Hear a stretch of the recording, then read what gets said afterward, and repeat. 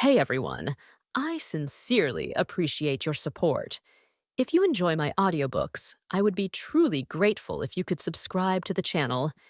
And if you'd like to support even further, you're welcome to become a Patreon member, where you can access audiobooks of novels as long as they are freely available on the internet.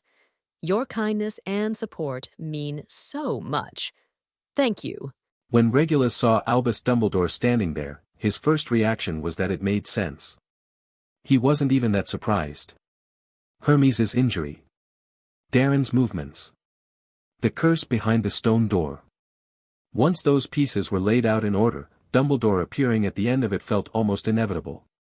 For a fleeting second, another thought crossed his mind. Was this all arranged? Was Hermes's injury part of the design too, just to see whether he would follow the trail? He pushed the idea down almost immediately. It was pointless. Even if it were true, what could he do about it? Confront the headmaster? Pretend ignorance?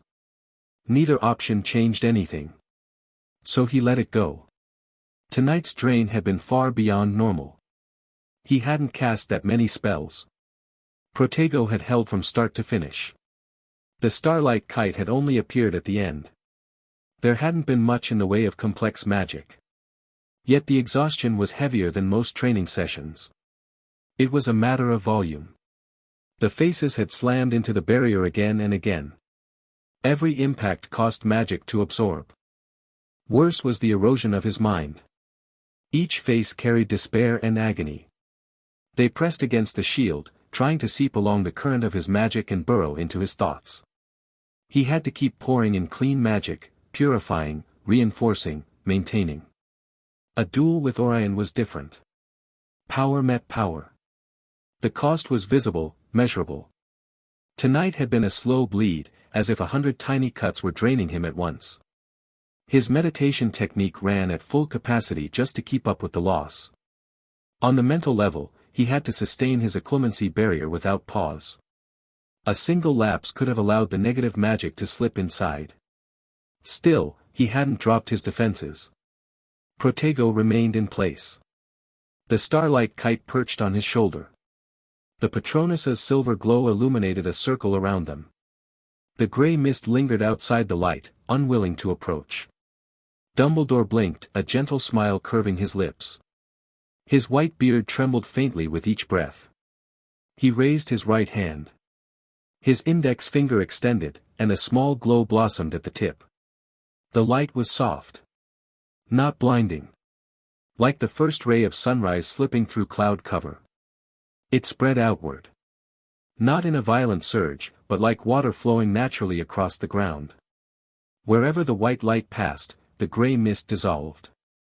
The faces melted away without sound or struggle, as though they had never existed at all. When the light reached the stone door, it echoed back, gathering once more at Dumbledore's fingertip. It condensed into a small sphere, about the size of a pigeon's egg, still glowing with a warm, comforting radiance. Regulus felt it clearly. The tension in his mind loosened at once. The exhaustion he had accumulated was washed away like dust under warm water. He withdrew Protego. The faint blue barrier faded silently. The starlight kite tilted its head and let out a low cry. It brushed its beak affectionately against his cheek, warm for a lingering second, then dissolved into silver motes that scattered into the air. "What a beautiful bird," Dumbledore said, gazing at the space where it had vanished. Admiration filled his eyes. The starlight kite, a legendary creature said to feed on starlight and traverse space. "I never expected it to become your Patronus." "Thank you for the compliment, Headmaster," Regulus replied with a slight bow, his tone respectful. "Your phoenix is just as remarkable. Rebirth from ashes, healing tears. It is one of the most admired guardians in the magical world." That Dumbledore knew of the starlight kite did not surprise him. Orion had told him to hide it. But he'd had neither the chance nor the strength tonight. And this was Dumbledore. If he saw it, he saw it. Dumbledore's eyes brightened with unmistakable pride. He stroked his beard. To receive recognition from a young wizard is quite delightful. Fawkes is indeed extraordinary, though he can be mischievous.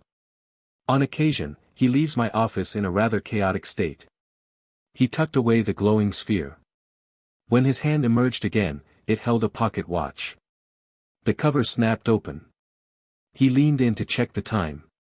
12 minutes to 3, Dumbledore said. Which means, strictly speaking, I should say good morning. Regulus met his gaze directly. Headmaster, have you been here all along? All along, Dumbledore replied with a calm nod.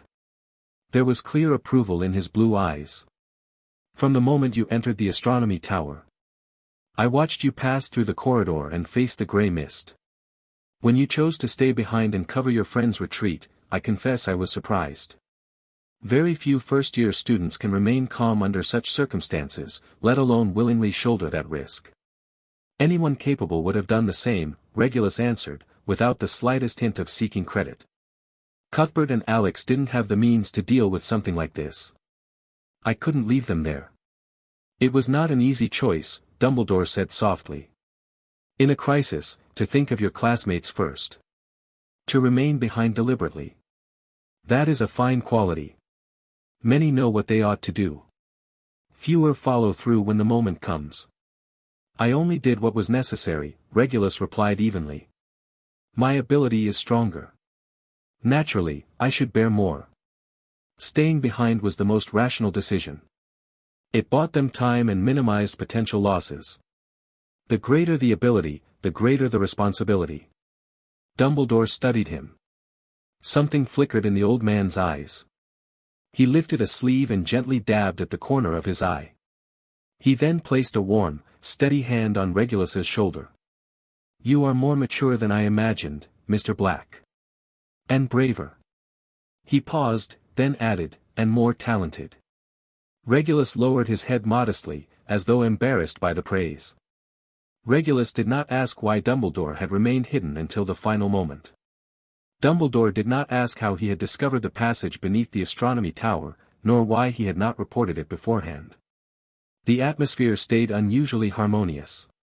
Dumbledore's smile never faded, and the admiration in his gaze was unconcealed, almost genuinely pleased by Regulus's performance. More importantly, Regulus had not felt his mental defenses being touched. Perhaps it had happened without his notice. This was Dumbledore, after all. If the headmaster truly intended to break through his occlumency, could he have failed? Or perhaps there had been no attempt. He was only a first year. At times, Dumbledore seemed stubbornly disciplined, restraining himself. That wand, Regulus said at last. What is it? His gaze dropped to Dumbledore's now empty left hand. The unsettling wand had already been put away. It is called the Resentment Plague Wand, Dumbledore answered without hesitation. He did not dismiss the question because of Regulus's age. Instead, he explained with deliberate seriousness. Regulus understood what that meant. Dumbledore was sharing a secret. Offering trust. He listened in silence. The smile on Dumbledore's face faded slightly, replaced by gravity. In the mid-16th century, an Italian dark wizard named Valentino Solido became obsessed with manifesting pain into tangible magic. He turned his attention to the Black Death sweeping across Europe and intercepted skeleton moths carrying the pathogen. Skeleton moths? Regulus asked. He remembered reading about them. He had not expected them to connect to this wand. Indeed. A creature capable of spreading magical plague, Dumbledore said. Valentino twisted and altered the pathogen with dark magic, developing the Resentment Plague curse. It does not kill immediately. Instead, it spreads through skeleton moths. The infected suffer first from rotting skin and unbearable joint pain. Then their senses are consumed by agony. Their consciousness is gradually devoured by despair. After weeks of torment, they die. And the faces, Regulus pressed, are condensed from the victim's pain. Precisely. A trace of sorrow passed through Dumbledore's eyes.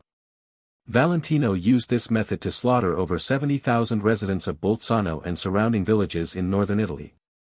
The ultimate pain and despair of every victim were condensed through dark magic into the Resentment Plague Wand. Regulus's fingers brushed lightly together as he organized the information. The wand wood is black walnut. The core must be Valentino's finger bone mixed with powdered skeleton moth wings. Dumbledore raised his brows, then smiled. You observe carefully.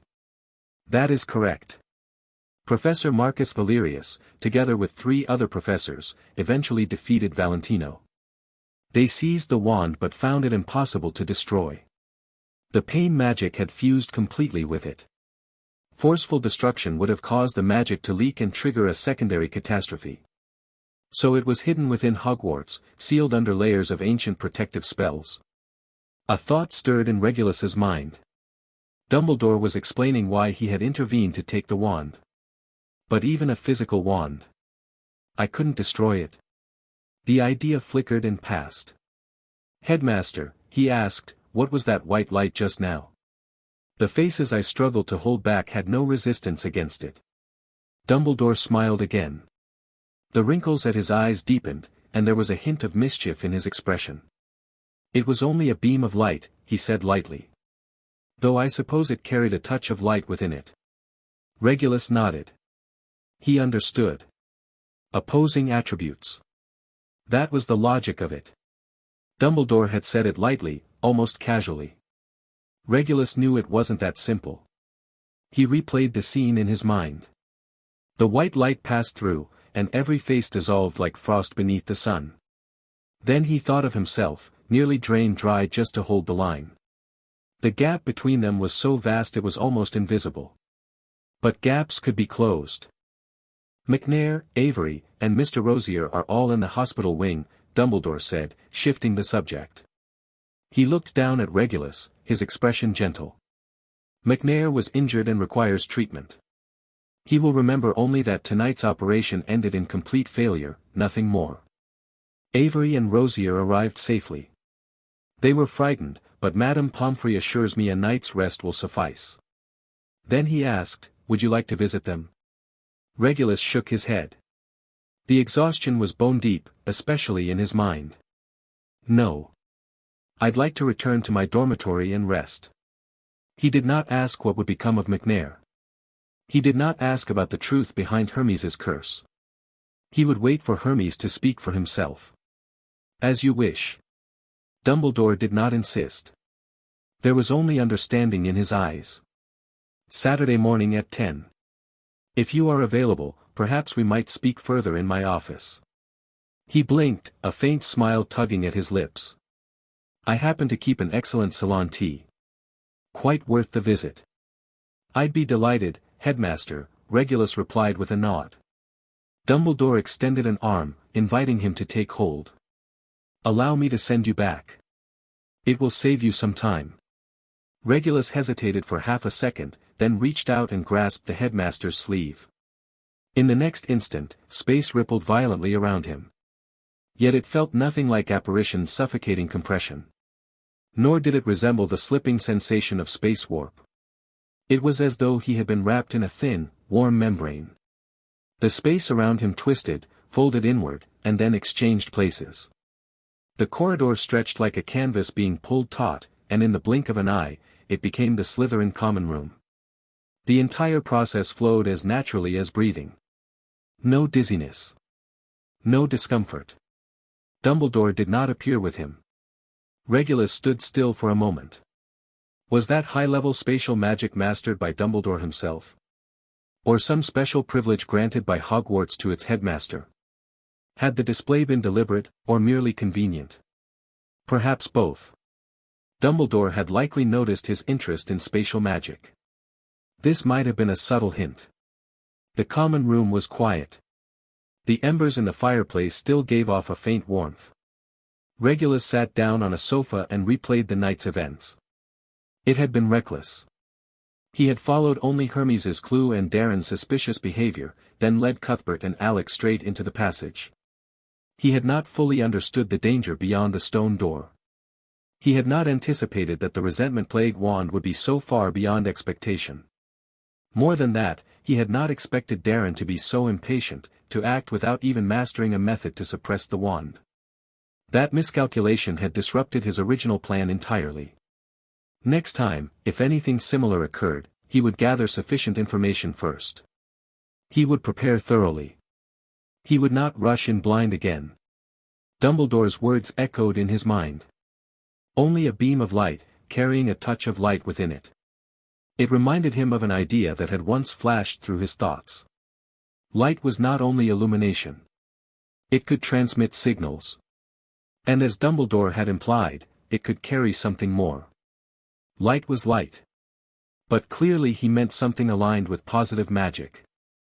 Regulus's thoughts instinctively turned another way. If light could carry light, could it not carry darkness as well? Black light was still light. Light cut through darkness. Darkness swallowed light. That line of research deserved deeper exploration. Then there was Dumbledore's conduct tonight. Watching from start to finish. Intervening only at the last moment. Regulus gave a faint shake of his head. That matched his impression of the headmaster. What he had revealed was not much, but it was significant. That was on him. He had not been prepared enough. Still, what had Dumbledore seen? Covering his companion's retreat. The Patronus. It all aligned neatly with the headmaster's preferences. If the starlight kite had arrived 1 second later, Dumbledore would have witnessed fiendfire. The corner of Regulus's mouth twitched faintly. He had imagined that his first serious conversation with the headmaster would take place before the mirror of Erist, that mirror capable of revealing one's deepest desire. He had not expected it to follow a crisis like this, unfolding in such a measured, peaceful manner. But perhaps this was better. The fatigue crashed over him like a rising tide. He rose, returned to his dormitory, shrugged off his robes and tossed them onto a chair, then fell straight into bed. Within minutes, his breathing evened out. At dawn, the dormitory door opened quietly. Cuthbert and Alex returned. They paused when they saw Regulus asleep, then moved carefully toward him. Even so, the faint sound of their steps roused him. His eyes opened slowly. "Are you all right?" Cuthbert leaned in at the bedside, his voice low and subdued. Alex stood beside him. The usual timidity in his posture had softened. "Thank you, Regulus. I'm fine." Regulus sat up. "Just tired." He looked at Alex, his tone gentle. "No need to thank me."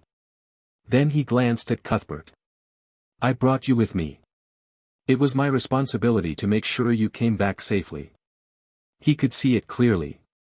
The gratitude in Alex's eyes was sincere. Cuthbert had volunteered from the start. He had been eager. Alex had not. He had followed passively. But now, there was no ulterior motive in him. The headmaster has handled it. "There won't be any more danger," Regulus said as he rose from the bed. His voice was calm. "McNair is being treated in the hospital wing. This matter ends here." He added, "Don't speak of it." Though he said it that way, he knew it was not truly over. But what remained was no longer his concern. It was Dumbledore's. After all, he was the headmaster. If someone caused trouble within Hogwarts and the headmaster did nothing, that would raise questions. Especially at a time like this. Failure to act could be perceived as weakness. Unless Dumbledore had other plans. Cuthbert and Alex exchanged a look and nodded. Neither pressed further. After what they had experienced, their trust in Regulus had deepened. If he said it was over, they believed him. Yet while the crisis had ended, something else had shifted. Regulus could see it. Cuthbert had shed some of his impatience. There was steadiness in him now. Alex had cast off much of his timidity.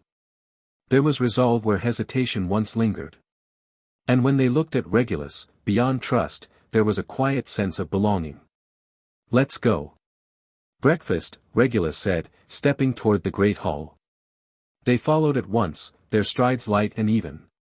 He had not fully recovered.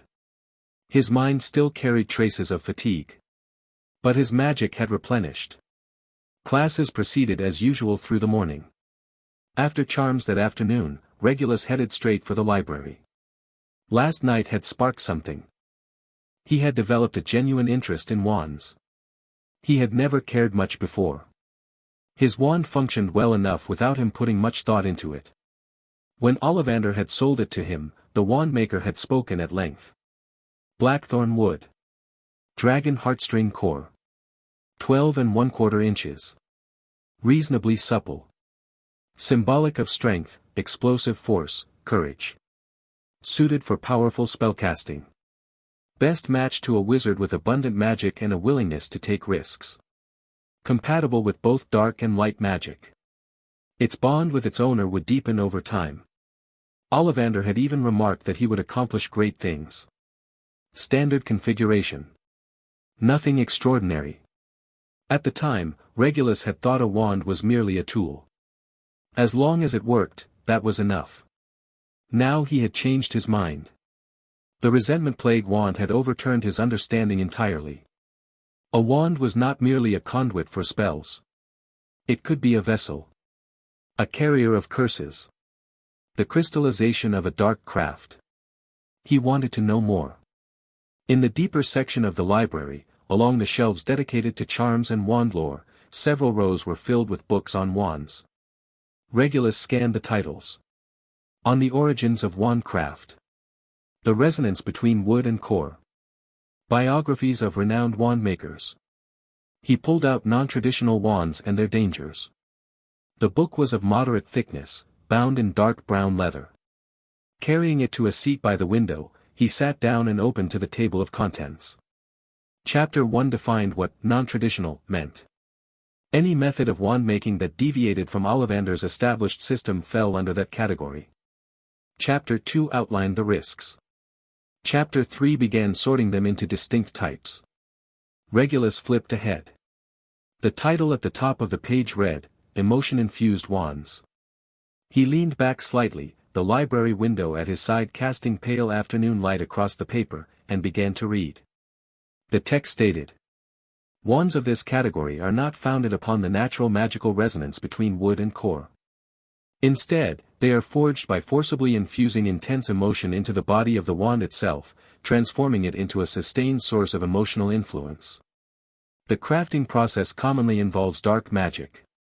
Under specific conditions, emotion must be extracted and sealed within the wand.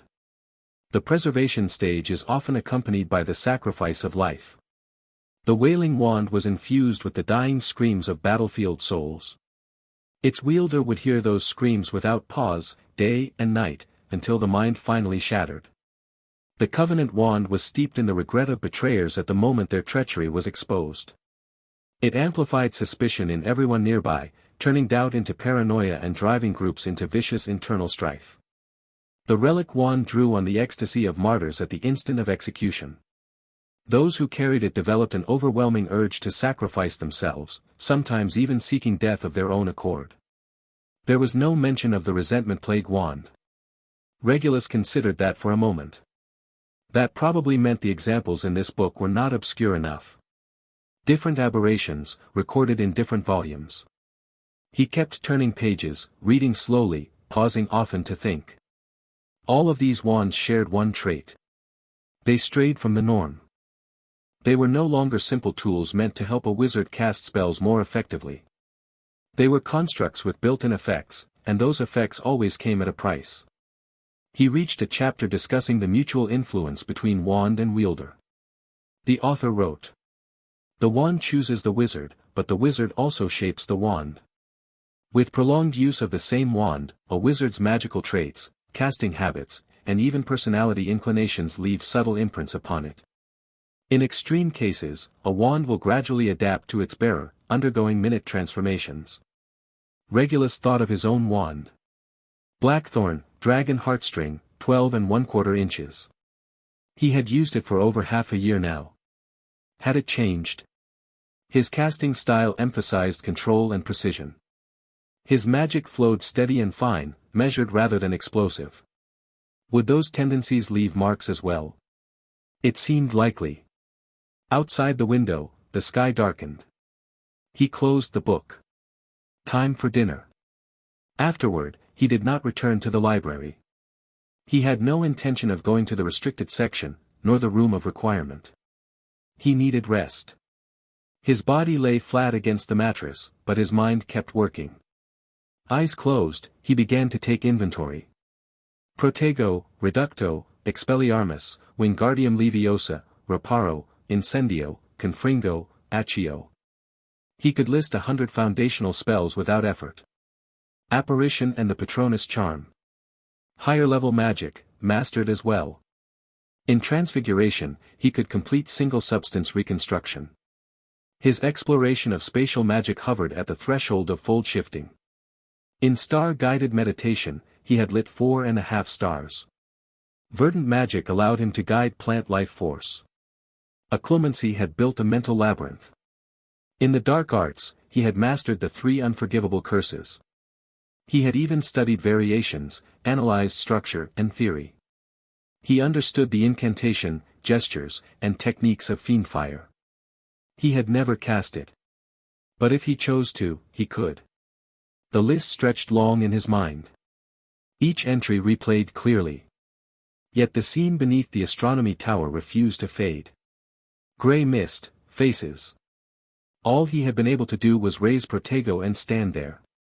His wand in hand, spell after spell flashing through his thoughts, yet none felt usable. Impedimenta.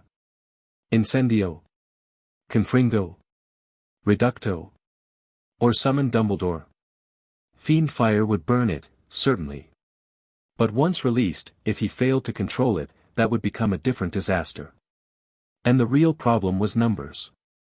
One face crashed against the shield, and Protego consumed a measure of magic. His mental barrier bore a measure of pressure. Every face screamed, radiating despair and agony. The negative emotion itself eroded the barrier. His magic was a dam. The grey mist was a rising flood. No matter how solid the dam, water would eventually crest the top. Destroy them? Of course he could. Each face that struck Protego dissolved on impact. But the next one surfaced immediately from the mist, as though nothing had been lost. The source lay beyond the stone door. Inside that wand. As long as the source remained, every attack was meaningless. Only then did he recognize what he had overlooked. Attribute suppression. Darkness, despair, pain. When something is built entirely from negative magic, conventional spells lose efficiency. Protego forms a magical barrier. It blocks physical force and spell impact. But against emotional corrosion, its defense weakens. Reducto can shatter stone. It cannot disperse condensed resentment.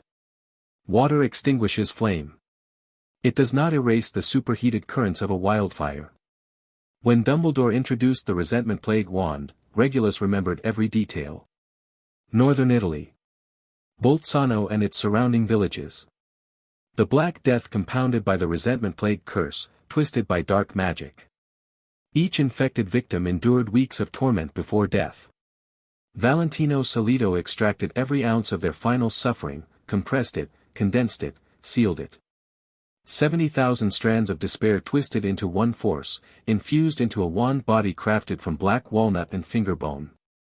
Of course it was powerful. 70,000 portions of negative magic could sustain a curse field for centuries. It was practically 70,000 lesser Dementors bound together. And yet, it was not invincible. Dumbledore had caught it between 2 fingers as easily as plucking a fallen leaf.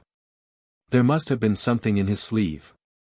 Or some spell isolating the wand from the world. Perhaps his own magic functioned as the ultimate vessel, wrapping it whole. A world map surfaced in Regulus's mind. On that tectonic convergence of 2 continents lay an island nation, prone to earthquakes and volcanoes. In 1973, how many people lived there? 100 million. More. 70,000 souls had produced the resentment plague wand. What would 100 million create? The thought rose and was crushed immediately. Too abstract. Too dangerous. And against the natural order. Another idea followed. To confront something of extreme attribute, one must either counter it with an equal extreme or override it with a higher principle.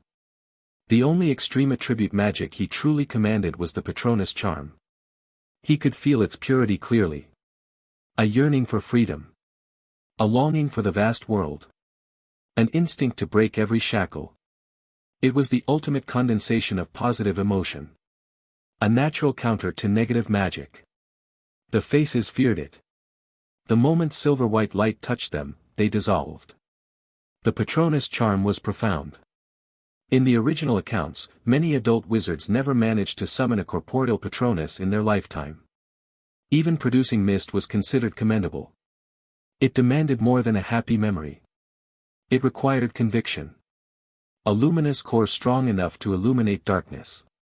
His starry dome could disperse the mist. But dispersion was not destruction. The faces regenerated because the source remained. His Patronus was more like a lamp, pushing back the dark within its radius. To purify an entire sea of grey mist with a single ray of light, as Dumbledore had done, would require not a lamp, but a sun. The gap was obvious. The other path was Fiendfire. Fiendfire did not care about attributes. It devoured everything. Black or white, it burned all to ash. Perhaps that revealed a deeper magical philosophy. When opposing attributes fail, override the conflict with existence itself. What does Fiendfire symbolize? Regulus considered it. Pure destruction. The primal impulse to return all things to nothing. It stood above attribute opposition because it belonged to no camp. It was simply termination. That was why it was dangerous. It consumed the enemy. It consumed the caster as well. Thus, it was classified as dark magic. Regulus did not believe it was dark at all. He opened his eyes and stared at the patterns woven into the canopy above his bed. Dumbledore had chosen light to resolve the crisis. And he had made sure Regulus saw it. That beam had been gentle and natural. Wherever it passed, the grey mist vanished without sound. The headmaster certainly possessed other methods. He could cast Fiendfire. He knew dark magic. The Patronus was nothing to him. Yet he chose the most restrained and the most correct option. Light.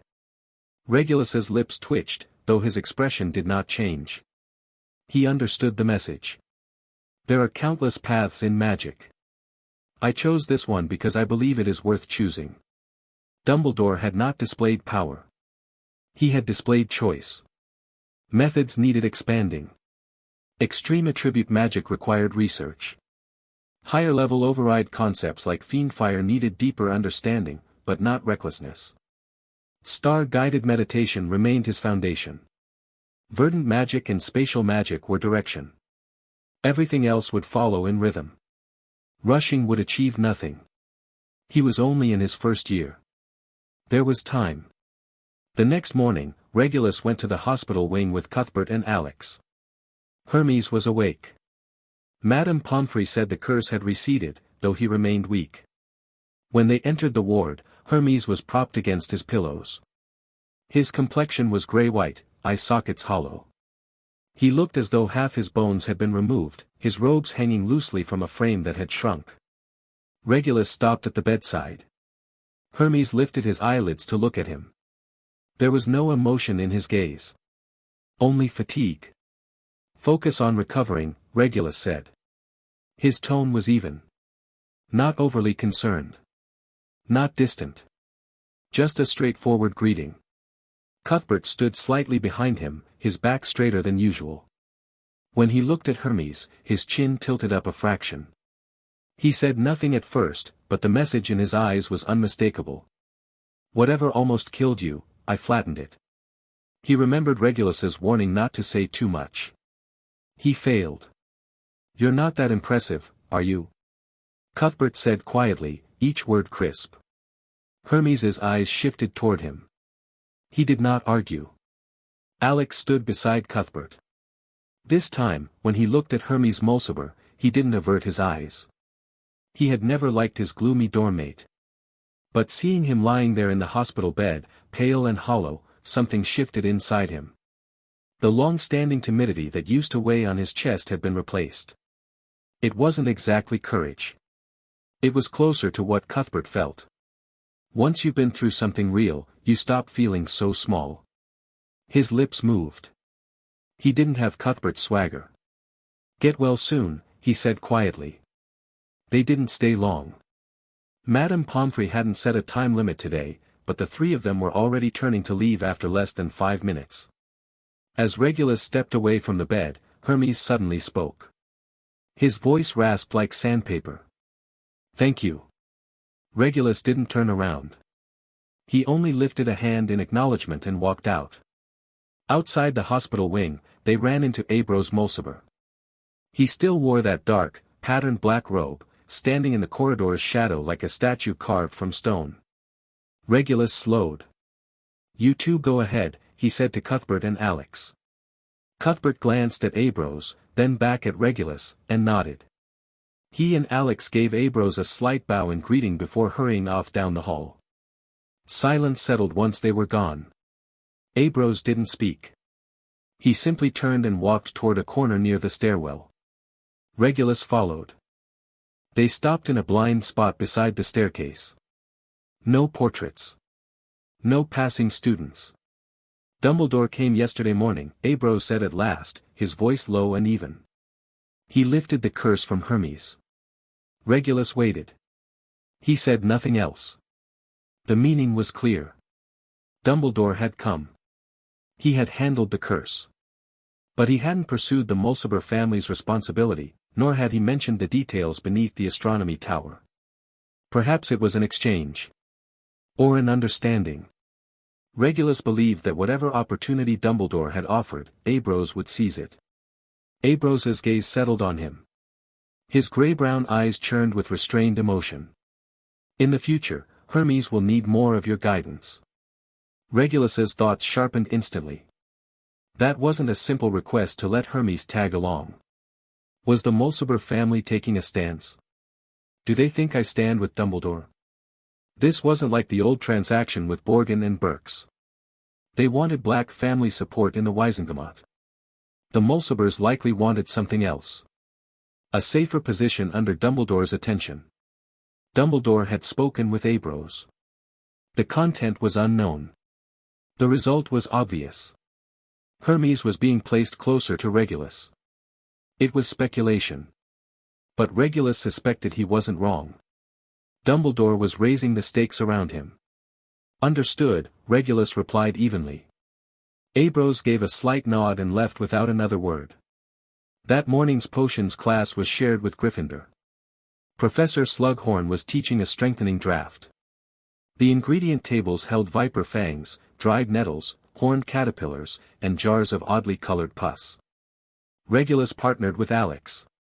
Alex's hands were quick enough, but when it came to crushing the viper fangs, he hesitated, lacking decisiveness. Regulus handled the brewing.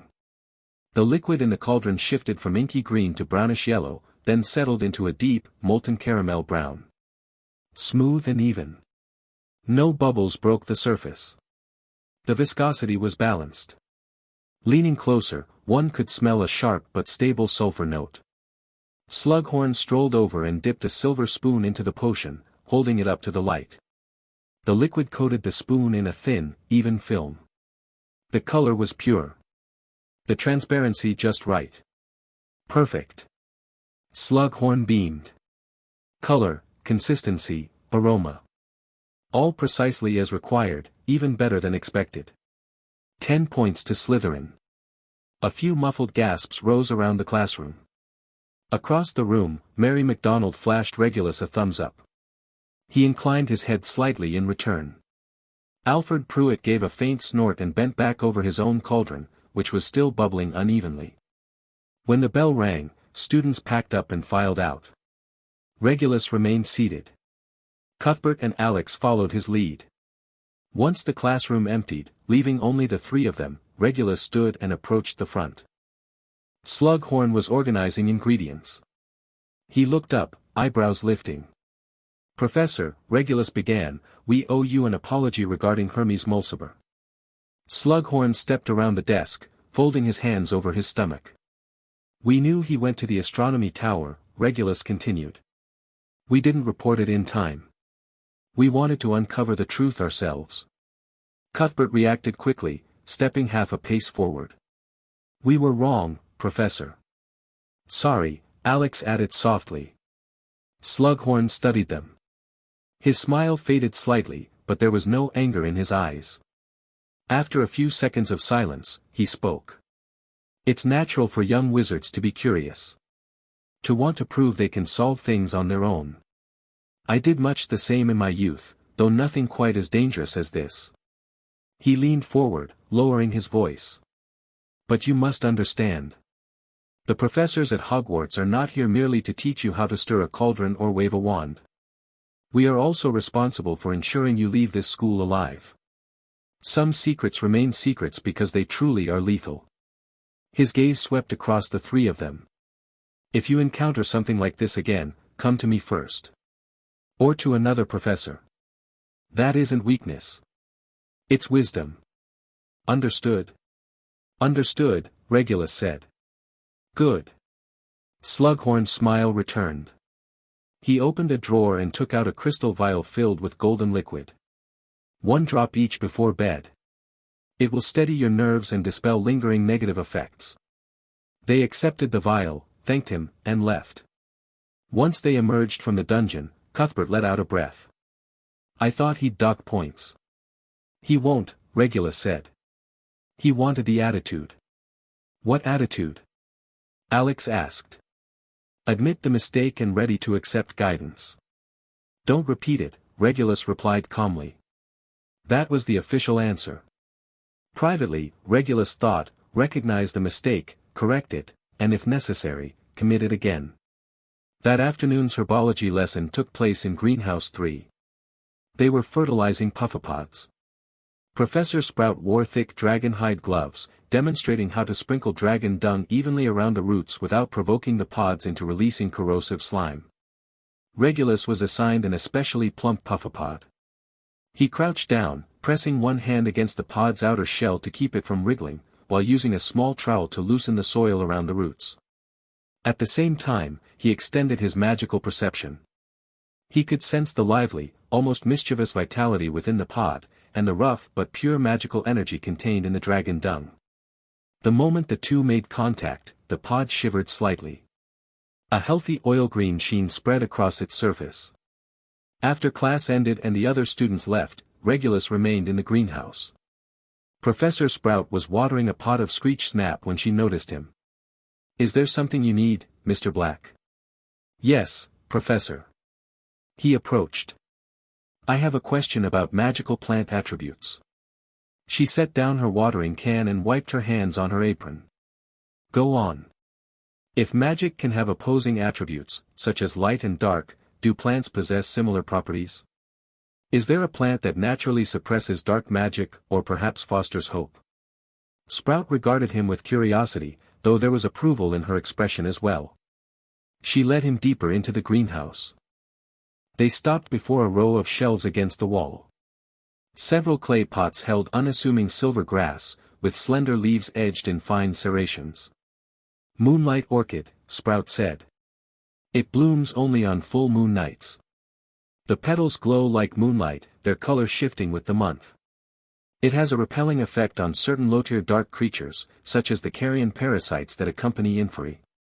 She gently brushed a leaf with her gloved fingers. More importantly, its pollen can be refined into a calming draft. It stabilizes the mind and helps resist minor spiritual corrosion. Saint Mungo's frequently uses it to treat emotional trauma following dark magic injuries.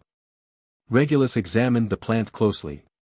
Fine down covered the leaves, giving them a pearly sheen under the greenhouse lights. But it can't counter something on the level of a Dementor, correct? He asked respectfully. Dementors were extreme negative magic. Despair incarnate. Sprout shook her head. No. Moonlight orchid offers support and relief. To confront darkness of that magnitude, you would need something far more extreme. Like what, Professor? Regulus pressed.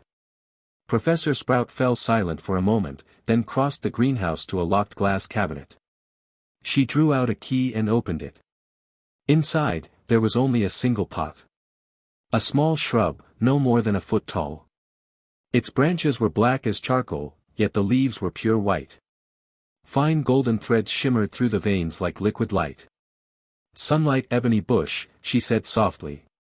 According to legend, it grows only in ancient church graveyards or on the grounds where martyrs fell. It survives only in an environment of extreme purity. Her fingers brushed one of the leaves with surprising gentleness. And by purity, that doesn't mean sunlight. It means faith made manifest. She looked at it the way one might look at a beloved child. There's only this one at Hogwarts. It was left behind 300 years ago by a Ravenclaw headmaster. Something stirred in Regulus's mind. The relic wand? Professor, he asked evenly, what does it do? Purification. Her tone sharpened. It converts dark magic into harmless neutral magic slowly. And only if the caster possesses a powerful inclination toward the light. Instinctively, Regulus began to extend his magical perception, ready to call upon verdant magic and forge a connection. Her gaze snapped to him, firm and unyielding. He stopped at once and looked back with studied innocence. She held that stare for a few seconds longer before shutting the cabinet and locking it. Commit this to memory, she said. For now, your task is to build foundations. Learn the rhythm of plant life. Learn to resonate with natural magic. Opposing attributes are advanced study. You can worry about that when you're preparing for your newts. He nodded. Understood. Thank you, Professor. So she had noticed. Natural magic. But he was on the right path. When he left the greenhouse, dusk had settled over the grounds. The corridors of the castle carried the warm scent of dinner, and somewhere in the distance students were laughing, shoving one another toward the great hall. Regulus slowed his pace. Moonlight orchid. Sunlight ebony bush. One gentle. One extreme. So even the plant world had its own spectrum of attributes. He thought of Dumbledore's light. Gentle, yet unstoppable. Maybe gentleness and extremity weren't opposites at all. True power might be achieving the most extreme result in the gentlest way possible. He couldn't do that yet. He wasn't strong enough. He needed time to study and practice. More stars lit along the path of his star-guided meditation. The greenhouse door swung shut behind him. Professor Sprout remained where she was, watching the glass pane tremble slightly in its frame. Evening light slanted across the stone floor, casting long shadows. The air carried the rich blend of soil, humus, dragon dung, and the mingled scents of 100 magical plants. It reminded her of yesterday at this same hour. She had been repotting several venomous tentacula imported from Albania. They were temperamental plants, demanding about light and soil magic, and always required careful handling after transplantation. Footsteps had sounded behind her. Familiar ones. She'd known immediately who it was. When she turned, Dumbledore stood in a central aisle of the greenhouse. He wore a deep purple robe embroidered with tiny stars. His beard was tied neatly with a clasp. Pomona, he said in that unhurried voice of his, there's something I'd like to discuss. They moved to the small sitting area in the corner, where 2 wicker chairs flanked a round table. From his sleeve, he produced a tin. With a tap of his finger, steam rose from it. Honey tea, as always. He poured 2 cups and slid one toward her. About Regulus Black, he said. She lifted her cup, one brow arching slightly. That child. Dumbledore paused, as if searching for the right word. He's unusual. She inclined her head. On that, she agreed. From his very first herbology lesson, Regulus Black had stood apart. Most first years reacted to bubotubers in predictable ways. They flinched from touching them, recoiled in disgust, or blundered forward and nearly splattered themselves with pus. Black had done none of that. His movements were precise. Efficient. And he asked questions. Thoughtful ones. He noticed things sensed things that other young witches and wizards overlooked. That was talent. Not rare. There were always those particularly sensitive to magic. What was rare was his attitude toward magical plants. She could tell he didn't love them. Not the way she had as a girl. He was interested in what magical plants represented. In the magic behind them. Not the life itself. He cared about how to use them. That both impressed and unsettled her. Each lesson, the Slytherin boy pressed further. Did magical plants have emotions? Why was the mandrake's cry fatal? Why didn't mandrakes affect one another with their own screams? His questions deepened each time. From plant characteristics to magical properties, then to the interaction between plants, environment, and a wizard's magic. She remembered one class clearly. They had been loosening soil and repotting mandrake seedlings. She had seen him guide a thread of natural magic toward the seedling, establishing a temporary but stable connection. Verdant magic. Of course she recognized it. Understood it, even. She hadn't exposed him. Instead, she'd kept him after class and spoken at length about magical plant tendencies. The nerve-paralyzing toxin of venomous tentacula. The life-draining nature of devil's snare. The sheer physical force of the whomping willow. And she knew he understood. More than that, he likely thought further than she had said. Accelerated depth described his learning trajectory perfectly. So she reminded him, again and again, to be careful. To slow down. To protect himself. At the table, Dumbledore took a sip of tea. The cup made a soft sound as it returned to the saucer. Tomorrow in herbology, he said, Mr. Black may ask you some more advanced questions. She looked up. Such as? For example. He leaned forward slightly, fingers laced over his knee. Whether there exists a magical plant whose attribute relationship mirrors that of the Patronus and the Dementor. Light and darkness. Positive and negative. The form those opposing attributes take, and the principles behind them. She was silent for several seconds. That's NEWTS level material, she said. Some of it goes beyond Hogwarts's curriculum. I know. His voice remained warm. But if Mr. Black asks, I hope you'll tell him everything you know. Including the sunlight ebony bush. She met his gaze directly. Behind his lenses, his eyes were steady and serious. Yes. Including the sunlight ebony bush. She set her teacup down a little harder than intended. Albus, she said, shaking her head slightly, you know the risks. That kind of purity light taken almost to obsession. Introducing a first year to that concept is too soon.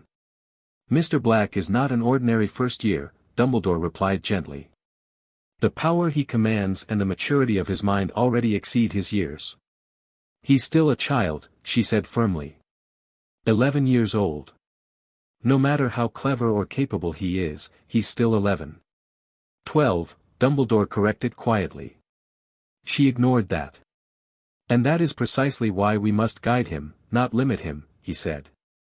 If he is already walking a certain path, and we blindfold him because he's too young, what then? He will explore alone. He may take a wrong turn.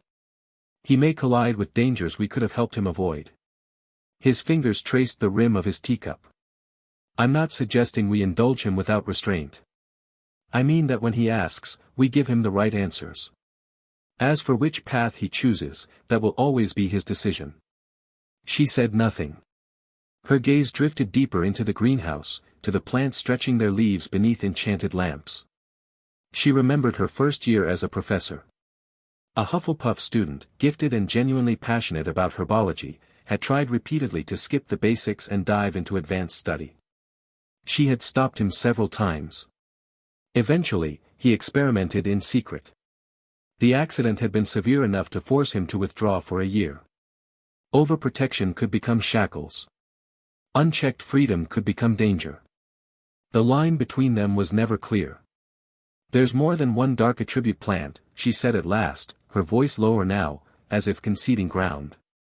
Dumbledore smiled at her warmly, at the colleague who had stood beside him for 20 years. She always understood. And when she did, she helped. Join my Patreon for early access to chapters/Reviewer. And next target is 400 horsepower. Morning Willow. Its branches secrete corrosive sap the moment they touch living flesh. The sap carries a despair so concentrated it's hard to say whether it rivals a Dementor or surpasses it. Bloodthorn vine grows in battlefields and massacre sites, feeding on the lingering negative magic in the soil. Its blossoms release hallucinogenic pollen that forces people to relive the moment of death again and again. If someone truly believes they've died, they die. And the wailing mushroom. It appears only in places marked by large numbers of unnatural deaths. When mature, it emits a sound like a dying lament. Anyone who hears it teeters on the brink of death. With each example, Dumbledore inclined his head. But I won't tell him about those, Professor Sprout said, her tone shifting. If he asks, I'll speak only of the sunlight ebony bush. At least that path leads upward. Dumbledore's smile faltered for a fraction of a second. He lifted his teacup and took a quiet sip, his gaze drifting elsewhere. After a moment, he looked back at her.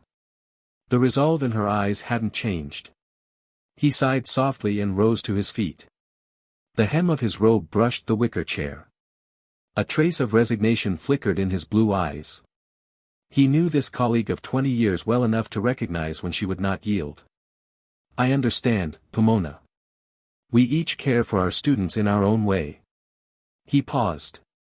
I only hope that when Mr. Black comes to you again, you'll trust him a little more. After Dumbledore left, Professor Sprout remained seated for a long time. She was not merely a professor tending plants in a greenhouse. She was head of Hufflepuff. She attended staff meetings, graded essays, handled the small but crucial matters that held a house together. A family crisis. A child being isolated. Someone secretly dabbling in dangerous magic. Hufflepuffs were often gentle and slow to anger, but when that temperament twisted into something extreme, the consequences could be severe. She also knew what was happening beyond the castle walls. Pure-blood families choosing sides. Voldemort's influence spreading. The Daily Prophet publishing rhetoric that grew sharper by the week. She understood what the name Black represented. Still, her way had never been to interfere directly. She cultivated her plants. Taught her classes. Offered a cup of hot tea when needed, or listened patiently while a student complained for 10 minutes. Years later, some would write back. Professor, what you said that day helped more than you know. That was enough. She understood Albus's approach. She accepted it. Not entirely, but enough. She would follow her own way. After dinner, Regulus headed to the library. Cuthbert and Alex walked behind him in silence, their steps oddly in sync. His brow lifted slightly. Last term they had forced themselves to accompany him a few times, then gradually stopped. He knew why Cuthbert followed now. After the astronomy tower, the idea of we had taken on substance. Once you've faced something like that together, going back to separate routines feels wrong. The library wasn't just about studying. It was reassurance. Proof that the small group still existed, that he still belonged. Cuthbert might not have the words for it, but his actions said enough. Alex was much the same. Being protected had left a deeper mark than he realized, and it had turned into a clumsy kind of loyalty. Regulus didn't object. Wanting to learn was always a good sign, whatever the motive. Once you sit down at a desk and open a book, the time is never wasted. He could tolerate arrogance, hypocrisy, cowardice, selfishness, cruelty, brilliance or weakness. He would not tolerate ignorance. That was the baseline. The three of them chose a long table by the window. Regulus opened a copy of an introduction to wand materials he hadn't finished the day before. Cuthbert grabbed a history of medieval wizarding duels. Alex hesitated before selecting a practical guide to common magical creatures. For the first 20 minutes, the library remained quiet except for the rustle of pages and the scratch of quills across parchment. Regulus had expected Cuthbert to grow restless first. Instead, it was Alex. He shifted in his chair, his eyes drifting from the page to the entrance, then back again. The third time his gaze lingered, he nudged Cuthbert with his elbow. Cuthbert had been studying an illustration of two medieval wizards dueling with spells long since banned. The scene looked spectacular, though entirely impractical. The interruption made him frown. He shot Alex a glare that clearly said this better be worth it. Alex didn't speak. He tilted his eyes toward the doorway. Cuthbert followed his line of sight. Lily Evans stood at the front desk, speaking with Madame Pants. The red-haired girl faced slightly away from them, several thick books cradled in her arms. A smudge of ink stained the cuff of her sleeve. Cuthbert's first instinct was to curl his lip. As someone raised in a pure-blood family, disdain for Muggleborns had once come as naturally as breathing. But just as the expression began to form, he caught sight of Regulus from the corner of his eye. For reasons he might not have been able to explain, he swallowed it. Instead, he tapped his knee lightly against the table and inclined his chin toward Regulus. Regulus looked up from his book. "Evans is here," Cuthbert murmured. Without waiting for a response, he closed his book and stood, dragging Alex up with him. Alex stumbled but hurriedly stuffed his things into his bag. They headed toward the exit. As they passed Lily, Cuthbert didn't slow down. He merely angled his head in her direction, the gesture subtle enough to be almost invisible. Half a step behind, Alex offered her a slightly stiff smile. "Miss Evans." Lily turned, surprised. By the time she opened her mouth to reply, the two Slytherins were already gone. She glanced at their retreating backs, then toward where Regulus sat deeper in the library. Understanding dawned on her face. He must have said something. She approached the table and took the seat opposite him. Her bag landed on the wood with a soft thud. "Good evening," Regulus said, lifting his head. "Good evening," Lily replied. She drew out reference books for her potions essay. For the next half hour, neither spoke. The library held only the occasional cough from distant students and a faint swish of Madame Pance's feather duster against the shelves. Regulus was reading about wand materials. An introduction to wand materials was exactly what it claimed to be. Basic. It listed far more than it analyzed. According to the text, about 30 types of wood were commonly used in British wand making, and even fewer core materials.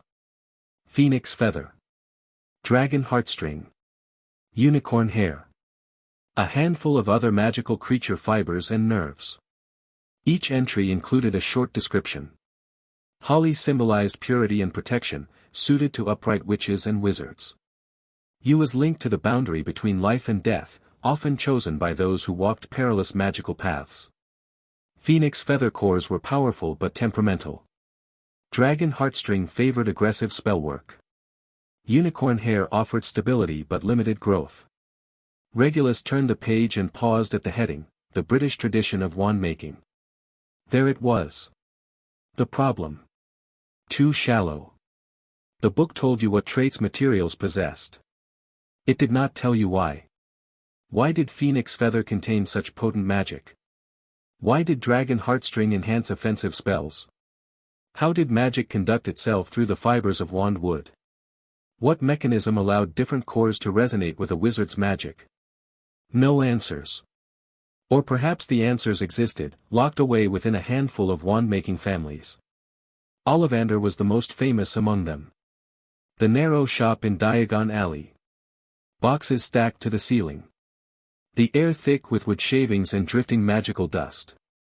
When Garrick Ollivander had chosen his wand, he'd spoken at length. He had said Regulus would accomplish great things. Regulus did not doubt Ollivander's skill. To select the right wand from thousands within minutes required a kind of magic in itself. It simply felt like a waste. British wand-making was nearly monopolized by the Ollivander family. Other traditions existed like Thunderbird tail feather cores in America. They were present, but rarely seen. Not mainstream. Diversity was fading. Wizards had grown comfortable with the mystique of, the wand chooses the wizard, no longer questioning the principles beneath it. Wand lore had become an empirical art. Its core knowledge sealed within family inheritance. Outsiders learned only the surface. He closed the book and leaned back in his chair. There were still 30 minutes before the library closed. By habit, this was usually when she and Regulus drifted away from homework and into other topics. A kind of break. A kind of information exchange. More or less. Lily was the one who spoke first. She lifted her head, leaned forward, and rested her upper body against the table. Her green eyes fixed on him. Her voice was low, almost a whisper. There's a girl in our dorm. Marcia Foley. Do you know her? Regulus searched his memory. Pure blood family. The Foleys had only one daughter this generation. He had seen her at a banquet last year, sitting quietly beside her mother. I know of her. He met Lily's gaze and caught the faint, distinctly teenage frustration in her expression. He found it unexpectedly amusing. She's not a bad person, Lily added quickly, straightening a little. Her tone turned serious. Really? She's never said, mudblood. She's never brought up blood status. But she's always, showing off. Showing off what? Regulus asked. Everything. Lily spread her hands, caught somewhere between exasperation and reluctant amusement. Today she talks about how her family keeps a jobberknoll, how beautiful its feathers are, how extraordinary its cry is. Tomorrow she mentions some little family charm her mother taught her that turns ink into rainbow colors. Then the day after, it's a 16th-century magical poetry collection her grandfather gave her. How old the parchment is. How exquisite the illustrations are. Regulus listened, his expression softening slightly. I don't hate her, Lily said, twisting a strand of red hair around her finger. Those things do sound interesting. I just don't know how to respond. Do I say, that's amazing? That sounds fake. Do I say, can I see it? She's not going to bring it to school. And the way she says it. I know she's not bragging. It's more like she's sharing. But it still feels like, this is something only my family has. Regulus considered for a few seconds. She might just be trying to be your friend. Using the only method she knows. Lily tilted her head. What do you mean? Pure-blood children, especially girls, are trained early in social etiquette. How to speak. How to give gifts. How to display family heritage while maintaining proper distance. Marcia Foley was probably taught to demonstrate her strengths at appropriate moments. To attract potential allies. His tone was calm and measured. The problem is, her strengths might not mean much to you. The jobberknoll may be beautiful, but you've never seen it. A family charm might be impressive, but you can't learn it. An old book might be precious, but you'll never touch it. So what am I supposed to do? Lily asked. Nothing, Regulus said. Let her talk. Ask a question occasionally. Show that you're listening. Lily was quiet for a moment. Then she laughed. Sometimes you really sound like an adult. He gave a small shrug, neither dismissive nor smug, as if to say take it as you like. She propped her chin on her hand. Do you think pure-blood families, even if they want to be friends with Muggleborns, can only use their own methods? They won't adapt. Regulus looked at her steadily. Would you learn pure-blood etiquette just to befriend Marcia? Memorize genealogies. Study family crests. Learn how to hold a teacup just so. Lower your voice in that affected way. Lily opened her mouth, then closed it. See? Regulus spread his hands. You wouldn't. So why expect her to adapt to you? Because her family is influential? Because she ought to be more tolerant? That's not what I meant. Lily's voice softened. But when she thought about it, she realized she hadn't demanded anything of Marcia at all. Regulus had just asked the questions. Her confidence returned. She shot him an annoyed look. I know, Regulus said gently. My point is, friendship goes both ways. If you get along, talk more. If you don't, keep a polite distance. Blood status and family background are context. Real friendship doesn't rest on those. You don't have to like the way she shares things. You don't have to force yourself to accept it. You just have to decide whether she's someone worth your time. Lily stared at him for so long he wondered if he had overstepped. Then she smiled. Sometimes I seriously doubt you're only 11. I'm 12, Regulus corrected calmly. That's worse, she muttered, laughing under her breath. They returned to their books. When the closing bell rang, Madame Pants began her patrol, ushering students toward the door.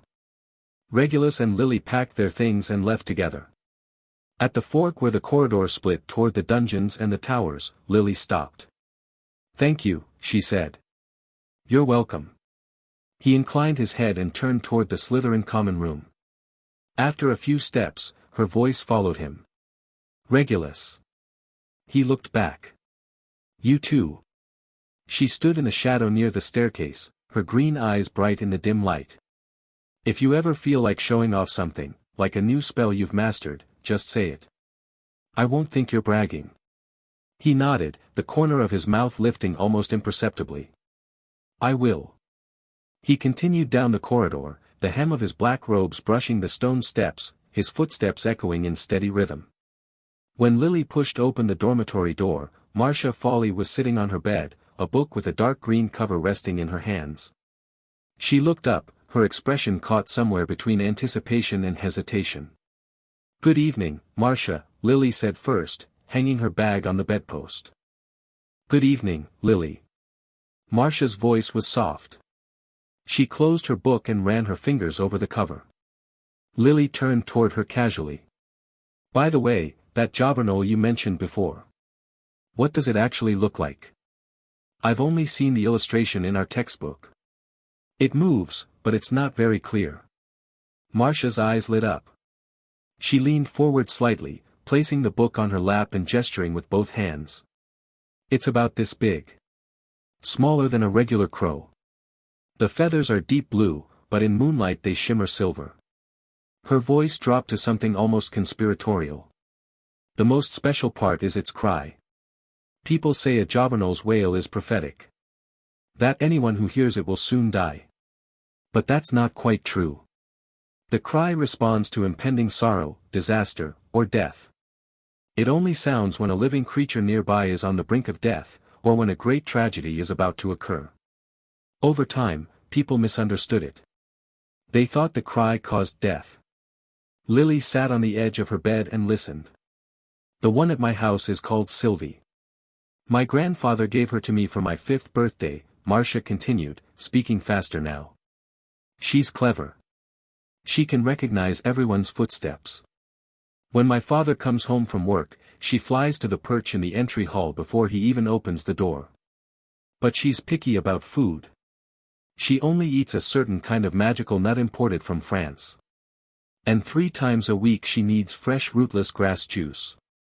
She talked about how Sylvie would fly to her shoulder and nudge her cheek when she was upset.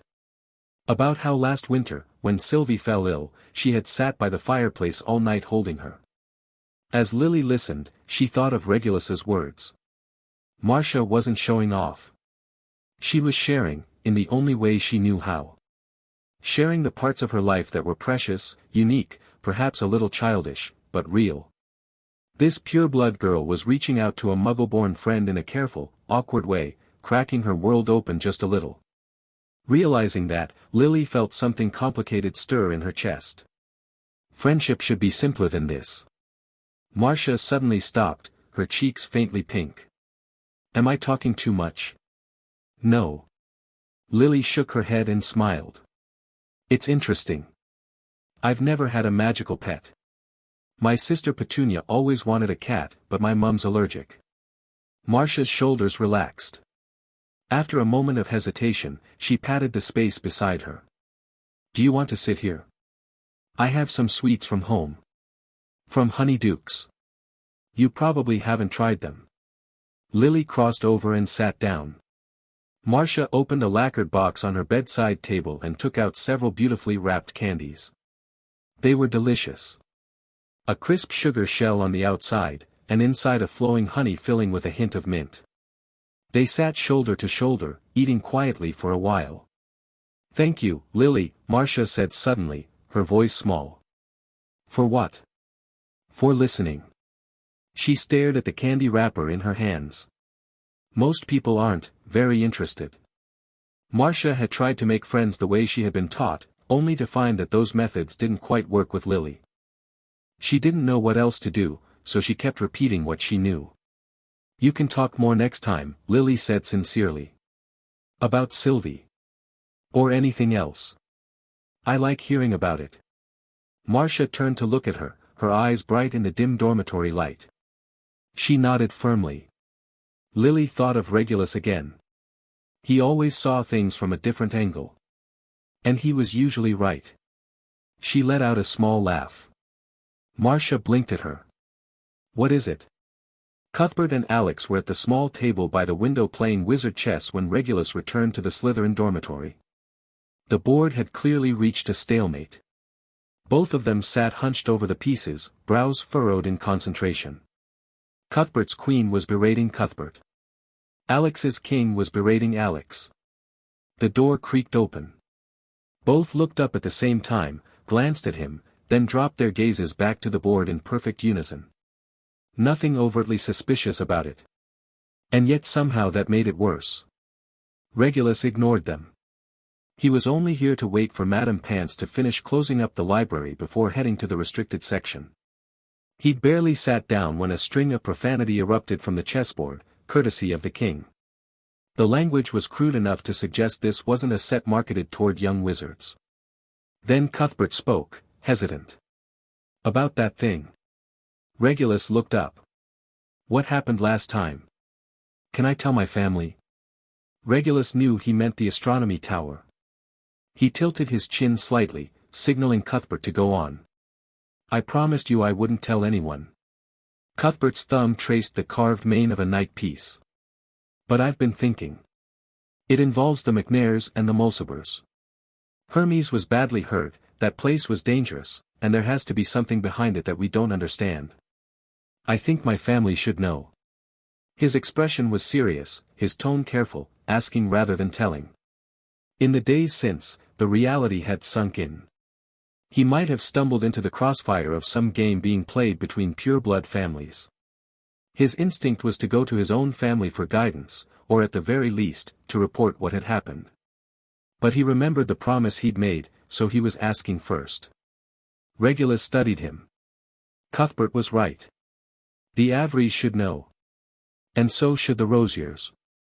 Even as a branch family, the Rosiers were unlikely to involve themselves directly, but being informed was a different matter entirely. And Regulus was thinking further ahead.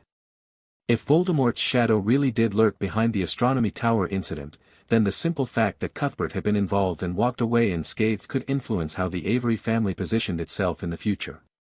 He glanced at Alex. Tell them when you go home for Easter, Regulus said, his voice even. Don't write it in a letter. Say it in person. Cuthbert nodded. Alex followed suit. There are things you don't know, Regulus continued. For example, Ambrose Mulciber was fully aware that Darren McNair was the one who hurt Hermes. He knew, and instead of exposing him, he helped cover it up. Cuthbert's eyes went wide. Why? Alex whispered. I can't tell you the specifics, Regulus said. If Mr. Avery and Mr. Rosier want answers, they can inquire through the House of Black. Neither of them knew what had actually happened. They didn't know what Ambrose's shifting behavior meant, and they certainly didn't know what lay hidden behind the stone door. But once they told their parents, Mr. Cuthbert and Mr. Rosier would understand there was something deeper at play. The key information rested with Regulus. If they wanted it, they'd have to come through him, or through the Blacks. Cuthbert and Alex exchanged a look but asked nothing more. The astronomy tower incident had built a deep trust in Regulus. If he said he couldn't tell them, then he had his reasons. Silence held for a few seconds. Cuthbert's throat bobbed as he swallowed, and the words slipped out before he could stop them. Regulus, that Evans girl. Regulus raised his eyes. His face was blank, but his gaze settled directly on Cuthbert's. The words died in Cuthbert's throat. His mouth opened, then closed. Finally he turned away, pretending to study some irrelevant piece on the board. Alex shook beside them, shoulders trembling with barely suppressed laughter. Regulus didn't bother with either of them. He stood, slid his wand into the inner pocket of his robes, and pushed through the dormitory door. As it clicked shut behind him, he heard a burst of laughter, equal parts embarrassment and curiosity. The corridors of Hogwarts lay empty and silent in the deep hours of night. Regulus moved along the wall under a refined disillusionment charm, his body blending seamlessly with his surroundings. The astronomy tower had made two problems impossible to ignore. Against sustained, wide-area attacks, he lacked any efficient means of answering in kind. And in enclosed spaces where apparition was blocked, his mobility was dangerously limited. Fiend fire, the kind of magic that consumed everything in its path, the cost of losing control wasn't something he cared to pay. But he understood its principles well enough that if the moment demanded it, he could cast it. Other ideas were taking shape too, with clearer targets in mind. The mobility problem, though, needed solving now. Space warp was still immature. His Patronus couldn't carry him yet. Apparition could be shut down by anti-apparition wards. He needed a way to move fast that didn't rely on spatial magic. Physically, the ongoing refinement of star-guided meditation had pushed his body well beyond what any young wizard could match, and past most adults too. If someone assumed that neutralizing his spellcasting would be enough to subdue him, they'd learn a painful lesson. But raw physical speed had a ceiling. To control a fight, he needed magic. Deep in the restricted section, dust coated the shelves along the far wall. Regulus ran his fingers along the spines, extending his magical perception outward. Early on, this method of reading had been brutally taxing on the mind. Now he could sustain it for a full hour without noticeable fatigue. He found several books that looked promising. Wizard Mobility Tactics, From Basic to Advanced, written by an 18th-century Auror commander.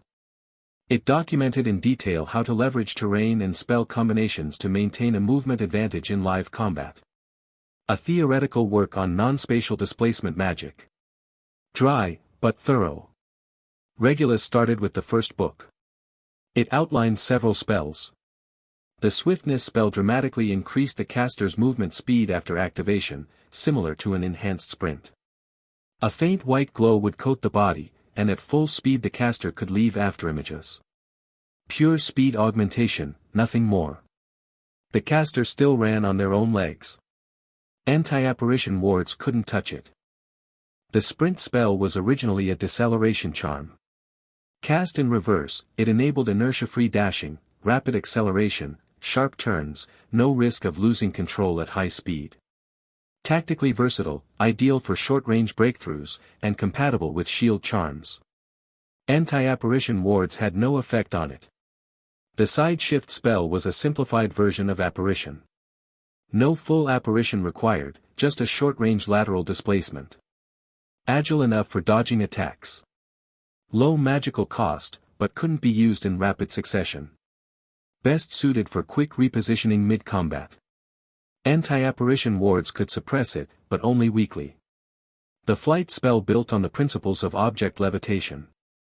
At an advanced level, it could be applied to the caster's own body for short-range flight or gliding.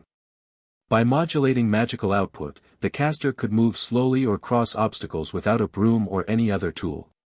Slow, with no offensive capability, but useful for low-altitude movement, clearing trenches, or scaling walls. Regulus committed the principles and wand movements to memory and closed the book. Every one of them had its uses. Every one of them had obvious flaws. The swiftness spell was just running. The sprint spell was short range. The side shift spell was short range with a cooldown. The flight spell was slow. He needed something more comprehensive. The room of requirement answered his need, reshaping itself into a vast training space. Dark wooden floorboards stretched across the ground. The ceiling soared so high it vanished into shadow. Clusters of magical light hovered in the air above, casting an even, steady glow.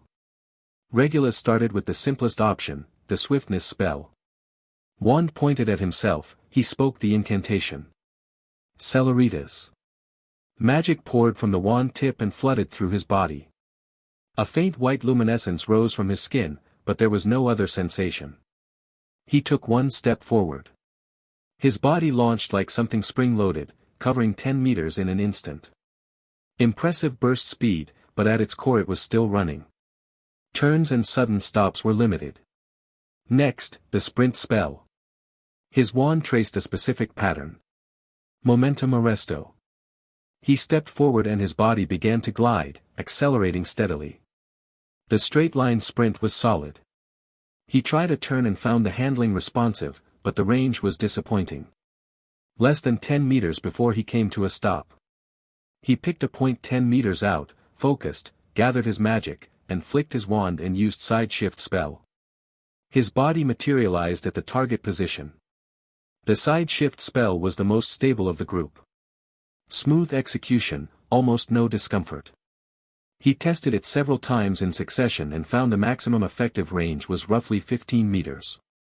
Beyond that, the success rate dropped sharply. Each use also required about 2 seconds of cooldown. Then again, this was Hogwarts. There was hardly a stronger anti-apparition ward anywhere in the wizarding world. The results would likely be better outside these walls. The flight spell was the most awkward. His body hovered half a meter off the ground, propelled forward by directed magical force slowly. Turning and braking both demanded precise control over his magic output, and the slightest lapse sent him off balance. The mental effort of adjusting his posture in midair cost roughly 3 times what ground movement did. Regulus stood in the center of the training floor and reviewed each spell's strengths and weaknesses. The swiftness spell had explosive speed, but it was still legs. The sprint spell was fast in a straight line, but short range. The side shift spell was agile, but short range with a cooldown on top of it. The flight spell worked on any terrain, but was hard to control. Best for crossing obstacles or gaining a height advantage. Used alone, each had clear limitations. But what if he combined them? Regulus stood still, running the choreography in his head. During the side shift spell's 2-second cooldown, maintain speed with the swiftness spell. On a straight path, switch to the sprint spell for acceleration. Need to turn or brake hard? Cut back to swiftness. Hit an obstacle or need a vantage point, trigger the flight spell to clear it, then immediately chain into a side shift on landing to reposition. The key was the transitions. Switching between spells took time. Even a fraction of a second could be fatal in a fight. He needed to drill the changeovers into instinct, so his body was already channeling the next spell's magic before the current one faded. This wasn't inventing new magic. He was combining old tools into a single workflow. His mind drifted to Voldemort's unaided flight. That magic moved like smoke through the air. No broom, no thestral, operating on principles that defied everything known about flight magic. The first time Voldemort used it, members of the Order of the Phoenix had been stunned. It shattered their understanding of what magic could do. Moody had spent a lifetime on the front lines against dark wizards. His experience was second to none. He'd been stunned too.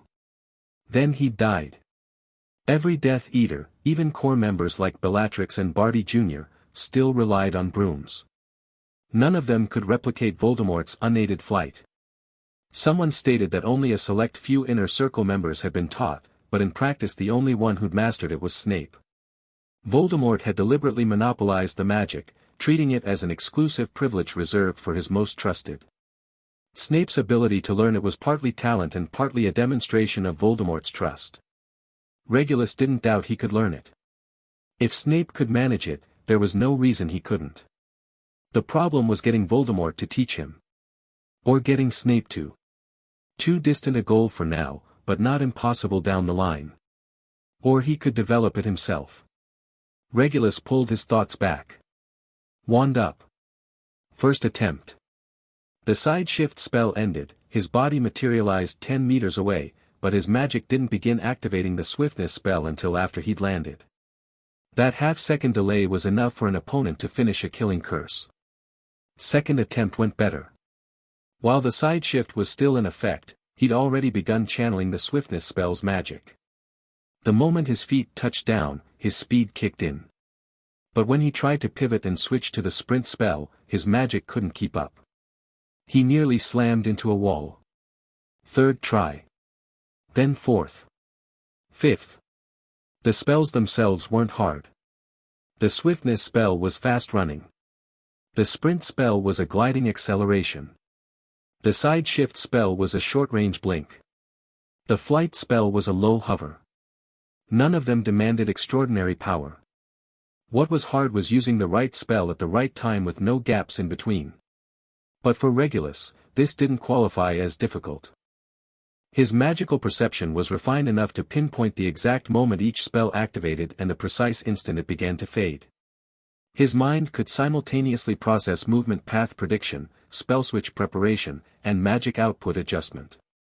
3 things at once. Like playing 3 games of wizard chess simultaneously. Most people would find it overwhelming. For him, it was routine practice. An hour in, he was moving fluidly through the training space. Side shift into a swiftness sprint. Hard stop, cut to sprint spell for a direction change. Simulated low wall ahead, flight spell to clear it. The instant he landed, another side shift to open distance. Faster and faster, the transitions growing smoother. A flash of white light across his skin was the swiftness spell. Feet tracing arcs across the floor was the sprint spell. A figure blurring out and snapping back into focus was the side shift. A body lifting briefly from the ground was the flight spell. For effects cycling in rotation, the pauses between them shrinking to almost nothing. But the system had its ceiling. In a situation like the astronomy tower corridor, completely surrounded with nowhere to hide in tight quarters, no amount of agility could dodge every attack. What it improved was mobility. As long as he never got boxed in like that again, it would serve him well enough. And most wizarding combat came down to opponents, not killing fields. Regulus stopped. Breathing steady, energy expenditure minimal. It occurred to him that combat wizards must have studied all of this. Professor Flitwick was a former dueling champion. Had he won those titles by footwork alone? Aurors and hit wizards facing dark wizards couldn't rely solely on apparition. Anti-apparition wards weren't rare. Surviving real combat meant mastering multiple means of movement. He genuinely overlooked this area, too focused on advanced magic, forgetting that practical combat foundations were often built from ordinary techniques. His father Orion had never brought it up. Perhaps he'd thought it was too early, or perhaps he'd wanted Regulus to figure it out on his own. At least he'd filled the gap himself. He exited the room of requirement and stepped back in, this time with a combat environment in mind. The room answered. The training floor transformed into something resembling ruins, cracked stone pillars, collapsed walls, craters and debris scattered across the ground. 16 training dummies stood distributed among the wreckage. They could move. Each gripped a practice wand, and the tips began gathering magic. Regulus tightened his grip on his wand. The first dummy fired a bolt of red light. Knockback Jinx. He triggered the side shift spell, displacing 3 meters to the left. The curse grazed past his shoulder. The swiftness spell activated the instant he landed, propelling him behind the nearest stone pillar. A second dummy's spell chased him. The sprint spell engaged, carrying him through a gliding turn in the narrow gap between columns. The curse struck stone and sprayed fragments. A third dummy cut in from the flank. Flight spell. His body lifted half a meter, clearing a section of ruined wall. Midair, a fourth dummy's spell streaked toward him. His side shift cooldown had just reset. His figure vanished, reappearing 5 meters away behind cover. Spells came from every direction. He kept moving, weaving and dodging through the ruins. Side shift to evade lethal shots. Swiftness to close distance or pull back. Sprint spell to thread through complex terrain. Flight spell to vault obstacles. For spells in rotation, the rhythm stabilizing, settling into a pattern. Physical strain was real. High-speed movement generated inertia, and sudden stops and sharp turns hammered his muscles and joints. But a body tempered by star-guided meditation could handle it, and his magical reserve stayed within manageable limits. 40 minutes of continuous movement before his breathing grew even slightly uneven. The dummies ceased fire. The training ground fell quiet. Regulus lowered his wand. The system worked. Not perfect yet, but functional. The rest was refinement through live combat, adjusting spell order and timing to fit specific situations. But he was clear about its limitations. At the end of the day, he was still a grounded chicken. The flight spell could get him off the ground, but at its speed, he'd never dare go high. No cover in the air, slow movement, and the moment concentrated fire found him he'd be a sitting target. This kind of flight was only good for clearing obstacles.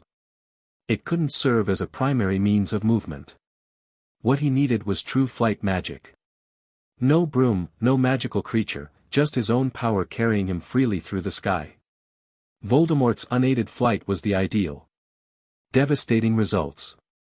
But Regulus had no reason to know the magic existed, and he certainly couldn't reveal any desire to learn it. Showing that kind of need to Voldemort was dangerous. Regulus was entirely certain that if he asked, the Dark Lord would be happy to teach him. And then the knowledge would become leverage, and he'd be expected to pay for it. He couldn't help turning over the magic's underlying principles. Why did it work? Was it dark magic? Possibly. Most of Voldemort's spellwork was rooted in the dark arts, or more precisely, outside of his younger years, few had ever seen him cast anything else. But not necessarily. Some powerful magic was merely difficult, not inherently evil. Even Voldemort had to know legitimate magic beyond the dark arts, and his mastery there would run deep as well. Perhaps he'd fused elements from different magical disciplines into something entirely new. Regulus didn't have answers. He didn't even have enough information to speculate properly. He'd never witnessed the effect firsthand, didn't know the spell's structure, and couldn't even confirm whether it required a fixed wand movement. All he could do was file the thoughts away. But the seed had been planted. Walking back from the room of requirement, his mind was still optimizing details. Could he chain 2 side shifts back to back? Could the cooldown be masked by layering another spell's effect over the gap? Back in the dormitory, Cuthbert and Alex were already asleep. Steady breathing drifted from behind their bed curtains. Regulus lay down and closed his eyes. Tomorrow was Saturday. 10 in the morning, a meeting with Dumbledore in the headmaster's office. The conversation beneath the astronomy tower had been rushed, improvised. This time would be the real one. What would Dumbledore ask? His ideals. His path. The future. His choices. He didn't know, but he wasn't particularly worried. Between the astronomy tower incident and his frequent visits to the restricted section, Dumbledore's stance had been clear enough. He'd chosen not to intervene, but he would nudge things in the right direction when the moment called for it. If Dumbledore truly intended to control or restrict him. In the darkness, the slightest hint of a smile touched Regulus's face. There wasn't much he could do about it. He could hardly drop out. But the odds of that were low. Join my Patreon for early access to chapters/reviewra. And next target is 800 horsepower. At 9:50 on Saturday morning, Regulus stood before the stone gargoyle on the 8th floor. Regulus knew a password was required, but Dumbledore hadn't given him one. He waited a few seconds. The gargoyle stirred on its own, stone joints grinding with a low, heavy scrape. It hopped aside, and the wall behind it rotated open to reveal a spiraling staircase. The stairs turned upward of their own accord. Regulus stepped on and let them carry him up until they stopped before a heavy oak door. A brass knocker shaped like a griffin hung at its center. He knocked 3 times. The door swung open by itself. The headmaster's office was a spacious, circular room.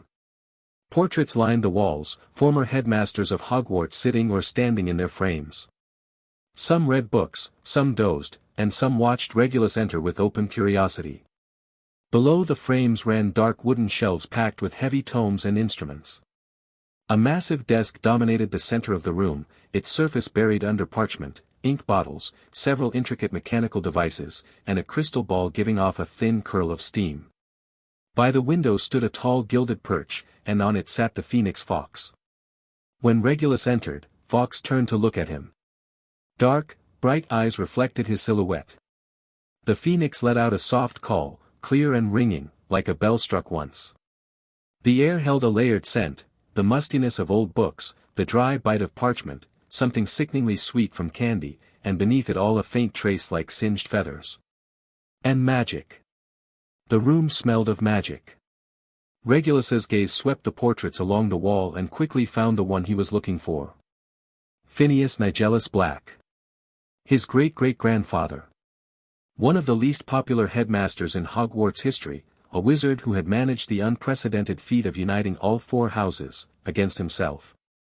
Phineas sat in an armchair inside his frame, holding a copy of the Daily Prophet from some indeterminate era, his eyes peering over the top of the newspaper at Regulus. Their gazes met. Phineas gave the faintest nod, so slight it was nearly invisible. He said nothing, lifted the newspaper higher, and hid behind it.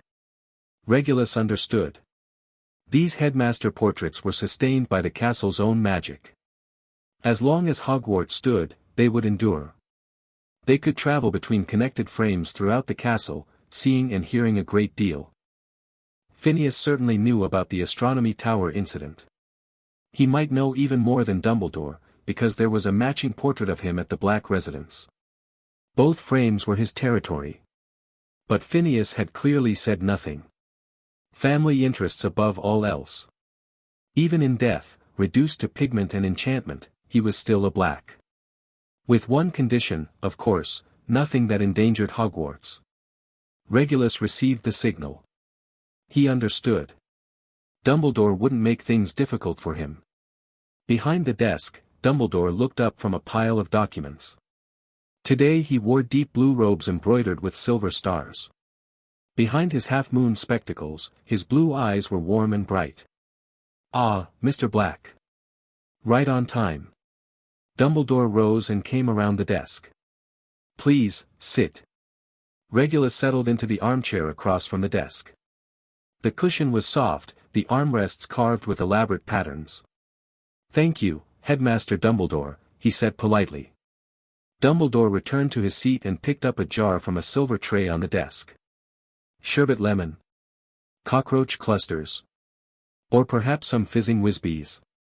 He opened the jar, revealing an assortment of brightly colored sweets. The cockroach clusters stood out among them. They were genuinely squirming, packed together in a dense, writhing mass, producing that faint rustling sound unique to arthropods in motion. Regulus looked at the writhing candy. 2 seconds of silence passed. He couldn't resist. "Headmaster, I have a question." "Please, ask." "When you eat cockroach clusters, do you check first to make sure a real cockroach hasn't gotten mixed in?" Dumbledore's hand froze in midair, jar and all. He blinked. Looked at the jar. Looked at Regulus. Looked at the jar again. Then, slowly, he set it down. His fingers stroked his beard once, and his gaze drifted sideways. His eyes wandered elsewhere. "That is, an interesting question." He considered it for several seconds, his expression as serious as if he were puzzling through the principles of some complex enchantment. In the end, he decided to move on and pushed the jar aside. But Regulus noticed that Dumbledore's crooked nose seemed to have gotten slightly more crooked. Perhaps tea would be better today. Dumbledore waved a hand, and a teapot appeared on the desk with 2 cups. The pot tilted on its own, pouring steaming red tea. "Sugar? Milk? Plain is fine, thank you." Regulus took the cup. Under cover of drinking, his eyes made a quick sweep of the room. The portraits observed in silence. Fawkes preened on his perch. Through the window, the sky stretched a clean blue, the outlines of the Black Lake and the Forbidden Forest visible in the distance. Dumbledore sipped his tea. The cup clinked softly against the saucer as he set it down. He leaned forward slightly, hands folded on the desk. "First, Regulus, may I call you that?" "Of course, Headmaster." "Good." A smile. "Though I do prefer when students call me Professor. The title of Headmaster always makes things feel a bit distant." Something shifted in Regulus's mind. "Professor." A more intimate address, more like a conversation between teacher and student than between administrator and subject. And a professor, by definition, was someone who taught. "Professor Dumbledore," he said, adapting smoothly. The creases at the corners of Dumbledore's eyes softened, clearly pleased. "There's nothing terribly serious about today's meeting," Dumbledore said, his tone easy and light. "I only wanted to chat. You know how it is. As headmaster, I like to get to know my students better, especially the exceptional ones." Regulus sipped his tea and listened. You handled the astronomy tower well. Dumbledore continued, a note of genuine approval in his voice. Calm, decisive, prioritizing the safety of your companions in a crisis. That isn't easy. Many adult wizards couldn't manage it. I only did what needed to be done, Regulus said. What needed to be done? Dumbledore repeated the phrase, fingers tracing the rim of his teacup. Many people know what needs to be done. When the moment arrives, they can't follow through. Courage isn't the absence of fear. It's choosing to act in spite of it. His gaze settled on Regulus's face. Your Patronus is beautiful. That's quite rare. Thank you, Regulus said. Dumbledore had said this before. Bringing it up again was deliberate. And there it was. A Patronus reflects the deepest desires of the heart, Dumbledore said. His tone was conversational, but the words carried weight. The stars, freedom and exploration. A grand ambition. Regulus thanked him again and raised his teacup for another sip. What he wanted to say was, yours isn't bad either, Professor Dumbledore. Rebirth and protection. A noble ambition in its own right. The portraits on the wall held their silence, but Regulus could feel their attention. Phineas still hid behind his newspaper, though the edge had crept downward just enough to expose half of one eye. Fawkes spread his wings on the perch, gold and crimson feathers gleaming in the light. He let out another call, longer this time, carrying a cadence like music. Dumbledore looked toward the phoenix and smiled. Fawkes seems quite taken with you. Phoenixes can see the soul. They're drawn to hearts that are pure and warm. Regulus wasn't sure how to respond. The compliment felt excessive. His soul was neither particularly pure nor particularly warm. At least, that was his own assessment. As for Fawkes, perhaps birds and humans simply saw things differently. Professor, he said, opting to redirect the resentment plague wand. What became of it? Sealed. Dumbledore's answer was brief. Something like that has no business existing. The crimes Valentino Salido committed should not become a tool for future generations chasing power. His tone was calm, but Regulus could feel the weight behind the words. 70,000 people suffering. 70,000 budget dementors. Centuries of curse, all sealed away by Dumbledore with the casual finality of closing a book. That was power. Regulus studied the old man across from him. The greatest light wizard of the century. Perhaps the most powerful wizard in history, or at least among them. In the wizarding world, power was everything. It transcended political authority. It was pure, personal might. Dumbledore could have single-handedly reshaped the world order if he'd chosen to. He could have become a king, or something closer to a god. But he hadn't. He'd chosen to stay at Hogwarts as headmaster. Teaching, chatting with students, eating cockroach clusters, occasionally stepping out to deal with the wider world's problems. In the original story, Dumbledore had once said, I don't dare touch power, because I'm afraid I might come to enjoy it. Regulus didn't know what state of mind the headmaster had been in when he'd spoken those words. Perhaps it was genuine fear. Perhaps an excuse. Perhaps nothing more than a clear-eyed understanding of his own desires. But regardless, the result was the same. Dumbledore possessed the power to change the world and chose to use as little of it as possible. Regulus didn't judge whether that choice was right or wrong. Everyone had their own logic for how they lived. All that mattered was being willing to bear the consequences. Professor, he set down his teacup, you didn't ask me here today just to compliment my Patronus. Dumbledore's smile remained warm and grandfatherly, but something more serious had crept in around the edges. Regulus had the distinct impression of a fisherman who'd finally felt a tug on the line. No, I didn't, Dumbledore admitted. I have a question I'd like to ask you. You may answer it, or you may not. That's entirely up to you. Regulus sat up straight. Dumbledore looked at him, how do you view magic? After Dumbledore asked his question, the office fell silent. The portraits on the wall held their breath. Some pretended to read, others feigned sleep, but every pair of eyes drifted toward the desk. Phineas Black still hid behind his daily prophet, the edge pulled low enough to expose only the tops of his eyes. Regulus didn't answer right away. He was deciding how much truth to share. This wasn't about political allegiance or picking sides. It was about the fundamental nature of magic. The man asking was Dumbledore. If Professor Flitwick could sense the changes in him, the headmaster certainly had. Deflecting or giving vague answers would be pointless, a waste of opportunity, even. But he wouldn't say everything. What he could share was direction. His understanding of what magic was at its core. The rough shape of his own path. Saying it aloud to Dumbledore was also saying it to himself. A chance to test his own thinking. He lifted his gaze and met the headmaster's eyes. At first, Regulus began, his expression settling into something still and serious. I believed magic could be completely deconstructed. Dumbledore leaned forward, elbows on the desk, fingers laced beneath his chin. Spatial magic has structure. Transfiguration follows patterns. Even the magical properties of plants can be classified by tendency and attribute. I thought that if I mapped the principles, ran the calculations, and maintained precise control, magic could be fully mastered. His pace was steady, unhurried. I broke spellcasting into discrete steps. Used logic to derive spell variants. I was convinced that reason could encompass all of magic. His gaze strayed briefly to the window. Beyond it, the treetops of the forbidden forest rolled like a dark sea in the wind. And I succeeded. There wasn't much pride in his voice, but Dumbledore caught it all the same. I'm good at it. Sensing how magic flows, calculating output intensity, adjusting precision of control. None of that is hard for me. One of the portraits muttered under its breath, another theorist.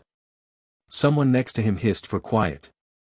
Regulus ignored them and continued. Until I cast my Patronus. He drew his wand and looked up at Dumbledore. The headmaster's eyebrows rose, his face settling into a look that said by all means, blue eyes bright with anticipation. Expecto Patronum. Silver-white light bloomed from the wand tip, gathering and stretching until it took the shape of the starlight kite. The Patronus circled the office once, wings scattering fine points of starlight, its clear cry ringing through the round chamber. Fawkes lifted his head from the perch. His gold and crimson feathers ruffled open, and he answered with a call of his own, warm and bright. The starlight kite glided to the phoenix's side. They regarded each other across the empty air. Two magical creatures. One real. One conjured. Fawkes tilted his head. The kite beat its wings gently. Regulus watched them and kept talking. On the cliffs in Ireland, I hadn't meant to summon it. It was the longing for freedom, the pull of a wider world. Standing there looking out at the ocean and the sky, something moved in me. The world was so vast. Magic could do so much. The starlight kite drifted back and settled on the top of his chair. That was when I understood. Magic isn't just another form of energy to be calculated, controlled, and exploited. A trace of memory softened his voice. It's alive. It shifts with the wizard's emotions. When I'm calm, it runs precise and stable. When I'm moved, it surges and brightens. Those two states don't contradict each other. He raised his left hand, palm up. A thread of silver-white magic rose from his fingertips, spinning slowly, tracing intricate geometric shapes that shifted and reformed. Magic can be precise science. Calculation, logic, rigorous derivation. He watched the strand of light. The key is how the wizard sees it. How they choose to use it. The magic dissolved. He lowered his hand. Later, Professor Flitwick told me that magic is simply there. Believe in its existence. Trust your own understanding. Trust the power of the heart. Because sometimes magic answers you when you least expect it. Not always rational, not always logical, but real. He paused, gathering his final thought. Across the desk, Dumbledore listened with full attention. Something shone in his eyes, a flicker of emotion, and he looked at Regulus the way someone looks at a reflection of their younger self.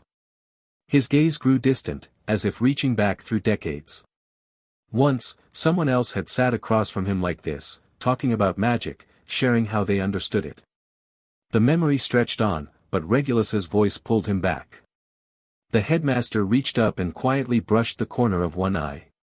Now I believe magic is two parallel roads. Regulus's tone was measured and firm, the kind of certainty you could hear. On one side, the patterns that can be understood. Spatial magic, transfiguration. Things you improve through study and practice. On the other, the mystery you can't pin down. The Patronus. Things that depend on emotion, belief, the deepest longings of the soul.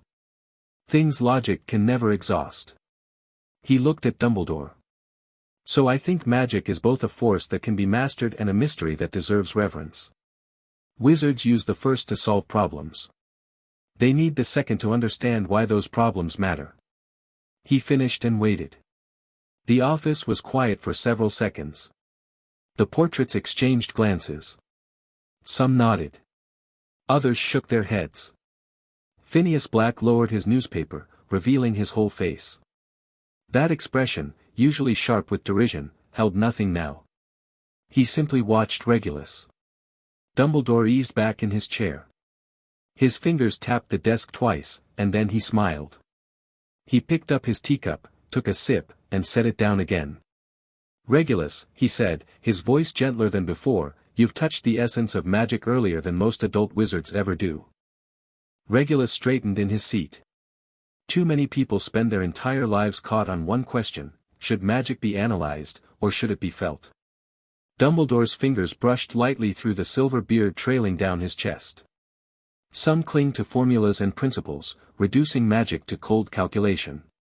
Others lose themselves in intuition and mystery, turning magic into blind worship. They believe you can only choose one road, and once chosen, you walk it to the end. He lowered his hand, his gaze settling on Regulus's face. You've seen what they haven't. The two were never opposed.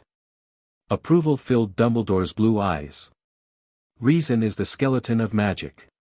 It keeps you steady, carries you far, and guards you against illusion. Feeling is its flesh and blood.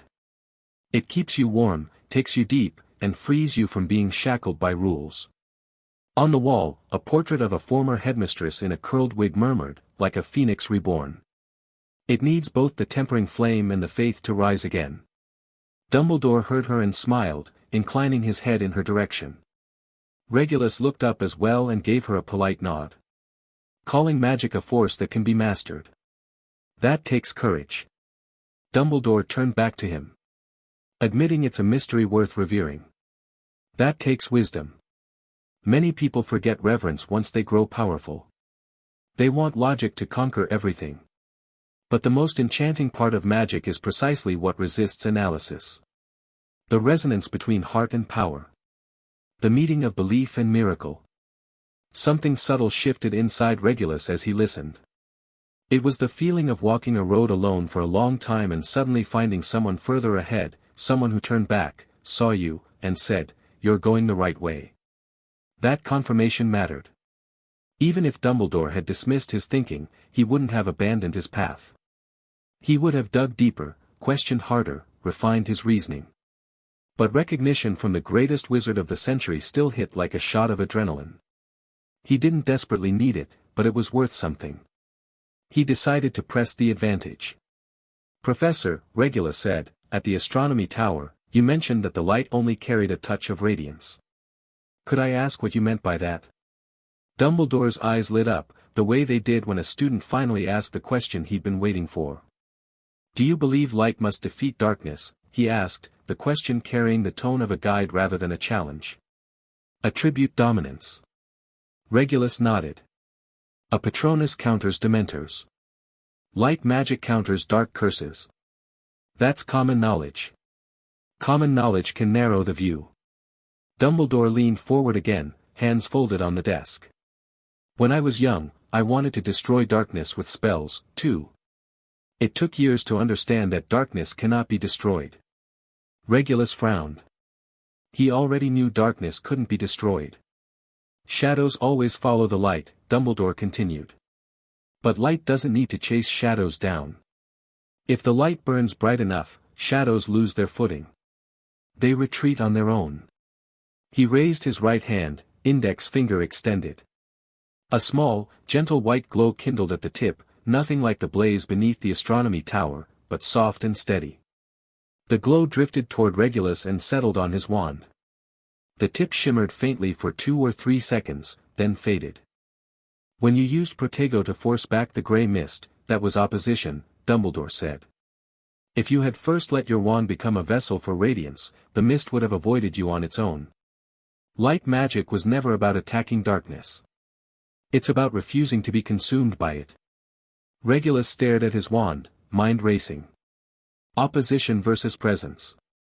Active assault versus natural repulsion. The first spent magic to cancel out negative energy. The second used the caster's own nature to create an environment where darkness simply couldn't exist. That was a higher order of magic entirely. Not brute force clashing head-on, but innate suppression at the level of fundamental nature. Join my Patreon for early access to chapters/reviewer. And next target is 1000 horsepower. March at Hogwarts. The snow was melting, bearing patches of brown earth around the castle grounds. Regulus stood in the room of requirement, wand at his side. Leave room. Don't push to full power. The idea had been turning in his head for 2 weeks. The principle was simple enough: do what needed doing, let magic handle the rest. But the specifics eluded him. How much room to leave? How much force to apply? No formula existed for that. He stared at the stone pedestal 3 meters ahead. A single galleon sat on its surface, the standard target for practicing space warp. The problem was obvious. Space warp lagged behind every other branch of his magic. He could move small objects now. Range had stretched to 5 meters, margin of error down to 2 centimeters, spatial friction decreasing steadily. But practical application was still far off. At minimum, he needed to move himself before he could call the technique truly mastered. His previous approach had been blunt. Lock onto the target position with spatial perception. Map the spatial structure. Calculate output and frequency through magical sensing and raw mental math. Fold the space with magic, then push the object through the resulting corridor. Every step ran on precision control and sustained output. Brute force shoving something from point A to point B. Dumbledore's words had shown him the flaw. He was forcing it. Space warp in his hands had become pure magical labor, missing the element that made magic magic. He thought of building a house. He'd been hauling bricks by hand, forgetting pulleys and scaffolding existed. Maybe space warp needed an incantation and wand movement. Not to make the magic look more like magic. He had no such vanity. He wanted to give his power a framework. A structure. A guide that told the magic what it was supposed to do. He began. First attempt. Wand raised, syllables forming in his mind. He referenced the incantation structure of apparition, the most mature spatial magic in the wizarding world. Apparition's core demanded clear destination and self-integrity. Space warp required something different, a clean path and precise coordinates. He spoke the first draft of the incantation. The wand traced its matching arc. Nothing. The galleon sat motionless. Magic swirled at the wand tip, finding no outlet. Regulus wasn't surprised. Creating a new spell was never simple. Those legends of wizards struck by sudden inspiration and conjuring new magic on the spot were almost certainly embellished by later generations. The reality was trial after trial. Adjustment, failure, another try. Minor charms could come together quickly, sure. But space warp was no minor charm. He did have advantages. Spatial perception let him watch how magic interacted with the fabric of space in real time. His control let him make fine adjustments to each attempt's effects. Most importantly, he knew what space warp was supposed to do at a fundamental level: bend a section of space so that 2 points briefly touched. Knowing the destination made the journey far more efficient than groping in the dark. He started logging data. With each attempt, he tracked how magic flowed through space. Which syllables strengthened the resonance between power and spatial structure? Which wand movement stabilized the fold? Which combinations caused turbulence? Attempt 23, the galleon wobbled. Attempt 37, the galleon vanished for half a second and reappeared 2 centimeters to the side. Attempt 52, the galleon relocated 1 meter away, landing 3 centimeters off target. He kept refining. He'd accepted that reason and intuition walked together. But at his core, he wasn't an intuitive caster.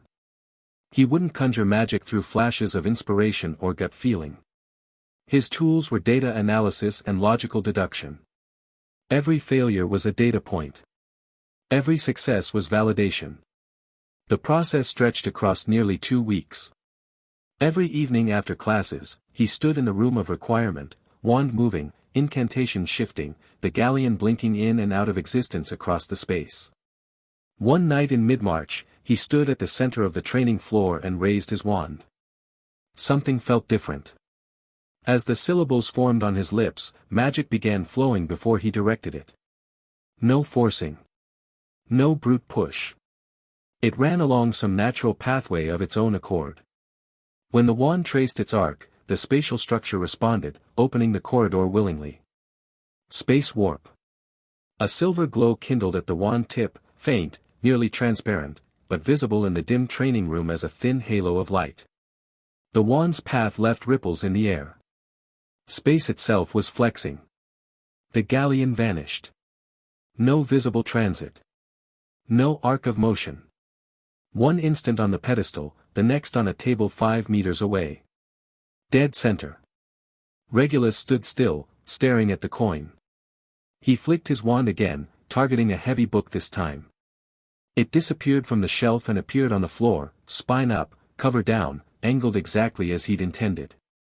Third test, something smaller. A silver sickle. The coin jumped 3 times in rapid succession. From the left shelf to the right table, then to the floor ahead, then back into his palm. Each jump took less than half a second. Landing error under 1 centimeter. He stopped. Breathing steady, pulse a touch faster than normal. It worked. This wasn't a rough prototype anymore. The spell was complete. Space warp was now a fully formed piece of magic, fixed incantation, standardized wand movement, a repeatable casting process. Any wizard with sufficient power, a clear head, and mastery of the incantation could theoretically learn it. He walked to the galleon and picked it up. The coin was cold, its edges worn smooth from months of use. This magic had started the day he first sensed the folds in space, progressed through reverse engineering how house elves moved, and culminated tonight in a finished spell. The better part of a year. It had finally crossed from Regulus's personal ability to teachable magic. That mattered. Not only as growth in his own power. It proved something larger that wizards could master the spatial magic of house elves. Could even refine it, adapt it to suit human casters. He began testing limits. Range, anything within line of sight could be moved. A glass 20 meters out. A chair at 30. A map pinned to the wall at 50. Pinpoint accuracy throughout. Error grew with distance, but stayed under 5 centimeters within 50 meters. Object size had a ceiling. The largest thing he could reliably move was an armchair. Anything bigger destabilized the spatial structure and spiked his magic consumption. Sustained use had a cooldown. After each cast, space needed roughly 1 second to resettle. Past 10 consecutive casts, landing error climbed noticeably. All of it normal. Every spell had constraints. He set down his wand and tried without it. Fingers traced the pattern through the air. The incantation left his lips in a murmur. The galleon vanished and appeared 3 meters away. First try. Clean. He studied the sensation carefully.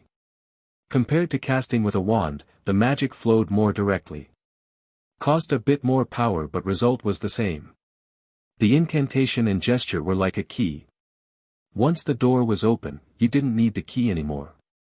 The interesting part was how easy the magic had become once it had a fixed form. No loss of power, but the casting process ran smooth.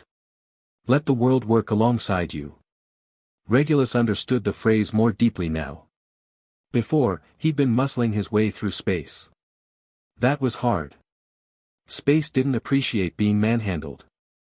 Now he'd found the right method, and with the right method, the world cooperated. The space warp incantation was that method. It didn't alter the nature of space. It provided an approach that aligned with spatial rules, and magic did the rest. He stowed his wand and left the room of requirement, mind already moving to something else. Why didn't the Black family's inherited spells, verdant magic and the Space Anchor Charm, have fixed incantations? The Space Anchor Charm was manageable. Its effect was clear, its application consistent. Through practice, he could now maintain 5 simultaneous anchors for 20 minutes. But verdant magic? The ancestor Eldrin had possessed a rare gift, direct resonance with natural magical energy. For a wizard at that level, incantations might genuinely have been unnecessary. His talent functioned on instinct. But the purpose of inherited magic was to let descendants learn. If verdant magic truly required innate talent as a barrier to entry, wouldn't Eldrin have known? Wouldn't he have found a solution? Regulus let his thoughts branch. Maybe verdant magic was never meant to have a fixed form. Everyone resonated with nature differently. The point of entry shifted from person to person. The pathways for guiding magic diverged. Forcing a single incantation onto it might limit development rather than aid it. Regardless, the concern didn't weigh on him anymore. With the experience of developing the space warp incantation behind him, if verdant magic ever did need a spell framework, he'd build one himself. Join my Patreon for early access to chapters/reviewer. And next target is 1,200 horsepower. Walking back to the dormitory, Regulus took stock of the past 2 months. In Transfiguration, he hadn't cracked the elemental conversion barrier, but his precision and range had improved noticeably. He could give diamond the layered structure of graphite while keeping its hardness intact. The star integration had exceeded expectations. Protego reinforced with stars boosted defense by roughly 50% for only 15% more magical drain. A reasonable trade. The reductor curse paired with a supernova burst image doubled its power, but also doubled the cost. Best saved for critical moments. More importantly, he discovered that different imagery could alter a spell's fundamental nature. The same incendio behaved completely differently depending on the image behind it. A burning star produced sustained, searing heat. A falling meteor added concussive force. Side shift spell cooldown was down to 1.5 seconds. Switching between the swiftness spell and the sprint spell came with almost no delay. He was still primarily ground mobile, but his survival odds in complex environments had genuinely improved. His magical plant research had advanced his attribute theory. Didney's healing inclination. Venomous tentacula's paralytic inclination. Devil's snare's predatory inclination. The Whomping Willow's physical inclination. These tendencies were inherent properties of each plant's magical energy. Understanding that meant he could guide and harness plant magic far more efficiently. The biggest gain was the completed space warp incantation. Built from nothing. Elevated from personal ability to teachable magic. Proof that his method worked. Observe the phenomenon. Analyze the principle. Construct a model. Develop the application. Then add a touch of magic. But none of that mattered as much as one other thing. Confirming his magical path, and Dumbledore's additions to it. He knew the road now. Balance between reason and intuition. Control and release walking side by side. Do what needed doing, let magic handle the rest.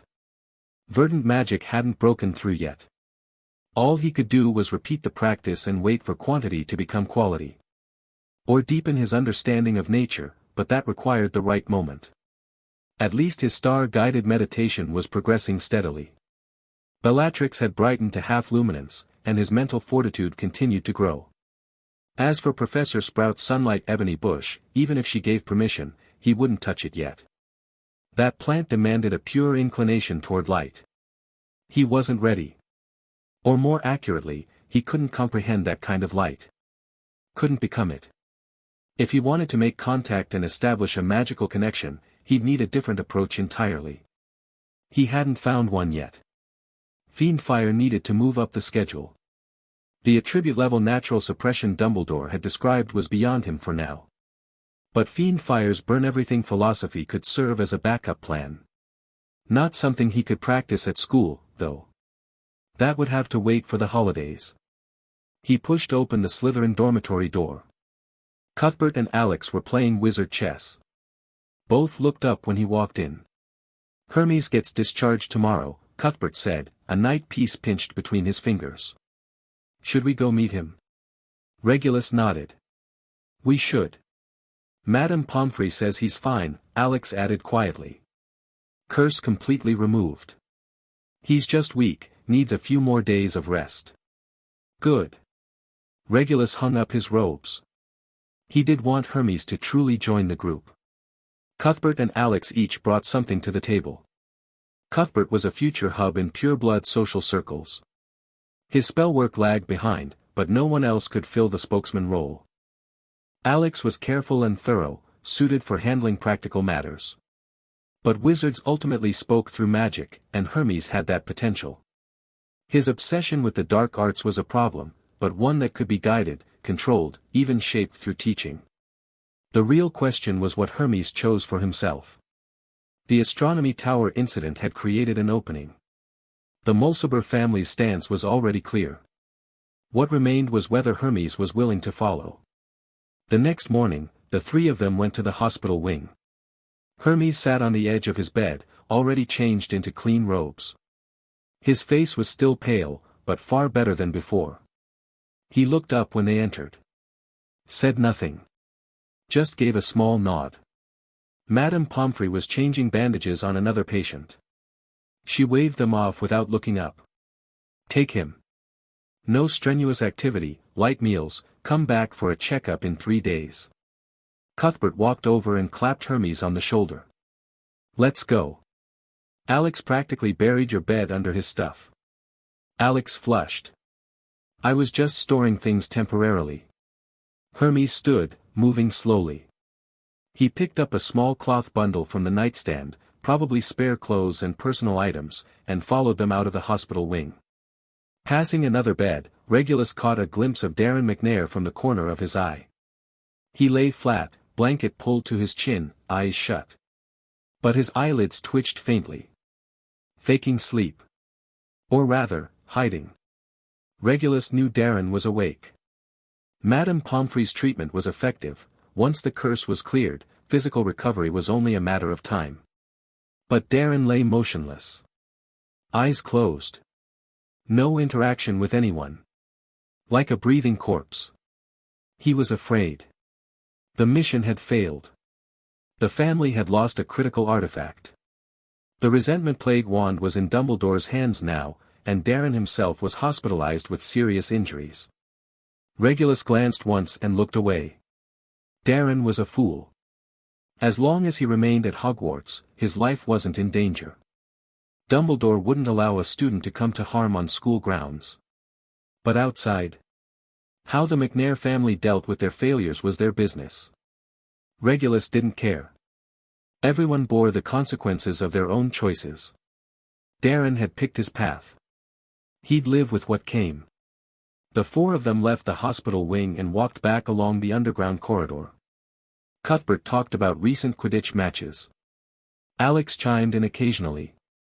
Hermes listened in silence. Regulus walked at the front. Laughter echoed from somewhere distant. A classroom leaked the smell of potion ingredients at a rolling boil. A woman in a portrait hummed an old song. Back in the Slytherin dormitory, the door swung shut behind them. Cuthbert tossed his bag onto his bed, pulled out a chair, and dropped into it. Alex drifted to the window and looked out over the black lake. A few giant squid drifted slowly past, tentacles brushing the glass. Hermes stood in the middle of the room, still clutching the cloth bundle. He didn't go to his bed. Didn't speak. Just stood there. Regulus finished hanging his robes and turned to face him. A few seconds of quiet passed before Hermes spoke. Dumbledore told me. His voice was rougher than before his stay, like it hadn't been used in a while. About the astronomy tower. Regulus gestured for him to continue. He said the three of you went investigating because of what happened to me. That you walked in on Darren McNair breaking through the last protective charm, and the curse nearly trapped you all inside. His gaze swept across Regulus, Cuthbert, and Alex, then settled on Regulus. He said if you hadn't stayed behind to cover their retreat, those two might not have made it out. Regulus just nodded. All that matters is you're recovered. I just wanted to say. Hermes looked down at the bundle in his hands. You deserve to know what happened. He walked to his bed and sat. The bundle landed beside him. His eyes swept the room. My family told me to work with McNair. Break the protective charms beneath the astronomy tower and retrieve what was inside. They never said what it was, only that it was important. Critical to the family's future. His gaze dropped to the floor as he spoke. We spent 2 months on it. McNair brought tools from home. Progress was smooth. The charms were almost broken when. He paused.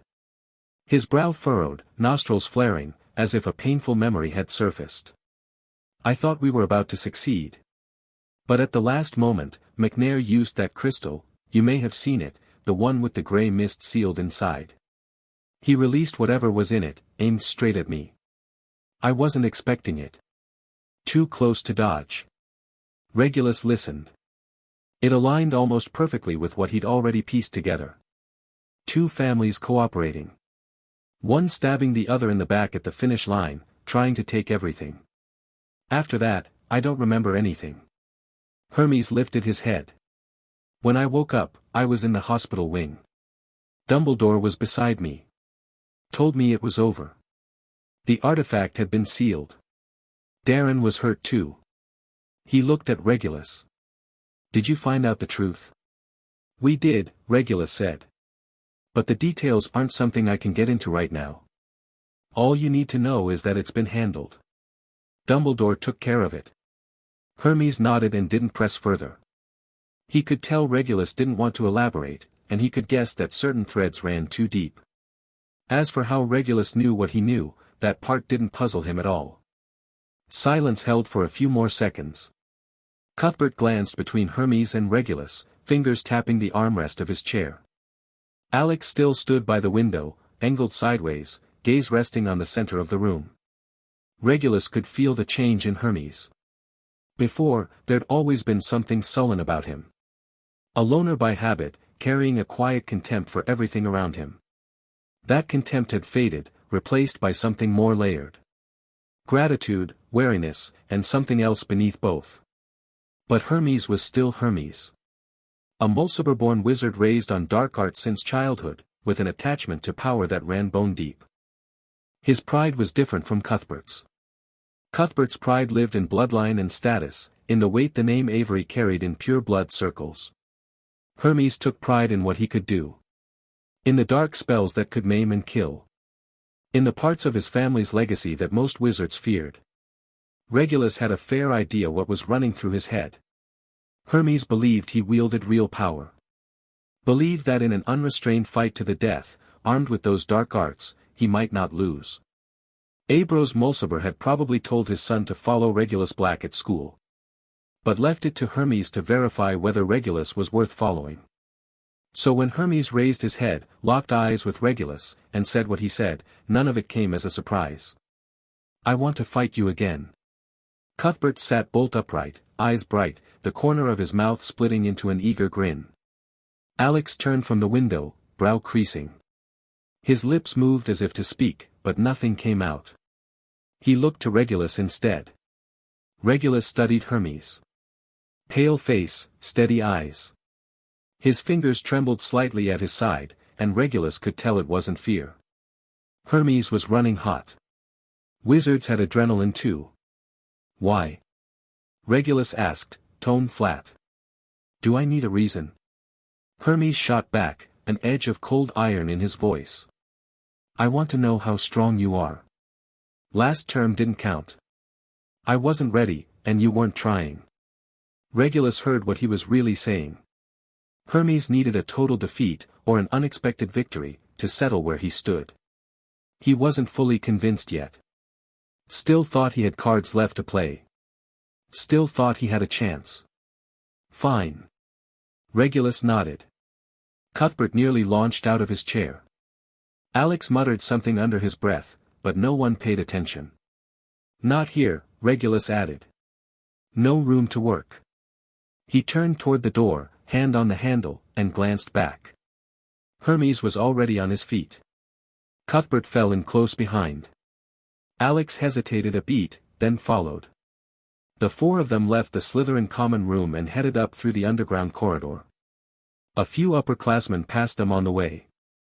The formation drew curious looks, but nobody asked.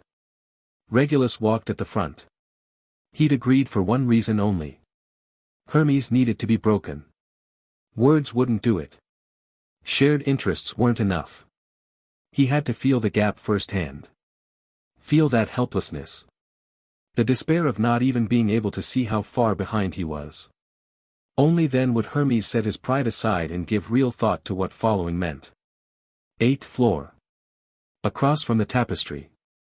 Regulus paced the corridor 3 times, thinking, I need a dueling space. Large enough for a real fight. A wooden door materialized. He pushed it open. Inside lay a standard dueling arena. Cuthbert stepped in first, his footsteps thudding dully against the wooden floor. He looked around, eyes wide. The room of requirement, it's real. Alex followed, testing the floor with careful steps, as if checking whether it was solid. He looked up at the ceiling, then the walls, lips parting slightly. Hermes entered last. The room itself didn't interest him. One quick sweep of the layout, open space, no obstacles, good for movement and spell work. All his attention was on Regulus. His wand had risen halfway before he forced it back down. Rules? Hermes asked.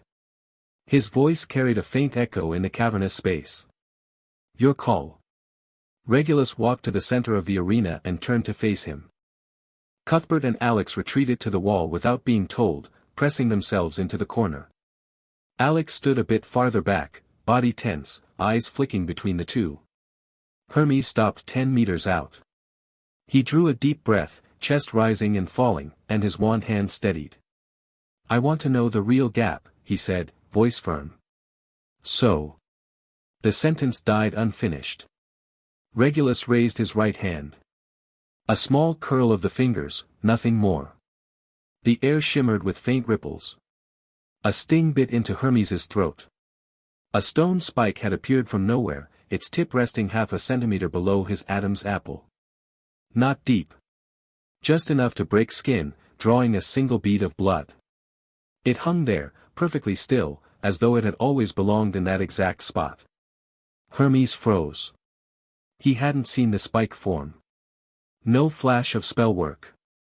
No casting tell of any kind. 1 second the air was empty. The next, something that could kill him occupied it. Alex sucked in a breath. Cuthbert's eyes went wide, body leaning forward, trying to catch every detail. Regulus hadn't moved. Hadn't even drawn his wand. He watched Hermes with an expression so calm he might have been brushing dust off his sleeve. Hermes's throat bobbed. The swallow pushed the spike's tip another half millimeter into his skin. Warm blood crept down his neck, soaking into his collar. He eased backward, steps feather-light, cautious. The spike didn't follow. It stayed fixed in place, tip still wet with his blood. 2 meters back, Hermes finally dared to touch his neck. His fingers found the wound, and the slick warmth made his heart slam. Now he could see it clearly. About 15 centimeters long, roughly wand thick, surface rough, tip razor sharp. It hung in the air without bobbing or drifting, pinned there by some invisible nail. He'd barely begun to exhale when the spike started spinning. Slowly at first, each rotation still trackable by eye. Then faster. And faster. A blurred gray smear.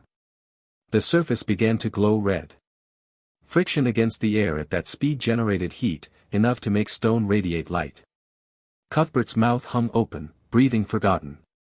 Alex retreated half a step, back flat against the wall.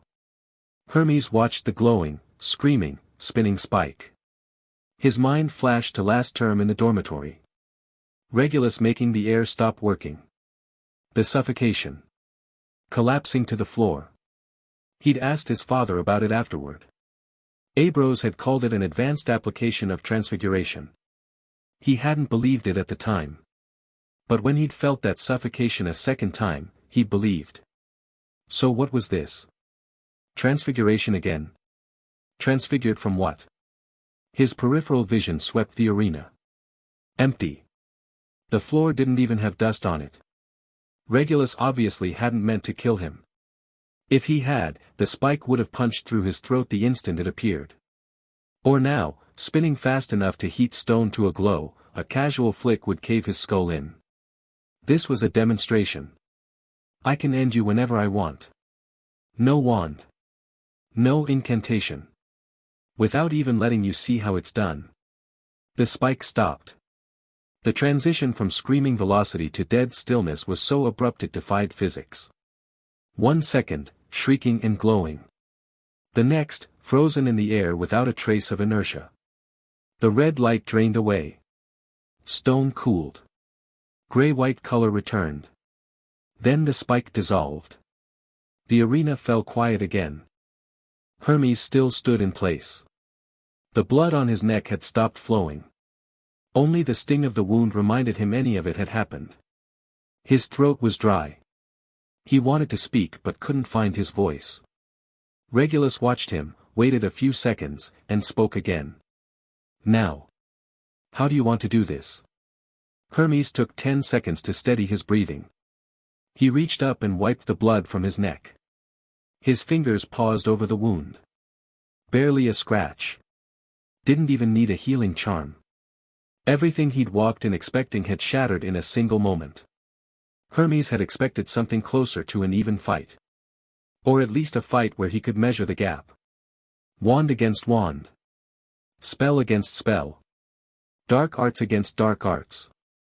He'd prepared several tactics, multiple contingency plans, even rehearsed how to concede gracefully if things went south. But Regulus had used a single stone spike to tell him none of that applied. In a real fight, he wouldn't get to cast at all. The emotions churning through him were tangled. Part of it was bitterness. Years of practicing dark arts, mastering spell after harmful spell, and he couldn't even get one off before it was over. Part of it was acceptance. A gap that wide left no room for argument. And part of it was excitement. Seeing power at that level, magic applied in ways that exceeded anything he'd imagined, had lit the hunger that lived in his bones. He wanted to know how strong Regulus truly was. Wanted to know how long it would take to close the distance, even if all he could manage was a glimpse of the silhouette ahead. So he swallowed everything down, lifted his chin, and spoke in a voice he fought to keep steady. Like a proper wizard's duel. Cuthbert laughed from the sidelines. Alex tried to hold it in and failed, the corner of his mouth curling upward. Hermes ignored them both. His eyes stayed locked on Regulus. Formal. We bow, then we start. Regulus saw no reason to refuse. Fine. They walked to the center of the arena and stopped 5 meters apart. Hermes bowed first. Textbook form, back straight, head lowered, arms hanging naturally at his sides. Regulus returned it. Smaller in scope, but flawless in execution, the unconscious elegance drilled into pureblood children from birth. Wasted on a blind audience. As Hermes rose, his wand was already at chest height, tip angled slightly downward in the standard opening stance. He didn't attack right away. He did something else first. Bubblehead charm. A transparent bubble bloomed from his wand tip, expanding quickly to encase his head. It clung close to the skin, leaving his vision and breathing unaffected while sealing out the surrounding air. He remembered the suffocation in the dormitory last term. Whatever method Regulus had used to neutralize the air, the bubblehead charm would at least keep his lungs working. Transfiguration wouldn't get him this time. He'd trained specifically for this. Regulus eyed the bubble. He almost smiled but didn't. His right hand held his wand, hanging loose at his side. His left rose, palm up, in a casual after-you gesture. Cuthbert cleared his throat from the wall. Ready, begin. The instant the word left his mouth, Hermes sidestepped left, wand slashing out. Impedimenta. The jinx streaked toward Regulus's chest. Not meant to land. Meant to force movement or a defensive response. Regulus did neither. His wand arm stayed down. A meter from his body, the spell struck something invisible. It cracked apart with a sharp pop, dissolving into fine sparks. Hermes frowned. He kept moving, circling toward Regulus's flank, wand snapping through rapid arcs. Locomotor mortis. Petrificus totalis. Ricta sempra. 3 spells from 3 different angles, each a different color, all fast. Same result. Each one shattered against the unseen barrier a meter out. Burst and scattered. Regulus didn't even turn. When Hermes circled behind him, he remained facing forward, head slightly bowed, gaze on the floor. The barrier covered every angle. Front, back, sides, above, below. A full sphere with no blind spots. Hermes stopped, breathing hard from nerves and adrenaline. The bubble over his head swelled and contracted with each breath. Basic spells were useless. He'd expected that. Time for something heavier. A deep breath. Wand raised high. He began chanting a long incantation, syllables guttural and strange. This was his strongest suit. Bone and blood stripping. More refined and more vicious than the version he'd used during the chief competition. Faster, more powerful. He drilled this one on purpose. A beam of light shot toward Regulus, dark red bleeding into black, radiating cold and suffering. This time the barrier didn't fully materialize. Only a sliver of silver light appeared where beam met shield. And the erosion was slower. Hermes gritted his teeth and pushed more power into it. The beam thickened, its color deepening to near total black. The spell's structure destabilized. Jagged arcs of energy spat outward like lightning, striking the floor with a hiss, leaving scorched, corroded marks on the wood. The barrier began to show itself, though still not completely. Behind Regulus, a partial wall of silver materialized, dense and crystalline. Regulus finally moved. He turned his head to study the point of contact. Then he nodded, satisfied. Hermes had improved. He raised his left hand, index finger extended, and tapped the barrier once. It flared brilliant white and surged outward, magic erupting from inside, sending a shockwave radiating out from Regulus in every direction. A sharp, bell-clear ring of metal on metal split the air. The black beam shattered into scattering light. The shockwave kept going and slammed into Hermes. He staggered back 3 steps. The bubblehead charm wobbled violently, nearly popping. He planted his feet, chest tight, organs rattled by the impact. Regulus looked at him, voice level. Keep going. Hermes swallowed. He could feel the drain. That dark arts had cost enormous power, and it hadn't even cracked the barrier. And Regulus hadn't raised his wand. Looked like he was enjoying a walk. But there was still one more card. A nastier one. His right hand tightened on the wand and thrust it forward. His left hand braced beside it. A new incantation began. Longer this time. Harder to pronounce. Every syllable carried a dark, viscous weight. The temperature in the arena dropped. Light dimmed. Against the wall, Cuthbert and Alex hugged their arms without realizing it. Shadow bind devour. A pool of thick shadow spread across the floor. Black, writhing and alive. Its center bulged upward. Tentacle-like bands of darkness rose into the air, twisting, seeking a target. Summoning class dark magic. A magical imprint extracted from a creature of darkness, capable of manifesting shadow tentacles that mimic the original's attack patterns. The tentacles were solid.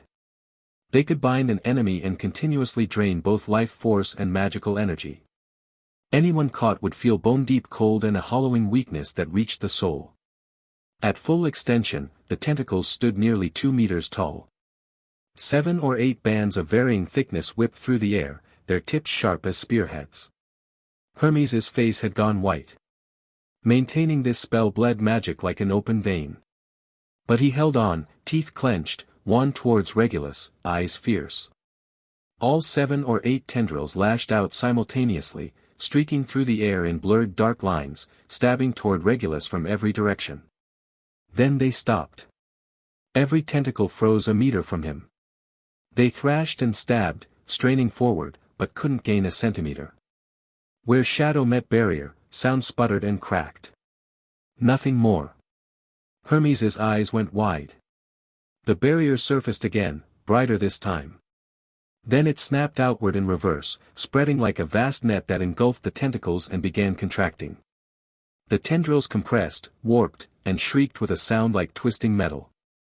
Cracks splintered across their surfaces, spreading, widening, until each tentacle burst into black shards that hit the floor and dissolved into dark smoke. 1, 2, 3, all of them crushed within 2 seconds. Light returned to the arena. Warmth crept back. Hermes's leg buckled. He dropped to one knee, wand bracing against the floor to keep from collapsing entirely. He gasped for air, the bubble heaving with each breath, sweat rolling from his forehead and dripping onto the wood. His reserves were nearly spent. 2 major dark spells plus the earlier probing jinxes had drained him to the dregs. Regulus watched him and waited a moment before speaking. "That's enough." Hermes raised his head. Any more dark arts and something might go wrong. His tone was calm, giving Hermes one last shred of dignity. He raised his wand for the first time. "I'll use one spell. Try to block it." Hermes sucked in a deep breath and forced himself upright. A flick of his wand dismissed the bubblehead charm. The bubble dissolved. It was useless against Regulus anyway. Then he began the incantation for Protego. The shield took shape, a pale blue, translucent barrier unfolding before him, irregular in form. For a first year, producing a formed Protego at all was a mark of genuine talent, even an imperfect one. Regulus studied the shield. His left index finger tapped once. Knockback jinx. A bolt of red light shot out and struck Hermes's Protego. The shield broke. It exploded into countless pale blue fragments that glittered once in the air and vanished. Hermes stood frozen. He recognized the knockback jinx well enough, but he'd never imagined it could shatter a Protego. Under normal circumstances, the jinx would bounce off a shield charm or cancel out against it. Regulus's version carried so much raw force that the barrier structure simply couldn't hold. In the half-second he spent processing that, Regulus's wand finally moved. Incendio. A ball of flame hurtled toward him. Hermes had no time to cast a second Protego. He didn't have the power for one anyway. He tried to dodge and couldn't. He threw both arms over his head, squeezed his eyes shut, and braced for the end. But the fire reached him and bloomed outward instead of striking, wrapping around his body like a shell. Then it flashed. Blinding white light erupted across the arena. Cuthbert and Alex turned away simultaneously, eyes clenched shut. A wave of heat rolled over them, fierce but brief. A tenth of a second, maybe less. The light died. Hermes was still standing. Unburned, unhurt. His hair, however, was a different story. What had been straight black locks was now a wild puff of tight curls. He reached up and touched his hair. His fingers met the curled ends and stopped. He lowered his hand. The arena went quiet for a few seconds. Cuthbert broke first. He doubled over, howling, arms clutching his sides. Alex followed, though quieter, hand clamped over his mouth. Joy and suffering don't always travel the same road. Hermes wasn't laughing. He stood there looking at Regulus for a long time. Then he walked over to where Cuthbert and Alex were standing by the wall. Turned around. Faced Regulus in the center of the arena. He was done fighting it. Beaten, convinced, and from here on out, committed. Regulus stowed his wand and walked over to them. "That's enough for today." His tone hadn't shifted, flat and unhurried, as if nothing had happened. Go eat. There are afternoon classes. The four of them left the room of requirement. The door sealed behind them, and the corridor stretched empty in both directions. It was already lunchtime. On the way to the great hall, Cuthbert was still buzzing, replaying every detail at full volume. Did you see that stone spike? The thing was glowing red. And the incendio? I thought he was going to set Hermes on fire for real. Alex murmured agreement here and there, but his eyes kept drifting to Hermes. Hermes walked in silence, hand rising occasionally to touch the ruined curls, his face blank. But Regulus could feel it. That stubborn thorn of defiance that had lodged itself under Hermes's skin was gone. Exactly as he predicted from the start. A raw display of power, an overwhelming gap made visible. The simplest method was the most effective.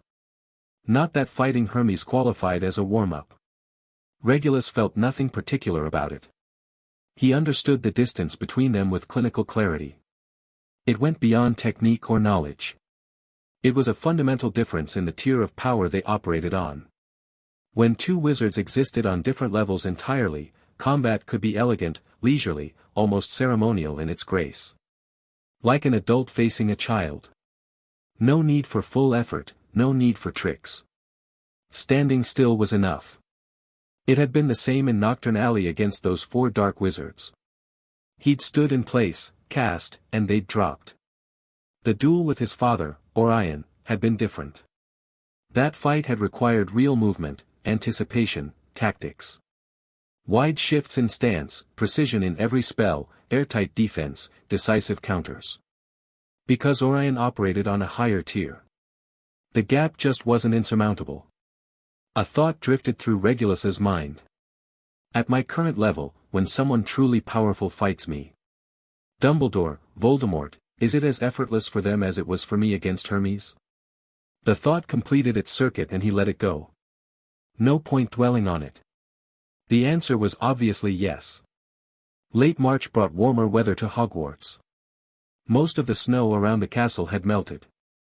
In Transfiguration, Professor McGonagall's lesson for the day was advanced inanimate to animate transformation, turning a carved wooden bird into a real one, capable of flight and song. The key lies in understanding the boundary between life and non-life. She stood at the front of the classroom, wand moving in a light, precise arc. The carved wooden nightingale on her desk began to tremble.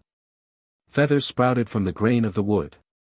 Its eyes shifted from dull pink to bright, living alertness. Transfiguration cannot create life. It grants a form of functional vitality. Be clear on this that a transfigured creature possesses no true soul. Its behavior is driven entirely by the magic sustaining it. She completed the spell and the nightingale lifted off the desk, circled the room once, then landed on the windowsill and began to sing.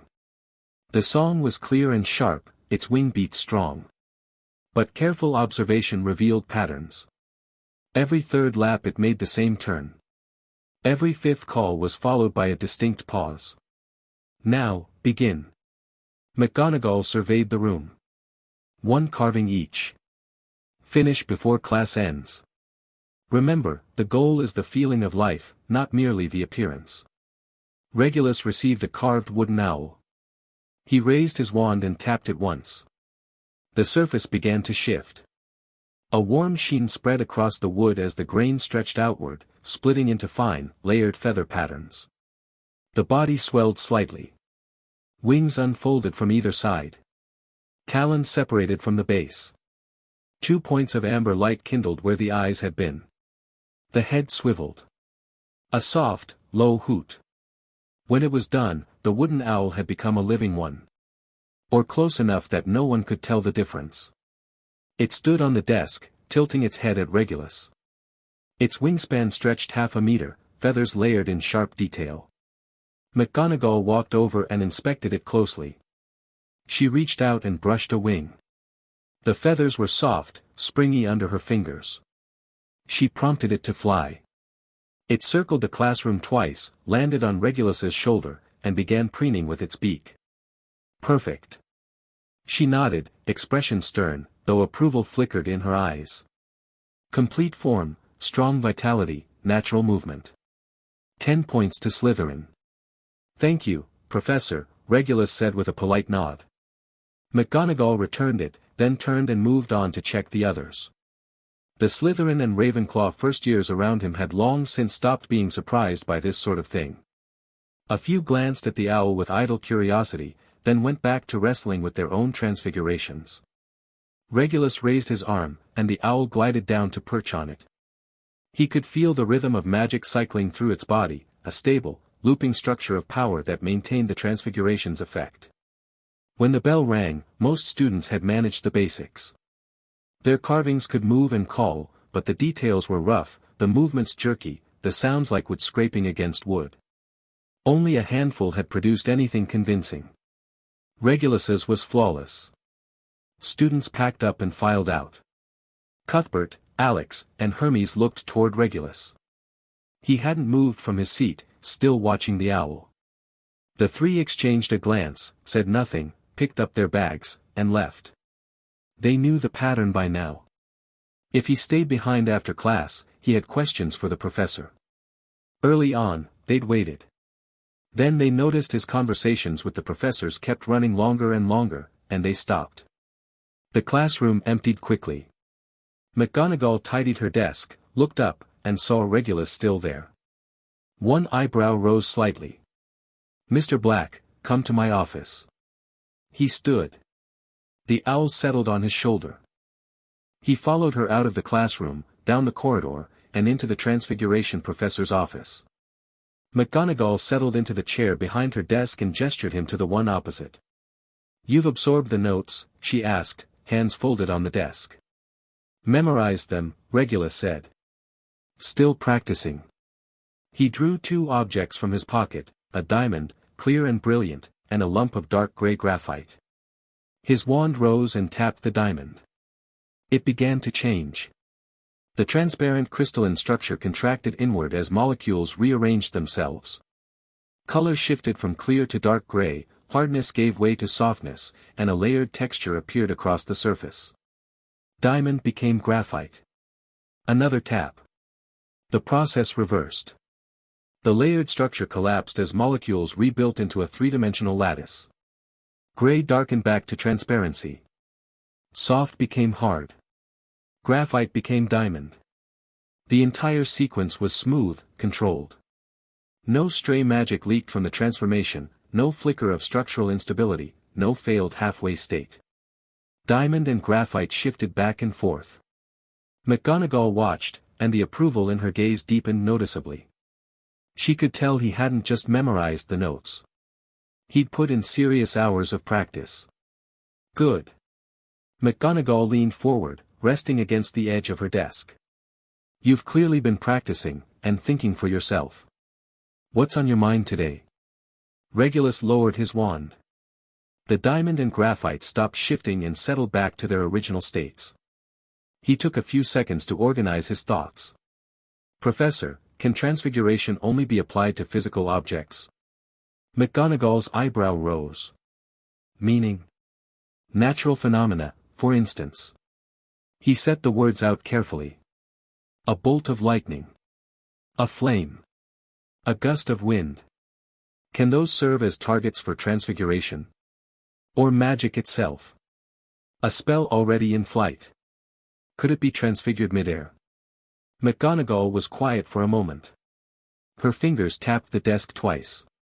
"Yes," she said, voice certain. "But it isn't easy." Regulus heard the subtext. Beyond most wizards. But well within her reach. That much was obvious. She was a transfiguration master.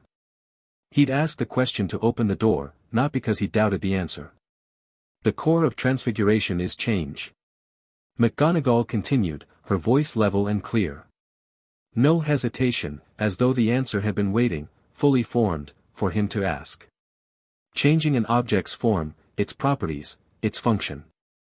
In theory, anything that exists, including magical constructs, can be changed. The difficulty varies. She pulled a sheet of parchment from a drawer, dipped a quill in ink, and began writing.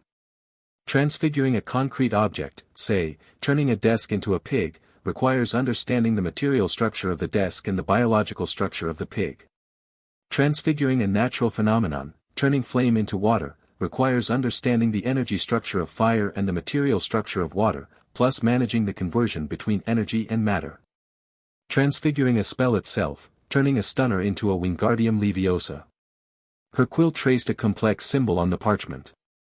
That requires understanding the magical structure of the spell, grasping the fundamental difference between two distinct spells, and completing both analysis and reconstruction in an extremely short window. The number of people in magical Britain who can do that is small. Even framed that way, Regulus could hear what she wasn't saying. She was one of them. He studied the symbol. It was the ancient rune's word for change, its strokes twisted, carrying a sense of motion even on static parchment. You're asking because you've been thinking about combat applications. McGonagall set down her quill and looked up at him, cutting straight to the point. Partly. Regulus conceded it with a respectful nod. I've been wondering whether, in a fight, I could transfigure an incoming spell directly. Turn an attack into harmless light, or reshape it into a shield. Theoretically possible, McGonagall said. Practically, nearly impossible. Spells travel too fast. The reaction window is too narrow. Unless you can predict the trajectory, or... She didn't finish. She didn't need to. Unless the power gap was overwhelming, or the caster had a particular gift. He could already intercept spells with spells, and since gaining spatial awareness, he could detect a curse's trajectory earlier than most. That was a form of prediction, in its own right. He could even calculate flight paths in his head. But against a skilled opponent, none of that would hold. Even if he could pull it off, the cost-benefit ratio was terrible. One miscalculation and he'd be on the back foot. That same effort spent dodging or shielding would serve him better. Transfiguration does have other combat applications, however. McGonagall shifted direction. Altering the environment. Turning the ground to swamp, walls to spikes, air to solid mass. Or targeting the opponent's equipment. Wand to twig. Robes to rope. Spectacles to barbed wire. As she spoke, her wand flicked. A quill on the desk began to change. The shaft elongated, split, sprouted leaves, and became a small branch. The branch contracted, thinned, and became a length of fine cord. The cord shifted again, reshaping into a tiny pair of round-framed spectacles. These applications don't require split-second execution. They can be prepared in advance, or you can create openings for them mid-fight, she continued. The prerequisite is deep enough mastery that you can maintain precision under pressure. Regulus nodded. These tactics aligned with his own thinking. Use transfiguration to reshape the battlefield and force the opponent into a rhythm you'd already planned for. But he also knew this was foundational, far from advanced. Anyone with a decent grasp of basic transfiguration and a flexible mind could arrive at the same conclusions. His real question lay elsewhere. Everything McGonagall had said and demonstrated today had already gone well beyond the normal scope of instruction. Combat applications of transfiguration, even directional guidance, had no place in a first-year curriculum. A professor known for rigor and proper foundations would not normally share this kind of practical combat knowledge with young students, especially not first years. Yet she had. Not just explained it, but demonstrated, and broken down the theory. Regulus thought of Professor Sprout. The Hufflepuff head of house had done the same. When he'd asked about opposing magical plant properties, she'd shown him the sunlight ebony bush directly, explained concepts reserved for any WTS-level study. He'd initiated every one of those conversations. But the professors hadn't dismissed him for being a first year. Hadn't deflected because he was a Slytherin, or because his name was Black. A figure flashed through his mind. Dumbledore. Those blue eyes behind half-moon spectacles, warm yet carrying something deeper. Expectation that stretched far ahead. Regulus set the thought aside. If the professors were willing to teach, was he going to be afraid to learn? And as for the future? Every worry traced back to the same root, not enough power. He looked up at McGonagall. The question turned over in his mouth once before he chose the most direct version. Professor, can space itself be transfigured? He stayed quiet after that, waiting. What followed was half a minute of silence. McGonagall sat behind her desk, leaning slightly forward, hands folded on the surface, eyes lowered behind her spectacles, fixed on some point on the table. The air in the office seemed to thicken. The crackle of the hearth became unnervingly loud. On the wall, the painting of the cat chasing a butterfly had gone still. Regulus could feel her thinking. Deciding how to answer, whether to answer, how much to give. He was on the verge of a polite goodbye when McGonagall stood, crossed to the open space in the center of the office, and raised her wand. A turn of her wrist. Nothing more. The office began to change. All four walls started moving. Space itself stretched. The front and back walls receded into the distance while the side walls pressed inward. The room shifted from a square to a long corridor. The ceiling climbed. The floor sank. Then space flipped. Regulus's sense of direction scrambled. Gravity seemed to shift. The hem of his robes and strands of his hair drifted upward, though they were actually falling down. Books stayed on their shelves. The fire still burned upward in the hearth. But the picture frames on the wall had tilted 30 degrees. Last came distortion. Space warped like dough kneaded by invisible hands. Portions bulged outward while others collapsed inward. The area near the door compressed. The area near the window expanded. Light bent along the twisted geometry, casting strange shadows on the walls, shapes that shifted and reformed without end. 10 seconds, start to finish. Then McGonagall swept her wand again, and everything snapped back. Walls returned to their positions. Ceiling and floor resumed their proper height. Direction righted itself. Light fell in straight lines. The office looked exactly as it had before, as though nothing had happened. But Regulus knew what he'd seen. McGonagall had used transfiguration to alter the structure of space directly. Not the way an extension charm expanded an interior. This was genuine transformation of space's own shape. He sat in the chair, mind racing through analysis. Transfiguration could alter matter. It could alter energy. And now, it could alter space. The implications were enormous. It meant transfiguration's scope was far broader than he'd imagined. Its ceiling, far higher. He recalled what McGonagall had told him once: transfiguration is one of magic's most direct expressions of reshaping reality. A powerful will can remake matter. Now he understood. It wasn't just matter. It was reality itself. Spatial transfiguration is one of the advanced applications. McGonagall returned to her chair and sat down. The underlying principle is similar to material transfiguration: understand space's structural properties, then guide its transformation through magic.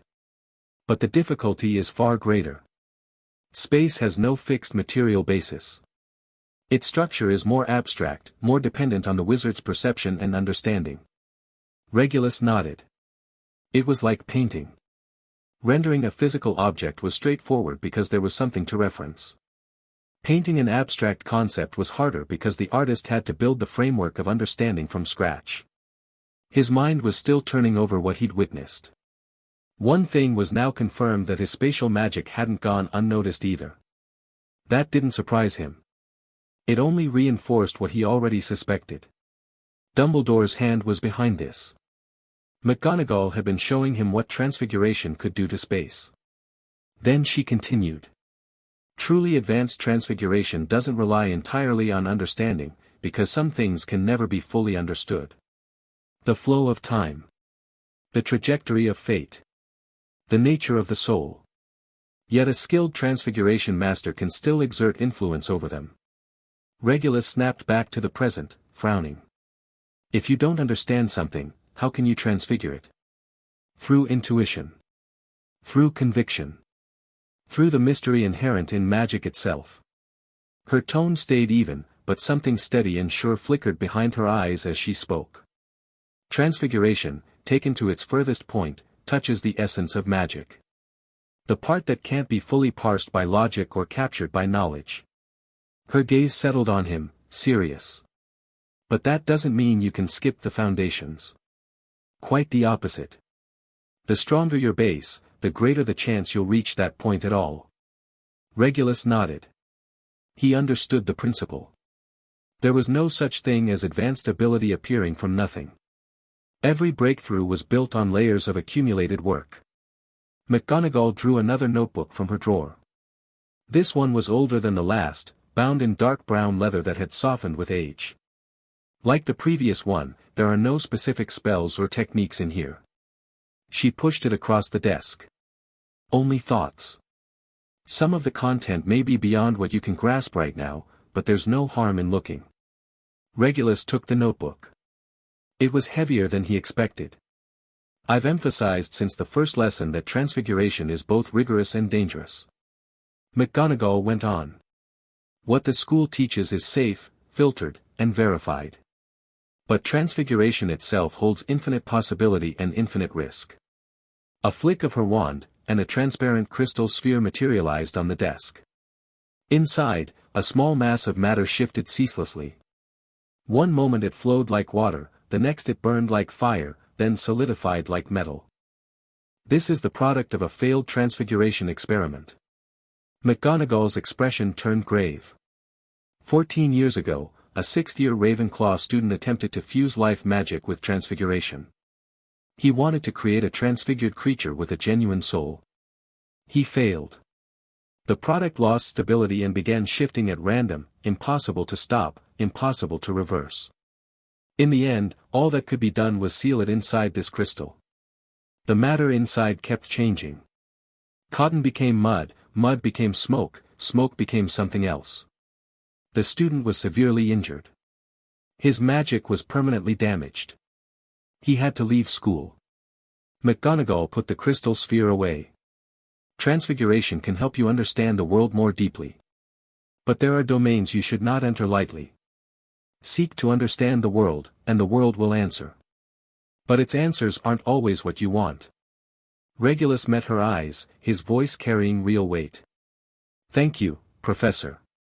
You've helped me a great deal. McGonagall nodded. No pleasantries. But the look she gave him was layered with something harder to name. Leaving the office, the owl on his shoulder took flight, circled the corridor once, and settled back on his arm. It had maintained its transfigured state for over half an hour. The magical structure remained stable. On the walk back to the Slytherin dormitory, his mind kept circling back to what he'd seen. Spatial transfiguration. Transfiguration could alter the structure of space. That opened a door he hadn't known existed. His previous research into spatial magic had approached it from the angles of perceiving space, utilizing space, and moving through space. Space warp brought 2 points together. The space anchor charm stabilized local spatial structure. But transfiguration offered a different approach entirely. He didn't have to work within existing spatial structure. He could reshape the structure itself. Compress the space in an area to shorten actual distance. Stretch it so an enemy could never close the gap. Warp it to bend a spell's flight path. Stretch and twist simultaneously, applied directly around a target. Fold it so a wand pointed somewhere it shouldn't. Combined with his spatial awareness, every one of these applications was feasible. He didn't need to replicate McGonagall's approach of pure transfiguration to alter space. He could build on his existing spatial magic foundation and use transfiguration to fine-tune, amplify, or generate effects that neither discipline could produce alone. Empowering old spells with new theory. By the time he reached the dormitory door, several experimental outlines had taken shape in his head. He needed to test transfiguration's effect on space, range, duration, magical cost, and compatibility with spells like space warp. But the prerequisite was being able to perform spatial transfiguration in the first place. So the studying couldn't stop. Knowledge is power. In the wizarding world, that phrase carried weight beyond measure. He pushed open the dormitory door. Cuthbert, Alex, and Hermes were all inside. Cuthbert was grinding through a potions essay. Alex had his nose in a book. Hermes sat on his bed holding an old volume with a black cover. All three looked up when he walked in. Done asking questions? Cuthbert's quill hovered over the parchment. Done. Hermes closed his book. McGonagall giving you private lessons again? More or less. Regulus sat on the edge of his bed without bothering to deflect. Some advanced transfiguration applications.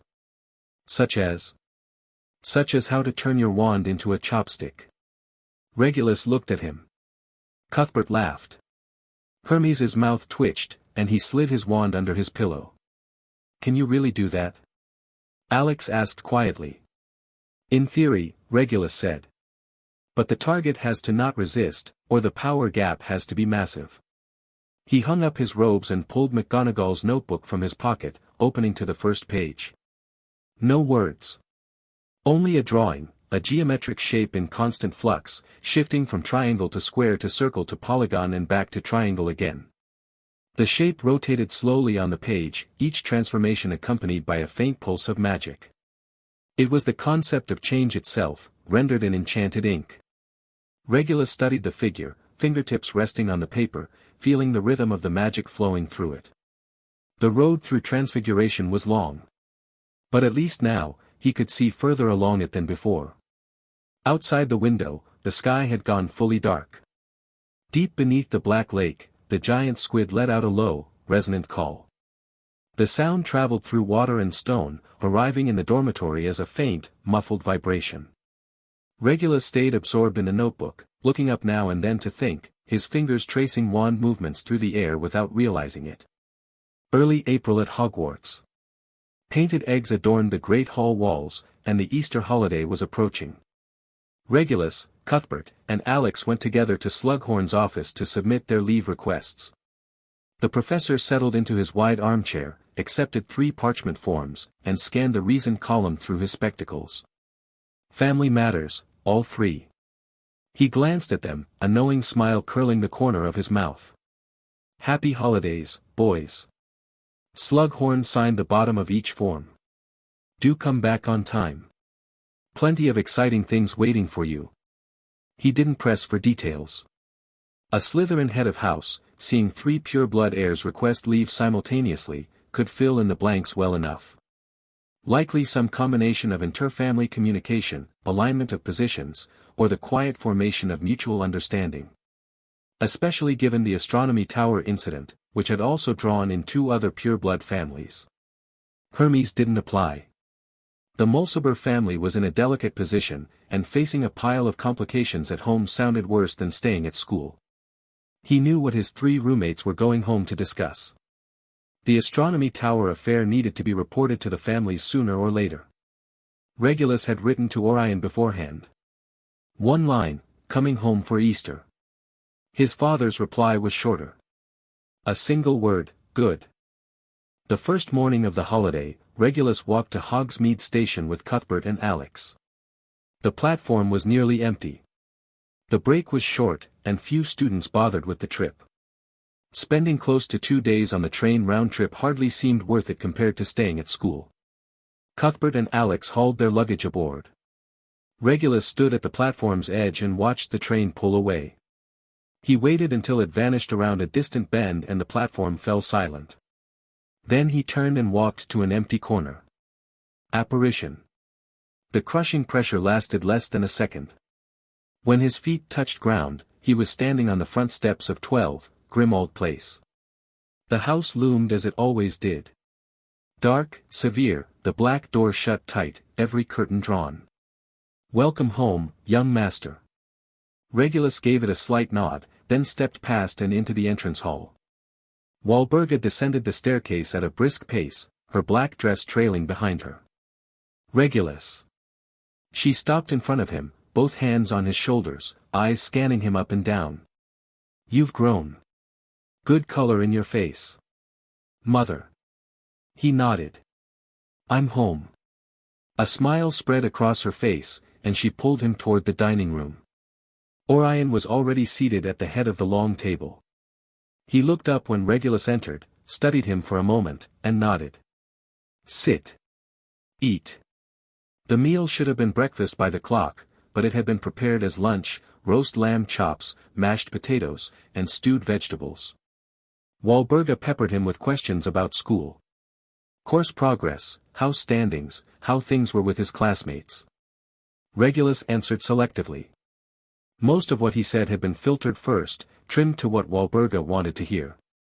Things have settled down inside Slytherin. He cut into a lamb chop. Nobody picks fights anymore. Walburga's eyes lit up. They've seen what you can do. Enough of it, Regulus said. My roommates have come around. They accept where I stand. As they should. Pride rose in her expression. The heir to the House of Black. Everyone ought to know exactly where they rank. The conversation drifted, inevitably, toward Sirius. We haven't crossed paths much this term. I've been focused on studying and practicing. He has his friends. His tone was flat. Just stating facts. For once, Walburga didn't launch into a tirade. She only let out a short huff. Let him do as he pleases. The House of Black has you.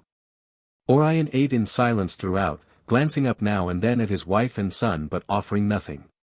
When the meal ended, he set down his napkin. Regulus, go settle in. My study, half an hour. Yes, father. Regulus returned to his room. It had been just over 3 months since he'd last been here. Everything was exactly as he'd left it. Books on the shelves in his preferred order, the desk spotless, the sheets freshly changed. He stood at the window and looked out over Grimmauld Place. He raised a hand to his own face. The lines were sharper than at Christmas, his jaw more defined. He'd grown taller, too. Looking out the window now meant tilting his head slightly down. Half an hour later, he knocked on the study door. Come in. The room smelled of ink and old books. Behind a massive mahogany desk, Orion sat with a document in hand. He looked up at the sound of the door and gestured to the chair opposite. Sit. Regulus sat. The desk stretched between them, and the fire crackled in the hearth. Orion set the document aside. What brings you home? Regulus began. He started with Hermes getting hurt, moved through the discovery of the passage beneath the astronomy tower, then Darren breaking through the protections. The grey mist erupting. Staying behind to hold the line. The Patronus appearing. Dumbledore arriving. The resentment plague wand being sealed. Orion listened without expression, but his eyes never left his son's face. When Regulus reached Dumbledore's parting words, he watched his father's reaction. Orion gave only a small nod to continue. When he finished, silence filled the study. The partnership between McNair and Mulciber has collapsed. Regulus summarized. Darren failed his mission and lost the resentment plague wand on top of it. The Mulciber family may have reached some kind of understanding with Dumbledore. Hermes follows my lead now, which is the Mulciber's way of signaling where they stand. Orion leaned back, fingers tapping lightly on the armrest. He nodded. And the professors, he asked. How do they treat you? Beyond what's normal. Regulus answered.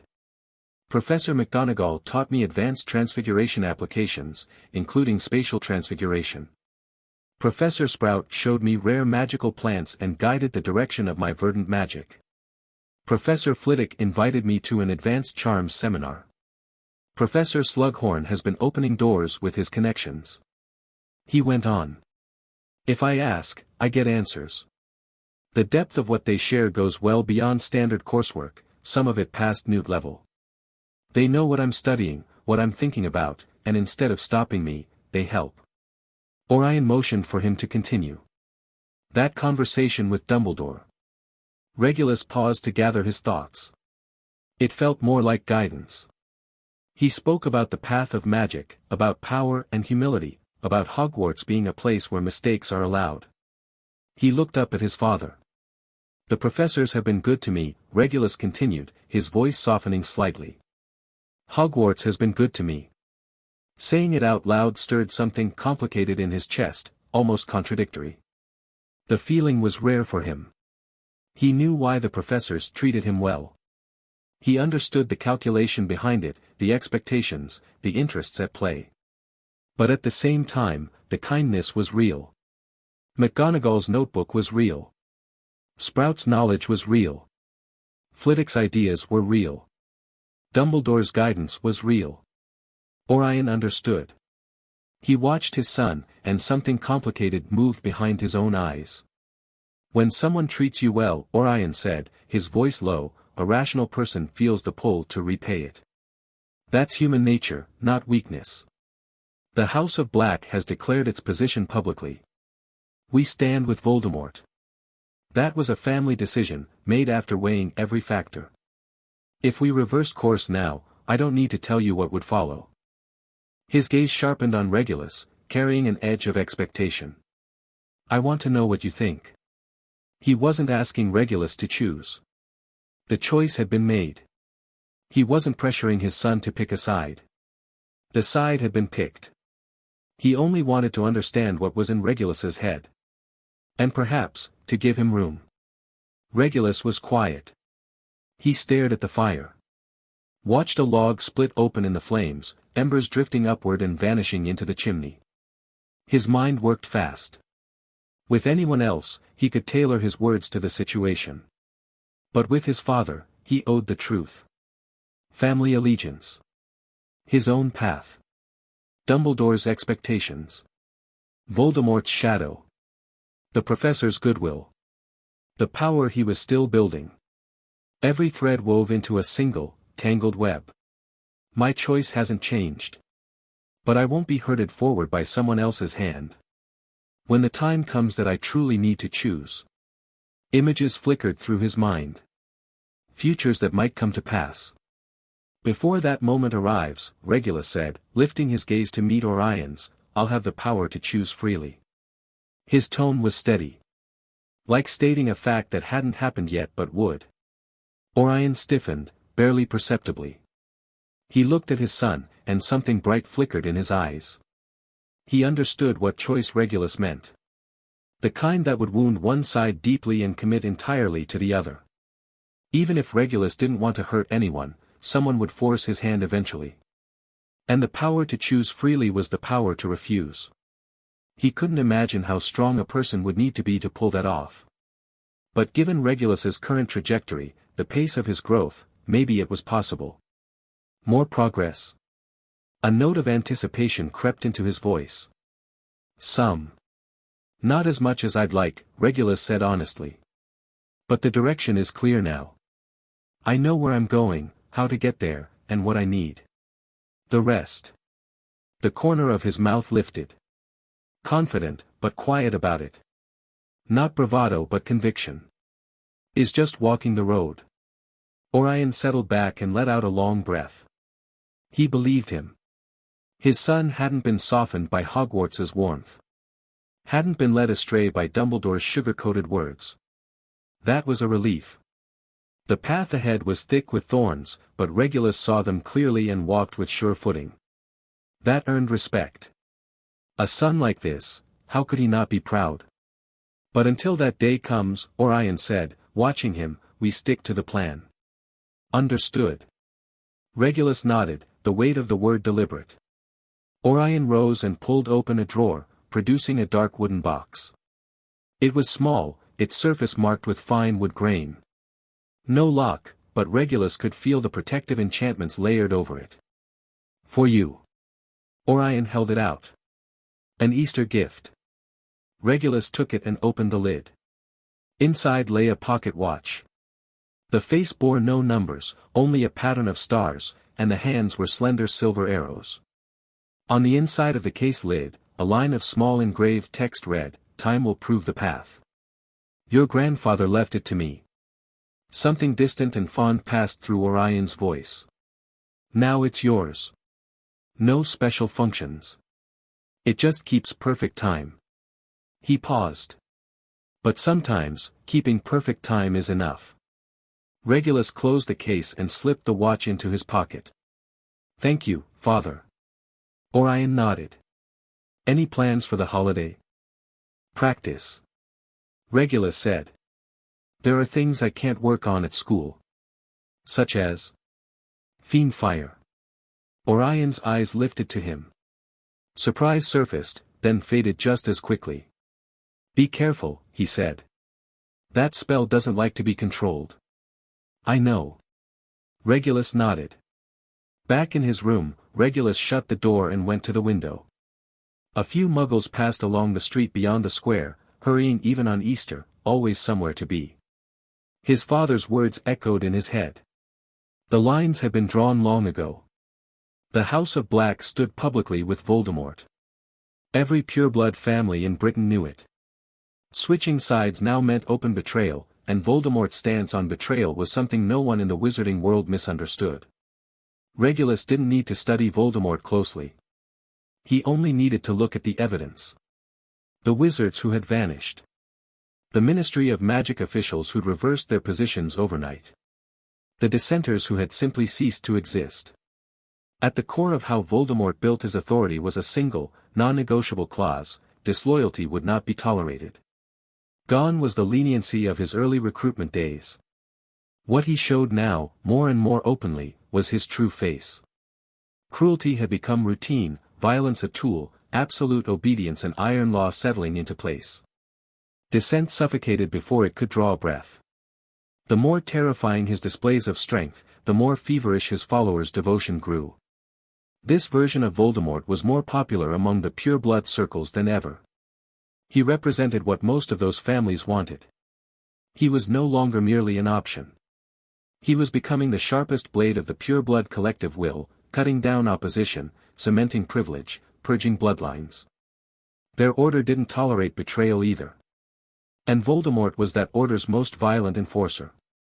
Besides, magic was power.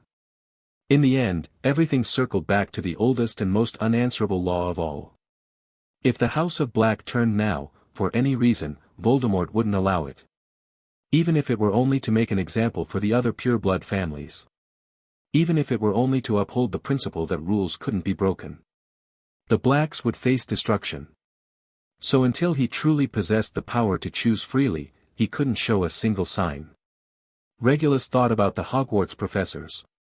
The shift this school year had been obvious, or more precisely, it had begun after his Patronus was exposed during the Astronomy Tower incident.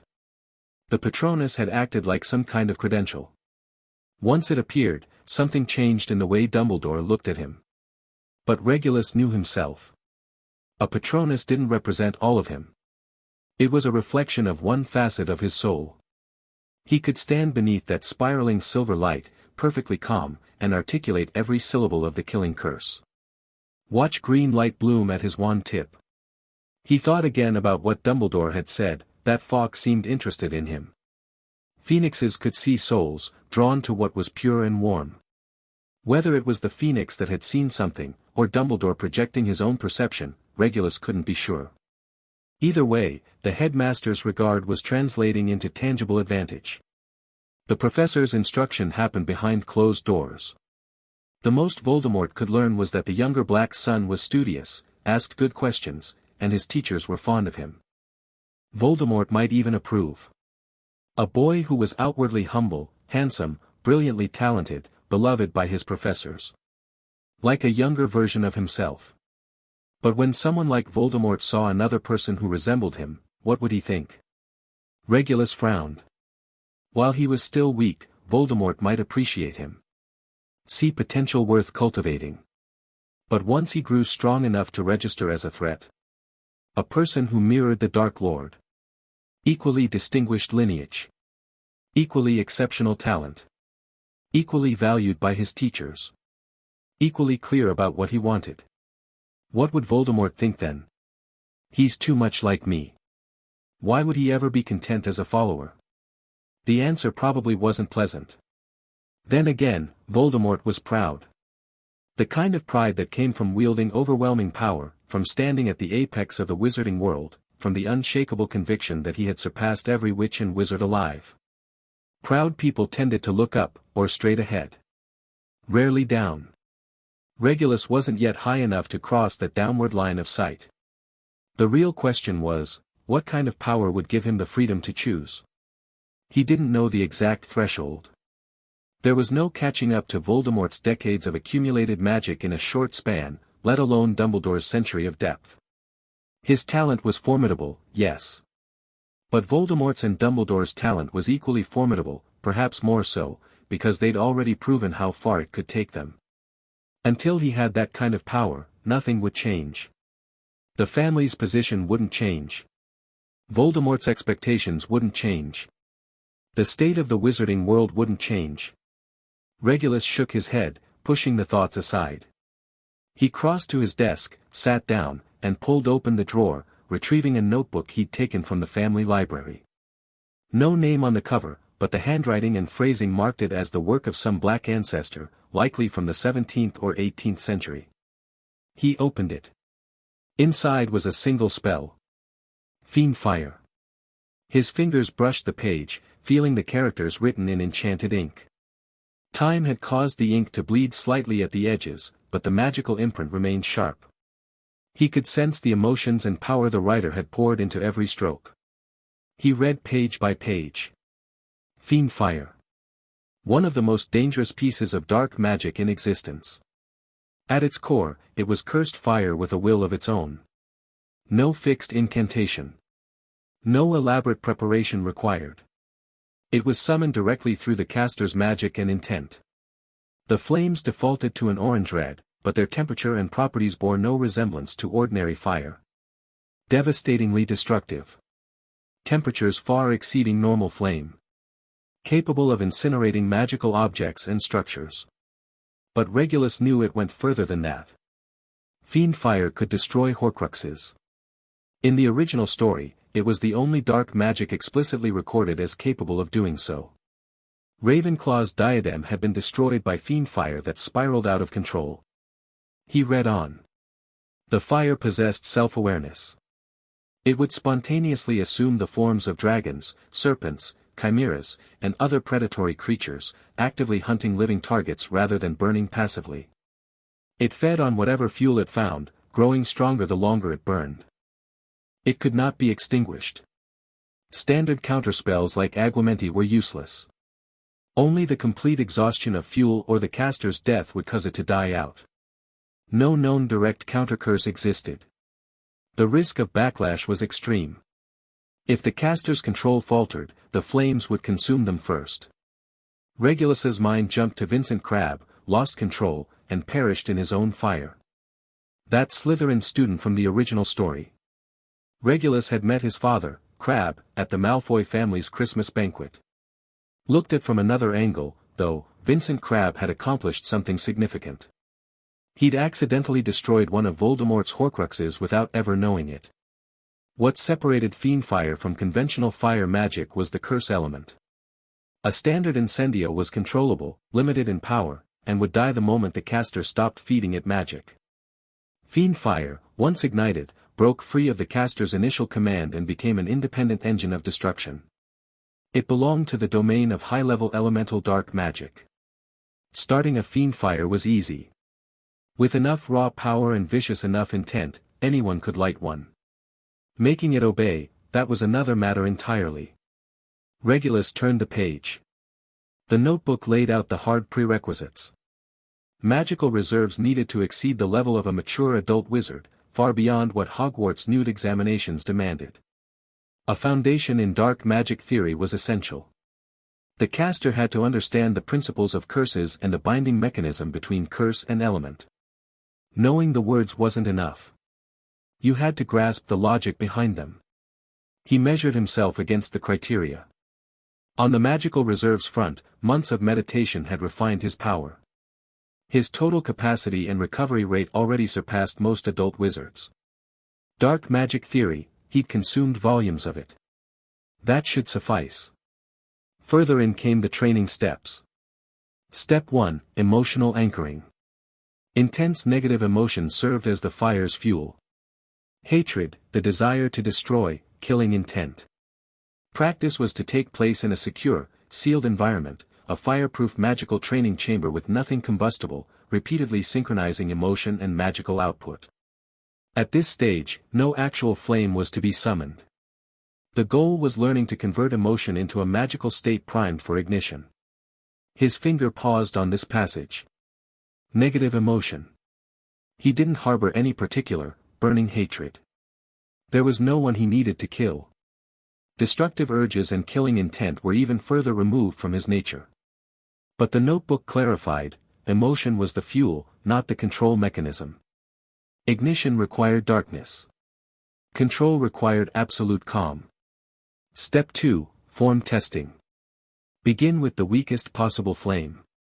Use willpower to constrain its shape, keeping it as a simple fire, preventing it from morphing into a predatory form. This stage required continuous injection of magic to prevent the fire from expanding on its own. The moment control felt like it was slipping, terminate immediately with finite incantatem. A note had been scrawled in the margin beside this section: 9 out of 10 learners die at this step. Either their magic runs dry and the fire turns on them, or there will wavers and the fire swallows them whole. Step 3, Controlled summoning. Gradually increase the fire's intensity. Attempt to guide it into a single form, such as a small serpent, and issue simple commands, like burning in a circle. If it failed, evacuate immediately. Don't try to salvage the situation. On the subject of evacuation, the notebook was blunt. The only reliable emergency response was to get out. Fiend fire spread at terrifying speed. The caster needed to clear the burn radius immediately, with no attempt to stand and fight. Alternatively, terrain could be used for isolation. If instant escape wasn't possible, redirect the fire toward an area with nothing to burn, stone clearings or zones behind magical barriers, buying time to flee. But the fire would navigate around obstacles on its own, hunting its target. Regulus turned to the next page. Protection. Fiend fire could be defended against, blocked with a raw magical barrier, but only by the most exceptional wizards alive. The notebook named no one specifically. Perhaps no wizard of that caliber existed in the author's era. But Regulus knew better. Dumbledore could hold against fiend fire, at least briefly. During their duel at the Ministry of Magic, Dumbledore had blocked Voldemort's fire serpent, though he couldn't sustain the defense indefinitely and still had to redirect or retreat. The notebook also mentioned reverse manipulation. In extreme circumstances, a wizard who surpassed the original caster in both will and magical power could forcibly redirect the flames. Dumbledore again. He'd done exactly that against Voldemort's fiend fire, overpowering it outright. For any ordinary wizard, the feat was impossible. Regulus sat with that for a moment. On that point alone, Dumbledore was stronger than Voldemort. Fiend fire was already close to unstoppable, and Voldemort's version of it had still been suppressed. The level of power that implied. He shook his head and reeled his wandering thoughts back in. He read on. Control techniques. The essence of fiend fire control was the caster's will imposing dominance over cursed flame. In the original story, the only confirmed successes belonged to Voldemort and Dumbledore. But this black ancestor had compiled detailed enough notes to suggest he'd managed it himself. 4 core principles. Will as command, control hinged on absolute, unwavering focus. The caster had to continuously transmit clear directives to the flame: burn only within this area, do not attack this target. The slightest lapse in concentration and the fire would break free instantly. Emotional separation. The negative emotions used to summon the fire had to be severed from the controlling will. Darkness was fuel for ignition only. Once the flame existed, the caster needed to shift into cold rationality. Emotional overflow would trigger backlash. Form simplification. In early stages, the caster had to prevent the fire from splitting into multiple predatory shapes, which would fracture focus. Maintaining a single form, a wall of flame or a lone fire serpent, reduced the space for the fire's independent will to rebel. Precise magical output. During the control phase, magic had to flow in a steady, even stream. No surges. Fluctuations in output would agitate the flame into greater violence. Regulus finished the section and took stock. Will as command. The mental fortitude forged through star-guided meditation was sufficient. Emotional separation. He could compartmentalize. Shifting between rational and emotional states was something he practiced. Form simplification. Acceptable. Precise magical output. That was his strongest suit. All 4 requirements. He met them. His mind drifted briefly to Grindelwald's blue fire. That was a different spell entirely. Fiend fire was offensive cursed dark magic. Grindelwald's blue flames were Protego Diabolica, a high-level variant of dark defensive magic. Different in nature altogether. With a clear picture of what he was dealing with, he could begin. That evening, Regulus found Orion. "I want to practice Fiendfire," he said without preamble. Orion had been reviewing documents in his study. He looked up, held his son's gaze for a beat, then nodded. "Follow me." They walked through the long corridors of the house and descended to the second basement level. This floor saw little use. A single heavy stone door stood at the end, its surface carved thick with protective runes. A tap of Orion's wand and the door slid open without a sound. Beyond it lay a spacious training chamber, roughly 20 meters square. Walls, floor, and ceiling were all the same slate-gray stone, polished smooth, bare of decoration. The air carried a faint magical residue, the lingering trace of protective charms cast over years. Orion stepped inside and began casting, his wand moving in rapid succession. With each incantation, another layer of light bloomed across the walls, each a different color, stacking together into a dense protective barrier. Regulus could feel the space seal shut around them. Magical fluctuations dampened. Even the movement of air slowed. When the preparations were complete, Orion retreated to the chamber's edge and leaned against the stone wall. "Go ahead." He looked at Regulus and nodded. "I'll be watching." Regulus walked to the center. He closed his eyes first, steadied his breathing, and let the star-guided meditation cycle engage. The 4.5-star model of Orion's belt ignited in his mind. Magic flowed along the paths, and his focus sharpened to a fine edge. Then he reached for negative emotion. This was the difficult part. He had no consuming hatred. No desperate need to destroy. But he could simulate it. Not generate the emotion itself, but use his magic to replicate its wavelength. He thought of the gray mist beneath the astronomy tower. Those faces. That despair and suffering. His magic stirred, taking on something cold and corrosive. An inclination toward destruction. Not enough. He thought of Voldemort. The darkness that name carried. The crushing pressure. The implicit threat, obey or die.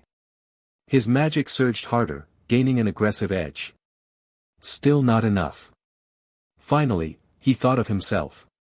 What failure would look like. If he didn't have enough power when the moment came.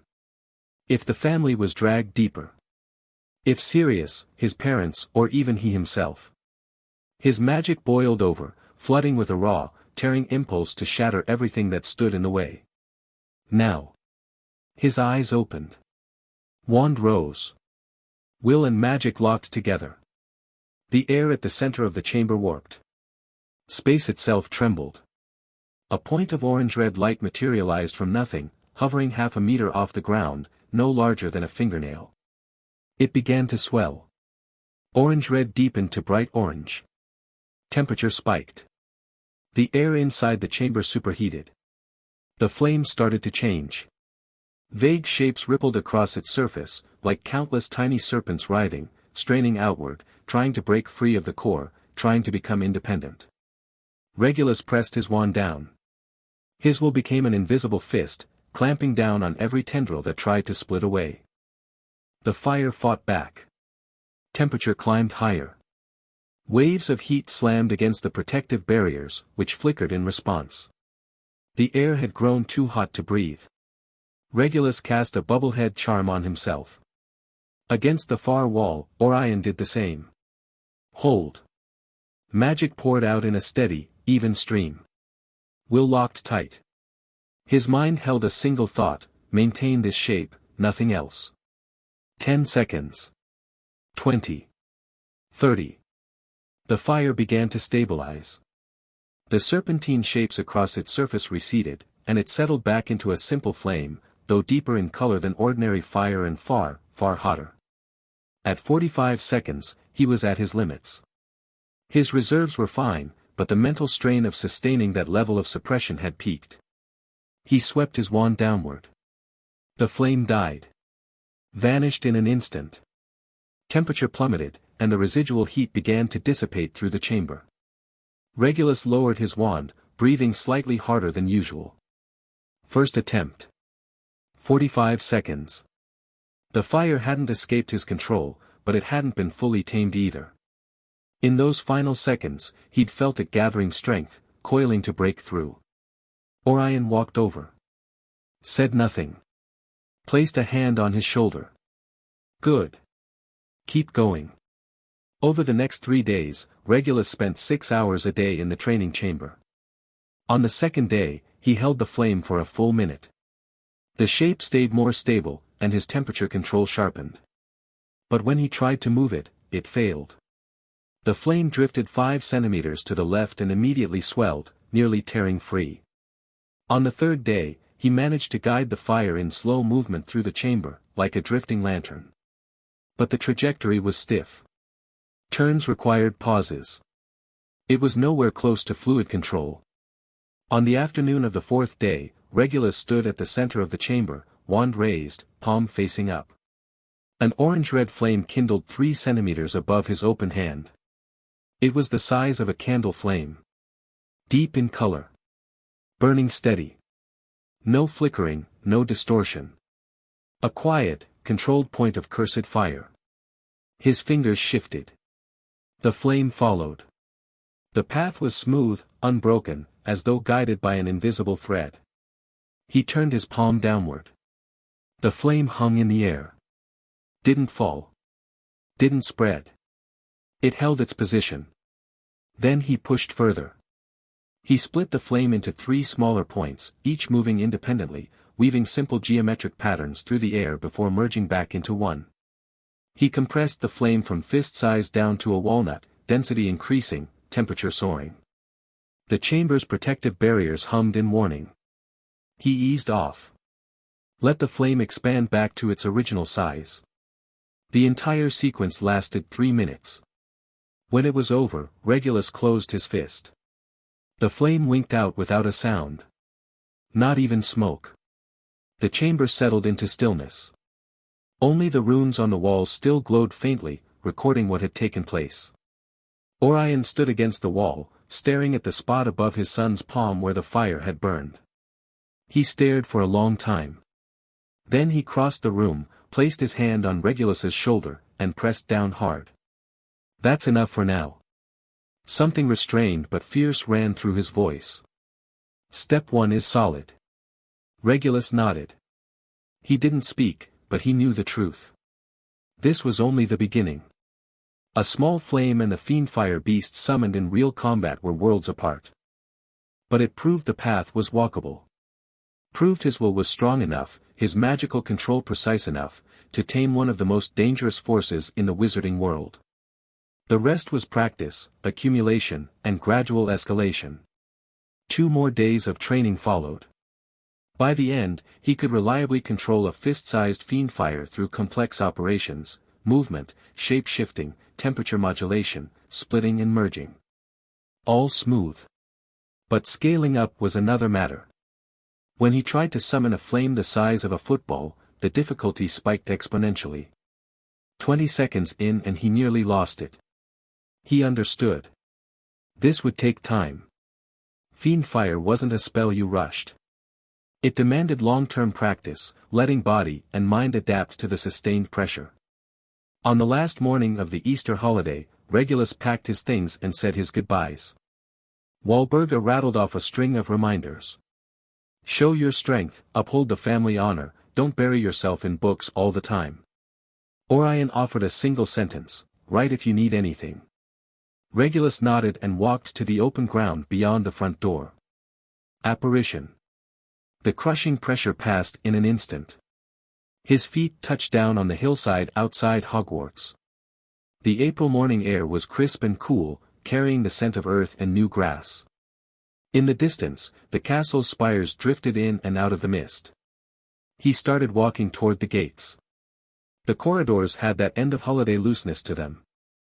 Young witches and wizards shuffled along with slack footsteps, sweet wrappers piled half-opened in the corners of common rooms, and even the green glow filtering up from the black lake looked lazy. Regulus was the first back to the dormitory. Cuthbert and Alex were taking the train and wouldn't arrive until evening. Hermes wasn't in the room. No telling where he'd gone. Regulus freshened up briefly and headed straight for the library. Madame Pants was perched on a ladder, dusting the topmost shelf with a feather duster that sent fine motes drifting through the light. He made his way to the ancient runes section and pulled out detailed explanation of defensive magic associated with Nordic runes. The page edges had begun to curl. When he cracked it open, a yellowed borrowing card slipped out. The last entry was dated 1962. He read all morning. The great hall was sparse at lunch. He ate, then continued through the afternoon. By dusk the candles had been lit, and the long tables were filling up. Cuthbert and Alex squeezed through the main doors, rain still darkening the shoulders of their robes. They spotted Regulus and walked over quickly. "You're early," Cuthbert said, dropping onto the bench. "Our carriage got caught in a downpour halfway here."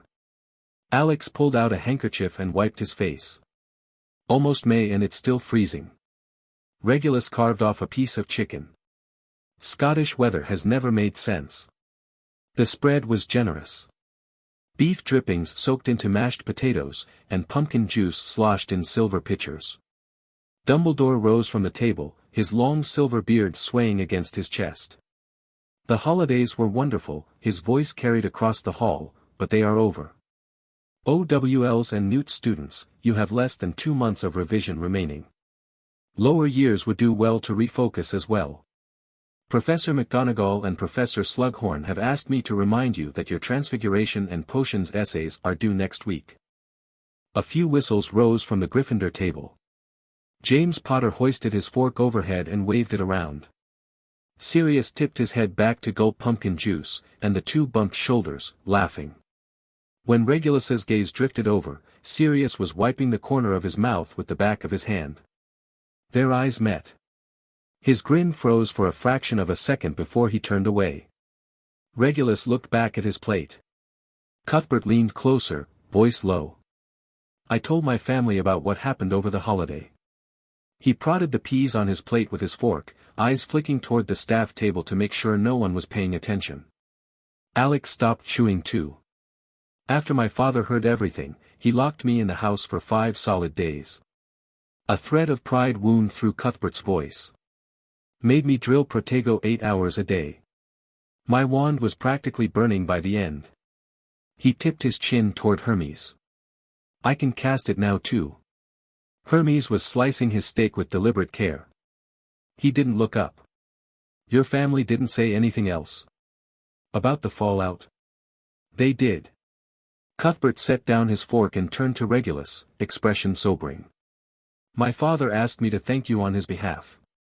He said he'd visit Grimmauld Place personally to speak with Mr. Black." "Mr. Cuthbert is too kind," Regulus said. Alex swallowed what was in his mouth and wiped his hands on his robes before speaking. "My family reacted differently." His voice dropped. "My father heard me out, then told me never to bring it up again. Not to anyone." He stole a glance at Regulus, color rising in his cheeks. "But he also told me to thank you. And to say he's grateful you looked out for me." Regulus nodded. "Mr. Rosier is too generous." Hermes set down his knife and fork. "I want to find somewhere to practice." He looked at Regulus. "Tonight." Regulus knew what he meant. The room of requirement.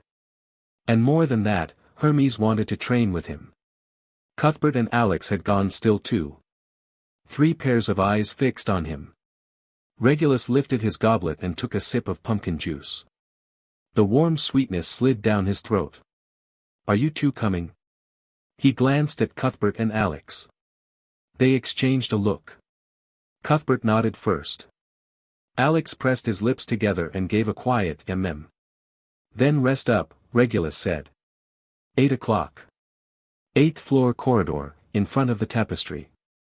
On the way back to the Slytherin common room, Cuthbert was going on about a Quidditch match from the holiday while Alex chimed in with questions.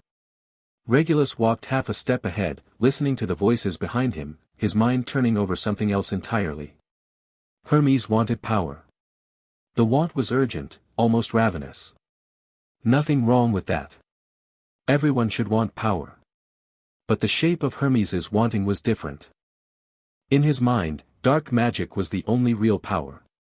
The kind that could tear flesh, drain marrow, force someone to their knees. It didn't matter that Regulus had blocked his dark magic with Protego. Hermes still believed dark magic was the pinnacle worth chasing. That conviction ran deep. Bone deep. Regulus didn't deny its effectiveness. Dark magic was fast-acting, easy to learn, easy to use.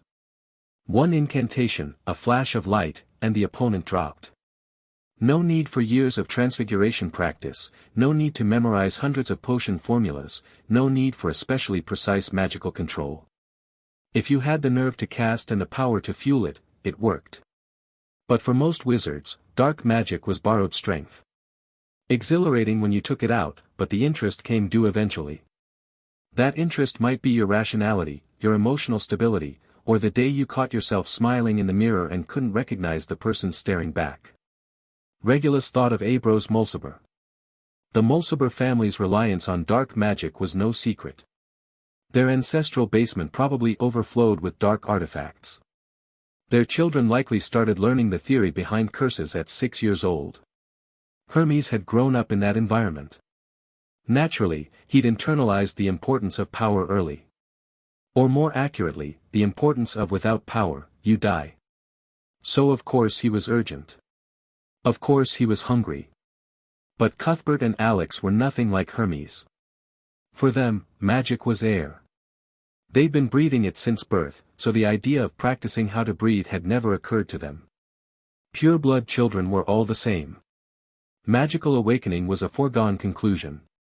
The Hogwarts acceptance letter was a foregone conclusion. Learning basic spells was a foregone conclusion. Everything was a road laid out in advance, and the scenery along it had lost its novelty long ago. They'd drill Protego because their families demanded it. They'd follow Regulus to the room of requirement because he led the way. But without someone pushing, they'd rather play wizard's chess in the common room or scheme ways to wheedle extra pudding out of the kitchen house elves. That wasn't their fault. Regulus thought of Walburga's teachings.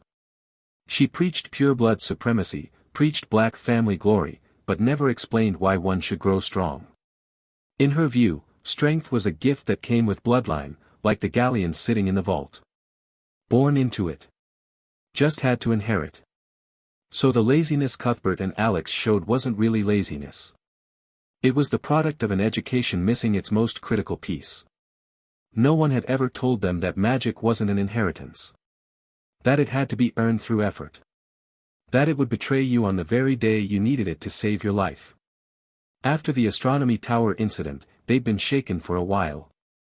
Cuthbert woke early every day to practice spells. Alex gnawed through the standard book of spells until midnight. But fear fades. A month later, Cuthbert started complaining about why he still had to practice the impediment jinx. Alex's study time gradually gave way to collecting chocolate frog cards. Regulus had said nothing. He could have ordered them. With his current standing, one sentence about adding 2 hours of daily practice and they'd obey.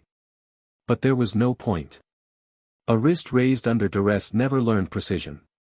A spell memorized under supervision was the first one forgotten in a real fight. Power had to be reached for. By your own hand. Those who couldn't reach it either hadn't fallen hard enough, or simply didn't want to. At 5 to 8, 4 of them gathered in the 8th floor corridor. The stretch of wall opposite the tapestry. I need a place to practice magic. Regulus repeated it 3 times in his mind and began to pace. A door frame materialized in the wall. He pushed it open. Inside was a spacious training room. Dark wood flooring. Padded walls on all sides. High ceiling with smokeless torches hanging from brackets. One side of the room held a row of wooden practice dummies. The other had a weapon rack, though it stood empty, its frame carved with intertwining serpents. Cuthbert let out a low whistle. Regulus walked in and raised his hand. His wand slid from his sleeve into his palm. We'll start with Protego. Cuthbert, show us what the holiday produced. Cuthbert stepped to the center of the room, took a deep breath, and raised his wand. Protego. Silver light burst from the tip, rapidly spreading into a translucent barrier. The shape was uneven, edges rippling like disturbed water, but it held. The shield lasted nearly a minute before cracks appeared. A second later it shattered into points of light. Cuthbert let out a breath, sweat beading on his forehead, but his eyes were bright. How was that? Your output's unstable. Regulus stepped closer and tapped Cuthbert's wrist with his wand. You're forcing it. Protego doesn't need brute strength to hold open. You have to guide the magic so it flows through the shield. He raised his own wand in demonstration. No incantation. A layer of silver film snapped open instantly, smooth as a mirror. See? Relax the wrist. Cuthbert tried again. This time the barrier was thinner, but it lasted an extra half-minute before dissolving. Alex spoke up quietly from the side. I still can't cast it. Then start with Lumos. Regulus turned to him. But don't just think about lighting the tip. Try controlling the brightness. Dimmest to brightest, 10 levels. Hold each one for 3 seconds. Hermes had already moved to the practice dummies. A low incantation, and a thin dark red thread shot from his wand tip, coiling around the wooden figure's neck, biting half an inch into the wood with a hissing, corrosive sizzle. A variant of bone and blood stripping. Regulus walked over. Weakened version. Hermes didn't stop. The thread split into 3 more strands, each binding a different limb. I want to see if I can control multiple targets at once. Right idea, but your distribution's off. Regulus studied the strands. They looked the same thickness, but the one on the left leg was clearly underpowered. You're still funneling most of your magic into the first strand without realizing it. Try splitting your focus. Imagine you have 4 independent hands, each controlling one. Hermes released the spell. He stood thinking for a moment, then closed his eyes, brow furrowing tight. After a while, he opened them and cast again. Bone and blood stripping. 4 dark red threads. The power distribution was more even this time, biting into the wood at nearly identical depths. Training continued. Cuthbert drilled the impediment jinx, aiming at a copper ring hanging on the far side of the room. Alex's wand tip flickered on and off like a half-dead firefly. Hermes was already attempting a 5th strand. Regulus backed up to the wall, leaning against the padding to watch. Cohesion wasn't built only in battle. It was also built in failing together, in watching someone's wand spit sparks and laughing about it. But he needed to train too. Standard magic could wait. The things he didn't want seen, though. A thought, barely more than a nudge. Deep in the training room, a stone wall slid silently into place, partitioning off a smaller chamber. The door was tucked into shadow, nearly invisible. If the need arose, he could slip inside to practice verdant magic, his Patronus, space warp, all the things that weren't ready for an audience yet. Cuthbert finally hit the copper ring. Got it. He spun toward Regulus, grinning wide. Did you see that? Regulus nodded. Good. Keep going. Moving targets next. A flick of his wand, and a dozen small wooden balls dropped from the ceiling on thin cords, swinging in unpredictable patterns. Cuthbert groaned but raised his wand anyway. Alex's lumos had finally stabilized at the 5th brightness level. He wiped the sweat away and asked quietly, "Is this right?" "It is," Regulus confirmed. "Tomorrow, try rapid switching between different levels." By 9:30, Hermes was drained. His face had gone pale. Cuthbert and Alex were too spent to lift their arms. The 4 of them left the room of requirement. No one spoke on the walk back to the dungeons. Footsteps echoed through the stone passageways, overlapping and fading. Near the Slytherin entrance, Hermes broke the silence. "When's the next session?" "Friday." Regulus looked at him. "Wednesday too, if you can handle it." "I can handle it." Hermes nodded firmly. The common room fire was still burning. A handful of 7th years huddled in a corner, speaking low.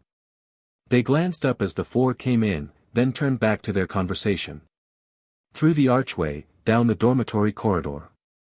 Regulus pushed open the door. Green light from the black lake rippled through the window, wavering across the walls. The beds were already made. House elves had been through. He hung up his outer robe, sat on the edge of his bed, and raised his right hand. Palm up. The faintest shift of intent. A point of orange-red flame kindled from nothing, no larger than a fingernail, hovering 3 inches above his skin. White-hot at its core, edged in gold. The temperature was perfectly contained. Not even the fine hairs on his palm curled. Fiend fire. He watched it for 5 seconds, then let it dissolve. Lying back, he caught movement beyond the glass. A giant squid glided past, tentacles trailing across the window. His eyes closed. Consciousness sank into that familiar field of stars. The 4 stars of Orion's constellation glowed in the dark. The 5th, Bellatrix, was growing denser by the day. It's his first night back at school. He should sleep well. The first Monday of May dawned absurdly clear. Sunlight poured through the great hall's high windows, scattering gold across the silverware on the long tables. That was when the owls flooded in. Along with the mail came stray feathers and the occasional dropping. One unlucky student caught a hit, drawing laughter from the tables nearby.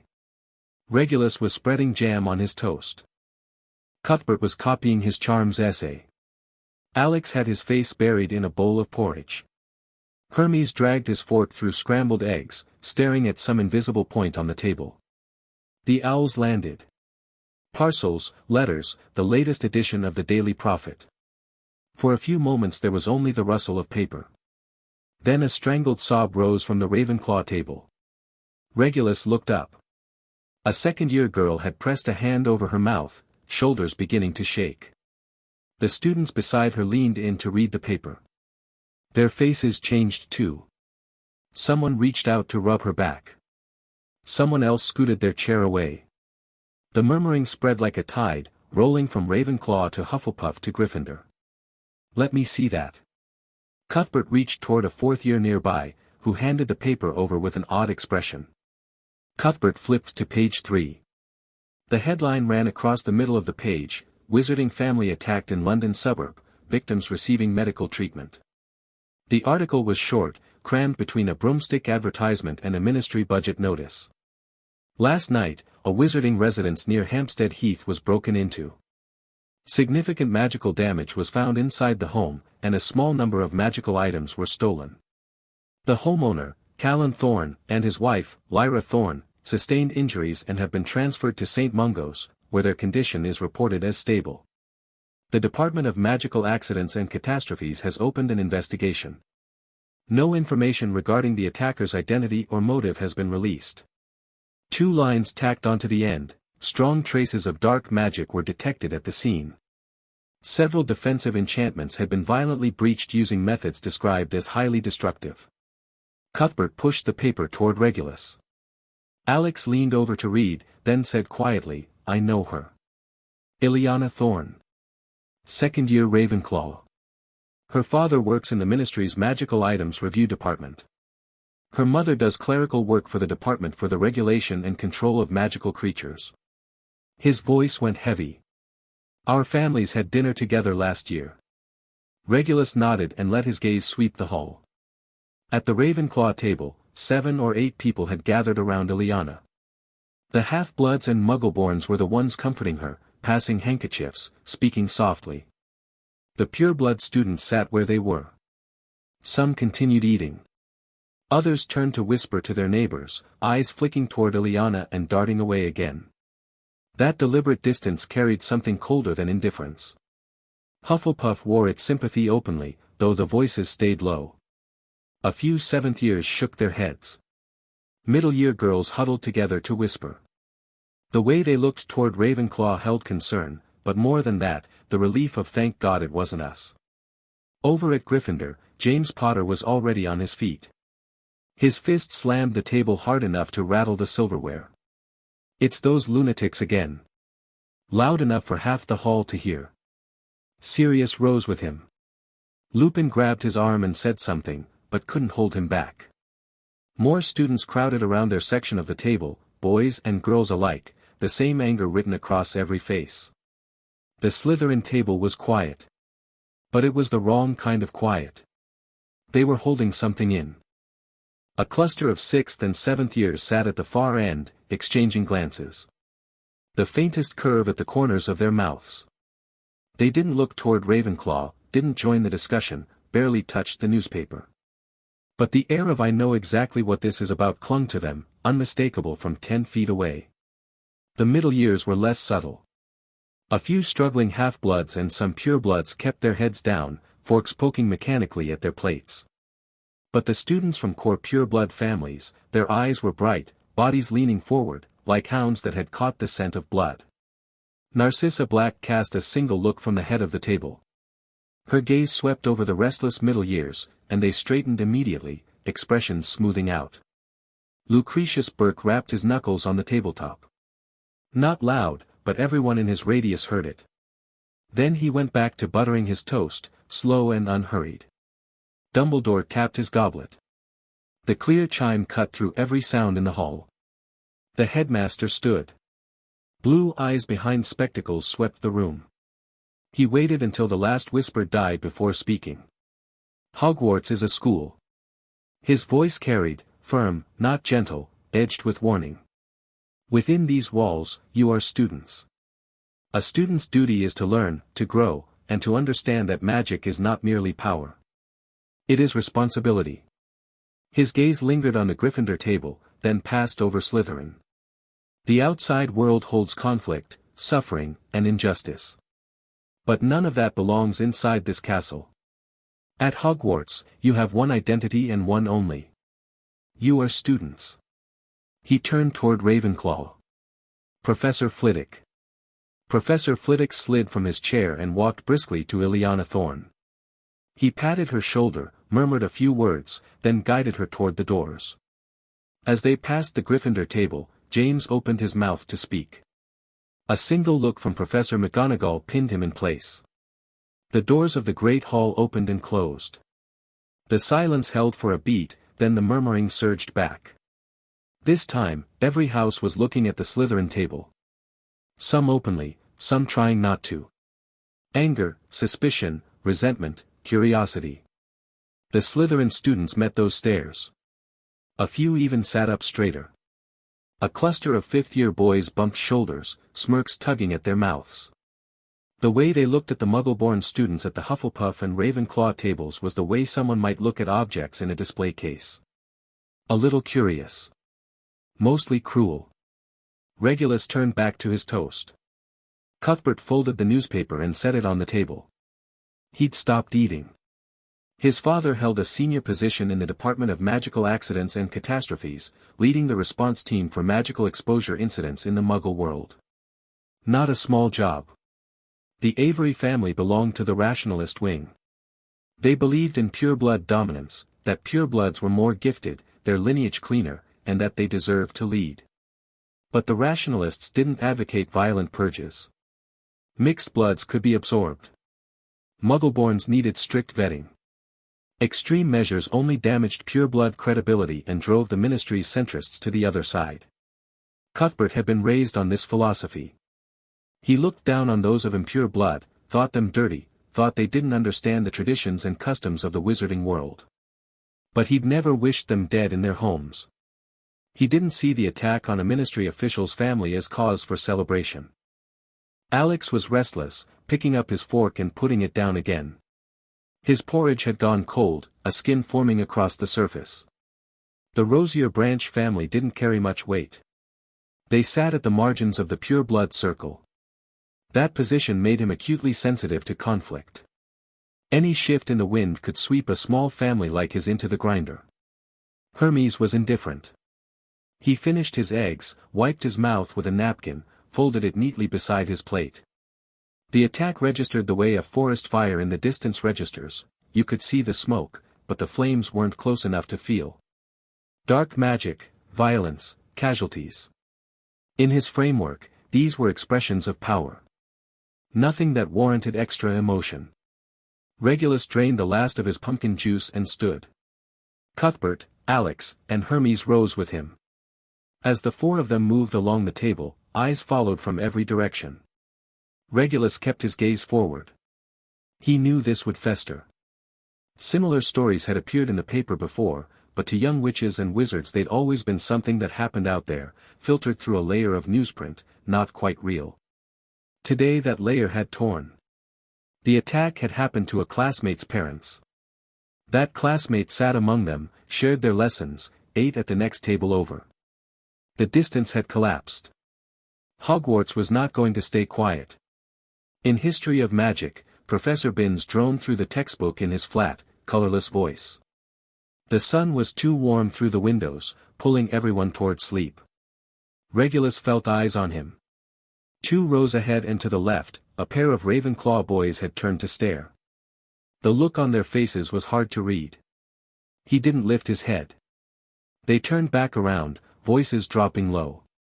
Fragments drifted over. Slytherin, definitely knows. The bell rang. Professor Binns drifted straight through the blackboard and vanished. Students poured into the corridor, bottlenecking at the door. On the way back to the Slytherin common room, Narcissa stepped out from a side passage. Regulus. Her voice was soft. Cuthbert and the others glanced over. Regulus nodded for them to go ahead and turn to face her. She drew him to one side of the corridor.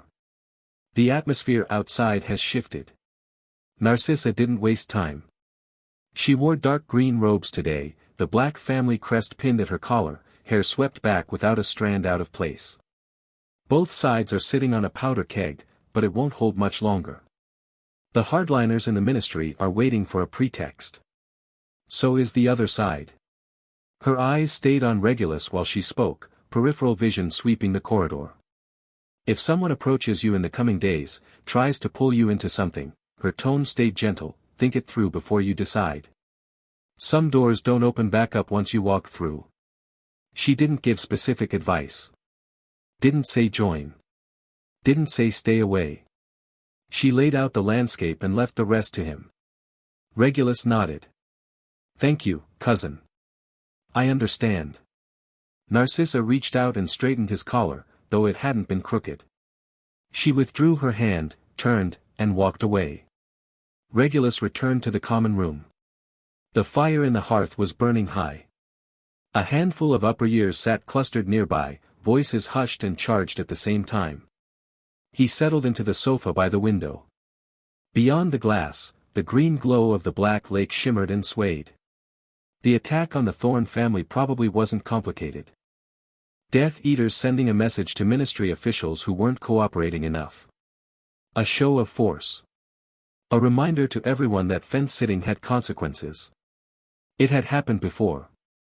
It would happen again. Snape had mentioned it earlier in the year, voices inside Slytherin calling to take out the trash. Now, those two threads might be converging. The moment the Daily Prophet printed photos of the Thorn house alongside descriptions of dark magic traces and put it in every student's hands, it became an ignition point. Certain people would read the attack as a signal. A clear one. The pure-blood students who weren't thinking straight. The middle years itching to prove themselves. The fanatics who believed pure-blood glory had to be written in violence. They'd treat it as a bugle call. Purge the mud-bloods. Purge the Muggle-borns. Purge everyone contaminating magical bloodlines. The slogans could sound righteous. The action could come fast. Regulus had no doubt they'd go through with it. Once people submerged into a group, thinking got easy to abandon. Individual judgment surrendered to collective emotion. People who were perfectly normal on their own could whip each other into a frenzy, knock back a couple of fire whiskies, and march into the corridors with wands drawn to corner someone. But whoever was leading wouldn't be stupid. The person behind the scenes, the one assembling these people, issuing directives, planning the moves, wouldn't be a simple fanatic. What they wanted probably had little to do with blood purity. What they wanted was status.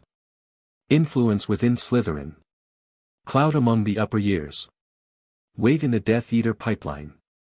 They might be performing for a senior Death Eater. They might be pledging loyalty directly to Voldemort. Voldemort was already making contact with students approaching graduation. Regulus knew that much. A few seventh years already bore the dark mark on their left forearms. That mark wasn't a tattoo. It was a contract, a locator, an identity stamp, a brand seared into the soul. It bound scattered individuals into an organization, the shared symbol hammering home a single message: we are on the same side.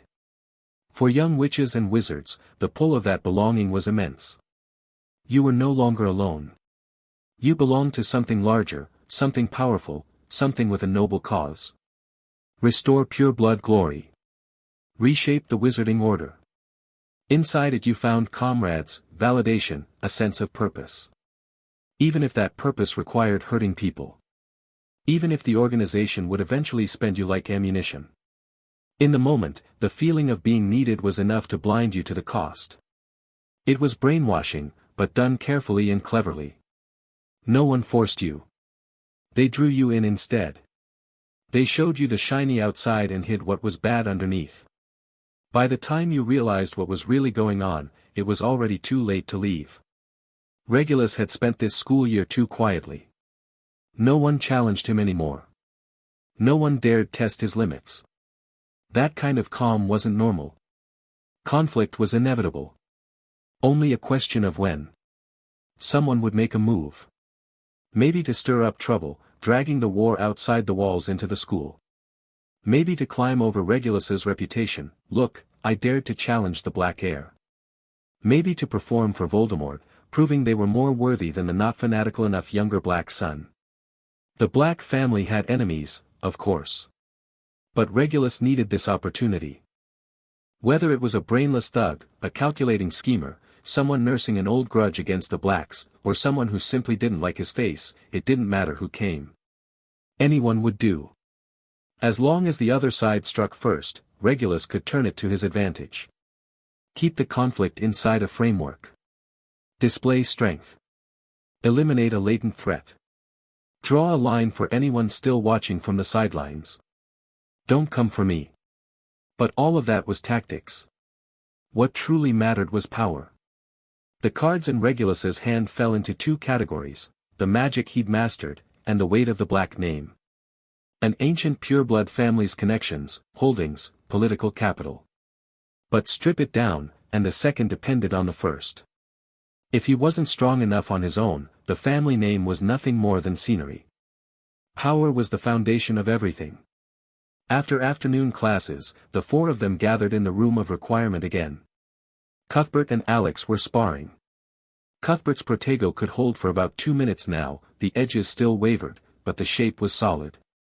Alex's full body bind curse struck it dead center, white sparks bursting on impact. The barrier shuddered but held. Again. Cuthbert called. Alex raised his wand. Petrificus totalis. This time the trajectory drifted, grazing the edge of the barrier and sailing past to hit the wooden training dummy behind him. The dummy's chest turned gray, then faded back to normal. Cuthbert dropped his shield and wiped the sweat from his forehead. See? I can block it now. Yeah. Alex nodded, expression serious. But that dark spell Hermes uses.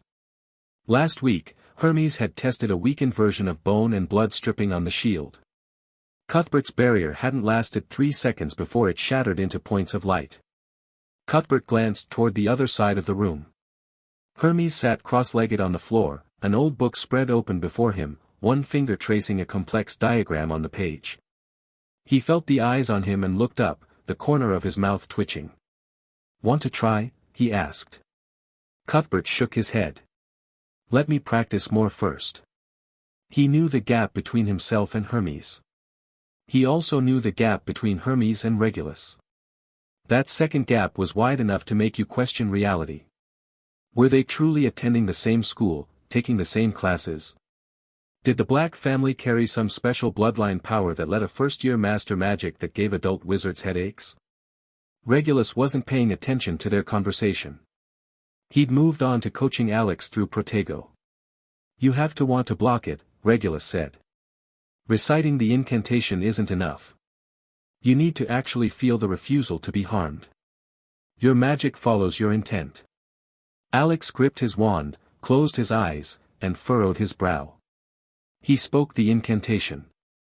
A flicker of silver light emerged from the tip, but the glow held for barely 2 seconds before dissolving. It never even took the shape of a barrier. I was thinking it.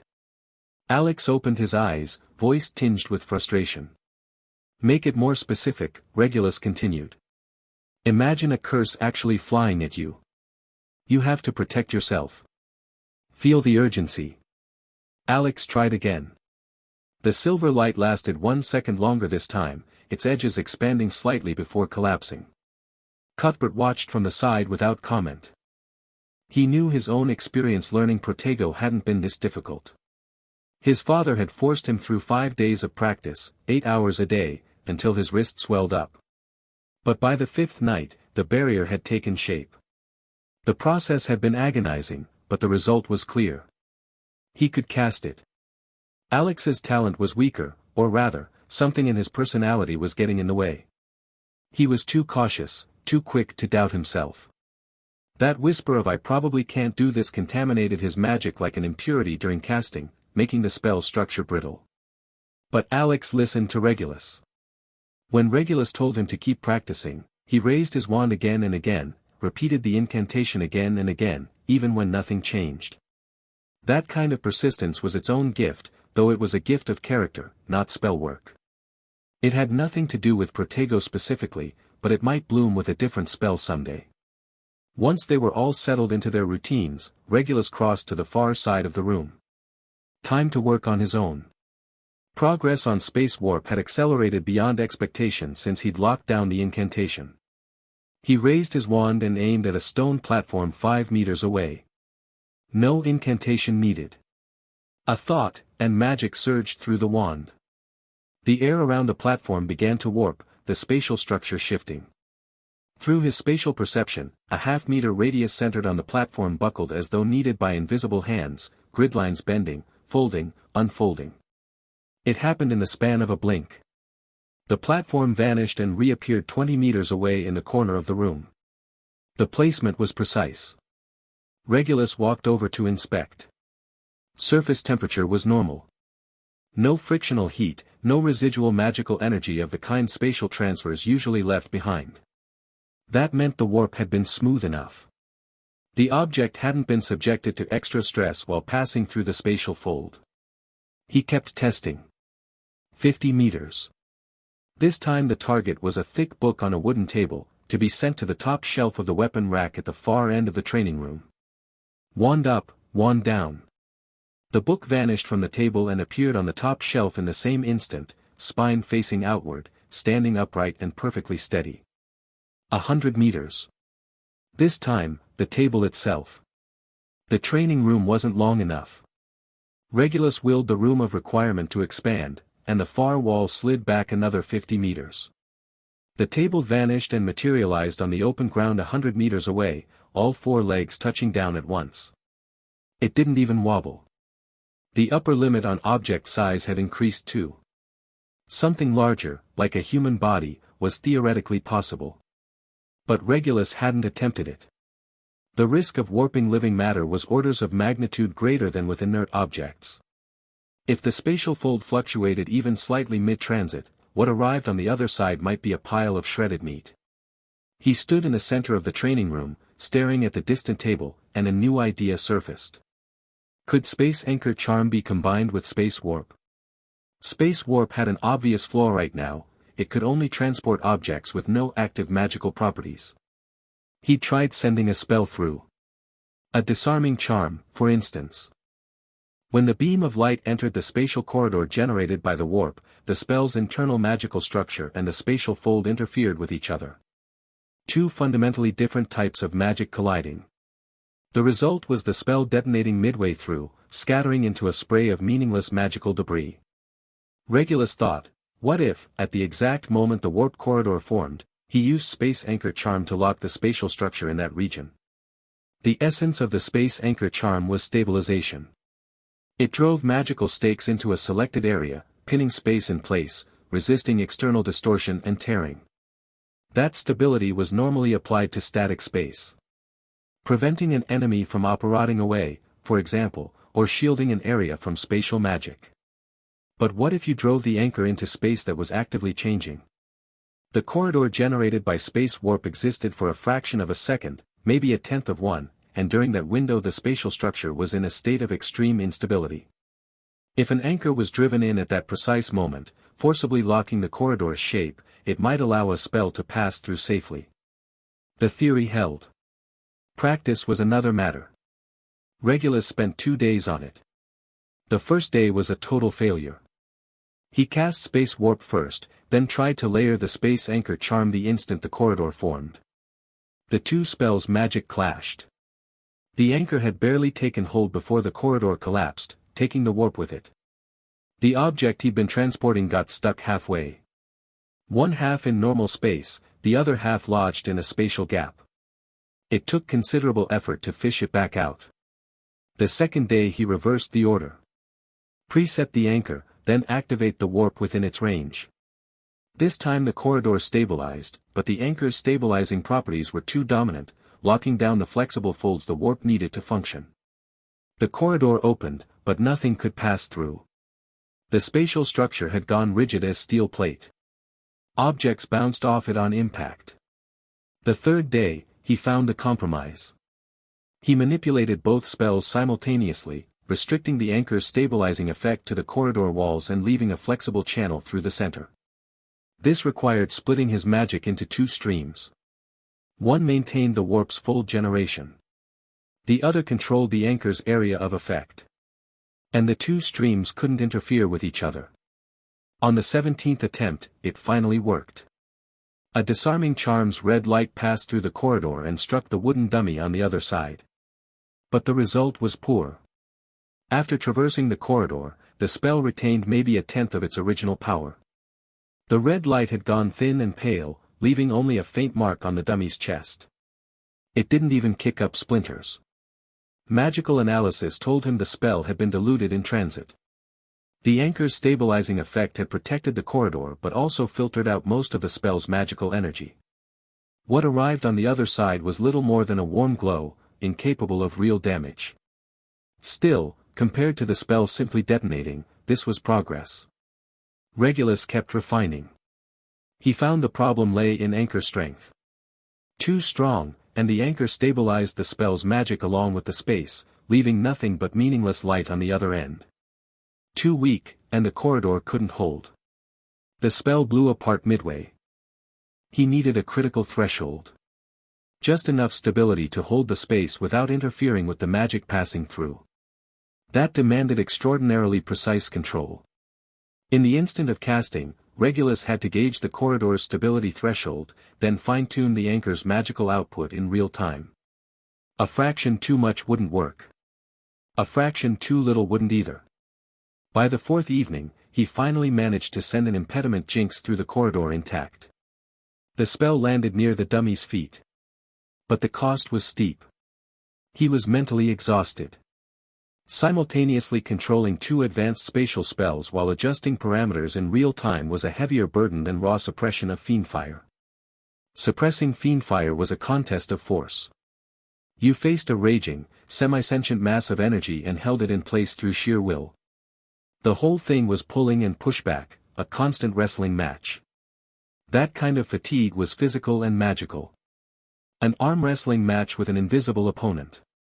Layering spatial magic was weaving.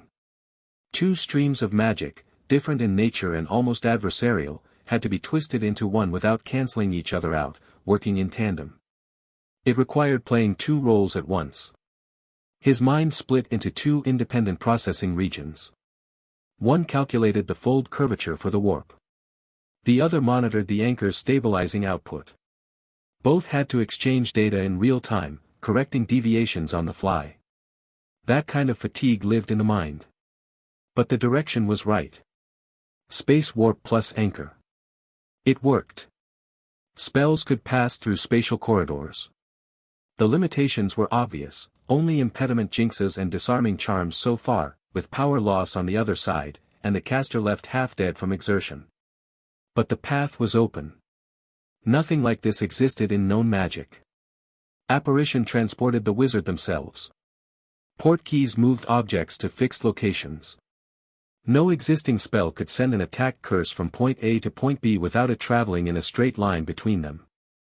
If Regulus could truly fuse these two spells into a stable method of warping curses through space, the combat advantage would be devastating. His disarming charm could bypass an opponent's protego and materialize behind them. A stunning spell could strike upward through the floor, hitting from a visual blind spot. He could even transport fiend fire inside an enemy's defensive perimeter and detonate it from within.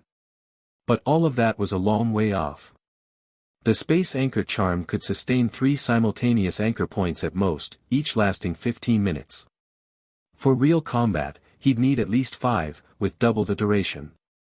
More advanced development, like giving the anchors selective stabilization, locking space without locking magic, remained beyond his reach. His mind drifted back to Professor McGonagall's lesson. She'd stretched her office space, flipped it, warped it. That kind of direct spatial manipulation operated a full dimension above his warp and anchor work. Could the 3 be combined? Space warp was point-to-point transfer. Space anchor was regional stabilization. Spatial transformation was structural reshaping. If all 3 could be unified, something far more complex might emerge. Folding a section of space into a pocket and trapping an enemy inside it. Flipping space like a mirror, reflecting every curse back at the caster. Tearing space open entirely, generating a brief black hole effect. The ideas spiraled through his mind. Regulus pushed them back down. Too far ahead. Each spell held enormous potential, but he hadn't even mastered the basics. Space warp could barely transport inert objects. The anchor was still in quantity training. Spatial transformation, he hadn't even set foot through the door. The level of control McGonagall demonstrated required at least a decade of transfiguration expertise. One step at a time. He walked back to the wooden table and raised his wand again. The thorn attack kept spreading, and nobody was containing it. Dumbledore's breakfast speech had suppressed the chatter briefly, but over the following week that pressurized atmosphere fermented into something else entirely. In Ravenclaw, Ileana Thorne had taken 3 days off. After returning, she rarely spoke, head down through every lesson. Professor Flitwick had moved her to the front row. The students around her kept their distance, whether from rejection, discomfort, or simply not knowing what to say. Hufflepuff maintained their usual stance. Sympathy, but no involvement. Gryffindor was different. They treated it as a declaration of war. The conflicts began. The target was clear, Slytherin. But Slytherin never took a beating lying down. They hit back in equal measure. Gryffindors preferred the direct approach. Spell volleys, fists, head-on confrontation. They relished the collision, as though courage could only prove itself through opposition. Slytherin's responses were subtler. No open standoffs. They chose their moments, but struck harder. By week's end, beds in the hospital wing were getting scarce. The irony was that the fighting stayed confined to the lower years. The upper years on both sides watched with the detached amusement of adults observing children roughhousing. Perhaps, in their view, this was nothing more than a dress rehearsal before the real war. Let the novices get a taste of the atmosphere.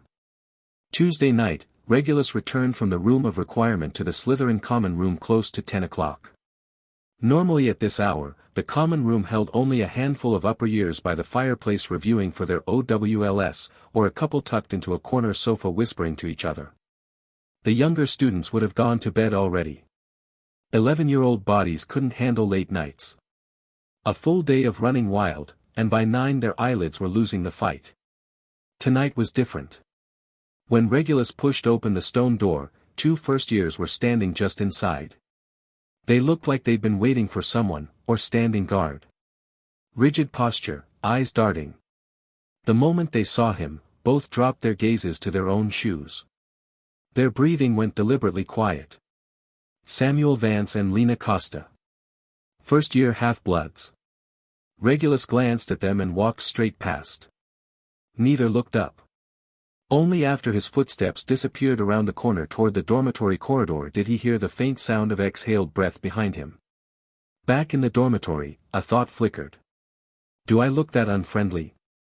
It lasted half a second before he dismissed it. Friendly or not didn't matter.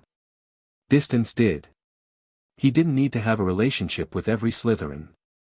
Too exhausting, and pointless. Relationship management was Alex's job. That was exactly how Regulus had positioned him. He reached his bed and hung up his outer robe. Cuthbert and Hermes came in one after the other, each heading for their own beds. A few minutes later, Alex pushed through the door. His expression was odd. Like he'd heard something unexpected. He walked to Regulus's bed and hesitated. Regulus looked up. Alex fumbled. So, spit it out. Regulus watched him. Cuthbert and Hermes glanced over, then turned back to their work. Cuthbert had a charms essay to write. Hermes had herbology. When they finished, they'd swap and copy. Alex took a breath. Samuel and Lena were waiting for me outside, he said, speaking fast. They said they've been getting cornered by Gryffindors all week. On the way to the greenhouses, in the library corridor, and yesterday evening by the Black Lake. He paused, watching Regulus's face. Regulus motioned for him to continue. They tried to fight back. Alex's voice dropped. Samuel landed a jellylegs jinx on Macmillan, but there were 3 of them. Lena's impediment jinx didn't form before her wand got taken. After that, they got locked in the abandoned girls' bathroom. Stuck for nearly an hour before a Hufflepuff happened by and let them out.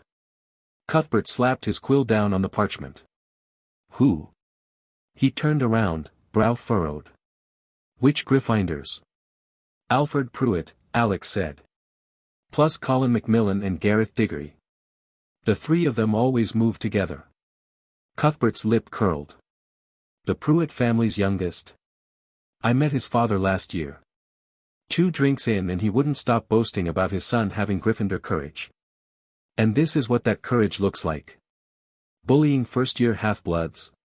His tone dripped contempt. Cuthbert looked down on mixed bloods. He believed pure-blood talent ran deeper, that the lineage was cleaner, that mixed blood was dilution and muggle birth was contamination. But none of that stopped him from believing Slytherin's people were Slytherins to deal with. Outsiders laying hands on them, especially Gryffindors, was a slap across the entire house's face. Alex waited for him to finish, then filled in the details. Alfred Pruitt was a troublemaker. The youngest son, 2 older brothers both in Gryffindor. He'd provoked Regulus during their first flying lesson, gotten put in his place, and hadn't come back for more. Now, it seemed, he'd redirected his attention toward easier targets. Colin Macmillan's family dealt in magical herbs and had ties to the Pruitts, so the 2 boys had grown up together. Gareth Diggory. The Diggory family had some connections in the Ministry of Magic, but they weren't core pureblood. A trio that exclusively targeted Slytherins caught alone.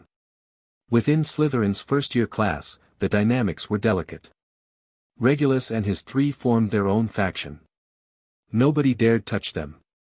A handful of other pureblood students had clustered into a second group, eating together, attending classes together, a self-contained unit. That left Samuel Vance and Lena Costa. Both half-bloods. Samuel's father was an ordinary wizard running a small second-hand magical goods shop in Diagon Alley. His mother was a muggle, reportedly a primary school teacher. Lena's mother came from a minor Portuguese magical family without pureblood standing. Her father had died young, and she carried her mother's surname.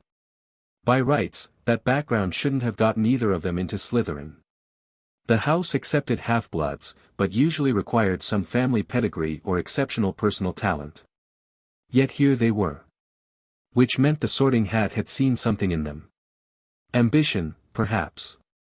Or maybe a certain ruthlessness, a willingness to do whatever survival demanded. Those qualities hadn't yet converted into strength at age 11. They couldn't cast advanced spells. Their magical control was average. In a house that valued bloodline and power, marginalization was inevitable. Nobody explicitly shut them out, but nobody let them in either. Group work always left 2 students over. Common room conversations never had room for their voices. So the 2 of them clung together. Like 2 small animals in winter, pressing close, surviving on each other's warmth. Regulus knew all this. He didn't normally pay attention, but information found its way to him regardless. He could intervene. A single sentence would change everything. All he had to do was publicly declare that these two were under his protection, and he was certain no one would touch them again. The quiet exclusion inside Slytherin would ease up too. But he didn't want to step in directly. Regulus's time belonged to more important things. Deepening his spatial magic and natural magical energy, refining fiendfire control, each demanded enormous reserves of focus. He still had to contend with whatever tentacles Voldemort's forces might extend in his direction. Sticking his neck out for 2 half-blood first years didn't make the priority list. If he charged in every time he witnessed an injustice, he'd never get anything else done. Mediating disputes alone would keep him busy until graduation. Besides, direct intervention would blur his positioning. He was Slytherin's first-year chief, the Black Heir, a prodigy under observation from multiple factions. The moment he publicly championed 2 half-bloods, certain people would read into it. The Black family softening on blood status. Or Regulus Black consolidating half-blood support. Both were things he could afford to do. Not yet. So he chose the indirect route and looked at Alex. Alex fit this role well. He was pure blood. The Rosier branch family was minor, but minor still meant pure blood. His temperament ran gentle, and he'd always gotten along with Samuel and Lena. By pure blood standards, gotten along meant being willing to speak to half-bloods at all. He had Regulus behind him, but the backing wouldn't show its face. That left room to maneuver. Regulus wanted Alex to learn how to handle situations like this. Not every conflict could require his personal involvement. He needed people around him who could operate independently, resolving small-scale problems as they arose without reporting every detail up the chain. This situation, Regulus asked him. Do you want to handle it? Alex froze. His mouth opened slightly. He blinked, as though the question hadn't registered. After a moment, he managed to stammer out, they only asked me to pass the message to you. It hadn't crossed his mind to handle it himself. Samuel and Lena had waited for him in the common room, pleading with him to relay their situation to Regulus, hoping the first-year chief might say something, or at least send Cuthbert to intimidate the Gryffindors. They hadn't expected anything from Alex. In the eyes of half-bloods, he was the approachable pure blood, someone you could talk to, but never someone who could solve problems. Now Regulus had tossed the problem back at him. Alex's thoughts tangled. Did he want to handle it? Maybe. A little. He'd walked past once while Samuel and Lena were being cornered. He hadn't stepped in. The discomfort had lingered afterward. But wanting to and being able to were different things. He'd struggle against 1 Pruitt, let alone 3. In a real confrontation, the odds of getting his teeth kicked in were high. Cuthbert stood up and crossed to Alex, stopping close enough that Alex could see the impatience in his eyes. What's there to hesitate about? Cuthbert's tone was sharp. Slytherin's getting bullied by Gryffindors, and we're supposed to swallow it? So what if they're half-bloods? They're Slytherin half-bloods. Whatever happens inside the house stays inside the house. Outsiders don't get to touch ours. He turned to Regulus. I'll go find Pruitt. Don't need 3 people. I'm enough. Regulus watched him, waiting for the heat to settle, before speaking. If you go, are you going as a Cuthbert, or as a Slytherin first year? Cuthbert's mouth snapped shut. The Avery family held positions in the Ministry of Magic. They were half-colleagues with the Pruitts. If he invoked the family name, the matter could escalate to a family-level dispute, and his father might get dragged in. If he went as an individual, then it was 1 first year picking a fight with 3. A win was fine. A loss was humiliating. Cuthbert ground his teeth. I can't let this slide. Which is why you need a strategy. Regulus's voice stayed level. He looked at Alex. The boy was still dazed, but something new had crept into his eyes. The tension of being shoved to the front. And beneath it, a flicker of responsibility he hadn't noticed in himself. Regulus knew Alex needed a push. You handle it. He rose and met Alex's eyes. Cuthbert backs you up. Don't just beat them down. Make sure they never try it again. Figure out the method yourself. Alex swallowed. He looked at Regulus, then at Cuthbert, and finally his gaze dropped to his own shoes. A beat passed. He lifted his head, voice still thin. I'll handle it. He turned to Cuthbert, quieter still. Will you help me? Cuthbert rolled his eyes. Obviously. What, you think I'd let you go get pummeled alone? Hermes walked over from his bed. He'd been silent the entire time, but he'd heard everything that mattered. He took a position on Alex's other side, though his eyes were on Regulus. 3 against 3 is fair. I'm going too. Regulus nodded. He understood what Hermes meant. This was the first joint action since he'd reintegrated into the group. The scale of the conflict was beneath him, but he'd chosen to stand with them regardless. One instruction. No dark magic. Hermes grunted acknowledgement. The roles were clear. Alex would lead. Cuthbert would hold the line. Hermes was the muscle. That combination could handle any conflict at the first-year level. Alex drew a deep breath and walked out of the dormitory. Through the door came the sound of hushed voices. Samuel and Lena had been waiting in the corridor. Regulus heard 2 sharp gasps of surprise, then Alex's voice explaining, growing steadier as he spoke. He shook his head and stopped paying attention. Time for the restricted section. A tap of his wand against his chest, and the outlines of his body began to blur, color draining away until he merged with his surroundings, invisible. He pushed the door open and left. In the corridor, Alex was still talking to Samuel and Lena. The 2 half-blood first-years wore expressions caught between shock and hope. They saw the dormitory door open and close, but no one came through. Not even a faint breeze brushed past them. Regulus stayed in the library until 10 to 8, then closed his book and returned it to its designated spot on the shelf.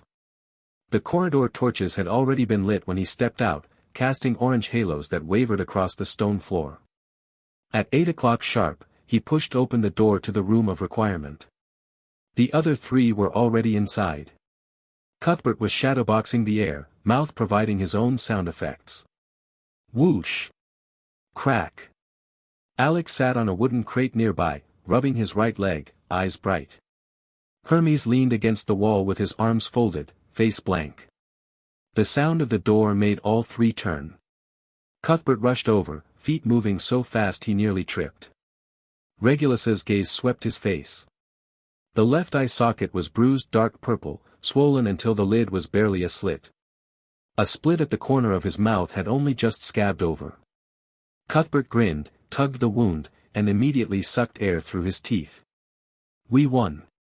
The excitement in his voice was uncontainable. Regulus's eyes shifted to Alex. He'd risen from the crate, wobbling when his right foot hit the ground, weight tilting left. Someone had gotten a solid kick into his shin. His expression carried that same charged energy.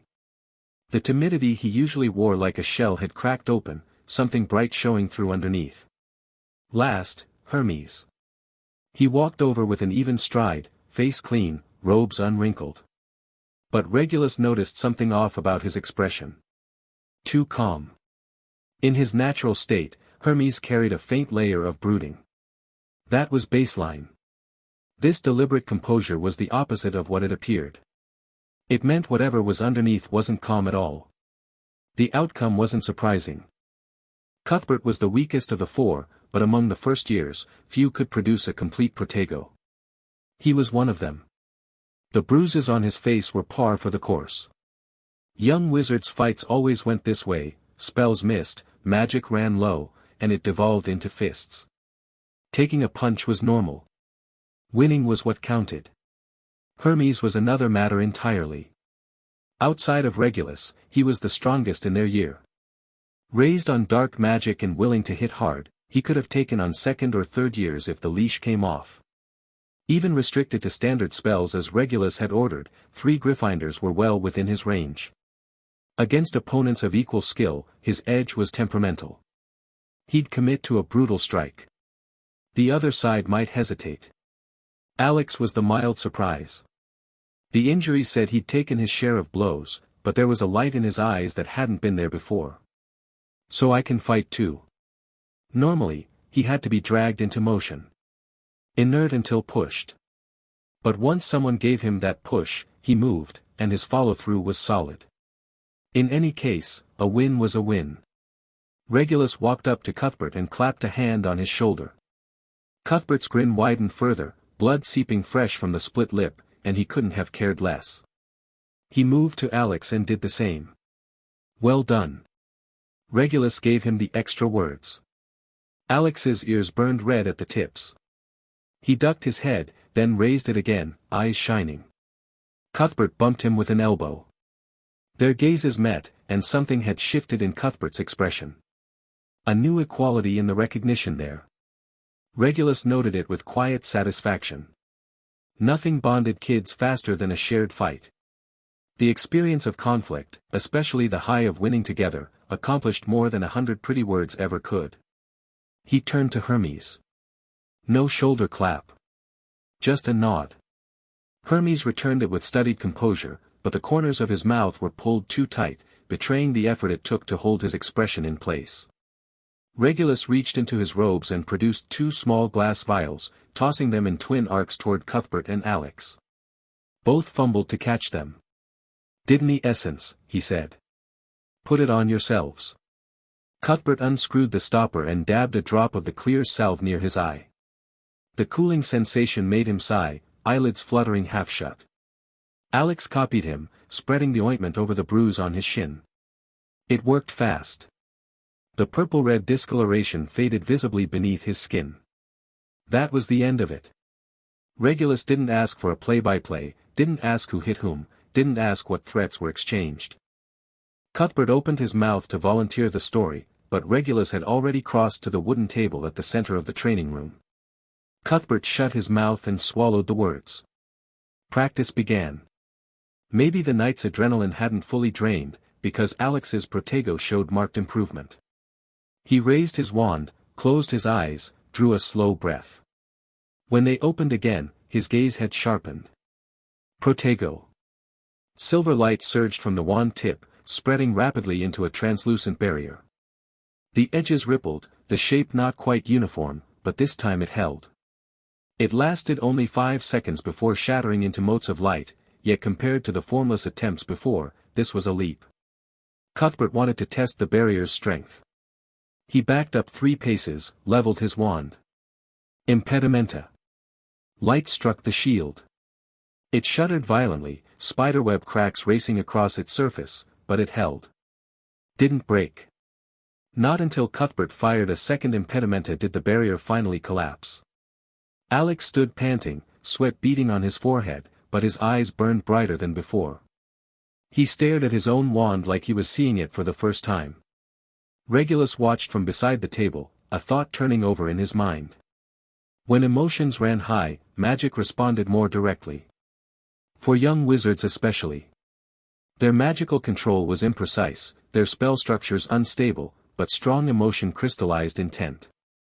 That fierce desire to make something happen overrode the usual self-doubt, and magic flowed along the path of will, filling in the gaps that technique left behind. When Alex had cast the protego just now, his mind would have been locked on one thought: block it. That urgency had drowned out his habitual hesitation, and the spell had formed. Worth arranging more of these activities. Not necessarily fights. Competitions, challenges, simulated duels. Let the emotions kindle, let the magic rise to match, and practice in that state. The results might far surpass what came from reciting spells out of a textbook. Regulus pulled himself back to the present and started his own practice. Tonight was Fiendfire. He drew an iron box from the table's drawer, prepared by the room of requirement to his specifications. Inside were small combustibles for practice. A few wood chips. A ball of cotton wadding. A tiny vial of rendered fat. He emptied them onto the tabletop. Then he raised his hand. The incantation structure for Fiendfire had long since been burned into his consciousness. All he needed was the right emotional fuel. He recalled the despair of the grey mist on the astronomy tower. The crushing weight of Voldemort's presence. The consequences of failure. He let those dark emotions become kindling. His magic stirred, restless. Palm facing upward, fingers loosely curled, a point of orange-red flame ignited 3 inches above his fingertips, conjured from nothing. The flame was tiny, no larger than a fingernail. Its core burned white-hot, edges rimmed with gold. The heat was perfectly contained. Not even the fine hairs on his palm curled. Control. A shift of intent, and the flame began to reshape. It stretched from a sphere into a thin line. Seconds later, a matchstick-sized fire serpent hovered above his palm, body coiling, head raised, mimicking the flick of a forked tongue. It had no tongue to speak of, but the Fiendfire captured the gesture all the same. The little serpent crawled between his fingers. From index to middle, sliding to ring finger, its tail sweeping through the gap at his pinky. The temperature stayed safely leashed. His skin registered warmth, nothing more. Nowhere near a burn. This kind of control required splitting his consciousness in two, one stream maintaining the Fiendfire's shape, the other suppressing its instinct to devour. Fiendfire had life, but it wasn't truly alive. What it possessed was closer to an existential inclination hardwired into the magic itself. It wanted to burn. To spread. To turn everything it touched into fuel. What Regulus was doing now was yoking it with pure will, confining it to the boundaries he'd drawn. The serpent crawled to his wrist, then up along his forearm. He channeled more magic, tightening the fire's density. Its body solidified, color deepening from orange-red to a dark crimson. Where it passed, it left a brief trail of light on his skin, but not a singed hair, not a scorch mark. 30 seconds. The serpent destabilized. Sparks spat from its tail end, the first sign of slipping control. Regulus immediately reined in his magic. The serpent contracted, shrank back to the original flame, and winked out. He lowered his hand and exhaled. 5 seconds longer than last time. Slow progress, but progress all the same. Fiendfire's danger lay in its lack of middle ground. Either total mastery or total backlash. Those 5 extra seconds meant his understanding of the fire's nature had deepened by another fraction.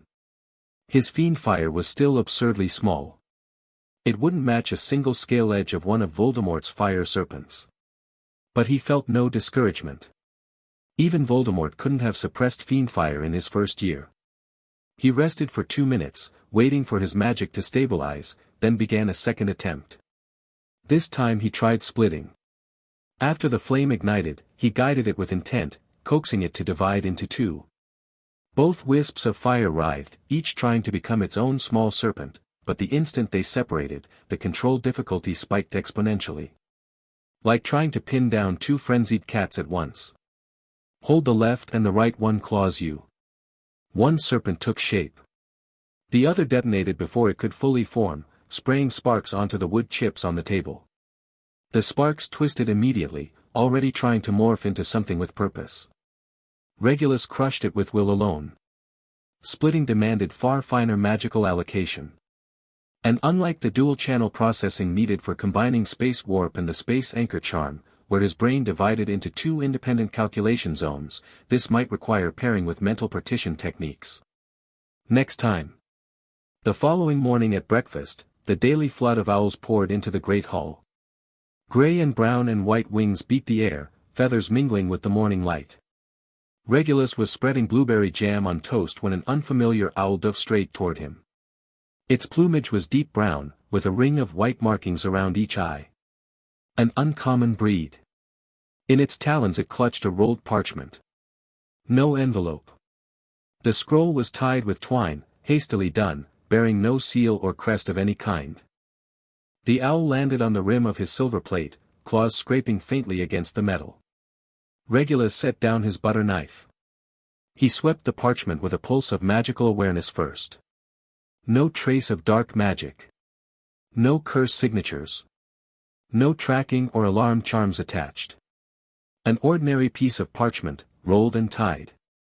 Only after confirming it was clean did he reach for it.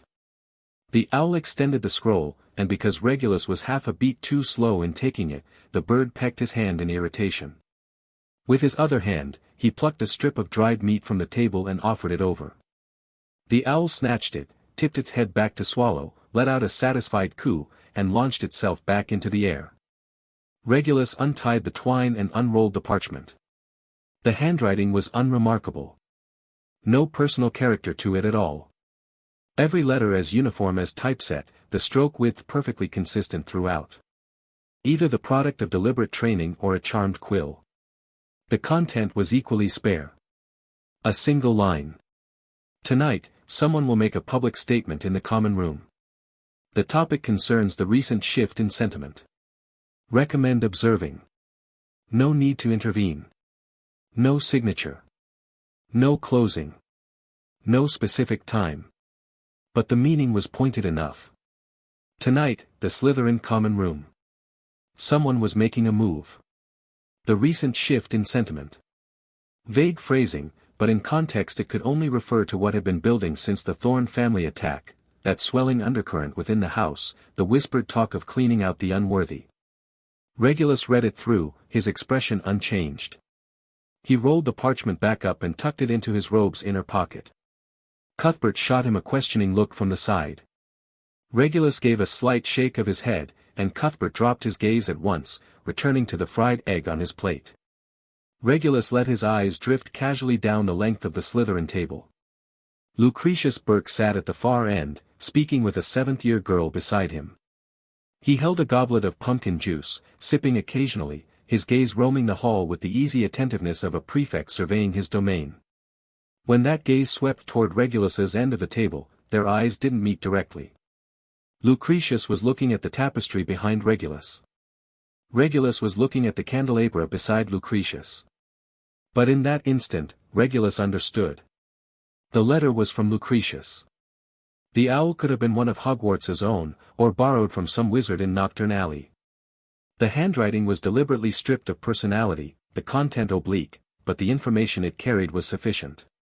The approach was pure Slytherin. But why anonymous? Likely because the subject matter was sensitive enough to warrant it. Open discussion of purging the unworthy already skirted dangerous territory. If someone intended to push that agenda in a semi-public venue like the Slytherin common room, deeper motives were at play. It could be a test. It could be a declaration of alignment. Or it could be performance, staged for a specific audience. The Burke and Black families had a cooperative bent. Lucretius had chosen to inform Regulus, but he didn't want to be dragged into whatever was coming. So he'd sent the warning without leaving a trail. Regulus continued eating breakfast while his mind worked. A public statement. The topic, recent sentiment. Someone was about to drag the undercurrent into the open. The possible motives branched several ways. Establishing dominance. Within Slytherin, whoever first raised the banner of pureblood purification would attract followers. Some would be true believers. Others, opportunists looking for coattails to ride. Signaling outward. Voldemort's forces were expanding. They needed fresh recruits. If someone could rally a faction right under Dumbledore's nose, that person became a prospect worth cultivating. Tonight's statement might be a letter of introduction, written in action instead of ink. Manufacturing a schism. Slytherin wasn't monolithic. Hardliners and moderates coexisted beneath the surface. Pushing a charged issue into the open would force everyone to pick a side, dragging hidden fault lines into view. And once the house fractured, someone could step in to consolidate the pieces. Lucretius had advised him not to intervene, but Regulus had no intention of following that advice entirely. He wanted to see who stepped forward. What they were after. And whether any of it was aimed at him. Morning classes proceeded as usual. During History of Magic, Regulus took notes, occasionally glancing out the window. The weather was fine. Sunlight glittered across the black lake, the giant squid's tentacles breaking the surface now and then before slipping back under. Lunch passed without incident. Over at the Gryffindor table, Alfred Pruitt's face bore its own damage. His left cheek was swollen. He sat with Macmillan and Diggory, eating in near silence, occasionally lifting his head to glare towards Slytherin. Nothing more than that. The afternoon brought potions. Professor Slughorn continued with the elixir to induce euphoria. The steps were complex, the ingredient preparation demanding. 1 or 2 lessons wouldn't cover it. Regulus partnered with Alex. Cuthbert paired with Hermes. Alex's hands shook while handling the billywig stingers, and he nearly splashed venom out of the mortar. Regulus caught the droplet mid-air with a Wingardium Leviosa, guiding it precisely into the cauldron. Slughorn noticed and awarded Slytherin 5 points. The bell rang. Students packed up and filed out of the dungeon classroom. The corridor was packed. Regulus walked at the front, Cuthbert, Alex, and Hermes half a step behind. Near the fork leading to the great hall, Regulus stopped and turned. No room of requirement tonight. His tone was even, his gaze moving between them. All 3 looked at him. Something may happen this evening, he continued. In the common room. All you need to do is watch. Don't act, don't speak. Treat it like a show. Alex's mouth fell open. Are we going to have to fight? His expression shifted oddly, as though a thought had crossed his mind, but he didn't press further. He nodded. Whatever Regulus said was what they did. That had become habit. Cuthbert's eyes lit up. Fight? Who? The question was barely out before he caught himself. If the situation actually called for Regulus's personal involvement, Cuthbert charging in would more likely create chaos than help. He shut his mouth, but the excitement on his face was impossible to hide. Hermes was the calmest. He studied Regulus for a beat, then nodded. Had it been anything else, he might have volunteered. But when it came to a fight, he understood Regulus's capabilities better than Cuthbert or Alex did. Hitting me would be as easy for him as hitting a Muggle child. That awareness kept him quiet. Regulus finished his instructions and turned back toward the Great Hall. His thoughts had already moved elsewhere. During the astronomy tower incident, he'd planned to use the situation as leverage, making an example of whoever was pulling strings behind the scenes. A display of strength and a preemptive clearing of threats. Then Darren McNair had taken himself out of the equation, robbing Regulus of the chance. A minor disappointment at the time, but nothing to dwell on. Opportunities always came around again.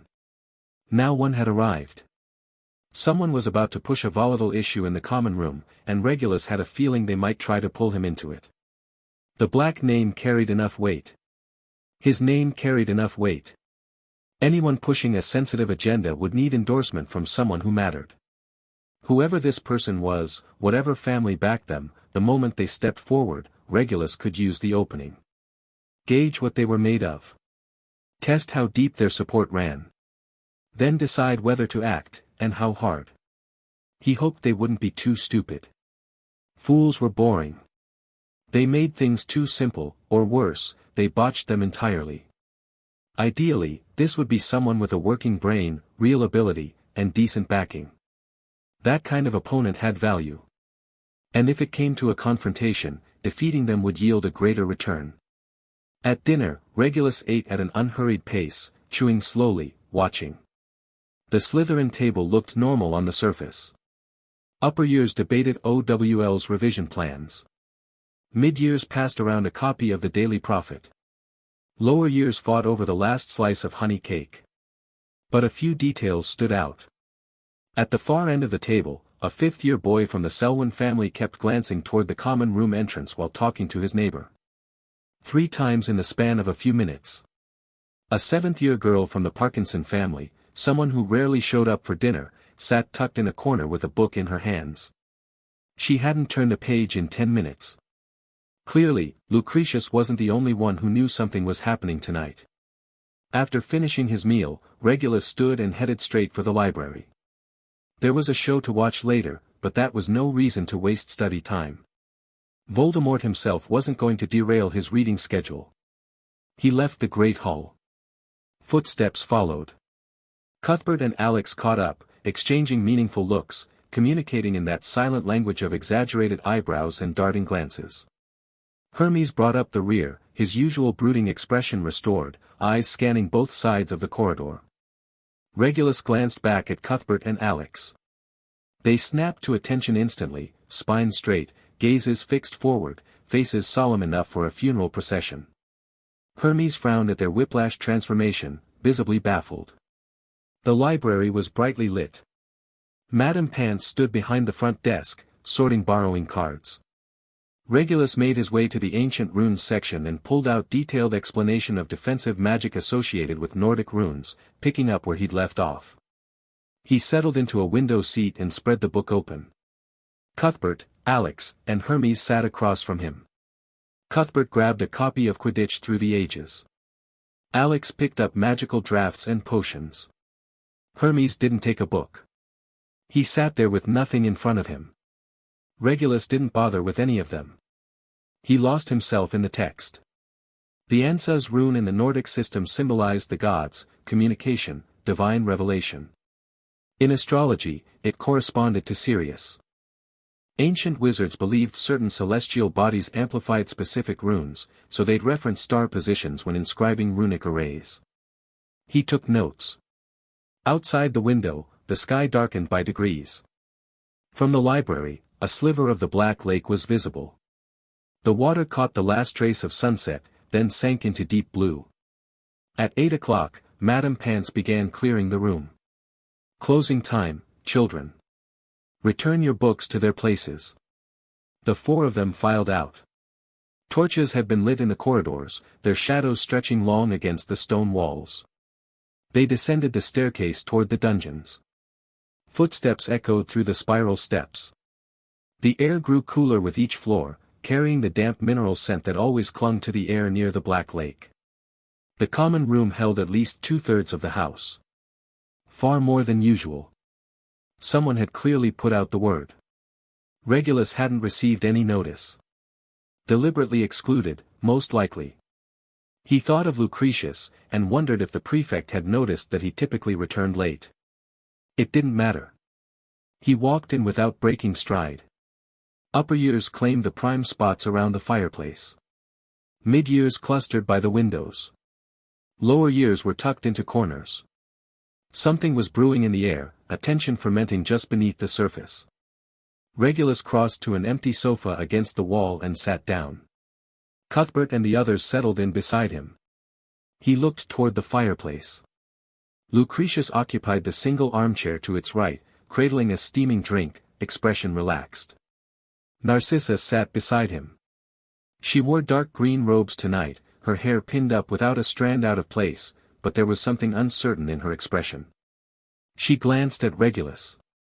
He gave her a small nod, then a small shake of his head.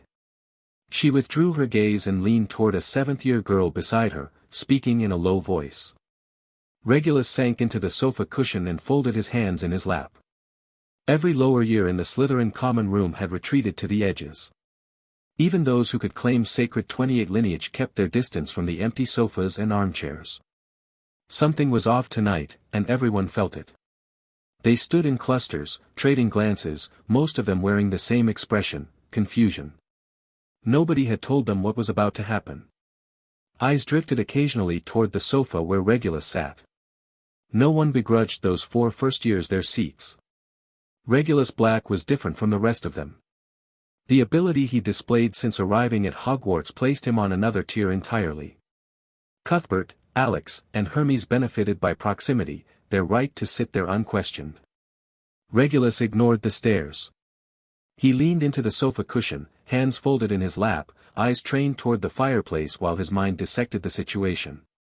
Narcissa was here, but her expression read as confused. Which meant she hadn't been told. That alone clarified things.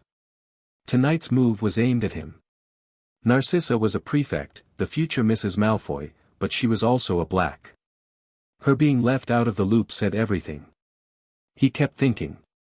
The play was most likely forced alignment. Pressure him into publicly endorsing the purge rhetoric. Corner him onto the pureblood extremist side. Or straightforward suppression. Using the momentum of collective will to chip away at his influence within Slytherin. Most likely, though, someone planned to climb on his back. Step on a black heir's face to gain visibility with Voldemort's people. Regulus sat still, gaze lowered, the picture of contemplation. Behind him, Cuthbert and the others followed his lead and stayed silent. When Regulus looked up, a senior student was rising from the armchair to the left of the fireplace. He knew this one. Arnold Belmont. Eldest son of the Belmont family. 7th year. The Belmonts weren't on the sacred 28 list, but their business empire was substantial. 3 shops in Nocturne Alley, selling magical materials on the surface, running a smuggling and dark artifact brokerage operation underneath. They were everywhere. Nearly every pureblood gathering featured Mr. Belmont threading through the crowd, glass in hand, shaking this person's hand, clinking that person's goblet. Families like this were pragmatic. They knew their bloodline wasn't pure enough, so they compensated with other currency. Money, connections, and a willingness to handle the work that old families wouldn't soil their hands with. Some ancient houses looked down on them. Called them climbers. Said they had no principles. But even those houses admitted that sometimes you needed people like the Belmonts to operate in the gray areas. Arnold Belmont carried decent standing within Slytherin. Upper middle marks, solid Quidditch player, unfailingly polished in his dealings with everyone. Lower years admired him. Mid-years thought he was a stand-up guy. The upper years who hadn't yet been initiated into their family's real business found him capable, articulate. But those who had started handling family affairs looked at him differently. They knew what the Belmont shops in Nocturne Alley traded behind closed doors. They knew how much ugliness hid beneath Arnold's immaculate surface. Regulus knew too. Arnold Belmont tapped his wand against the silver goblet in his right hand. A crisp chime rang through the common room, and every conversation died. Regulus felt it, a wave of malice radiating from Arnold with a clear target. Him. But this wasn't direct aggression. Not the raw hostility of someone preparing to fight. Regulus understood immediately. Arnold wanted to use him as a stepping stone, a bargaining chip, a rung on a ladder. That kind of malice was worse than open hostility, because it didn't respect you as a person. It treated you as an object of value, something to be maneuvered at will. Confirmed.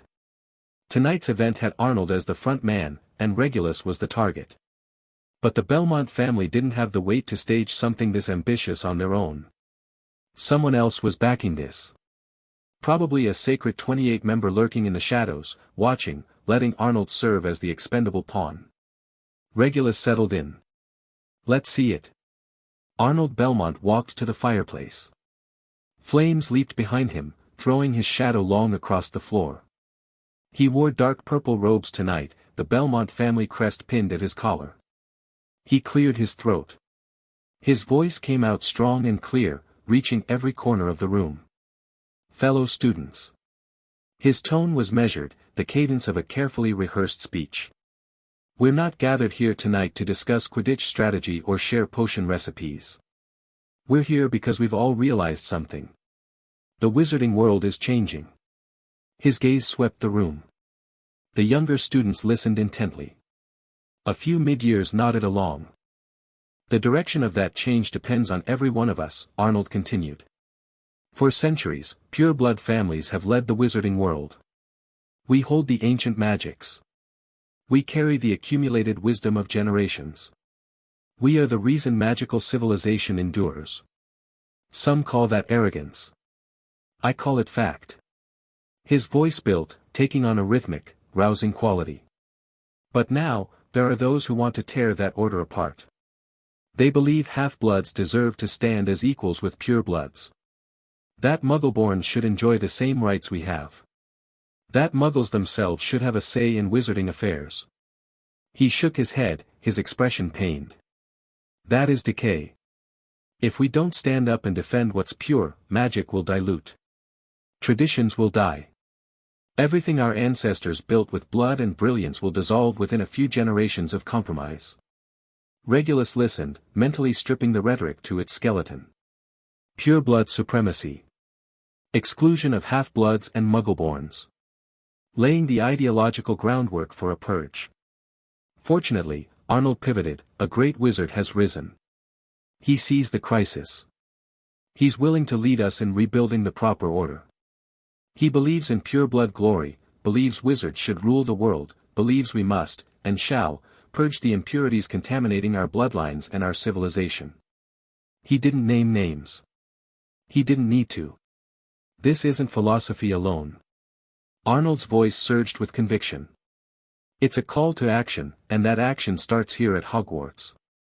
We will make it known that Slytherin is the fortress of pure-blood tradition. We will not compromise. We will not yield. We will not allow any filth that taints our blood to breathe the same air as us within these walls. His right fist punched upward. Applause and cheering erupted through the common room. Not from everyone. Most of the upper years kept their faces blank. Some stared at their own hands. Others gazed out the window at the green glow filtering in from the black lake. A handful who looked less than sharp clapped hard, faces flushed with fervor. The mid and lower years reacted more eagerly. Some rose to their feet. Arms waved. Voices echoed the refrain, pure blood glory. Arnold accepted the adulation with a smile, his eyes scanning the crowd before settling on Regulus. Regulus wasn't looking at him. He caught Narcissa's worried glance and gave her the faintest nod, barely perceptible. She saw it. The worry didn't leave her eyes, but her shoulders loosened by a fraction. Lucretius hadn't glanced their way once. He cradled his cup, staring into the fire. Behind Regulus, Cuthbert was losing patience. He leaned forward, mouth opening, and a single look from Regulus shut him down. Cuthbert clenched his teeth and dropped against the sofa. His fingers drummed faster on his knees. Alex squirmed. He didn't dare move much, only curled and uncurled his toes inside his boots. Hermes had his eyes locked on Arnold, watching him the way a predator sizes up prey. Regulus also noticed Snape. He stood in the shadows by the window, his expression strange. When Arnold hit his most passionate notes, Snape had nodded along, something fervent in his eyes. But when the talk turned to purging impurities, a frown creased his face. The contradiction was written across his features for anyone to read. Regulus found it mildly amusing. Snape was thinking about Lily Evans. On one side, the seductive pull of pure-blood ideology. On the other, a Muggle-born friend. Caught between the two, twisting. The cheering faded. Arnold Belmont turned and walked toward Regulus. Each step looked measured, precise, his robe trailing behind him in a gentle sway. He stopped 3 paces from the sofa and tilted his head slightly down, looking at Regulus in his seat. The calculated malice thickened. Regulus lifted his gaze. His face showed nothing. Arnold smiled. It was a textbook expression, corners of the mouth at the correct angle, 8 teeth showing, eyes crinkling to suggest warmth. But something lurked behind those eyes. Regulus Black. Arnold's voice softened. Everyone here knows the Black family. Ancient and pure. A name inscribed across countless chapters of wizarding history. From the age of King Arthur to the present day, the Blacks have stood at the vanguard of the pure-blood cause, defending the sanctity and glory of our bloodlines through action. The setup. I remember, as a boy, my father bringing me to a banquet at the Black residence. Arnold turned to address the room, as though sharing a cherished memory. Number 12, Grimmauld Place. That stately manor. Those ancient portraits. Rules of the house passed down through centuries. I thought to myself, this is what a pure-blood family should look like. Rigorous, noble and unblemished. He turned back to Regulus. And the Blacks continue to lead us. Mr. Orion Black's addresses before the Wisengamot. Mrs. Walburga Black's dedication to pure-blood education. And he leaned into the words. Miss Bellatrix Black's choice. She follows the Great One, proving the Black family's loyalty to the pure-blood cause through action. A cold smile flickered inside Regulus's chest. Dragging Bellatrix into it. Trying to chain the Black family to Voldemort. And you, Regulus, Arnold pressed on. As the Black heir, Slytherin's first-year chief, your talent and ability are plain for all of us to see. The Great One has taken an interest in you as well. He believes that when the new era dawns, you'll stand on the right side, just as Miss Bellatrix has, contributing your strength to the pure-blood cause. The meaning was transparent now. Arnold leaned in slightly, lowering his voice to a pitch that still carried to every ear nearby. So I imagine that everything we've discussed tonight, about preserving the purity of blood, about eliminating sources of contamination, about preparing for the new era, you agree. Don't you? As the Black Heir, you must want to keep the bloodline pure. You must want the wizarding world back on the right track. Yes. He paused. His eyes held Regulus's, wide with practiced sincerity. The subtext was plain. I've said all this. I've built the stage. This room full of people supports me, agrees with me.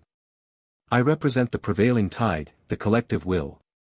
You, Regulus Black, heir of House Black, must declare your support. You must stand with me.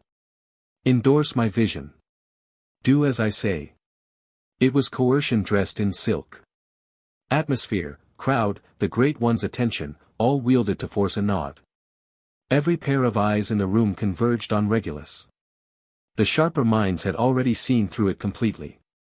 Narcissa's face had gone pale, her fingers tightening. Lucretius finally turned his head, glanced once at Regulus, then looked away. Several upper ears exchanged glances. One smirked. Another shook their head. Even if Regulus was young, even if he got swept up and agreed in the heat of the moment, what happened once word reached his family? Did Arnold Belmont expect to come out of that unscathed? The House of Black was not some minor family you could push around. But others found the spectacle entertaining. A sixth-year boy leaned against the wall, arms crossed, waiting to see how Regulus would respond. A seventh-year girl raised her cup and sipped, her eyes never leaving Regulus's face. And one gaze burned hot enough to scald, Electo Caro. Regulus didn't respond immediately. He didn't stand. His expression didn't change. His attention had already moved past Arnold. From the moment the speech began, he'd been scanning the entire common room with his magical awareness, searching for the deeper, more genuine malice hiding in the crowd. He found it. In the shadows to the right of the fireplace, Thorfinn Rowell stood motionless. The Rowell family was sacred 28. Core Death Eaters, notorious for brutality. In the future, they would participate in attacks on the Hogwarts Express, in massacres of Muggle communities, wearing the purge as a badge of pride. One of the sharpest blades in Voldemort's arsenal. Thorfinn Rowell was a sixth year. He kept a low profile in Slytherin, rarely spoke publicly, but everyone knew what the Rowell family was. He stood in the shadows, hands buried in his robe pockets, watching Arnold and Regulus, a faint, almost imperceptible smile at the corner of his mouth. That was the real malice. Carrying the scent of blood. Regulus didn't know what history lay between the Rowell and Black families, or what role Thorfinn Rowell was playing tonight. But he'd unearthed the puppet master, and that meant this farce could be brought to a close. Dolphin was clever enough not to take the stage himself, sending Arnold in as cannon fodder. Leave him for now. Regulus shifted his attention back to Arnold Belmont. The older boy was still waiting for a response. His smile had begun to set, the muscles straining from holding that expression of earnest warmth too long. The common room was silent. Even the crack and pop of logs in the fireplace sounded harsh. Regulus spoke at last. His voice was quiet, his tempo unhurried, yet impossible to ignore. Arnold Belmont. You've said a great deal just now. About the Black family's history. About pure-blood tradition. About the Great One's expectations. His eyes rested on Arnold. There was no emotion in them, yet they weren't empty.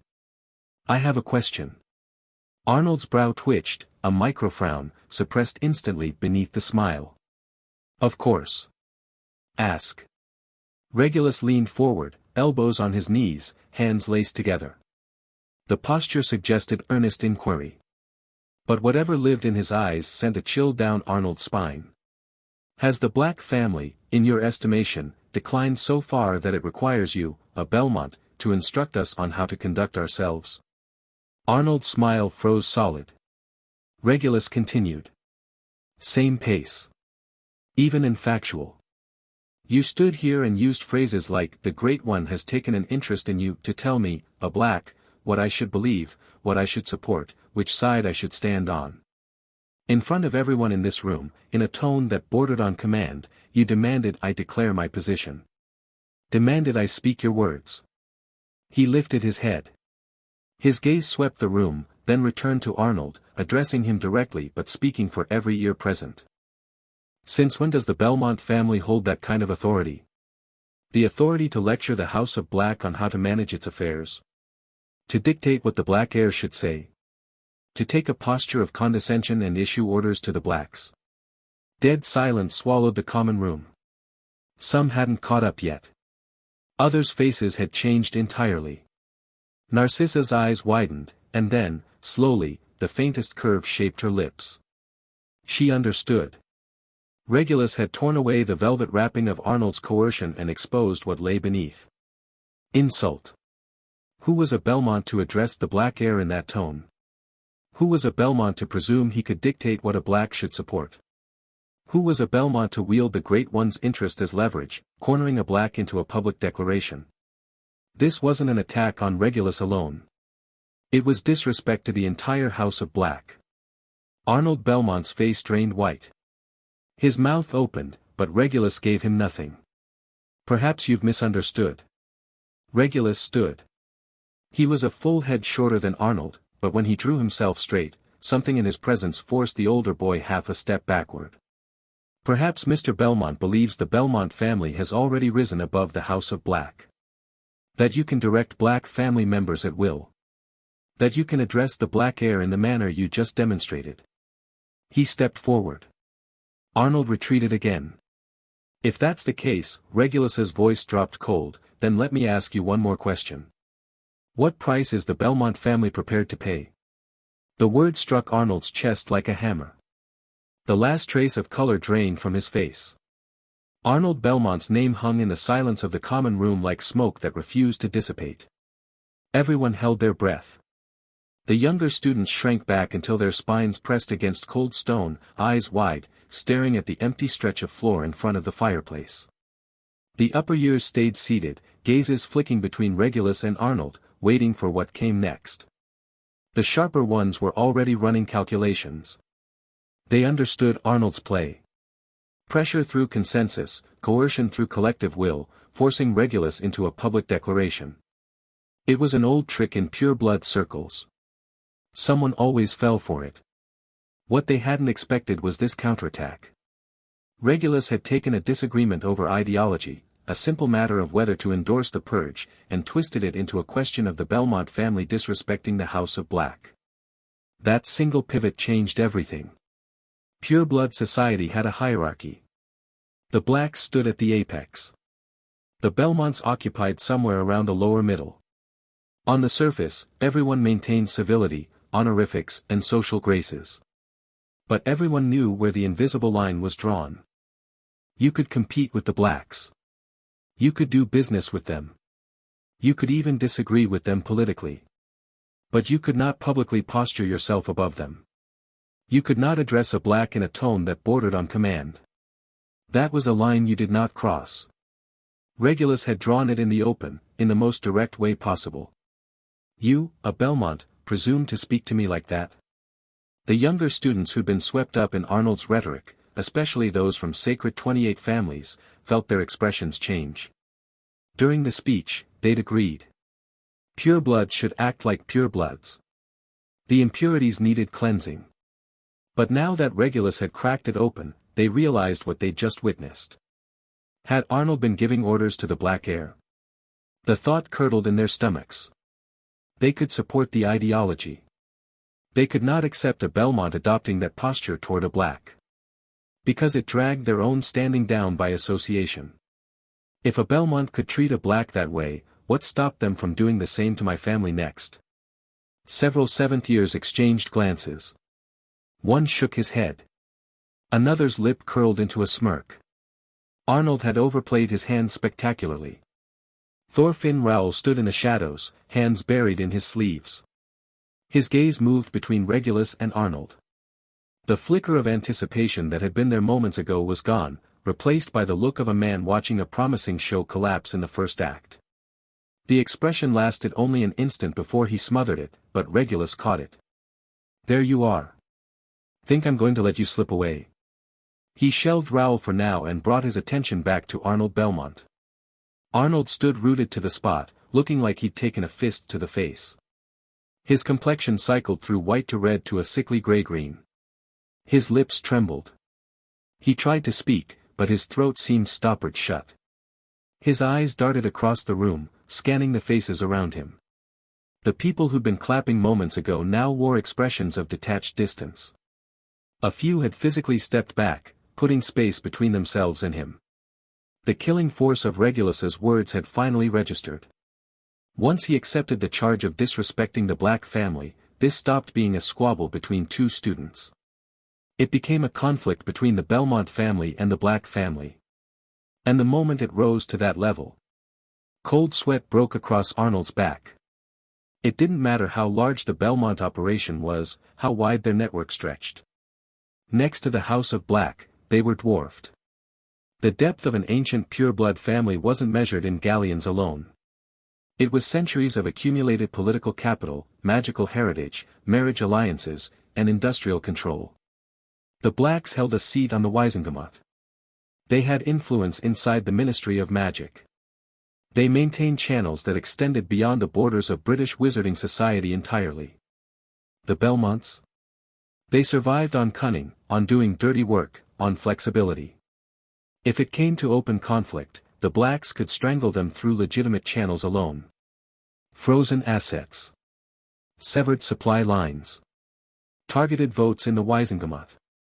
Or they could lean on their influence and have the ministry investigate the Belmont smuggling operations. That class barrier was invisible most days, but it was real, and it was absolute. And if the Blacks chose more direct methods, the Belmont family would cease to exist overnight. Arnold opened his mouth. His voice shook. "Regulus, I don't want to hear my name in your mouth." Regulus flicked his left hand. He didn't even draw his wand. A silent Langlock jinx shot out from his palm. Red light flashed. Arnold's throat seized as though an invisible hand had clamped around it. His mouth moved, but nothing came out except a thin, reedy hiss of air scraping past his vocal cords. Only then did he seem to remember he was a wizard. His hands scrambled for his wand, the panic making him clumsy, fingers catching on the fabric of his robe pocket and warping its shape. The wand finally came free. He gripped it, the tip shaking, but he didn't know where to point it. At Regulus? He couldn't. If this were a simple duel between housemates, he could fire back. But Regulus had elevated the stakes to a matter of family honor. Raising his wand now would confirm the accusation, proving he truly held the House of Black in contempt. Arnold's wand hand froze in midair. Trapped. Regulus didn't give him time to think his way out. He drew his own wand, slowly, deliberately, as though performing the opening step of a ritual. The tip rose and leveled at Arnold's chest. Expelliarmus. Red light struck Arnold dead center. His wand ripped free from his fingers, spinning through the air before clattering to a stop at Regulus's feet. Regulus nudged it with the toe of his shoe. It slid across the floor and tumbled into the ash pile at the base of the fireplace. The force of the spell threw Arnold backward. He crashed through a low stool, and his knees hit the stone first with a dull, heavy crack. He knelt there, palms braced against the ground, trying to push himself up. But Regulus was already standing over him. The crowd pulled back in a widening ring. No one intervened. Stepping in now would be unwise. Regulus had framed this as a family dispute. Anyone who intervened was choosing a side. Siding with Arnold meant declaring, "I also believe a Belmont can treat a Black this way," and risking your own family being dragged into the fallout. Siding with Regulus was pointless.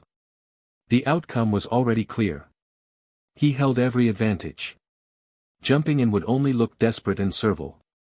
Others were simply watching Regulus.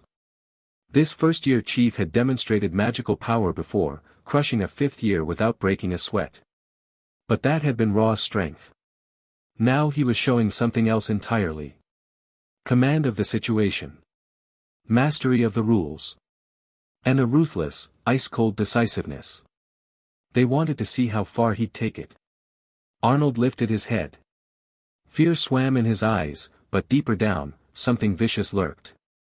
His throat still locked by the langlock, he couldn't speak. He could only glare up at Regulus, as though trying to sear that face into permanent memory. Regulus looked down at him, his expression blank. But the indifference was colder than rage, and far more unsettling. His wand rose again. Blue light struck Arnold's shoulder. His body went slack, the arms bracing him against the floor losing all their strength.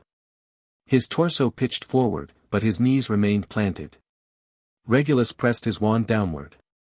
Arnold's back straightened as though an invisible hand were forcing his spine rigid, but his head drooped low. Locomotor mortis. Another spell. Arnold's arms snapped together behind him, yanked back by unseen bonds, wrists crossing at the small of his back in a position of restraint. An invisible force tilted his head upward. His chin rose, his neck stretched taut, exposing the vulnerable line of his throat. The complete posture resembled some ancient rite of penitence.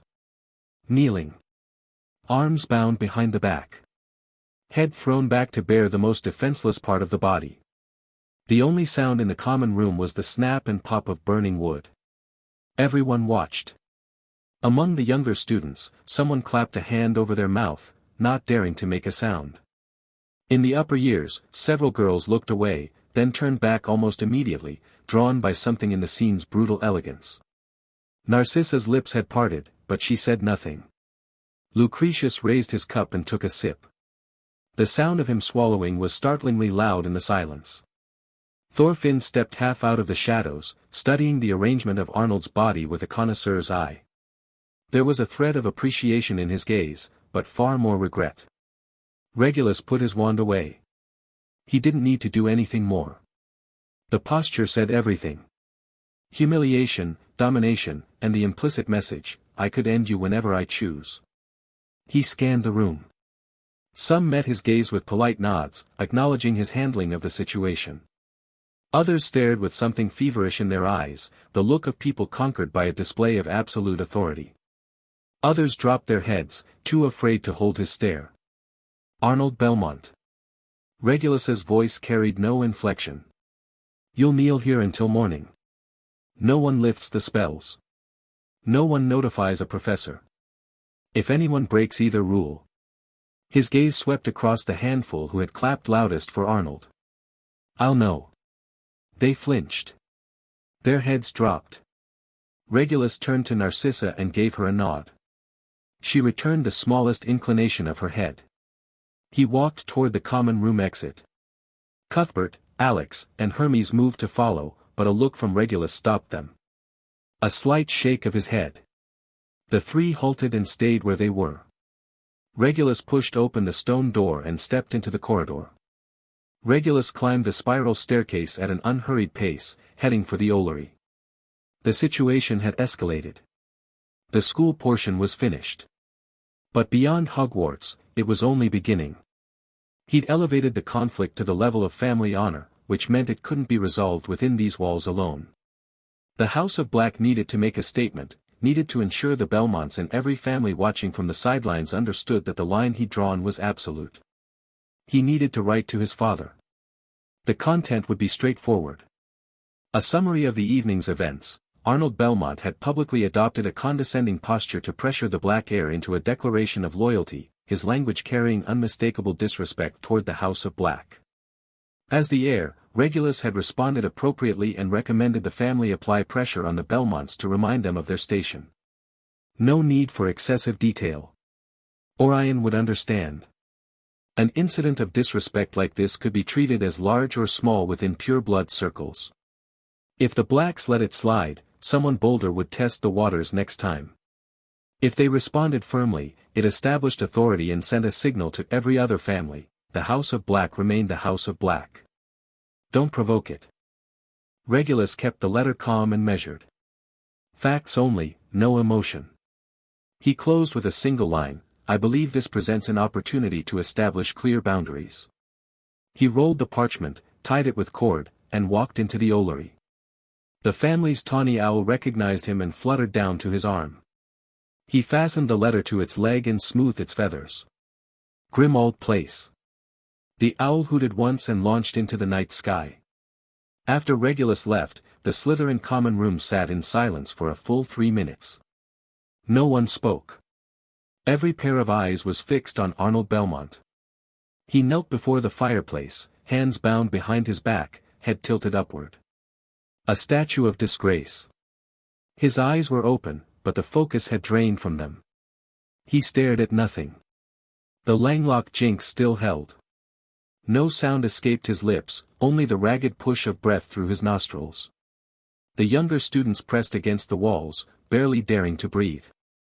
For the first time, they'd witnessed the brutal calculus of pure-blood hierarchy up close. No dueling, no spells traded back and forth. Something colder than that. The upper years began to move. Several girls gathered around Narcissa, speaking in low tones. A 6th year leaned in. "Will the Black family really?" Narcissa cut her off with a shake of her head. "Don't ask questions you shouldn't." The girl fell silent, but the avid gleam in her eyes betrayed her. On the other side of the room, Lucretius Burke had become the center of gravity. Several 7th years clustered around him. Someone pressed a fresh drink into his hand. Others settled into nearby seats. A 7th year boy kept his voice low. "He doesn't pull punches. When punches need throwing, you don't hold back." Lucretius sipped his drink, eyes on the fireplace. "The Belmonts have been getting ideas these past few years. Made some money, opened a few channels in Nocturne Alley, and started thinking they belonged at the top table. Tonight was a reality check. But wasn't it a bit?" Another boy hesitated. "This is still a school." "The professors." "Professors?" A short laugh from Lucretius. "Professor Slughorn is head of Slytherin and patriarch of the Slughorn family. You think he doesn't understand how this works?" Glances circled the group. Everyone got it. Slytherin had its own rules, and Slytherin's rules were pure-blood rules. Professors would intervene in student brawls. They'd enforce school regulations. But they wouldn't insert themselves into a contest of standing between pure-blood families. That was a different game entirely. Interference would only make things worse. The younger students had swarmed Cuthbert, Alex, and Hermes. "Is Regulus always like this?" A 2nd-year boy's eyes shone. Cuthbert puffed up his chest, affecting a casual tone. "That was nothing. Last time we were at." A glare from Hermes shut him down mid-sentence. He pivoted smoothly. "Point is, don't cross him. That's all you need to know." Alex stayed quiet, but his eyes carried the unmistakable glow of reflected glory. Hermes watched the kneeling figure by the fireplace, his thoughts running a different track. If it had been him facing that situation, the only solution he'd have come up with was blasting the other person into the ground with dark magic. Hit them until they couldn't speak. Regulus had chosen another path. Smarter, more thorough and completely free of consequences. Power mattered. But how you wielded power mattered more.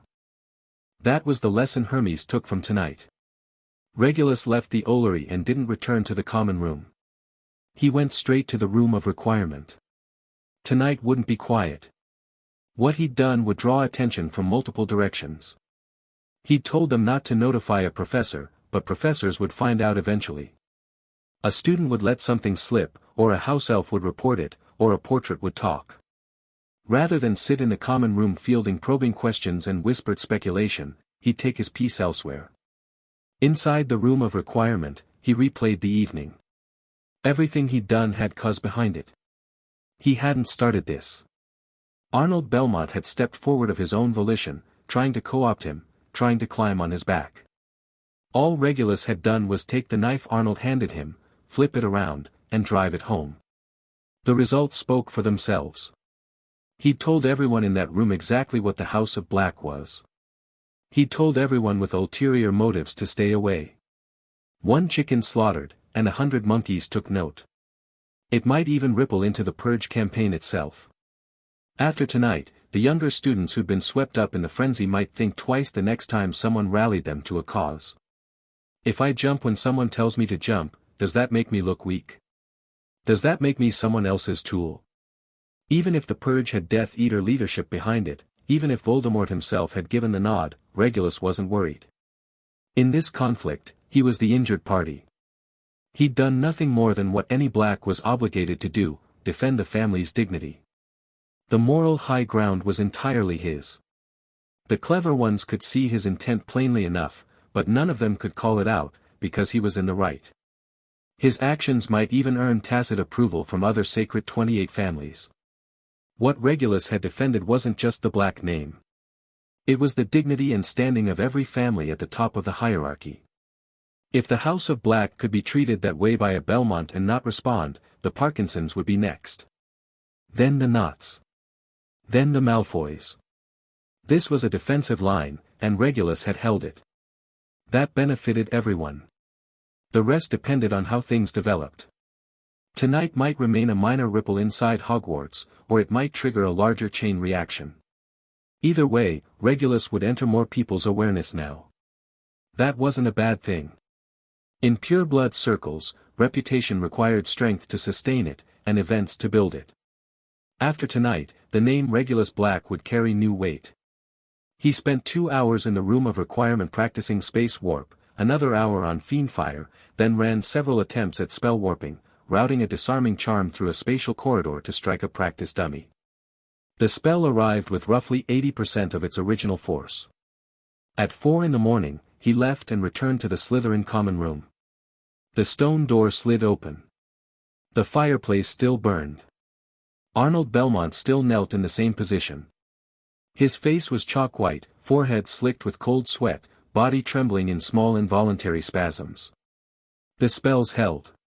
He couldn't move. Regulus didn't spare him a glance. He walked straight to the dormitory corridor and pushed through his door.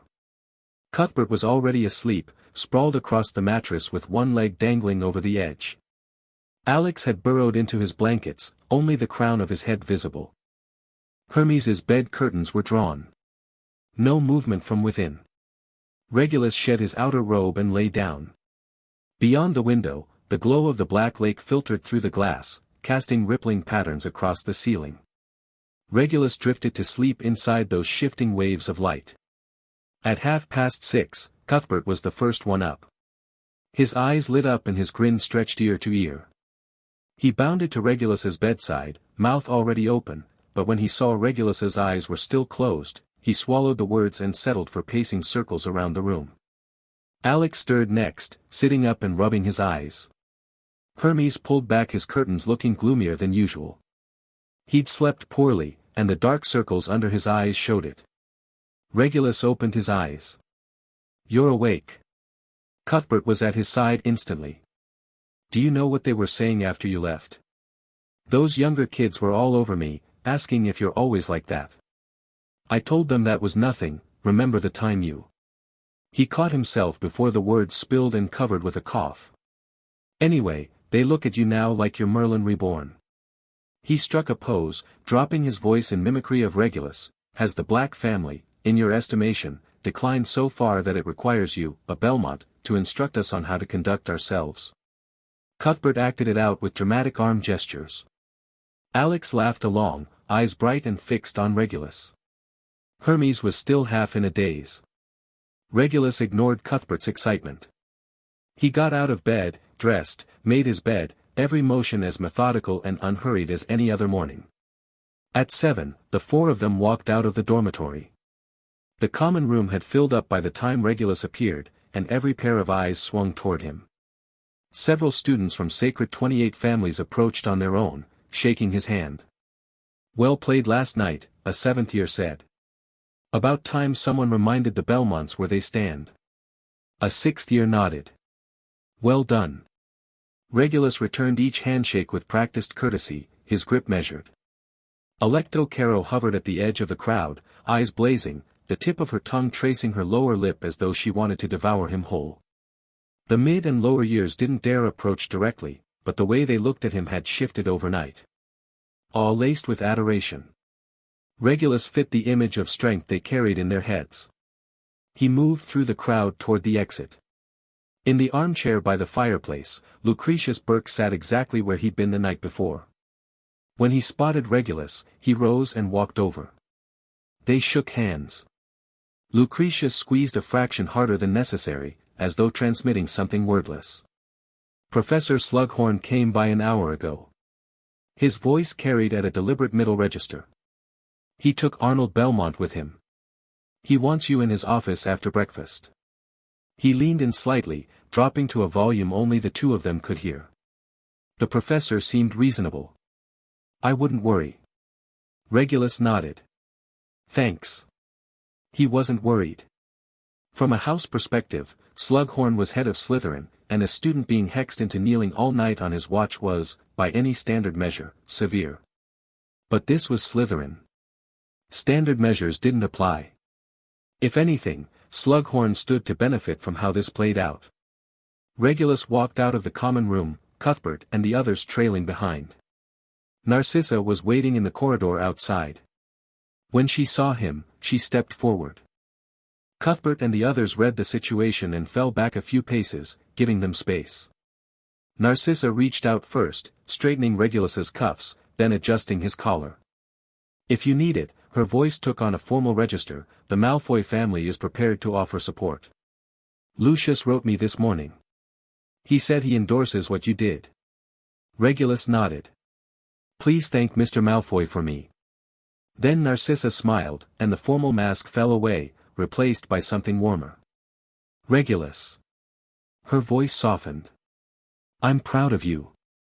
I know I've said it before, more than once, but I need to say it again. I'm proud of you. He looked at her. The sincerity and joy in her eyes were impossible to fake. She was genuinely happy for her younger cousin, genuinely relieved that the House of Black had someone to carry it forward. A flicker of warmth rose in his chest. He smiled back. Well. I am your cousin. Narcissa's eyes glistened, but she regained control almost instantly and patted his shoulder. Go on. Professor Slughorn's waiting. Regulus nodded and turned down the corridor toward the great hall. Cuthbert and the others fell into step behind him. As they passed through the underground passageways, the stairs they drew had doubled from the usual count. Hufflepuffs and Ravenclaws were watching too, their expressions layered, curiosity, wariness, and a measure of respect all tangled together. The news had spread. Regulus kept his gaze forward, his pace steady. He knew that starting today, the rumors circulating Hogwarts about Regulus Black would have a new chapter. At breakfast, Orion's reply arrived. When the owl landed in front of Regulus, several pairs of eyes around him locked onto it. After last night, any correspondence he received was a potential clue to be dissected. He broke the seal and slid out the letter. The message was brief. Letter received. Situation understood. The Belmont family will face consequences. Orion had sanctioned his handling of the matter and confirmed the family would follow through. Regulus folded the letter, tucked it into his inner pocket, and went back to his fried egg. A gaze drifted over from the Gryffindor table. Regulus looked up. His eyes met Sirius's across the gap between them. Sirius sat with a fork in his hand, the food on his plate barely touched. He watched Regulus with an expression that was hard to pin down. Confusion and something else beneath it. Regulus could guess what was going through his head. Sirius had heard about last night. With his way of thinking, the layers of maneuvering would be lost on him. Why a single remark could trigger that scale of conflict? Why an accusation of disrespect could silence an entire house? Why Arnold Belmont had ended up the way he did? Sirius would see only the surface. Regulus had used magic to force a 7th-year student to kneel through the night, in a common room where people came and went freely. But he also knew Regulus had been defending the family name, and that knotted his emotions into something he couldn't untangle. He despised the Black family's pure-blood supremacy. He despised the way tradition and rules were used as chains. He despised Walburga's fanatical obsession. Yet watching Regulus defend that surname with such force, such conviction, such willingness to use violence if necessary, something nameless stirred inside him. It was as though something he'd discarded, trampled underfoot, wanted to rip apart completely, was being picked up by someone else. Dusted off. Set on a shelf. Treated like it mattered. The feeling was strange. He wouldn't want the toy back. But there was something there. Offense? Loss? He couldn't tell. James Potter nudged him with an elbow, leaning in to say something. Sirius turned back to his friend, and the easy, carefree grin climbed across his face again. He and James fell into their usual roughhousing, and whatever complicated thing had surfaced got pushed back down. Regulus looked away and finished the last bite of his egg. Outside Professor Slughorn's office, Regulus knocked. From inside came the same hearty voice as always, "Come in." He pushed the door open. Slughorn wore deep purple robes today, his hair neatly combed. "Regulus, sit." Regulus settled into the armchair opposite the desk, back straight, hands resting on his knees. Slughorn pulled a piece of parchment from the stack of papers, glanced at it, and set it down. "Arnold Belmont." His tone was carefully neutral. "Was collected by his father early this morning. Health concerns. He'll be recovering off campus for a few days." He looked at Regulus. "His family has asked me to relay a request, that Hogwarts allow him to return for his NEWTS. Until then, he won't be coming back." Regulus understood. The Belmont family was asking for his permission. A thought followed on its heels, still worried about exams? But it made no difference to him. Even if Arnold hadn't gone home, Regulus wouldn't have pursued anything further. The school chapter was closed. The rest was Orion's domain. He doubted Arnold would get the chance to sit those exams. The House of Black didn't do things by halves. You either left something alone entirely, or you finished it. Arnold would most likely remain too ill to test. Possibly for a long time. None of that needed to be said aloud. Regulus kept his expression unchanged, his tone respectful. "Professor, the matter between us is settled." Slughorn's eyes lifted to his. The message was easy enough to read. The matter between Regulus and Arnold was over. The matter between the House of Black and the Belmont family might be starting. Slughorn held his gaze for a few seconds, then nodded without pressing further. "This incident," he said, settling back in his chair, fingers laced over his stomach, "as far as I'm concerned, is closed." Regulus inclined his head. "Thank you, Professor." Slughorn was fully aware of the growing swell inside Slytherin. The purge rhetoric. The secret gatherings. The increasingly brazen fervor. What Regulus had done last night had, in a sense, disrupted the momentum of that brewing campaign. A look of weary resignation crossed the professor's face. He rubbed the bridge of his nose, as though nursing a headache. "Regulus, I understand why you did what you did." The Belmont boy's approach was inappropriate. That setting, that tone, it was out of line. He studied Regulus's reaction. Regulus sat quietly, posture deferential, every inch the well-behaved student. However, Slughorn pivoted, keeping a student on his knees all night, in that manner, by school regulations, it's somewhat problematic. Regulus understood. The professor was building him a staircase to step down gracefully. Slughorn accepted and tacitly approved what he'd done, but as head of house, he needed to maintain the appearance of fairness. That meant attaching a formal punishment so the whole affair looked properly concluded on paper. Offense, consequence, resolution. Everyone saved face. Regulus accepted his punishment, proving the professor hadn't played favorites. Slughorn upheld school rules, proving he'd fulfilled his duties as head of house. And certain observers would note that the Black Heir conducted himself with restraint, accepting discipline within the established framework. So. Slughorn looked at him. Detention. 1 week. Sound fair? Regulus nodded. "I'm sorry for the trouble, Professor." Slughorn laughed, neither accepting nor deflecting the remark.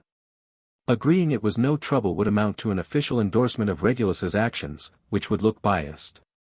Saying don't let it happen again would imply Regulus had been wrong, which wasn't the message either. Best to laugh and move on. As for the detention itself, Slughorn twisted the gemstone ring on his finger. You'll be helping me process potion ingredients. You know the sort. Venomous tentacula sap, boomslang skin. There's always work to be done. Understood, Professor. Regulus stood and gave Slughorn a slight bow. Off you go, then. Slughorn waved a hand. Class is waiting. He left the office. The door clicked shut behind him. And that was that. Procedural justice, complete. Morning charms class. By the time Regulus reached the classroom, Professor Flitwick was already perched atop his stack of books. He was mid-explanation on the pronunciation keys for the cheering charm. When Regulus walked in, Flitwick simply raised his wand toward an empty seat and carried on without a word. Regulus crossed to the Slytherin section and sat beside Cuthbert. Cuthbert leaned in immediately, voice low. What did the professor want? One look from Regulus was enough. Cuthbert shut his mouth, straightened up, and pretended to pay attention. This session was shared with Ravenclaw. Regulus had barely settled in when he felt it, a stare, sharp with hostility. He turned. A Ravenclaw boy, seated by the window. Regulus placed him. Russell Clark. Muggle-born. Solid marks in charms. Flitwick had praised him twice this term. Clark was watching him now, lips pressed thin, undisguised disgust in his eyes. Regulus looked away. He understood well enough. Russell Clark had heard about last night. But he was Muggle-born. He didn't understand the rules governing pure-blood circles, didn't grasp the rigid architecture of family hierarchy. From where he stood, what he saw was simple. Regulus Black had used magic to force a 7th-year student to kneel through the night, humiliating him publicly in a common room like a trophy on display. To him, that was bullying. The worst kind. Worse than ordinary cruelty, even, because of the ceremony behind it. The deliberate, ritualized degradation. A punch left bruises. But kneeling, that near-execution posture, destroyed something deeper. It broke dignity. Clark was probably thinking, what could possibly justify this? Why not just talk it out? Regulus found it almost funny. Russell Clark had no idea that the very act he condemned as bullying had, indirectly, saved him. Him and every Muggle-born student like him. The undercurrent running through Slytherin, that whispered campaign to clean house, had people like Clark squarely in its crosshairs. If Arnold Belmont had succeeded in whipping the room into a frenzy last night, if Regulus hadn't stepped in and shattered the momentum, that undercurrent would have broken the surface. Become action. Then what Russell Clark would face wouldn't be wounded pride. Though, admittedly, maybe he'd have preferred that to the indignity of watching someone kneel. By responding with disproportionate force against one of their own, Regulus had yanked every eye back to the fractures within pure blood ranks, buying time before the violence spilled outward. It gave students like Russell a reprieve they'd never know about. Regulus wasn't going to explain himself. There was no point. The people who understood already did. The rest wouldn't get it no matter how many words he spent. He pulled his attention back to the lesson.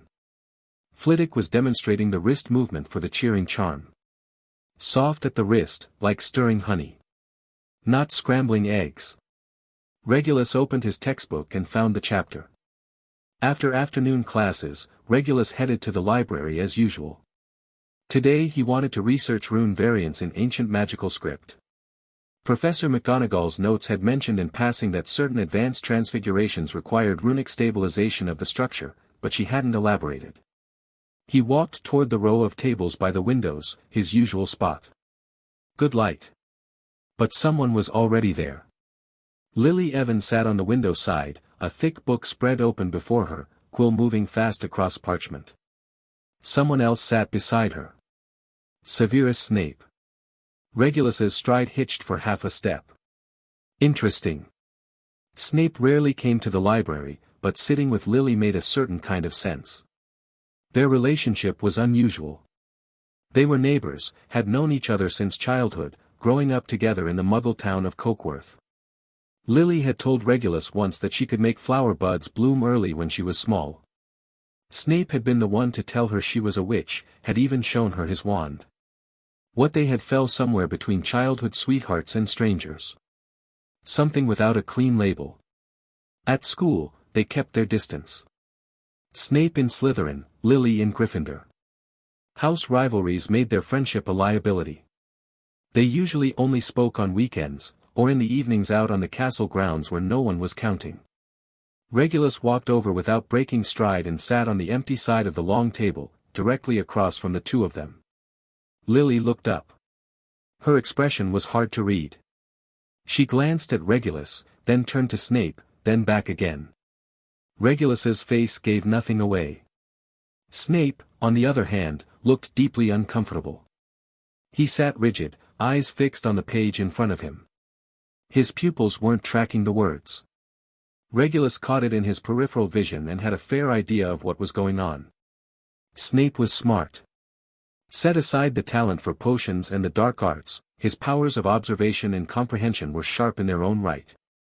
He was a member of one of Slytherin's secret gatherings. Last night's events, even if he hadn't grasped the deeper strategy in the moment and took it at face value as Regulus defending family honor, the discussions among the upper years afterward would have filled in the gaps. He'd have realized that Regulus's display might have served a second purpose, slowing the fever building inside Slytherin. Snape was probably remembering their earlier conversation. The one where he'd come to Regulus on his own, reporting on the rhetoric and mood inside Slytherin's inner circles. Regulus had asked him why. Why tell me? Snape's answer, for Lily.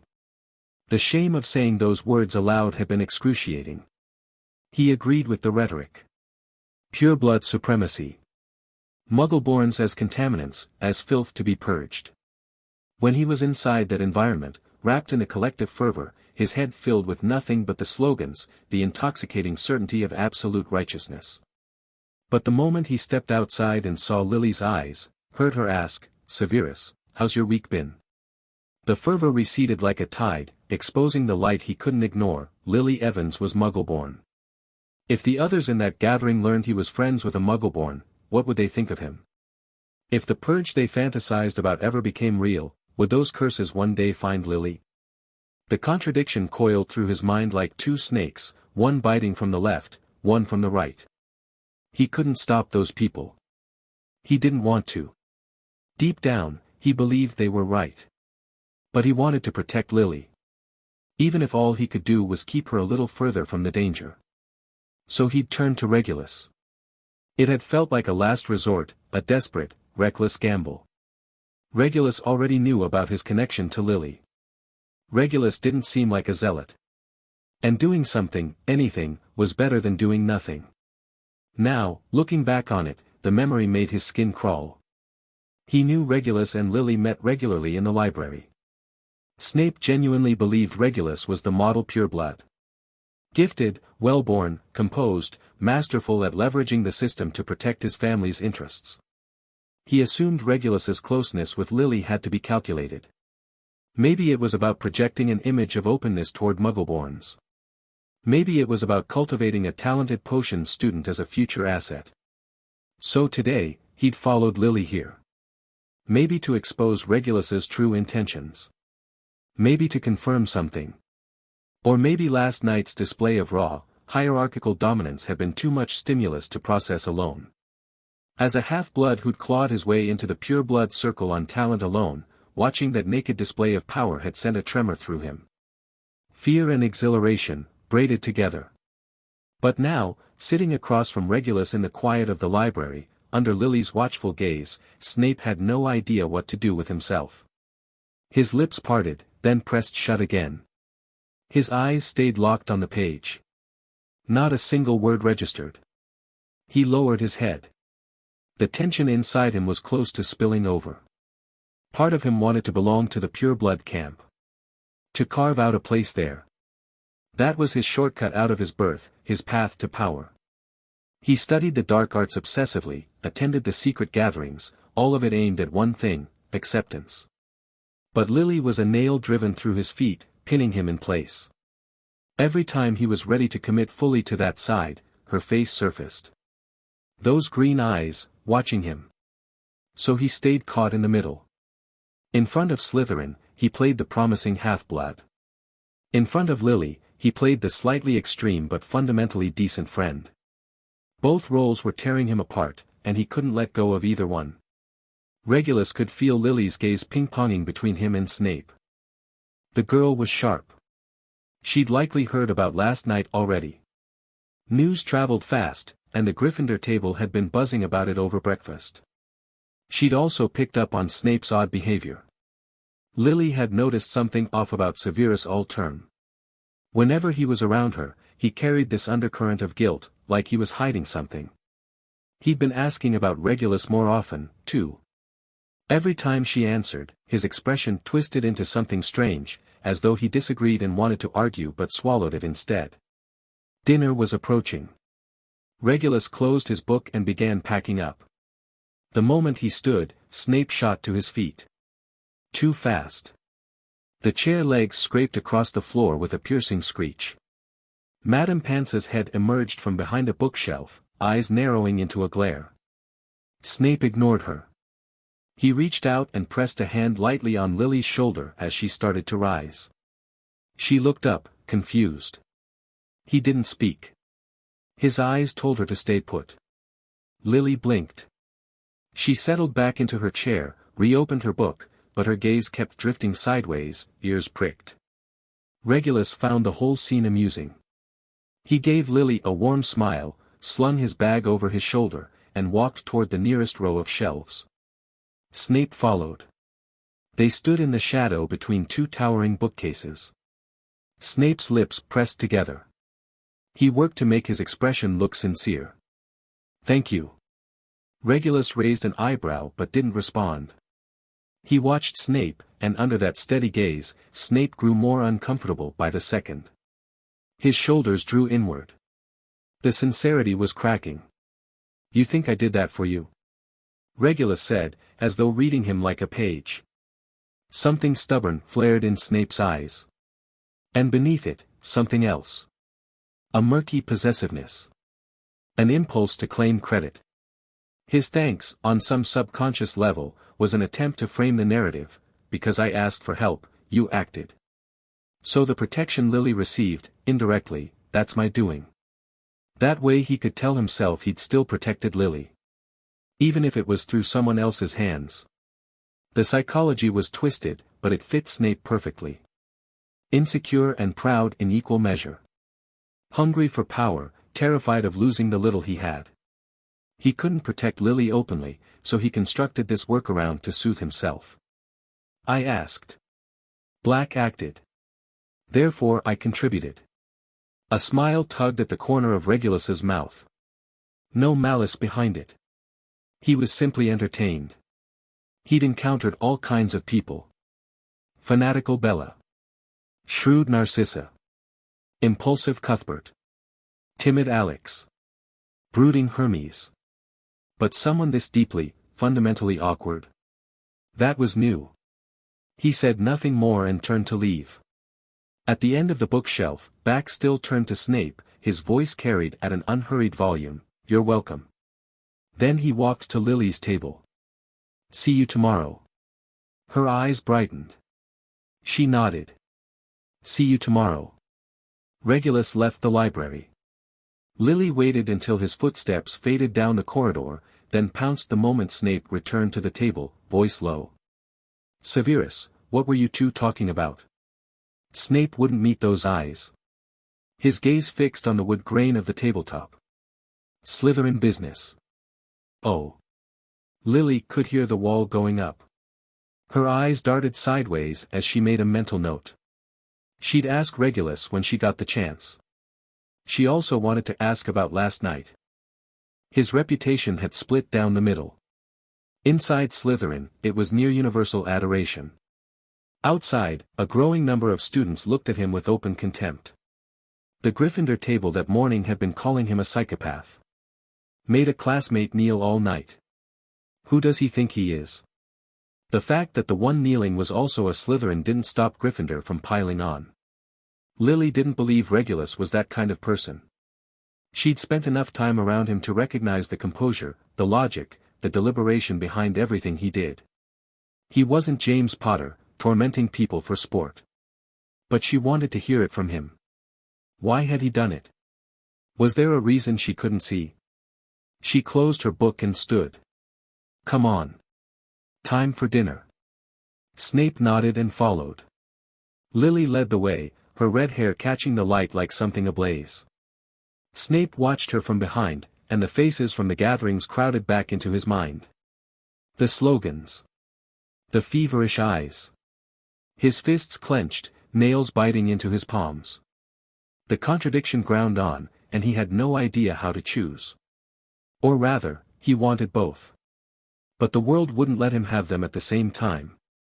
The days that followed settled Hogwarts into a strange calm. Hard to pinpoint a single cause, though it likely traced back to what Regulus had done. After Arnold Belmont was taken home, the restless energy inside Slytherin cooled overnight, and Gryffindor quieted down with it. The low-level skirmishing between younger students all but vanished, leaving only scattered, toothless friction. The exception, of course, was Gryffindor's infamous second-year quartet, James, Sirius, Lupin, and Peter. They remained as active as ever. The concept of restraint might as well not have existed in their vocabulary. Any Slytherin who rubbed them the wrong way was fair game, though their attack stayed in prank territory. Transfiguring someone's bag into a toad.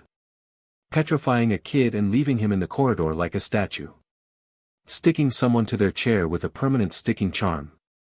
They were still young enough that they hadn't developed a taste for public underwear inspections. Slytherin gave as good as it got. The previous Friday, 2 second-years had ambushed Peter and James in a deserted corridor. No one saw what happened. By the time Filch found them, all 4 were on the floor. Peter was retching from a slug-vomiting charm, a dozen slugs trailing slime in circles around his head. James had been petrified from the waist down and was dragging himself forward on his elbows. Of the 2 Slytherins, one was out cold from a stunning spell, and the other's hair had been dyed hot pink and was still smoking. Professor McGonagall went white with fury. She marched all 4 to the hospital wing, docked 20 points from each house, and handed down a week's detention. But on the whole, Hogwarts was peaceful. On sunny afternoons, students stretched out on the lawns or read by the lake. Younger kids chased each other through the corridors, their laughter bright and free of malice. That carefree feeling drifted through the castle like an early summer breeze. Then June 10th arrived. 3 days before exams. The peace evaporated. Even the rhythm of footsteps in the corridors changed. The usual aimless shuffle became a brisk march, every student moving like a dragon was on their heels. At meals, people propped books against the salt shakers, stabbing themselves in the nose with their forks before noticing. The library was packed to capacity. Madame Pants had to swap her NO talking sign for one that read NO heavy breathing. Regulus felt no exam anxiety. He kept to his routine, up at 6:30, breakfast in the Great Hall at 7, then off to the library after class to read whatever interested him, none of it exam-related. Cuthbert was slightly wound up, but nothing serious. Hermes couldn't have cared less about exams. Apart from the essays he was required to submit, nobody in the dormitory had ever seen him revise. The only one in genuine distress was Alex.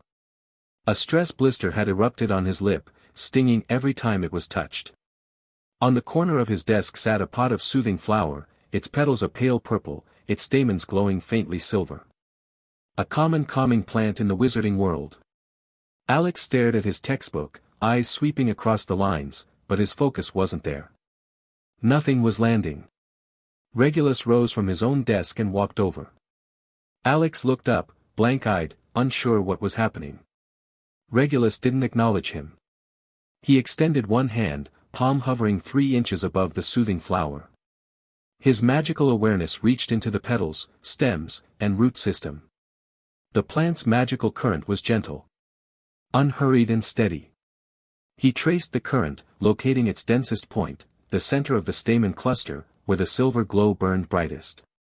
Then he let his own magic sway in rhythm with the flower's pulse, searching for the point of synchronization. A flicker of intent, and the silver light at the stamen's core began to move. Guided by his magic, it lifted free of the plant and rose into the air. The glow stretched into a thin filament, the filament converging, condensing into a luminous blue-white bead no larger than a grain of rice, hovering above his fingertip. Cuthbert drifted over from his desk, eyes wide. Regulus had placed his hand over a plant and drawn out a glowing sphere of magic. He'd never seen verdant magic before, but he could guess what this was: direct manipulation of a plant's magical energy.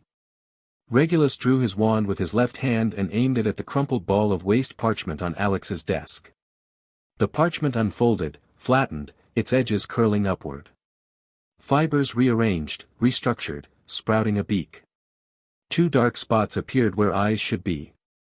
A bird the size of a palm stood on the desktop, wings tucked, head cocked, as though taking in its surroundings.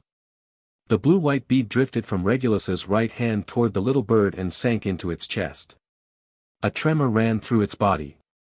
A faint blue glow washed across its wings, imbuing it with magically driven life. The bird fluttered its wings, lifted off, and landed on Alex's right shoulder. It sang once. The sound was soft. Alex blinked, and the anxiety drained from his eyes like a receding tide, replaced by something calm and clear. As though his brain had been freed from the weight of emotion. Thinking became effortless. He turned his head toward the bird on his shoulder. It was pacing, its eyes 2 dots of black ink, but there was something lively in them. Almost intelligent. It sang again. The last trace of agitation in Alex's chest smoothed away. He looked at Regulus.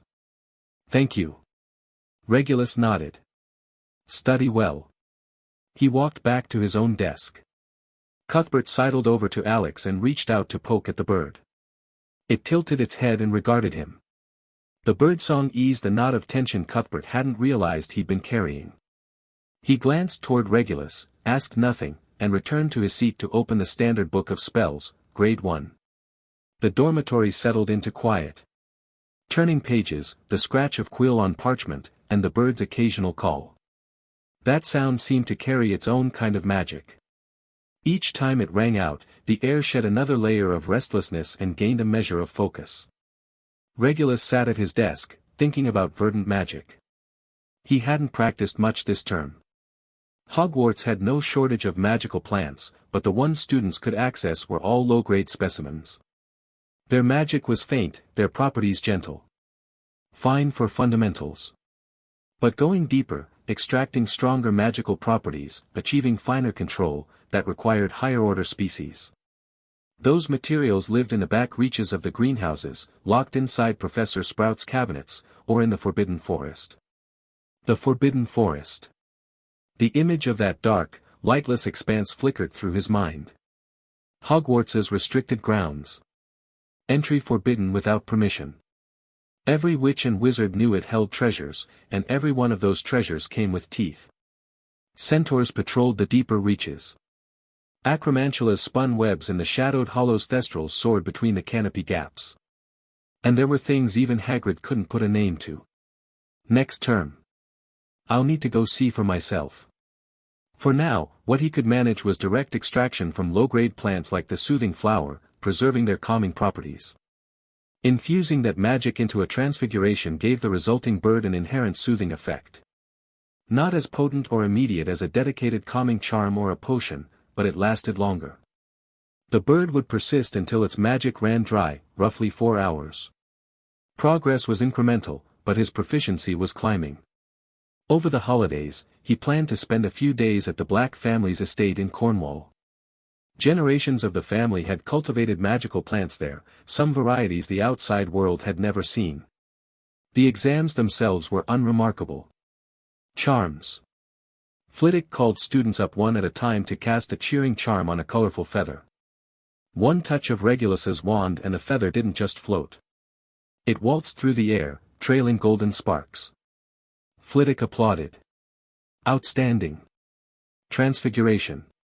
McGonagall required each student to turn a mouse into a snuffbox. Regulus produced a silver case engraved with the Black family crest. When opened, a tiny mechanism sprang up and unfolded a miniature family tree. McGonagall's mouth twitched. She gave him the outstanding anyway. Potions. Slughorn's exam was to brew a pepper-up potion. Regulus's finished product was crystal clear with a pearlescent sheen. Slughorn took one sip, and his eyes lit up like someone had cast a cheering charm on him. Outstanding again. After each exam, Regulus went to the library. Evenings were spent in the room of requirement as usual. Space warp practice had hit a plateau. He could now transmit a disarming charm through a spatial corridor with zero degradation. The red bolt traveled the channel and struck the training dummy on the other side at full power. But two problems remained unsolved. First, the limit on space anchor charms. He could sustain a maximum of 5 anchors simultaneously, each lasting 25 minutes. He'd attempted 6 3 times. Each attempt ended the same way. Uneven magic distribution caused the anchors to interfere with each other, and 2 would collapse. This demanded finer magical control and sharper spatial awareness. Likely he'd need to advance his star-guided meditation further. Second, sequential casting.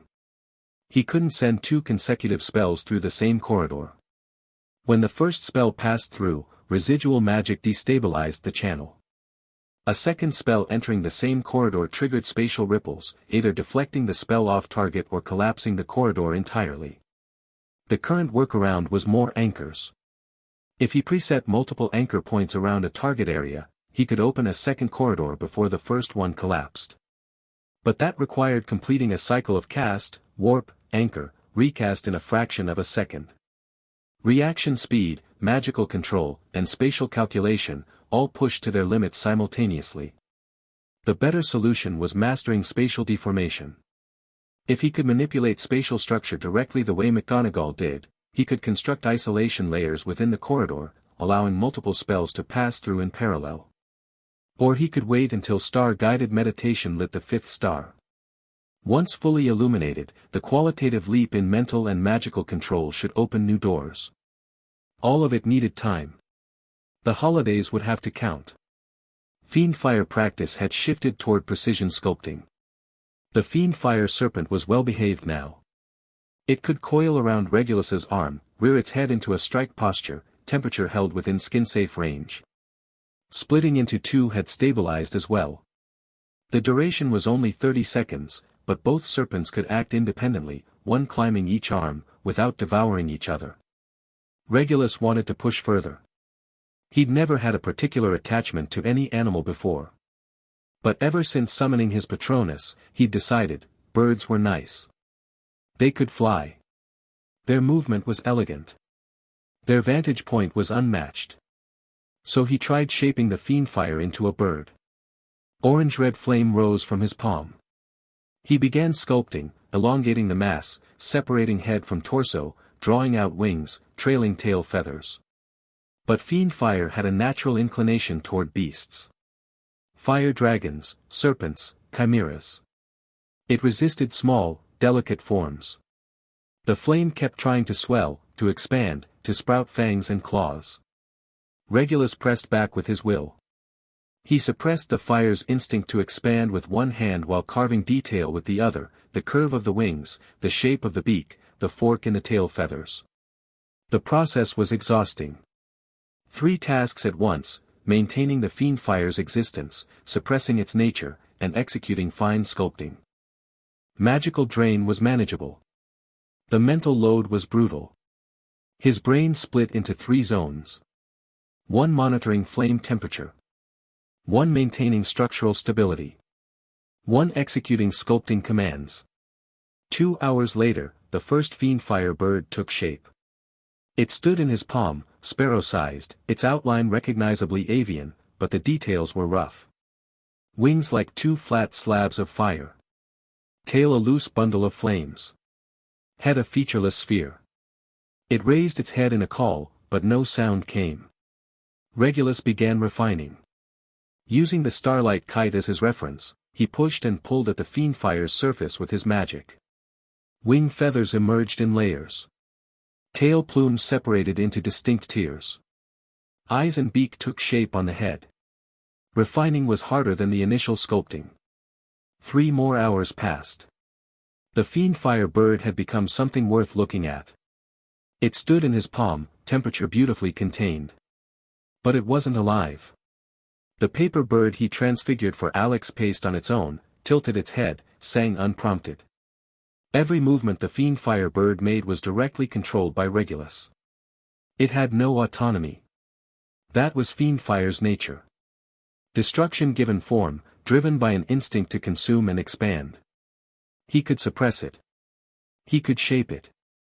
But granting it a spirit, that ran counter to what fiend fire fundamentally was. Regulus sent the bird on a circuit around the room. It banked through the training chamber, wings beating, trailing waves of heat, its flight path steady. But past 3 meters, he felt his control degrade. The fire grew restless. Jagged spurs appeared along the bird's edges. Temperature began to climb. He recalled it immediately and crushed it out with his will. After the fiend fire died, a scorched trace lingered in the air. The magical structure in that patch had been warped, leaving irregular wrinkles. Viewed through magical perception, the area was thinner than its surroundings. Spatial stability, compromised. Regulus stared at that mark, and an idea surfaced. What if I combined verdant magic with fiend fire? What if he infused soothing flowers calming magic into fiend fire? Would it tame the spell's volatility? Or flip it around? Blend in the magical properties of something aggressive, amplify the destructive power. He ran through every magical plant he'd studied. Soothing flower, calming, sedative. Bubotuber, skin irritant. Venomous tentacula, corrosive, paralytic. Unlight orchid, repels darkness. Sunlight ebony bush, purifies evil. Each species carried a unique magical signature. If those signatures could be woven into fiend fire. Add soothing flowers properties, and the flames might grow docile, easier to rein in. Add venomous tentaculas, and the fire could carry a corrosive edge, burning through not just matter but magic itself. Fold in the radiant nature of sunlight ebony bush, and fiend fire might develop a purifying effect. What about dittany? Burn someone with fiend fire laced with dittany, and would it heal wounds instead? And the whomping willow's essence might simply make the fire hit harder. But how would the fusion even work? Natural plant magic and fiend fire were fundamentally opposed. Force them together and the whole thing might detonate. He'd need to find a balance point, or some kind of intermediary medium to bridge the gap. His thoughts drifted to the star imagery. It could enhance conventional spells. Channel that vast, cold stillness into Protego, and the barrier grew more resilient. Pour images of explosive annihilation into a blasting curse, and the power multiplied. So was there a star suited to binding fiend fire? Regulus thought of stars. Stars burned too, but their combustion was steady, sustained, governed by rules.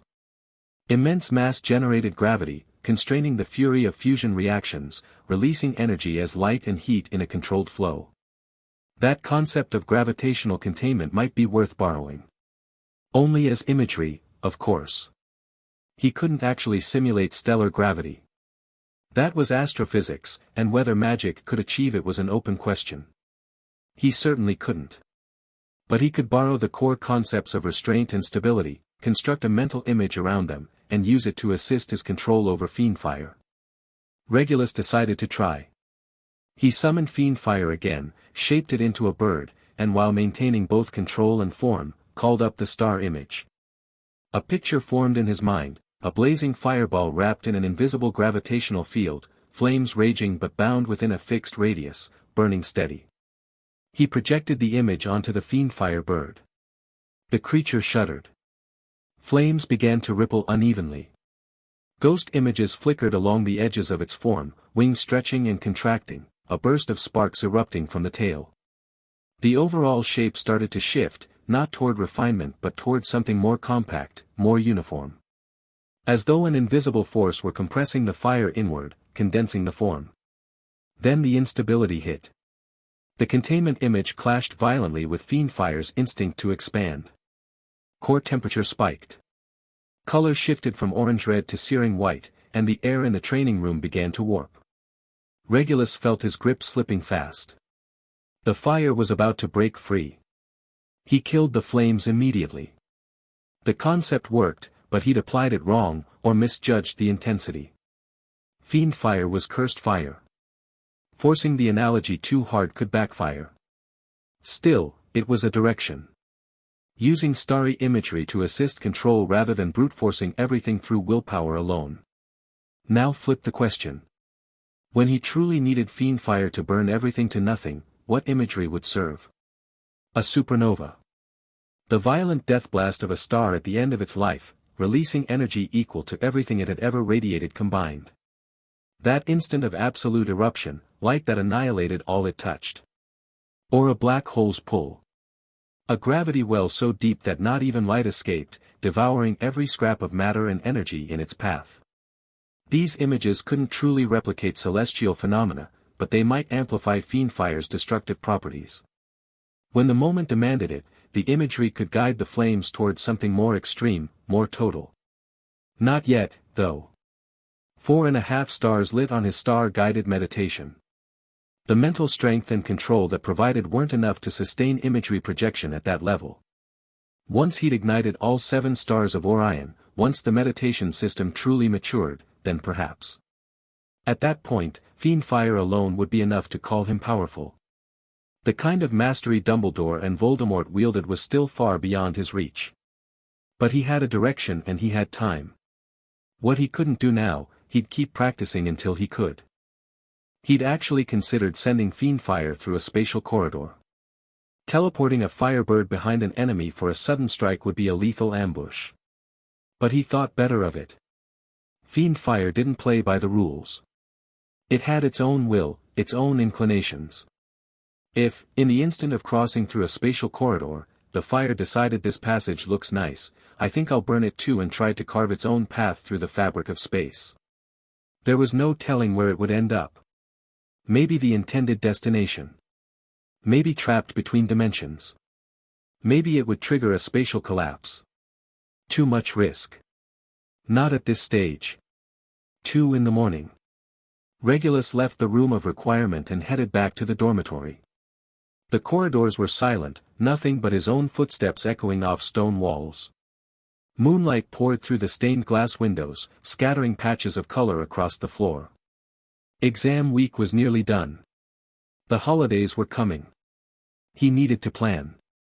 Arnold Belmont never returned to Hogwarts, not even for exams. It stirred a bit of talk within Slytherin, though only a handful of cold jokes circulating among the upper years. Belmont family business must not be doing too well if they can't even buy their son a seat at the exam table. Maybe they're relocating the whole family to Bulgaria. The other houses barely noticed. Hogwarts always had fresh gossip. Like the Thorn family attack, already forgotten. Orion hadn't written with details. In the head of house's view, this probably fell under the category of matters handled and not worth revisiting. Regulus heard the rest from Narcissa. The Belmont family had surrendered all their holdings and smuggling channels in Britain, packed up their accumulated galleons, and relocated to Eastern Europe. No one mentioned which country specifically. The blacks hadn't touched their gold. For one, it would have looked greedy. For another, how much of that money survived the move depended entirely on Belmont's own resourcefulness. Scrambling for scraps. That was how Narcissa put it, a hint of mockery at the corner of her mouth. Hungary, Romania, Bulgaria, the pureblood families out there are just as territorial as the ones here. If Belmont wants to establish a foothold, he'll have to cough up most of those galleons as tribute. Whatever's left after that. That's up to fate. Regulus listened, nodded once, and didn't ask more. It wasn't his concern anymore, and it didn't need to be. Exam week ended. The day results were posted, the bulletin board in the Great Hall drew a crush of bodies. Regulus didn't bother joining the crowd. He already knew. Cuthbert squeezed his way in, came back wearing an expression of flat resignation. All O's. Every single one. Regulus barely acknowledged it, kept packing his trunk. Tomorrow was the holiday. Tonight, the end-of-term feast. The younger students had completely lost it. A week's worth of suppressed exam stress erupted all at once, and the corridors filled with running figures. In the common room, someone had cast Wingardium Leviosa on a pile of pillows and started a floating pillow fight. Down by the Black Lake, a group of Hufflepuffs had spread out a picnic on the grass, their laughter carrying from half the grounds away. Cuthbert dragged Alex and Hermes toward the lake and asked if Regulus wanted to come. He shook his head, gathered up a stack of borrowed books due for return, and headed for the library. At this hour, the place was practically deserted. Even Ravenclaw's most dedicated studiers were soaking in the post-exam relief. Madame Pants dozed behind the counter, her head dipping forward in slow nods. Regulus settled into his usual spot by the window. He'd been sitting for maybe 10 minutes when footsteps approached. He looked up. Lily Evans stood at the edge of his table. She wasn't wearing her school robes today. A light blue sundress instead, red hair pulled back in a ponytail. She looked relaxed, lighter somehow. Not many people in the library at a time like this, Lily said, her tone easy. And yet here you are. Regulus nodded. She sat down across from him and set her book on the table, an advanced potions text. She didn't open it. Instead, her eyes settled on him, and she asked the question she'd been sitting on for nearly a month. Regulus, can you tell me why you treated that person the way you did? He knew she meant Arnold Belmont. The last time he'd run into her and Snape in the library, he'd caught the curiosity in her eyes. She'd held it in all this time. Finally let it out. He didn't answer directly. His voice was gentle when he turned it back on her. What do you think my reasons were? Lily blinked, studying his expression, and a laugh slipped out before she could stop it. She wasn't even sure why she was laughing. Maybe it reminded her of the time Regulus had explained that friendship was a two-way choice, all composed logic and quiet authority, like someone years older than he was.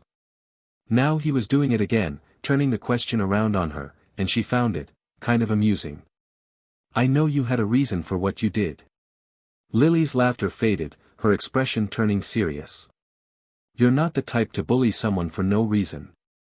But I'll admit, I couldn't figure it out at first. I don't know the rules and hierarchies of pureblood families, but I know Britain has its aristocracy, its titles, its traditions of dueling over family honor. It's just, that world is so far removed from ordinary people. To me, those are plots in novels and films, not things that happen in real life. She watched Regulus's reaction.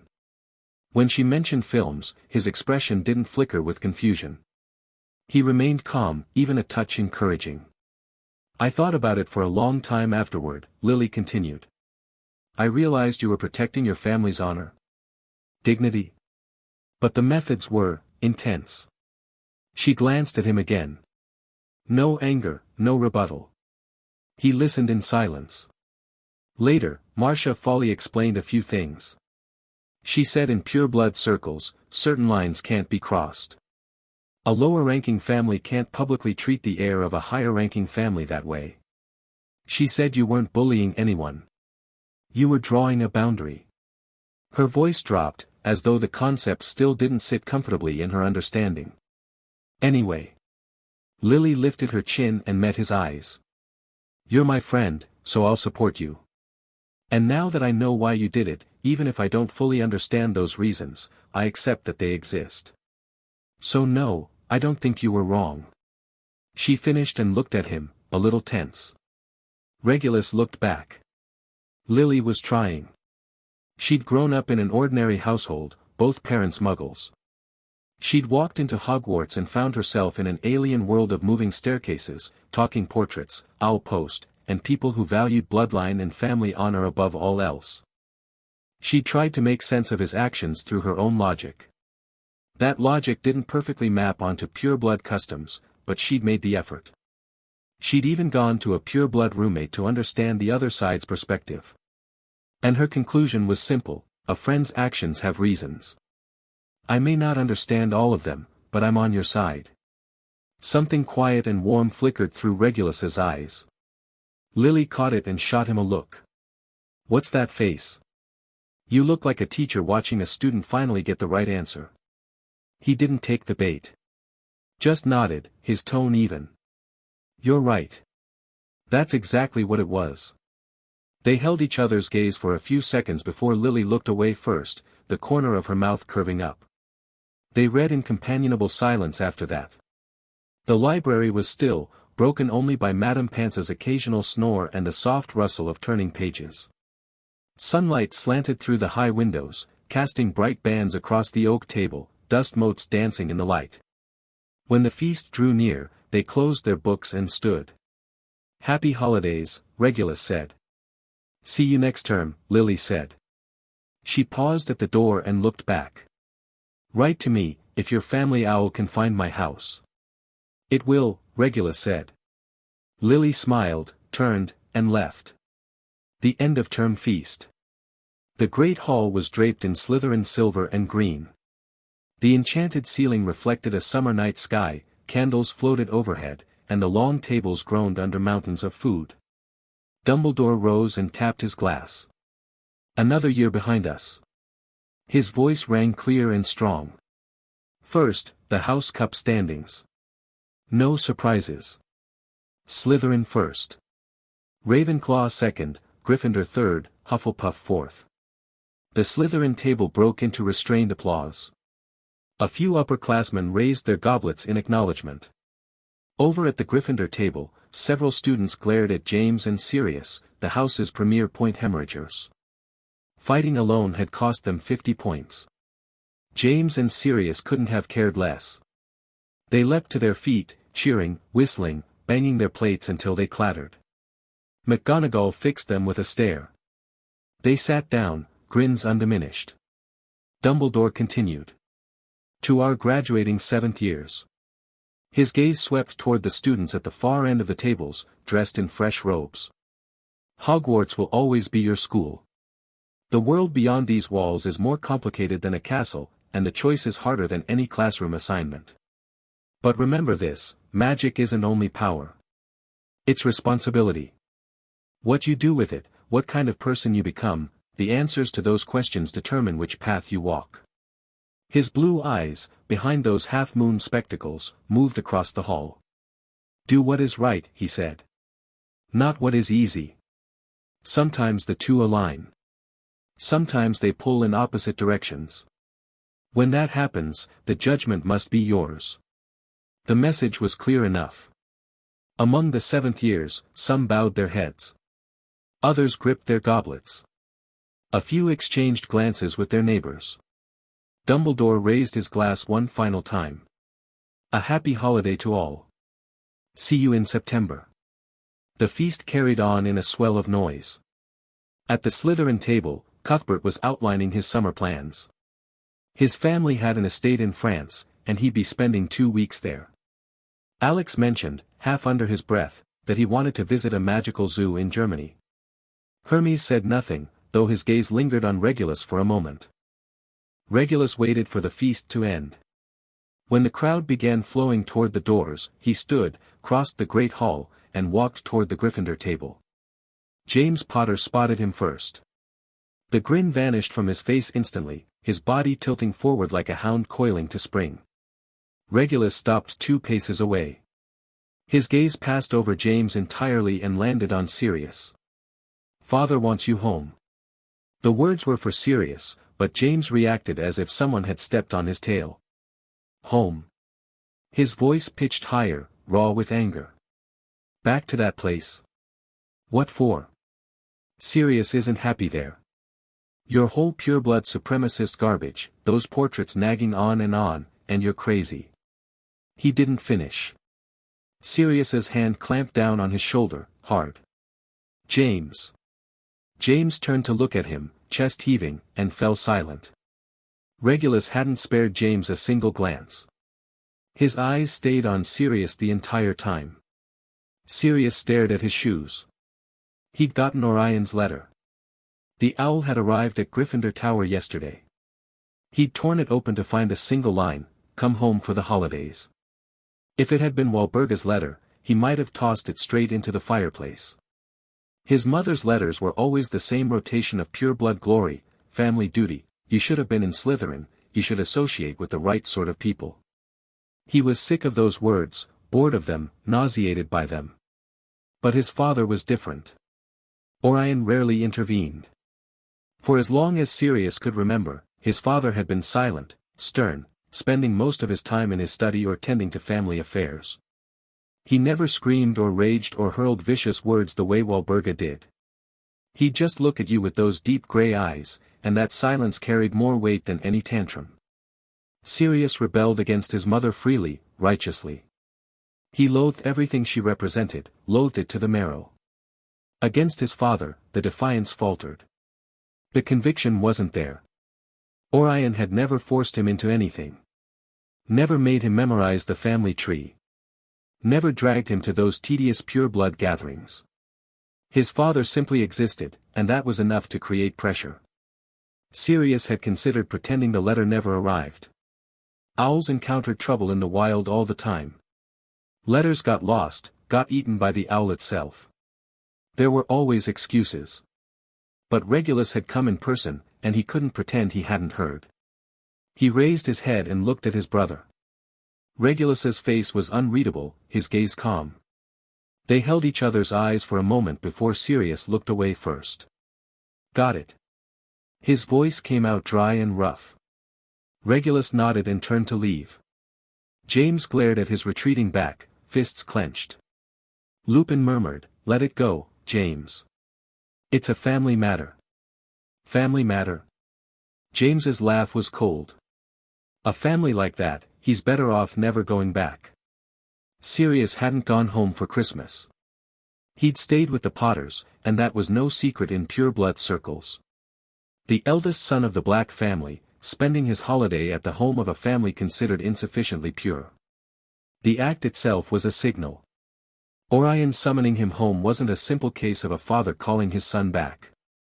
This was about the face of House Black. If Sirius skipped 2 consecutive long holidays, what would the other families think? That the Blacks couldn't control their own heir. That something was wrong inside the house. Pure-blood society ran on appearances. No matter how vicious the internal feuds, the outward image of family unity had to hold. Sirius understood all of this. He hated it. But hatred didn't mean he dared cross that line. Not yet. Orion's patience had limits. Push past the boundary and his father might respond in ways that couldn't be taken back. Cut off his finances. Make life difficult for the Potters. Or go straight for disownment. Disownment. Something stirred in Sirius's chest. If he were truly cast out, would that mean freedom? The thought lasted barely a heartbeat before he crushed it. He knew the consequences. Being disowned by the Blacks meant losing all family protection. It meant every door in the wizarding world becoming harder to open. It meant dragging James and the Potters into it. They'd become targets for sheltering a Black family traitor. He couldn't be that selfish. So he'd go back. Play the part for a few days, keep up appearances, then find an excuse to slip away again. The feast broke apart for good. Students poured toward their common rooms for one last round of packing. Sirius followed the Gryffindor crowd toward the tower. James walked beside him, starting to speak several times and swallowing the words each time. In the end, he just clapped Sirius on the shoulder. "Anything happens, right? My family's owl will be on standby." Sirius nodded and managed something close to a smile. The Hogwarts Express shuddered to a halt at King's Cross. Steam billowed across the platform, swallowing it in white fog. Students poured from the carriages. Parents waved from the far end, calling names, pulling children into embraces. Regulus and Sirius walked side by side. Hard to miss. One wore black wizard's robes, the Black family crest pinned at his collar, stride measured, gaze still. The other wore muggle jeans and a flannel shirt, hair a mess, impatience written across his face. They were nearly the same height, their features cut from the same mold, high bridge of the nose, deep-set eyes, thin lips. But the resemblance ended at the surface. Regulus was contained, though everyone knew the edge was there. Sirius looked ready to catch fire at any moment, and he'd burn himself as readily as anyone else. A cluster of younger girls stole glances, whispering to each other. The pure-blood parents on the platform recognized the Black brothers on sight. The Muggle-born ones couldn't place them, but they noticed the two were striking, even if one of them looked thoroughly miserable. They headed toward a quieter corner of the platform. Creature was already waiting. The house elf wore a tea towel stamped with the Black family crest and bowed so deeply his nose nearly scraped the ground. The young masters have returned. His voice was a raw rasp, reverent. Creature has come to bring the young masters home. Two wrinkled hands reached out and clasped each brother by the arm. Sirius stiffened. He didn't like house elves touching him. He especially didn't like Creature. Space warped. The platform blurred, colors smearing together, then resolving into the entrance hall of 12, Grimmauld Place. Portraits of generations of Blacks lined the walls. Several had woken and peered down at them. Ah, the rebel returns. Phineas Nigella stroked his pointed beard, dripping contempt. Dressed in Muggle rags. What a credit to the family name. Sirius ignored him, shook off Creature's hand, and strode inside. Walburga swept out of the drawing room. Her eyes found Regulus first, and her face broke into a wide smile. Regulus.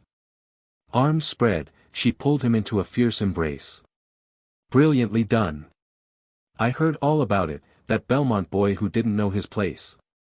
You showed him the Blacks aren't to be trifled with. Defending the family's dignity, that's my son. The words tumbled out fast, her voice sharp-edged, ringing off the high walls of the entrance hall. She went on for nearly a minute before seeming to notice Sirius for the first time. The smile vanished. Her mouth turned down. You're back too. The warmth had drained out entirely, replaced by the tone reserved for unwelcome guests. Sirius twitched the corner of his mouth. Said nothing. Orion acknowledged them both with a single nod, his voice flat, inflectionless. Regulus. Sirius. Let's eat. He turned and walked toward the dining room. The long table was laid with dark green cloth, the silverware polished to a gleam, house elves ferrying dish after dish from the kitchen. Roast lamb with mint sauce, cream of mushroom soup, salad, frosted plum pudding. Walburga sat at Orion's left and spent the entire meal talking at Regulus. His exam marks. The reaction within Slytherin. His plans for next term. His answers were brief, but every one pleased her. She smiled so wide her eyes nearly disappeared. Sirius sat beside Regulus like a ghost at his own family table. No one served him. No one spoke to him. Even the house elves swerved around him when bringing out courses. He stared at the mushroom soup cooling in his bowl and thought about the pile of chocolate frogs and cauldron cakes he'd eaten on the train. His stomach turned. He scooped mashed potatoes mechanically, spoonful after spoonful, eyes fixed on the pattern in the tablecloth. Regulus was cutting his lamb, unhurried, responding to Walburga now and then. Sirius watched him, and something hot and nameless coiled in his chest. How can you be this calm? How can you stand all of this? Why did you choose to become what they want? He knew it wasn't fair. Regulus had his reasons, his own choices to make. Even if those reasons and choices were ones Sirius couldn't understand or accept. But sitting in this dining room, listening to Walburga's grating laughter, feeling the condescending stares of every portrait on the wall, he couldn't keep the anger down. He wanted to flip the table. Smash something. Scream, you're all out of your bloody minds. He didn't. He bowed his head and kept scooping mashed potatoes. Dinner ended.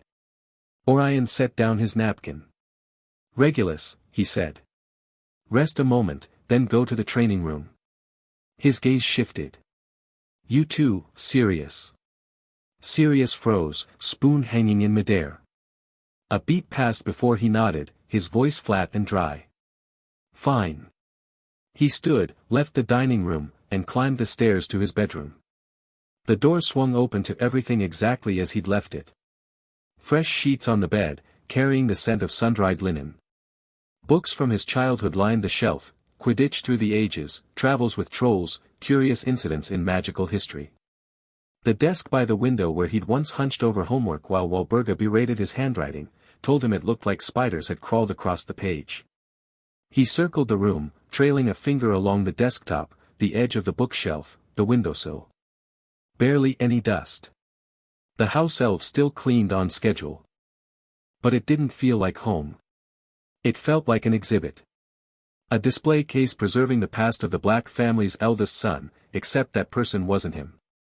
He was Sirius Black, and he didn't want to be the Black family heir.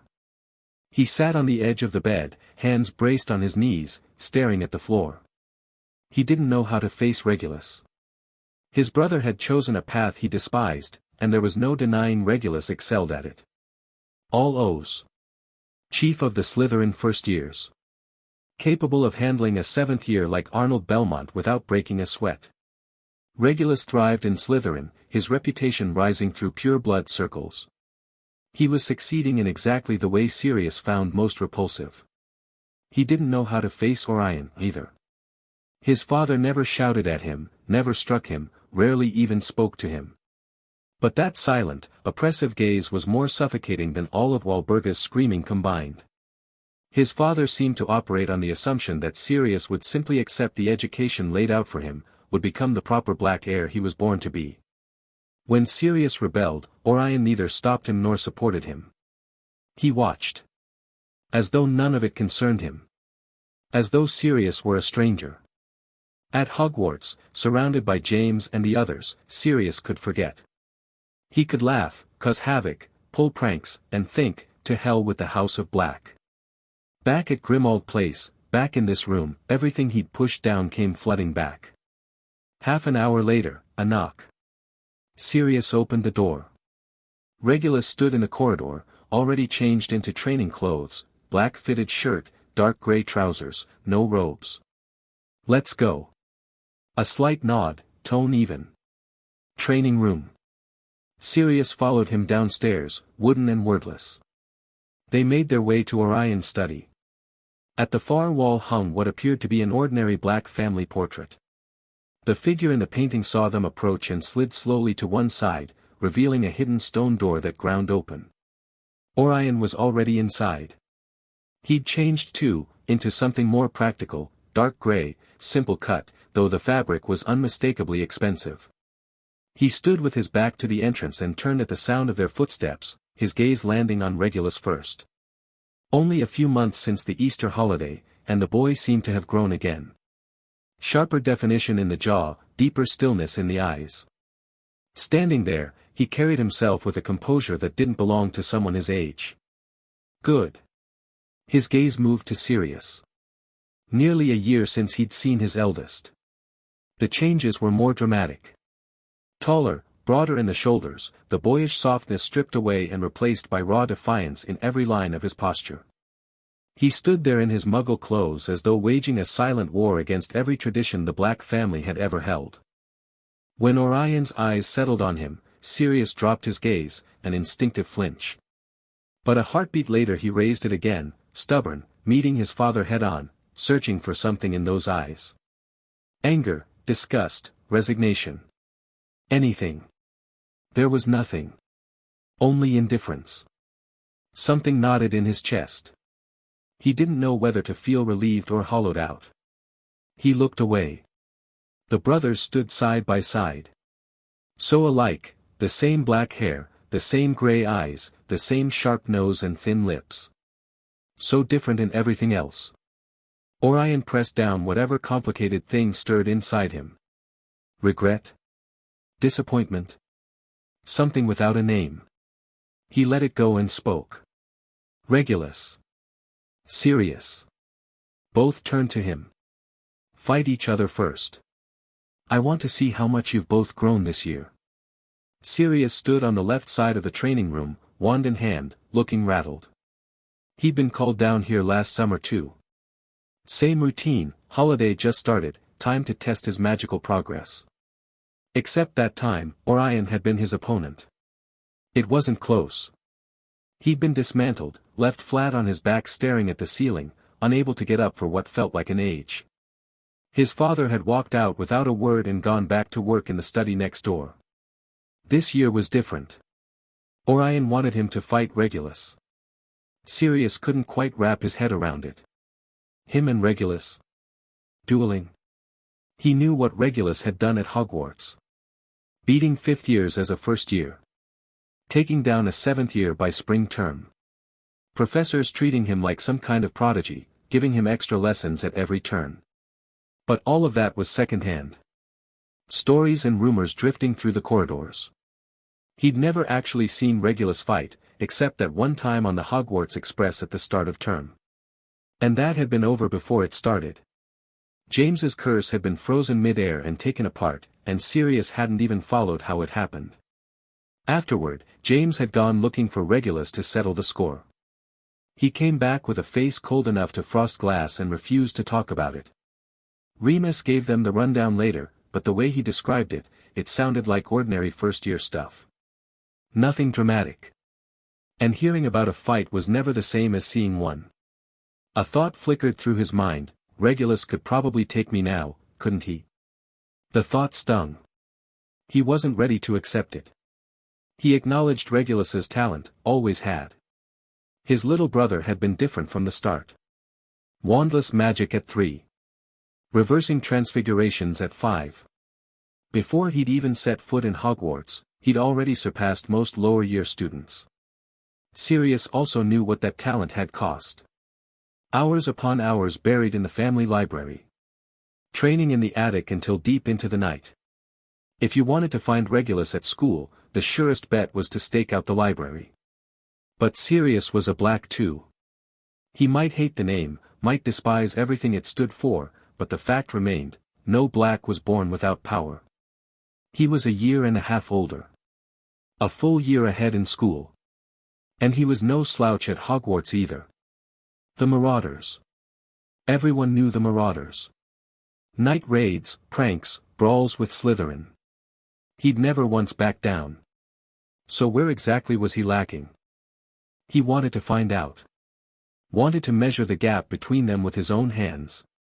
Wanted to see the thing Regulus was chasing so relentlessly, this force that drove his brother forward. What it actually looked like up close. Sirius pulled himself back to the present and said one word, fine. He looked at Regulus. But Regulus wasn't looking at him. Those gray eyes were fixed on Orion, and the question in them was unmistakable, "You're serious?" Orion met his gaze and gave the faintest nod. Regulus understood. His father's meaning was simple, beat it into him. Make Sirius understand what strength meant. Make him realize he needed to get stronger, even if the only way to light that fire was the oldest, most primitive motivator there was, getting hit hard enough to want to hit back. Regulus thought this was necessary. Sirius had talent. He would master the animagus transformation, though that was for a friend's sake, so he could be there on full moon nights with Remus the werewolf. But the animagus transformation was advanced transfiguration by any measure. It demanded extraordinary magical control, patience, willpower, and no small amount of luck. In the entire 20th century, only 7 animagi had been registered with the British wizarding community. The fact that Sirius would pull it off proved his raw ability was anything but lacking. The problem was drive. Sirius had never felt a genuine desire to become powerful. Not for power's own sake. He learned magic because it was fun. Because it made for better pranks. Because it let him go on adventures with his friends. He was pursuing the animagus transformation for friendship, not for strength itself. That kind of motivation could push someone to master specific skills, but it would never fuel systematic, sustained growth. Regulus was cut from different cloth. He'd mapped out his path long ago, and every step on it demanded power as a foundation, strength as a guarantee. He had to face the threat of Voldemort, protect the family, survive whatever conflicts lay ahead, and reach for the stars. Every one of those goals required him to grow stronger. Always stronger. He hoped he could ignite something in Sirius. Some spark of personal ambition toward magic. It didn't need to be grand. Protecting friends. Having the strength to fight back when danger came. Not being a burden to the people who mattered. Any of those reasons would do. But Sirius didn't have that yet. All he saw was friendship and adventure. He couldn't see the undertow beneath the calm surface. In the original story, Sirius died in the Department of Mysteries at the Ministry of Magic. The immediate cause was a lapse in combat, an accident born of carelessness. The deeper cause was inevitable, he'd walked into danger willingly to protect Harry. His death wasn't without meaning, but its meaning was small. It wasn't a chosen sacrifice. It was a tragic accident. If he'd been stronger, more tactically aware, more cautious in his judgment, the outcome might have been different. Regulus didn't want to see that ending. Even if Sirius chose to stand against the family, chose to fight for his beliefs and his friendships, Regulus wanted him to have the strength to survive it. To come out the other side alive. So, beat it into him. Let him taste what real power felt like. See if something stirred. Regulus looked at Sirius without a word. He walked to the far corner of the training room, stopped 10 feet from the wall, and turned around. Sirius moved to the opposite corner. They bowed. Wands raised to their chests, a slight dip of the head. Orion's voice came from the side, begin. He retreated to the wall, leaned back against it, and folded his arms. Watching his two sons in the ring, he allowed himself one sliver of hope. 1 in 10,000. What if? What if Sirius was like Regulus? What if there was some hidden depth of talent buried under all that rebellion, just waiting to surface? He'd mentioned this to Regulus once, quietly, and never brought it up again. Asking twice would make him seem foolish. Desperate. But standing here now, watching Sirius, he couldn't stop the thought from creeping back. What if? In the ring, Regulus didn't raise his wand. Didn't take a fighting stance. His right hand held his wand loosely at his side. His body was relaxed, as though he were out for a stroll. He stepped forward. Toward Sirius. 1 step, 2 steps, his footfalls so light they made no sound at all. Sirius dropped into a textbook dueling stance, left leg forward, right leg back, center of gravity low, wand raised level with his shoulder, tip aimed squarely at Regulus's chest. He could see that Regulus had no intention of attacking first. Wasn't even planning to use his wand. The feeling of being underestimated sent a hot spike of anger through him. Stupefy. A bolt of red light shot from his wand, streaking straight for Regulus's chest. Regulus didn't dodge. Didn't block. The red light struck the air an inch from his body, burst into a spray of sparks, and dissolved. A faint silver shimmer passed across his torso, like a ripple spreading over still water. It appeared for an instant at his chest and vanished. The ripples of a constant protego absorbing an attack. But the defense was so strong, or the attack so weak, that the ripple was barely visible at all. Sirius gritted his teeth and kept casting. Ric Desempra. Expelliarmus. Incendio. Defindo. Flipendo. 5 spells in rapid succession, different colors, different trajectories, converging on Regulus from multiple angles. Regulus kept walking. Red, blue, orange. The spells struck him like raindrops hitting a windowpane, scattering tiny sparks before winking out of existence. An occasional flicker of light rippled across his body, but his clothes didn't so much as wrinkle. Sirius's face burned red. He'd never seen anything like this. His opponent hadn't even raised a wand. He was just walking forward behind some unknown protective spell, absorbing everything thrown at him as though Sirius's attacks were less bothersome than gnats. Fury, shame, and disbelief. Regulus has gotten this strong. He even lifted his wand to eye level and examined it, half suspicious. Was this a fake? Had Creature switched it out to let Regulus put on a show and humiliate him? He shook off the absurd thought and kept casting. Heavier spells this time. Confringo. The curse struck the air in front of Regulus and detonated in a bloom of fire and concussive force. Regulus stood at the center of the blast. Not a hair out of place. Expulso. A stronger explosion curse. The air warped half a meter from Regulus's body, the shockwave visible to the naked eye. Same result. His stride didn't falter. Defindo. A silver arc of light sliced through the air, angled at Regulus's throat. It hit the barrier with a sharp, grinding screech. Still nothing. The spell held for half a second, then shattered into points of light. By now, Regulus had closed to within 3 steps. He'd seen enough. He had the measure of Sirius's ability. There might be some hidden reserve, some limit break potential buried deep, but the fundamentals were what they were. A strong second or third year at Hogwarts. Not even top of that range. And Sirius had planted his feet and fired from one spot the entire time.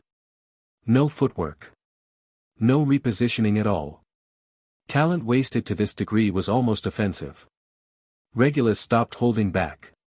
His stride quickened, 2 steps eating up the last 3 meters, and he was standing in front of Sirius. Sirius's face was flushed dark with anger and shame, the hand gripping his wand trembling. He glared at Regulus with something feral in his eyes. Regulus met them. The same grey irises as his own, but right now they were ablaze.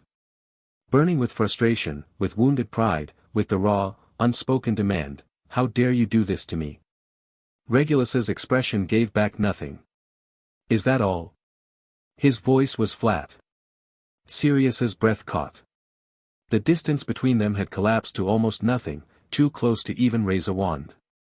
He wanted to snarl something back, wanted to tell Regulus not to look down on him. The words jammed in his throat, and not one of them made it out. Regulus didn't bother with magic. His left hand slipped under Sirius's right arm, palm pressing against the ribs below, and he drove forward. NGH. Sirius crumpled with a strangled grunt, his body folding like a shrimp. Pain detonated beneath his right ribs, as if someone had shoved a red iron poker into his side and twisted. His vision went black. His legs gave out, knees cracking against the stone floor. The wand clattered from his hand. Both palms pressed against the wound, mouth gaping for air that wouldn't come. The pain had seized his breathing muscles into spasm. Regulus withdrew his hand and stepped back. Sirius knelt on the stone, forehead to the ground, body curled tight, still gasping. The pain began to fade. What replaced it was worse, the humiliation of being dropped by a single blow, and that burned hotter than any bruise. Regulus didn't look at him again. He turned and walked toward Orion. Orion stood by the wall, watching. The corner of his eye twitched. His intention had been for Regulus to demonstrate the gap through magic, through technique, something that would spark Sirius's competitive instinct. He hadn't expected Regulus to close the distance and end it with a single strike to the body. No wand. No spell. Just a fist. Still, the effect seemed adequate. His gaze drifted to Sirius. The boy was still on his knees, but he'd raised his head. His eyes were locked on Regulus's retreating back, and the expression in them was a tangle, anger, defiance, but beneath all of it, something shaken. Something stunned into silence. "You can do that?" Orion said nothing. He waited for Sirius to get up on his own. Sirius braced his hands on his knees and pushed himself upright. The ache beneath his right ribs lingered, but he could bear it now. He bent down, picked up his wand, and limped toward the training room door. Orion's arm blocked his path. "Next," he said, voice flat, eyes still forward, "I'm going to spar with Regulus. You watch." Sirius stopped. The anger on his face pulled back, replaced by something hard and cold. He nodded, retreated to the wall, and leaned against it with his arms folded. He wanted to see this. The anger was still there, plenty of it. No one had ever hit him like that. Not with fists, not in a way so close to pure humiliation. But beneath the anger came a hollow ache, and confusion. How wide was the gap between them? In that so-called duel, Regulus hadn't even tried. He never raised his wand. He walked across the room, threw one punch, and it was over. The magical gap, Sirius could at least begin to comprehend. But ending a wizarding duel with your bare hands? That broke something in his understanding of how fights were supposed to work. He wanted to see what happened when Regulus faced their father. Wanted to watch from the outside and understand what his brother was actually capable of. In the center of the room, Orion and Regulus took their positions. 15 feet between them. Orion rolled his wrist, spun his wand once around his fingers, and settled his grip. This time, Regulus raised his wand. The fight began. Nearly half a year had passed since their last bout in this room. That time, Regulus had lost by the thinnest margin. On the surface, it looked like Regulus had come within a hair's breadth of winning. But the ability to control a fight so precisely that your opponent believed the loss was narrow, that itself revealed the true size of the gap.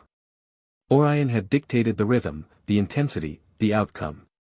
His experience let him give Regulus the illusion of opportunity while keeping every step within his calculations.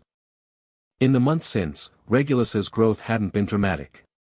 Or rather, the kind of leap he needed now couldn't come from mastering another spell. Learning specific curses made him more versatile, better equipped for complex combat scenarios. But on the path of magic itself, versatility wasn't the same as progress. He'd had the foundational spells down by the end of first year. Proficiency could improve, but a qualitative shift was hard to force. He hadn't been idle, though. His mobility gap was closed. The combined use of the side shift spell, the swiftness spell, the sprint spell, and the flight spell gave him a full toolkit for close-range repositioning. Channeling the star imagery into his spells had boosted their raw power, but the technique came with restrictions: heavy magical drain, long preparation windows, and limited opportunities when the pace of combat ran high. Space warp could serve as an ace. One unexpected use, just to test his father's reaction. Of the unforgivable curses, the killing curse was off the table, but the other two were fair game. Verdant magic wasn't ready for combat application. And fiend fire against his own father? Out of the question. They squared off at the center of the room. 15 feet apart. As Regulus bowed, his consciousness was already sinking inward. The star imagery needed to be invoked. He built the image first in his mind, then synced it with his magical core. He chose Supernova, an image of absolute destruction and eruption, ideal for amplifying explosive class spells. The construct locked into place. Magic and image aligned. Both wands rose at the same instant. No one called the start. The fight erupted the moment their wands came up. A beam of orange-red light blazed from Regulus's wand tip. Expulso. But threaded through the core of the beam, almost too fine to see, deep red motes of light pulsed and flickered, the signature of star-infused magic. The air tore as the spell left the wand. Temperature spiked along its trajectory, and the stone tiles beneath it scorched black. At the same instant, Orion's spell arrived. A silent diffindo, its silver arc sweeping in from the flank, aimed at Regulus's wand arm. Regulus didn't try to tank it. The side shift spell fired and his body slid 3 feet left. The silver arc grazed the hem of his clothes and screamed past, striking the far wall where protective runes flared to absorb the impact. His feet never stopped moving. The swiftness spell chained seamlessly into his landing, carrying him right, widening the distance. Orion faced the incoming expulso without dodging. His left hand rose, palm out, and a protego barrier snapped into existence. The spell hit. The explosion was far louder than it should have been. A standard expulso made a dull, concussive thump, the detonation rolling outward from the core. This was something else entirely. The sound alone told the story. Orange-red fire bloomed across the surface of the barrier. The impact sent violent ripples racing through it, the surface patterns churning like disturbed water, radiating chaotic waves. Behind the barrier, Orion's brow creased. His right hand moved immediately, feeding additional power into the shield to stabilize it. This hit exceeded his expectations. A standard expulso striking his protego wouldn't even raise a ripple. But Regulus's blast had nearly collapsed the barrier entirely. 5 times the normal output, at minimum. Every protective rune along the training room walls blazed to life, drinking in the stray magical energy. The air reeked of scorched dust and the sharp bite of ozone. Sirius stood by the door, jaw slack, eyes wide. He'd cast expulso at Regulus minutes ago. It hadn't so much as ruffled his clothes. But what Regulus had just unleashed, was that even the same spell? A single thought cut through the shock: if that had hit me, I'd be dead. Regulus wasn't surprised his opening shot hadn't landed. If one star amplified curse could drop Orion, he'd have to seriously question whether someone had swapped out his father for an imposter. But he'd caught it, that split-second hitch when Orion reinforced the barrier. A momentary fracture in his attention. Regulus moved. His body blurred through the training room in rapid shifts, and as his feet touched down, his wand snapped forward. Expelliarmus. Red light lanced out. This time Orion didn't absorb it. He twisted aside and the beam skimmed past his shoulder. His counter came immediately, an enhanced incendio, white-hot flames fanning outward in a wide arc, cutting off Regulus's left flank. Regulus triggered the flight spell, lifting off the ground just long enough to clear the wall of fire. At the apex, still airborne, he whipped his wand down. Confringo. Aimed straight at Orion's head. Orion stepped back. The blast tore up stone tiles and sent shrapnel flying. A casual sweep of his hand ground the debris to ash, which drifted down like gray snow. Regulus hit the ground already accelerating. The sprint spell kicked in, opening distance, and his wand punched out 3 rapid casts, Defindo, Flipendo, Impedimenta. The 3 spells left his wand almost simultaneously, angled to cover high, center, and low, boxing Orion in from every direction. Orion opened his protego to full coverage. The barrier wrapped his entire body and took everything head-on. Spells detonated against the shield in showers of colored sparks. The surface buckled and surged but held firm. The distance between them kept shifting. Standard spells couldn't breach either defense. Regulus's protego, reinforced by star imagery, was extraordinarily stable. Orion's, refined over decades of experience, drew on steady magical output and broad coverage. Both of them knew the warm-up was over. Orion changed tactics first. His wand traced a complex series of arcs, and from its tip poured a dark crimson mist.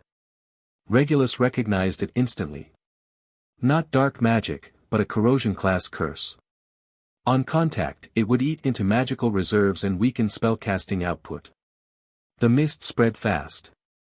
Regulus pulled back immediately, flinging an aguamenti from his offhand.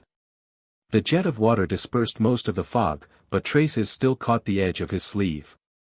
The fabric dulled on contact, graying and withering as though decades of decay had been compressed into a single breath. Regulus didn't stop moving. His wand flicked toward the corroded hem of his sleeve, a flash of light, and the decay halted. But the drain on his reserves was real. He fired a silent Expelliarmus. The red light slipped through the thinning edge of the mist, concealed, aimed at Orion's chest. Orion sidestepped and brought his wand down in the same motion. Blue light streaked toward him. Regulus triggered the side shift spell and blinked aside. The curse struck the wooden training dummy behind him, which crumpled to the floor like a puppet with its strings cut. His feet hit stone and his wand snapped upward. Reducto. The curse tore toward Orion's upper body. Orion arched backward, letting it scream overhead and slam into the ceiling. Runes blazed white where it struck. He exploited the fractional pause after Regulus's cast, wand jabbing forward. Petrificus totalis. The body bind came fast. Regulus managed half a side shift, and the spell grazed his left shoulder. His arm locked rigid.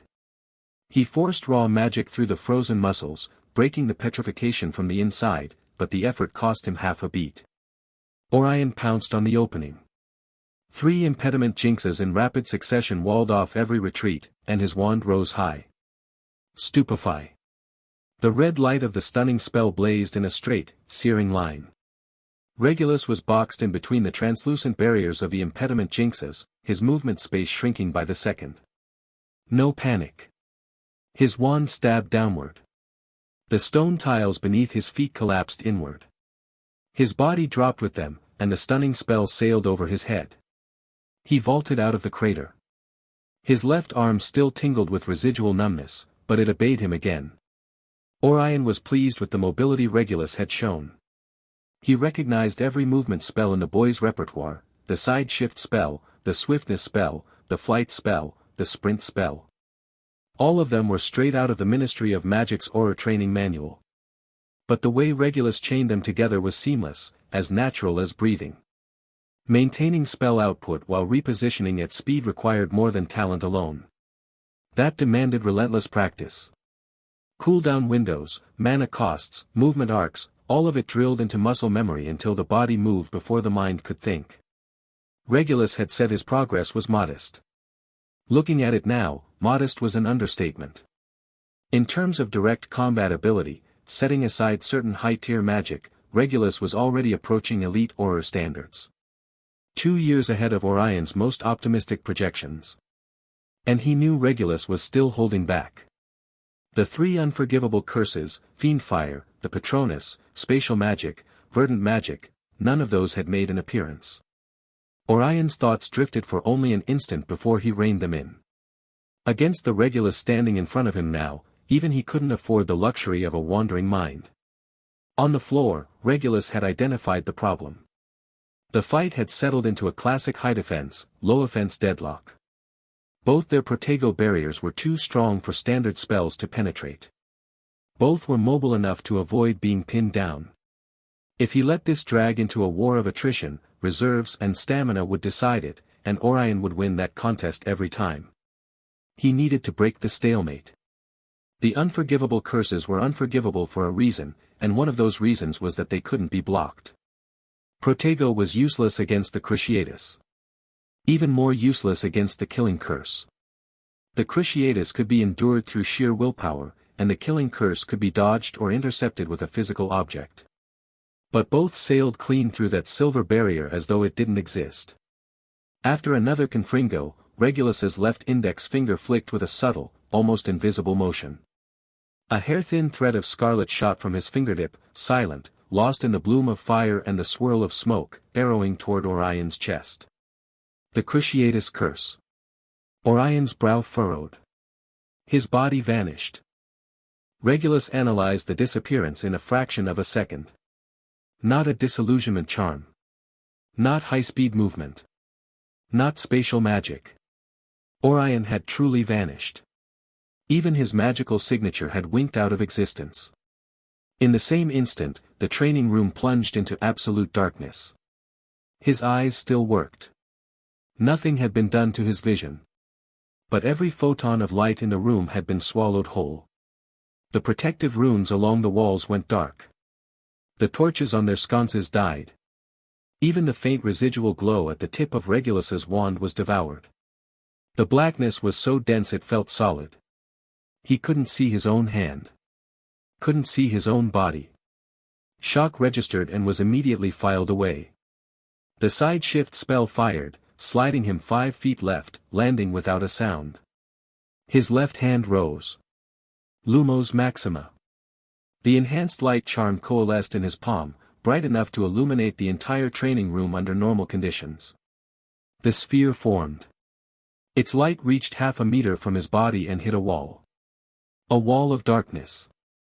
At the boundary, light and shadow ground against each other. He could see tiny flecks of radiance being consumed at the edge, dissolving the way snowflakes vanish when they touch flame. Regulus killed the light immediately. The sphere couldn't extend his vision, but it would betray his position. With light suppressed, sight was useless. He closed his eyes and opened his magical senses to their fullest range. The result was worse than expected. His perception had been compressed to a fraction of its normal reach.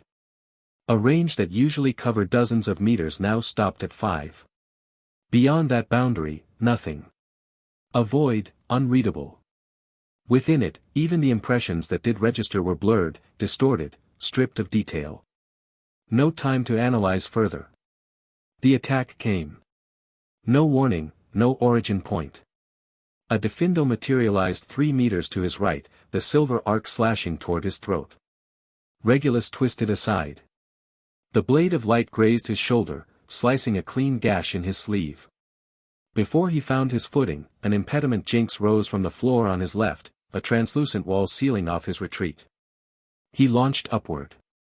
The flight spell caught him, suspending him in the air as an incendio swept the ground beneath his feet. Heat roared upward and scorched the soles of his shoes. Orion's spells came from every direction, their origin points random, following no pattern.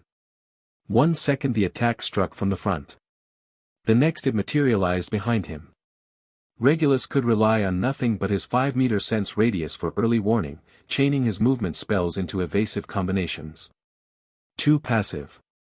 Far too passive. His mind went to the ancestral magic of the family. Cassandra Black, 12th century ancestor, the one who had left behind the Shadow Step charm. That spell let the caster meld with shadow, achieving true invisibility and short-range teleportation through darkness itself. The oppressive blackness smothering light and perception around him now might well be a variant application of that same ancestral legacy. Regulus tried summoning his Patronus. Expecto Patronum. Silver-white light gathered at his wand tip. The silhouette of the starlight kite sharpened into focus. The moment it appeared, its radiance pushed the darkness back in a small radius, clearing a 2-meter sphere around him. He sent the Patronus outward. But the instant the starlight kite passed beyond the 2-meter boundary, he lost all sense of it. Whether the connection had been severed or his perception was being blocked by the darkness, he couldn't tell. He tried to recall it. No response. He cancelled the spell manually, and the starlight kite dissolved into scattering motes of light. Darkness closed in again. Sirius stood at the doorway, frozen solid. His mouth hadn't closed since the fight began. What Regulus and Orion had done in that room bore no resemblance to anything he'd imagined a wizard's duel could be. It wasn't students trading hexes in a corridor. It wasn't two people standing their ground and hurling spells until one side's reserves gave out. It was real combat.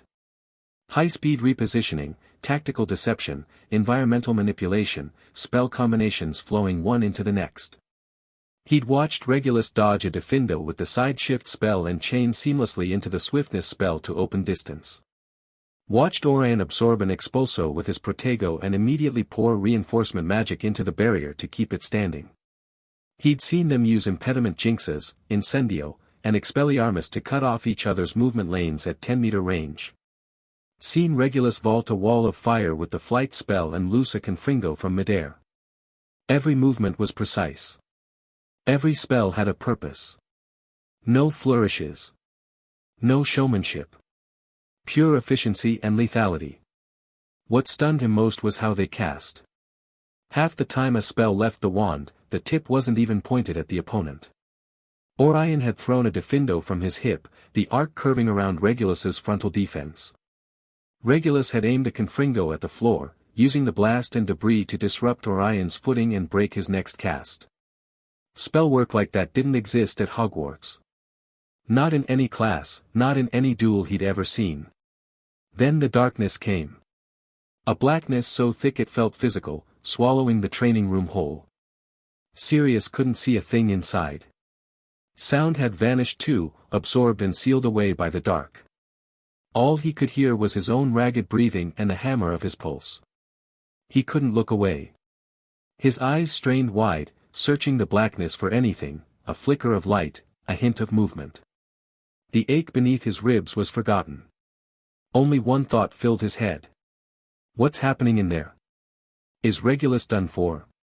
What kind of magic is father using? How long the darkness lasted, he couldn't say. Time stretched in the waiting, each second pulling taut into a minute. Inside the dark, Regulus moved at speed. Sight was gone. Magical perception was crushed to 5 meters. All he had was that narrow warning radius, probability, and luck to find Orion's position. He cut through the training room in erratic patterns, chaining the side shift spell into the swiftness spell, pivoting on contact, accelerating with the sprint spell, occasionally throwing in the flight spell to change altitude. This was bad. The darkness targeted him alone. For Orion, this was home turf. Orion could see him, sense him, move freely through the black, and cast from any angle he pleased. Regulus was blind, reduced to taking hits he couldn't predict. His mind raced. The Shadow Step charm worked by melding with shadow. This darkness was Orion's creation, one massive, weaponized shadow blanketing the entire room. 2 ways to break it: overpower it with stronger light, or find the caster's real body and interrupt the spell. His light wasn't strong enough. The starlight kite's silver glow had only cleared 2 meters before the dark crushed it back. A stronger source, maybe some spark charm amplified with the supernova visualization, but building that mental image took time. Time Orion would never give him in here. That left finding the body. He kept moving, adjusting the frequency of his magical perception as he went, probing for gaps in the darkness's interference. Spatial awareness cranked to maximum. The shadow step charm merged with shadow and used it for short-range teleportation. It wasn't true spatial displacement, but in theory, it should leave residual spatial fluctuations behind. How long he searched, he couldn't say. Time warped in the dark. 1 minute. 5. Then a faint anomaly registered.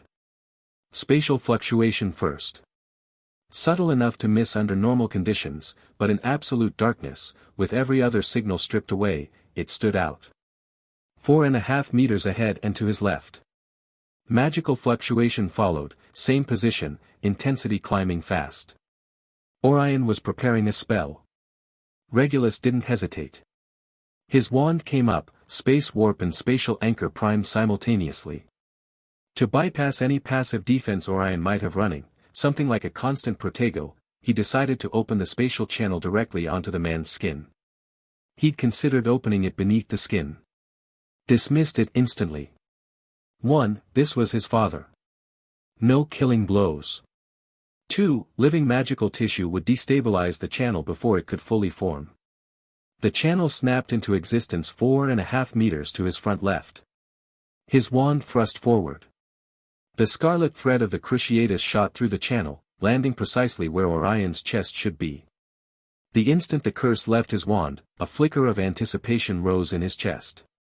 This fight had been grueling. Smothered by darkness, unable to do anything but dodge and endure. The frustration had built, quiet but real. The cruciatus wouldn't necessarily cripple a wizard with Orion's willpower. But half a second of disruption, even a flinch, and Regulus could follow up, crack the stalemate wide open. Nothing happened. The spatial and magical fluctuations were still there, hanging in the dark ahead of him, but the cruciatus had punched into empty air. No impact. No feedback of hitting a body. His stomach dropped. Then agony detonated through every inch of him. White-hot needles driving into skin, boring through muscle, scraping against bone. Thousands of them, all at once. But the pain wasn't coming from outside. It erupted from within, tearing him apart at the cellular level. His body seized. Breath locked in his throat. Vision went black. Though it had already been black. Recognition hit immediately. He'd been baited. Worse than baited. He'd been hit with the cruciatus. The fluctuations he'd sensed were a trap. Orion had planted them deliberately, a lure to draw his attack, while the real strike came from. No time to finish the thought. Pain dragged his mind through mud, slowing every reaction by half a beat. He fought through it, trying to sink his consciousness deep, using a clemency to peel away the layer of awareness that registered the suffering. Separating the pain from the self. But it needed time. A hand settled on his shoulder. Not hard. The grip was measured, almost gentle, but the placement was precise, landing exactly where it would block the kinetic chain for his swiftness spell. Cold pressure touched his throat. The darkness lifted. It peeled away like a curtain drawn back from a stage. Light flooded the training room. Wall runes blazed to life. Torches roared back into flame. Everything returned to normal. Orion stood in front of him, wand pressed to his throat, left hand on his shoulder. Less than a foot apart. Close enough for Regulus to see the fine sheen of sweat at his father's temple. Close enough to smell the faint scorch where fire spells had singed him during the fight. Orion didn't look quite as composed as he had at the start. His dark gray combat robes bore several char marks and patches of corrosion. The left cuff had been sliced open, exposing the protective lining underneath. His hair was slightly disheveled, a few dark strands plastered to his forehead, and his breathing came just a touch faster than usual, his chest rising and falling with a subtle rhythm. But he was upright, steady. His hand didn't shake. His eyes were clear. Regulus looked worse by comparison. His training clothes were torn in several places. His left shoulder still carried the stiffness from the earlier body bind. Every cell the cruciatus had touched was still protesting, phantom pain rolling through him in waves. His face was pale, but he stood straight. His eyes were tired, not unfocused. He looked at his father. The pride in Orion's gaze was barely contained. The corner of his mouth twitched upward, fighting against itself. He tried to press it down, failed, and finally stopped trying. A clear, open smile broke across his face. He withdrew his wand and clapped Regulus firmly on the shoulder. "Well done," he said, satisfaction bleeding through every word. "Regulus. Well done." Regulus dipped his head slightly, drew a breath, and when he lifted his gaze again, he was smiling too. He didn't speak. Just nodded, putting some weight behind it. They stepped apart, each catching their breath. The duel hadn't lasted long, but the intensity had been relentless. Every nerve had been stretched taut for the duration, and now that the tension broke, exhaustion crashed in all at once.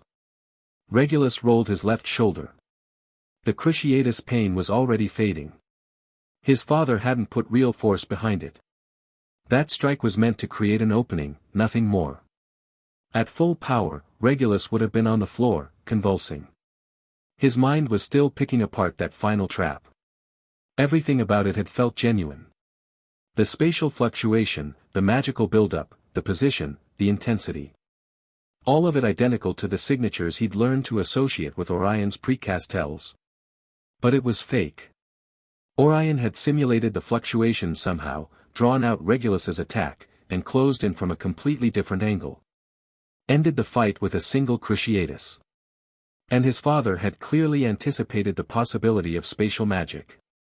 He might not have known the specifics, but decades of combat experience had taught him to keep contingencies ready for sudden, unconventional strikes. The trap was probably designed for exactly that. Force Regulus to play his trump card, then counter it. The old man's the real deal. The thought passed through his mind with a twinge of resignation and a much larger measure of respect. His father was his father. Decades of combat experience, an instinct for controlling the flow of a fight, an ability to read his opponent's psychology. All of it sharper than anything Regulus could match. Not yet. They both turned toward the doorway. Sirius was still standing there, mouth open, eyes glazed, looking for all the world like someone had hit him with a body bind. He stared at Regulus. Looked at Orion. Looked back at Regulus. His brain was probably still processing what he'd witnessed. The darkness descending, their father vanishing without a trace, the sudden appearance of a wand at Regulus's throat, and then the two of them standing there, smiling at each other.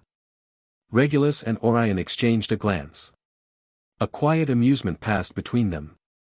Orion walked toward the door. As he passed Sirius, he clapped him on the shoulder. "Follow all that?" he asked. Sirius nodded mechanically. Then shook his head. Finally managed to squeeze out, "Not even a little." The smile left Orion's face. His tone went flat. "Then think on it." He crossed to the training room door and pushed it open, pausing to look back at Regulus.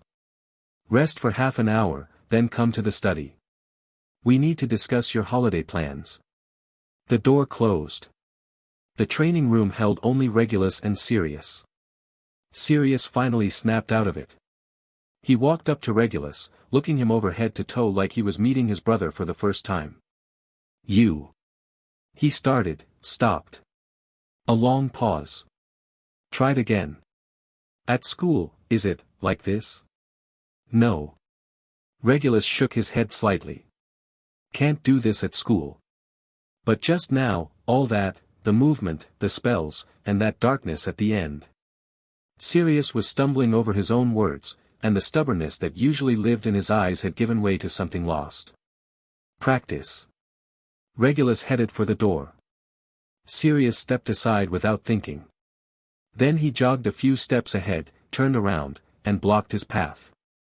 "Do you and father do this often?" "Second time." Regulus took a drink of water from the glass a house elf had left waiting, then said, "I lost last time." "And this time?" Sirius pressed. "Also lost." Sirius went quiet. He watched Regulus drink, set the glass back on the tray, and push his loose hair back from his forehead. Ordinary movements. But somehow they carried an effortless composure, a kind of understated grace. Sirius didn't like that rhythm. It felt rehearsed to him. But standing here now, watching his brother, the anger that had been coiled in his chest all day had nearly dissolved. What replaced it was something he couldn't name. He thought again of the Regulus inside that training room. Moving at speed, spells firing in rapid chains, devastating force, eyes cold and locked in. And the person in front of him now, unhurried, measured. They looked like two completely different people. He couldn't tell which one was real. Regulus could sense it. The magic inside Sirius was active, surging through him like a current driven by some fierce emotion, cycling fast and hot. Good. Whether it was the humiliation of getting beaten driving a need for payback, or the raw spectacle of what he'd just witnessed, it didn't matter. As long as Sirius walked away wanting to be stronger, the goal was achieved. He let it go. If Sirius voiced that desire, their father would handle the rest. Back in his room, he showered and changed into clean robes. Scouring charms and mending charms could fix anything, but life shouldn't run entirely on magic. Magic was convenient, but living itself deserved to be felt. After a quick change, he headed to the study. Orion was already behind the desk, working through documents. A quill scratched across parchment, the sound steady and familiar. In Regulus's memory, his father was never idle. There was always more work. Wiesengemot filings, estate financial reports, correspondence within pure-blood circles, and an endless stream of matters requiring the Black family's stance or allegiance. It occurred to him, with the kind of power Orion had displayed in that training room, this was the man hamstrung by paperwork and politics. If he'd poured all his energy into magical development instead, how far could he have gone? Regulus dismissed the thought almost as quickly as it formed. Impossible. The seat of head of house demanded balance between magic and mundane affairs. Raw power could protect a family, but networks, holdings, and political capital mattered just as much. Without the latter, the former was isolated force, easily cornered, besieged, ground down. Unless you reached the level of Dumbledore, Grindelwald, or Voldemort. And his father, formidable as he was, couldn't touch that tier. Besides, Orion had managed the family well. At least so far. Footsteps announced his arrival. Orion didn't look up. "Sit. Give me a moment." Regulus settled into the armchair opposite the desk. A row of ancestral portraits lined the wall above. Phineas Nigellus had his eyes closed, dozing. The others murmured among themselves, their gazes drifting to Regulus now and then. 5 minutes later, Orion set down his quill and pushed the documents aside. He leaned back, fingers laced over his stomach, and opened with Sirius. "Regulus, how is Sirius performing at school?" The tone was flat. Emotionless on the surface. But Regulus heard what lay beneath it. Dissatisfaction. Comparison was a ruthless thing. Without Regulus as a measuring stick, or if Regulus hadn't been quite so exceptional, Sirius would have been considered impressive in his own right. Coasting on natural Black family talent, fooling around, and still ranking among the best in his year at Hogwarts. But stacked against peers who combined talent with disciplined, systematic self-improvement, the gap showed. Pure-blood families compared their children. Compared their heirs. Sirius was not a favorable entry in that contest. Rebellious and refusing to come home for holidays. The firstborn son of House Black, sorted into Gryffindor. He knew all of this. And there was no pretending it didn't sting. That was why Sirius had been called home for the long holiday. Partly for appearances, partly to sharpen his skills. Even after confirming with Regulus that Sirius's role would be the family's foothold on the light side, Orion still wanted his son to stand on firmer ground. He was still his son. But what was Regulus supposed to say? That Sirius spent his nights prowling the castle, pulling pranks, and losing house points in scraps alongside James Potter? A slight shake of his head. I'm not sure. I haven't paid much attention. He genuinely hadn't tracked Sirius's day-to-day at school. Orion didn't push further.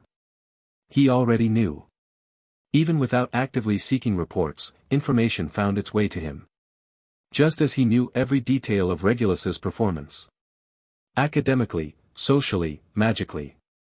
Sirius, on the other hand, any parent who cared even slightly about their child's education would have found those reports migraine-inducing. Regulus studied his father's face. Blank. But he was certain of one thing: Sirius was in for a miserable holiday. That was fine. The question was whether Sirius's newfound hunger to improve could outlast whatever training regimen their father had in mind. And for how long? The subject of Sirius closed. Orion's gaze shifted. Any plans for the holiday? A subtle tension coiled in Regulus's mind. His father asking meant he already had something in mind, or their mother did. Better to state his own preference first. If this was about social engagements, he'd rather decline. He didn't dislike socializing.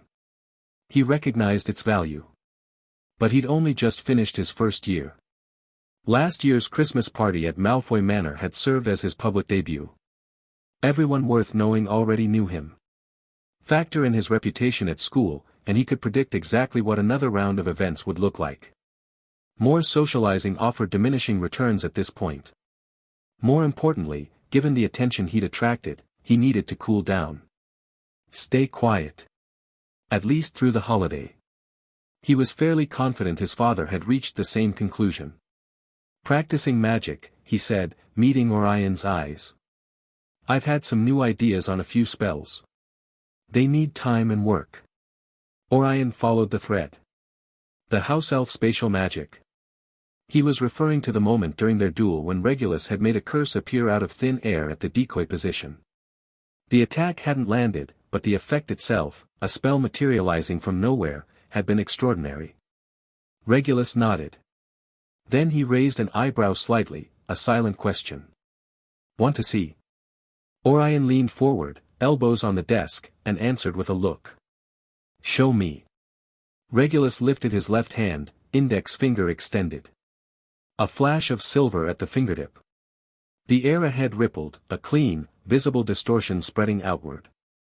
At the center of the ripple, a semi-transparent window formed.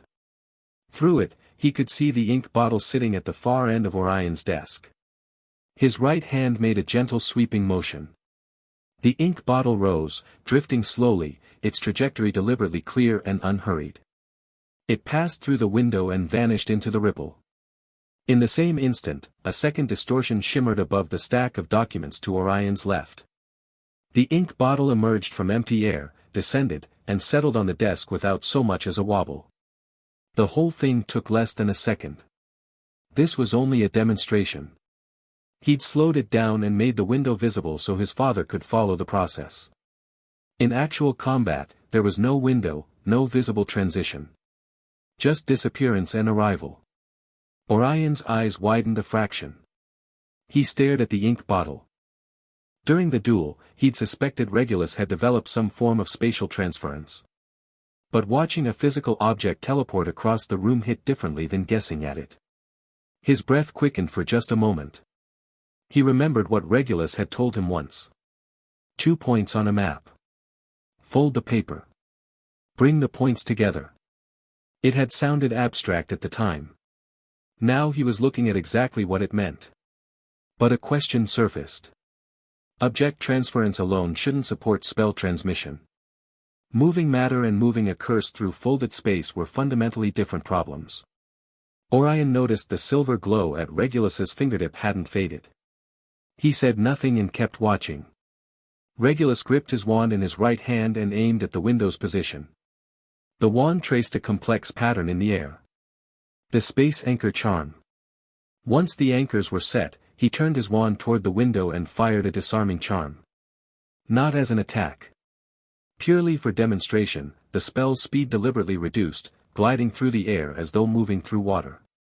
The red light entered the window, passed through the ripple, and with no visible interval, struck the side of a bookshelf against the far wall. A soft thud. Spell transference. Orion's composure cracked. His eyes went wide. His body had drifted so far forward he was nearly pressed against the desk, staring at the spatial channel and its deliberately rendered window as they began to dissolve. Even having guessed that Regulus had achieved spell transference, watching it happen, watching the fundamental rules of magic bend, the impact was visceral. Regulus watched his father's expression and felt a quiet spark of satisfaction. Faint, but undeniable.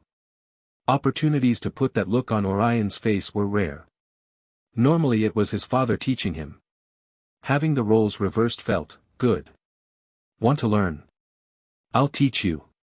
But this was his father. So instead of saying it, he launched straight into the explanation. The spell structure has 3 parts. His wand traced lines in the air. First, perceive the spatial structure of the target area. Second, channel magic to fold the space and form the corridor. Third, stabilize the corridor's edges to prevent collapse. The wand motion goes like this.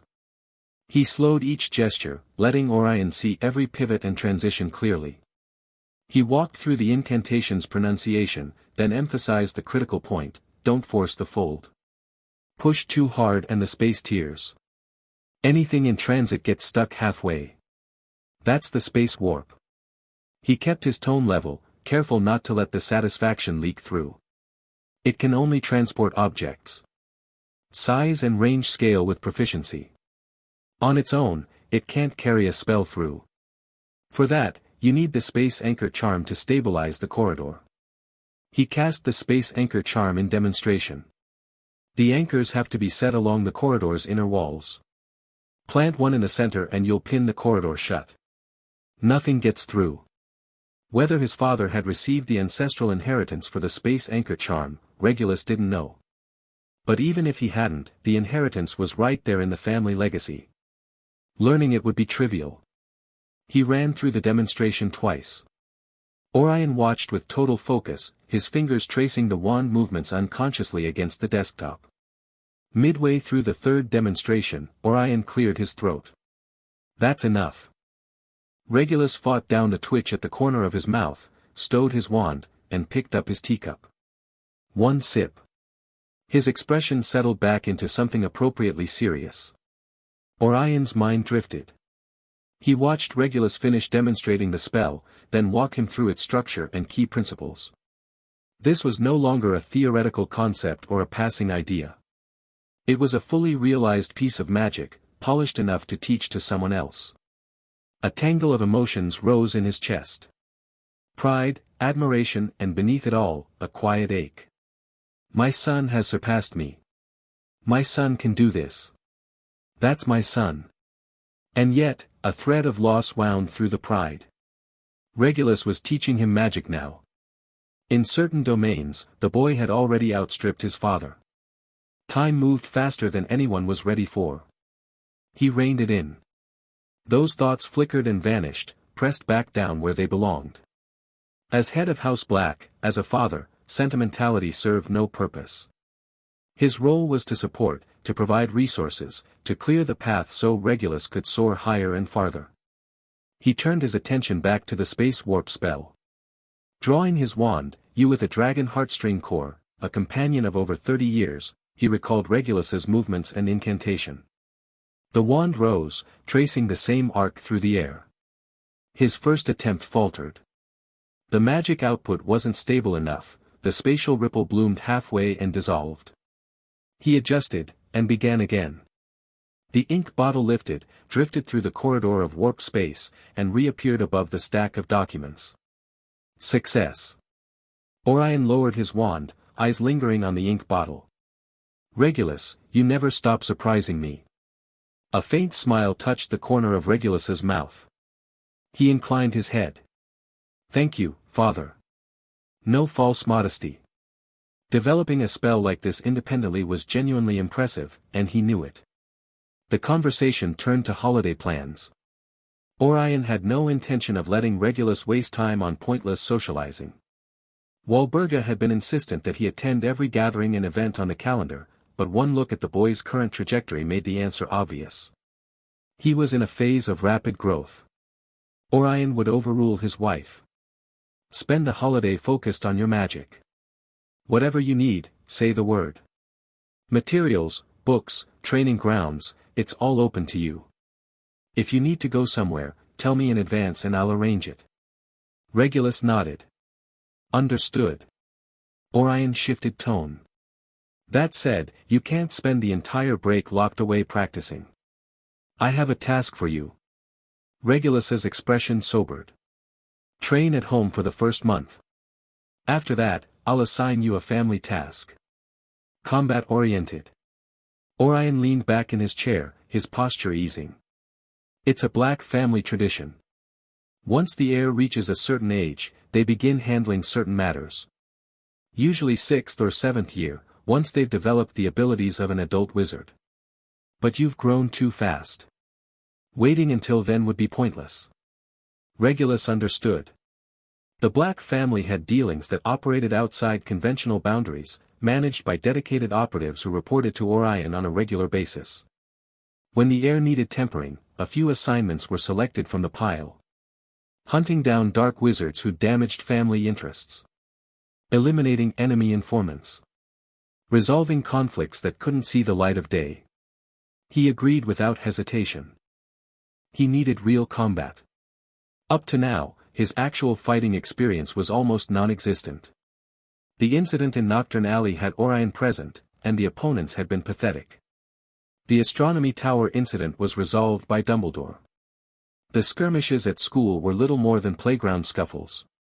And sparring with his father, he could never fully commit, too many reservations holding him back. He needed genuine opponents to test himself against. To see how much of what he'd honed in the training room would hold up under the pressure of life and death. But before any of that, there were designs to realize. The combination of space warp and anchor points needed to be more stable. Right now he could transmit a single spell, a second caused the corridor to collapse. His control over Fiendfire's form still had room to grow. Splitting into two birds was his limit, and pushing beyond that demanded stronger control, perhaps even the ability to partition his mind. Verdant magic remained in its earliest stages. He could extract magical energy from plants for temporary use, but he wanted to find a way to fix those properties permanently. And then there were the mandrakes. They'd been on his mind constantly. Orion continued, focus on your training. I'll handle your mother. Regulus's nod carried a touch more force than usual. He knew how to manage Walburga. Once Walburga decided her son ought to be making appearances on the social circuit, changing her mind took considerable effort. Orion stepping in was the most effective solution. A glint of amusement passed through Orion's eyes. He clearly read the thought behind the nod. The conversation circled back to Sirius. Where do you think Sirius should direct his efforts? Orion asked. Regulus barely paused. Transfiguration. He has the talent for it. Orion considered this, nodded, and said nothing more. He waved a hand. First night home. Get some rest. Go. Regulus walked along the corridor toward his room. As he passed Sirius's door, his magical perception caught the anomaly. A human-shaped outline made of magical energy pressed flat against the inside of the door. Young wizards couldn't properly regulate their magic, and in Regulus's perception, it blazed like a beacon. As footsteps drew near, the outline went rigid. All movement ceased, a clumsy attempt to project the impression that no one was inside. Regulus stopped and knocked. Silence behind the door. Then it cracked open. Sirius stood there, expression caught somewhere between guilt and forced nonchalance. The act was terrible. A twitch at the corner of his mouth betrayed the embarrassment underneath. What do you want? His voice was deliberately flat. Regulus looked at him. Not going to invite me in. Sirius pressed his lips together, then dropped his gaze and stepped aside. Regulus walked in, eyes sweeping the room. 2 cups of tea sat on the desk, still steaming, positioned with a precision that was anything but careless. He glanced back at Sirius. Sirius turned his face away, staring at a Quidditch team poster on the wall. It had been years since Regulus last set foot in here.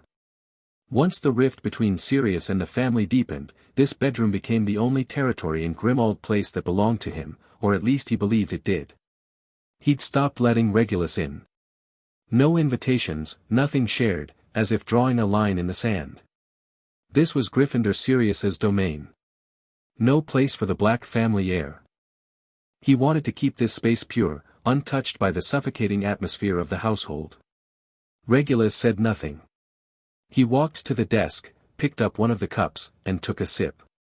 The temperature was perfect. Sweetened with honey. The way Sirius liked it. The gesture said everything. I know you were waiting for me. I know this cup was meant for me. Sirius went stiffer still. Hands shoved in his pockets, he stayed rooted by the door. Regulus waited. A storm of thoughts churned behind Sirius's eyes. He didn't know how to categorize Regulus. An enemy? No. They shared blood. Family? That didn't fit either. Regulus walked a completely different path, one that led toward pure-blood glory, toward a future Voldemort might rule. Sirius understood with painful clarity that Regulus would inherit the Black family and stand with the pure-blood faction. In some blurred vision of the future, that meant they might end up on opposite sides. Wands aimed at each other across a battlefield. And yet Regulus was still his brother. The person he refused to acknowledge but who occupied space in a part of his mind still labeled family. The figure his gaze sometimes tracked during dinner in the Great Hall. The name that made his ears sharpen whenever someone mentioned the younger Black son.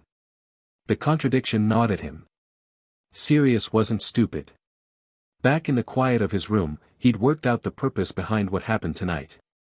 Regulus hadn't hit him without reason. Orion hadn't made him watch that duel for nothing. They delivered the message in the most direct way possible: strength matters. Without it, you get hurt. Walk whatever path you want. That's your choice. But you'd better be able to protect yourself.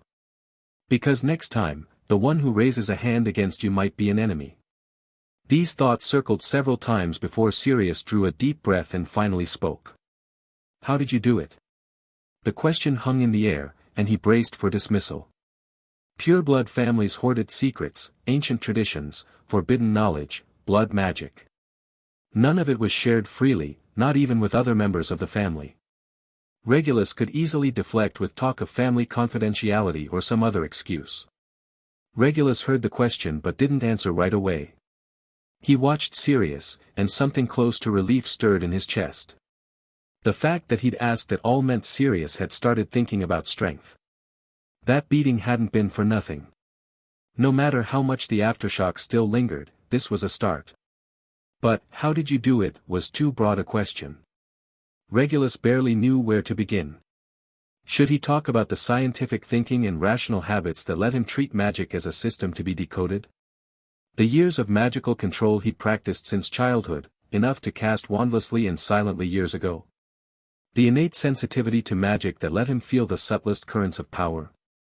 The nightly star-guided meditation that kept soul, body, and magic growing in lockstep. All of those answered how, but saying them aloud would be pointless. Talent couldn't be copied. Training methods varied from person to person. And ways of thinking were rooted in personality and lived experience. Regulus set down his teacup. Think. That was the answer he chose. Sirius's brow furrowed, his expression darkening. Think? Who couldn't think? Think about what? Textbook knowledge. A professor's lectures. It sounded like a dismissal, the kind of thing adults said to children. You'll understand when you're older. He half wondered if Regulus was calling him an idiot who didn't know how to use his brain. Think about what? His voice went cold. Regulus noticed the irritation but let it pass. Think about what you're good at, he continued. Think about what magic means to you. Think about what you want to accomplish with it, and what you're willing to sacrifice to get there. He glanced at Sirius. The anger on his face was shifting toward confusion. Regulus understood the state of the wizarding world well enough. Most wizards plateaued at the stage of simply being able to cast a spell. They could use the right one when needed, achieve the intended result, and that was enough. The more ambitious ones aimed to cast better, hit harder, squeeze more utility out of their magic. Academic wizards studied theory, trying to understand the logic behind spells, develop new ones, discover additional applications. Combat wizards honed their craft for the battlefield, chasing greater lethality, more efficient ways to bring down an enemy. But very few ever stopped to ask, what is my path in magic? What am I truly suited for? Which direction should I walk? Regulus had found his path, but there was no point sharing it with Sirius. It would only muddy the waters. For the vast majority of wizards, discovering a talent was already a stroke of luck, let alone a path. With that thought, he picked up a copper ring from the table, probably some trinket Sirius had tossed there. It spun once around his fingertip. Some people have a natural gift for transfiguration. Others are sensitive to potions. Some pick up combat spells with ease. Finding the area where you excel, then going deep, that's the first step. Sirius stared at the ring. How do you know what you're good at? Try. One word, nothing more. Try everything you can get your hands on. Watch where you improve fastest, where the work feels effortless, where you finish and still want to keep going. Easy enough to say. Regulus knew perfectly well he hadn't done it that way himself. Honestly, it was a clumsy method. Inefficient, time-consuming, and dependent on luck. He thought of Ollivander's shop, the old man sifting through thousands of wands to find the one that matched a young witch or wizard. If a wand could be matched, could a wizard's talent be detected the same way? Was there some spell that could reveal the path a person was best suited for? It didn't have to be a spell, exactly. A ritual, a divination, anything. Regulus filed the idea away. The wizarding world had no record of such a thing, at least not in any publicly available text. And if it did exist, it would be fiercely guarded, locked in the deepest vault of some ancient family or sealed within the forbidden archives of a long-dead school of thought. But he wanted to try.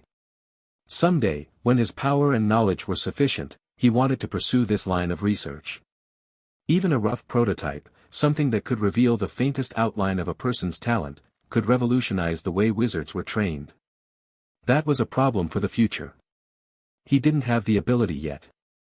As for Sirius, Regulus had a fair idea that his brother's talent likely lay in transfiguration. He had no intention of saying so. Handing someone the answer robbed them of the discovery. Sirius needed to find it himself. Only what you uncovered on your own earned real investment, real passion. If he was simply told, and the two of them truly ended up on opposite sides someday, Sirius might look back on this moment with resentment. He might see it as guidance from an enemy, a form of charity he'd never asked for, and abandon the talent out of sheer spite rather than accept it. He was more than capable of doing exactly that. Regulus pulled his thoughts back and set the copper ring on the table. But finding your strength isn't enough on its own. You need to decide what magic is to you. A tool? Power? An art? Something else entirely? That answer shapes how you treat magic, and how far it takes you. Advice, but only so much. Say any more and it would be too deep. What Sirius took from it, how far he thought it through, that was his own affair. The room went quiet. A log popped in the fireplace. Sirius lowered his head, lost in thought. He'd never considered any of this before. Magic was magic. What they taught at school, what you used in daily life, what you hurled at someone in a fight. The disarming charm knocked a wand out of someone's hand. Shield charm blocked a spell.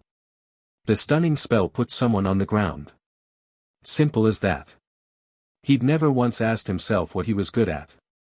Transfiguration or charms? Defense against the dark arts or potions? Maybe he should give divination a shot. Why are you telling me all this? His expression was unreadable, slightly softer than before, but the voice stayed stiff. Being warm and open wasn't something he could manage. Regulus didn't plan to answer. He could hardly say, "So you'll stay alive." He stood and walked toward the door. Passing Sirius, he paused. "Good night, Sirius." He pulled the door open, stepped through, and it closed softly behind him. Sirius stood where he was, staring at the 2 cups of tea on the table. One had been sipped. The other sat untouched. Regulus returned to his room and pushed the window open. A summer night breeze drifted in, carrying London's particular dampness. Fog veiled the sky, hiding every star. He hoped what he'd said to Sirius would help, but how much of it stuck was out of his hands. Regulus lay down on the bed and closed his eyes. Tomorrow, the holiday shifted into training mode. 1 month. Enough time to push several key areas forward by a significant margin. The wind kept blowing through the window, stirring the curtains. He ran through his training plan one final time, then let his consciousness sink into the star-guided meditation. 4.5 stars of Orion glowed in the dark. The 5th was still half-formed. 9 the next morning. The training room. Orion tested Sirius's magical ability first. The format was straightforward: cast the disarming charm, shield charm, the impediment jinx, the knockback jinx, and the stunning spell in sequence, followed by a handful of counter-curses covered in defense against the dark arts. The results were underwhelming. Sirius could produce every spell, but that was about the extent of it. His disarming charm flared bright enough, but the trajectory was predictable, with no variation. Shield charm held its shape, but the barrier was uneven, the weak points obvious. The impediment jinx covered too small an area and faded too quickly. The knockback jinx lacked force. The stunning spell traveled too slowly, easy to dodge. The problem wasn't what Hogwarts had taught him. Sirius's grades were decent, and he'd learned everything on the syllabus. The problem was that his repertoire was too narrow and too shallow. Everything he knew came straight from class, with almost no independent study. His power sat at the level of a strong lower-year student, and no higher. Orion finished the assessment and said nothing for a long time. He looked at Sirius, something complicated moving behind his eyes, and finally spoke. "Wait here." He left the training room and returned half an hour later with someone in tow. Gerald Hawke. One of the Black family's affiliated wizards. Early 40s, lean build, close-cropped gray hair. A scar ran down his left eye from brow to cheekbone. He'd spent 10 years in the Ministry of Magic's Auror office before an injury forced him into retirement. Orion had recruited him afterward to handle certain family matters and train new blood. For the next 2 weeks, Orion told Sirius, "Mr. Hawke will teach you the fundamentals. Do what he says." Sirius's expression soured. He'd imagined getting stronger meant sparring with someone like Regulus, breaking through in live combat, or learning devastating spells. Not grinding fundamentals, and certainly not under some outsider. But he didn't object.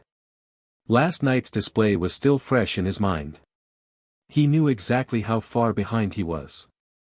Shore up the basics first, then figure out where his strengths lay. He could live with that. Regulus descended to the second basement level, the small dedicated training room where he'd practiced fiendfire over the Easter holiday. From inside his robes he drew a book, Advanced Occlumency, Cognitive Structures and Defense Strategies, pulled from the family's private collection. He needed the mental partitioning technique. The goal was to split his consciousness into 2 independent segments, each governing one fiendfire bird without interference from the other. Occlumency contained the relevant methods. Advanced occlumency went far beyond repelling external intrusion. It encompassed constructing mental labyrinths, fabricating false memories, and dividing the mind into isolated zones. His earlier practice had focused exclusively on defense. Now it was time to pivot toward partition.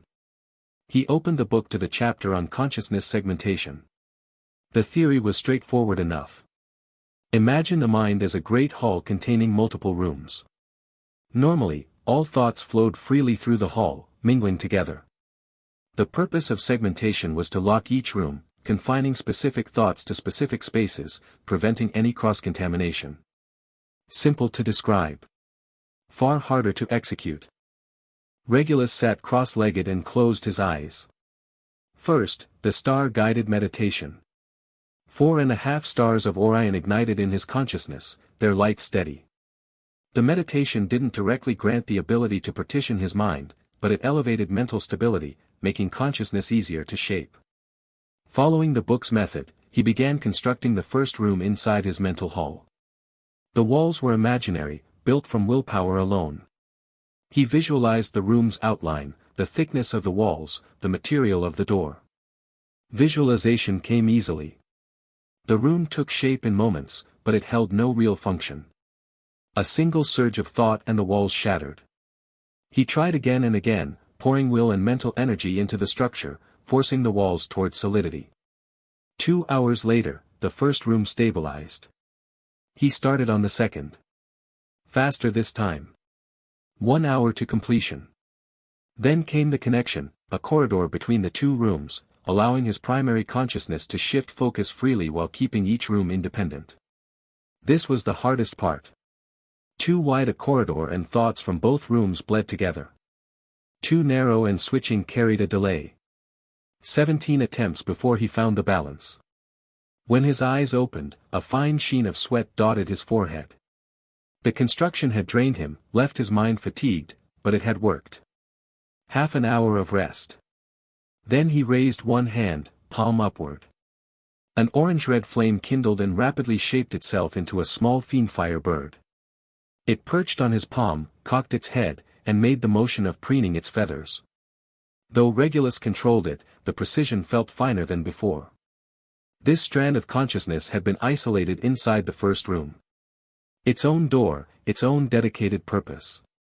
He activated the second room. The instant consciousness split, the sensation was strange. Like watching two screens at once. One showed the fiendfire bird on his right palm. The other was blank, waiting to be filled. He directed the blank frame toward his left hand. A second flame ignited on his left palm. Fiendfire began to take shape. Wings, tail feathers, head. A second bird formed and perched on his left hand. The two birds regarded each other, tilting their heads in mutual appraisal. Regulus felt the two frames overlapping yet never interfering. No devouring.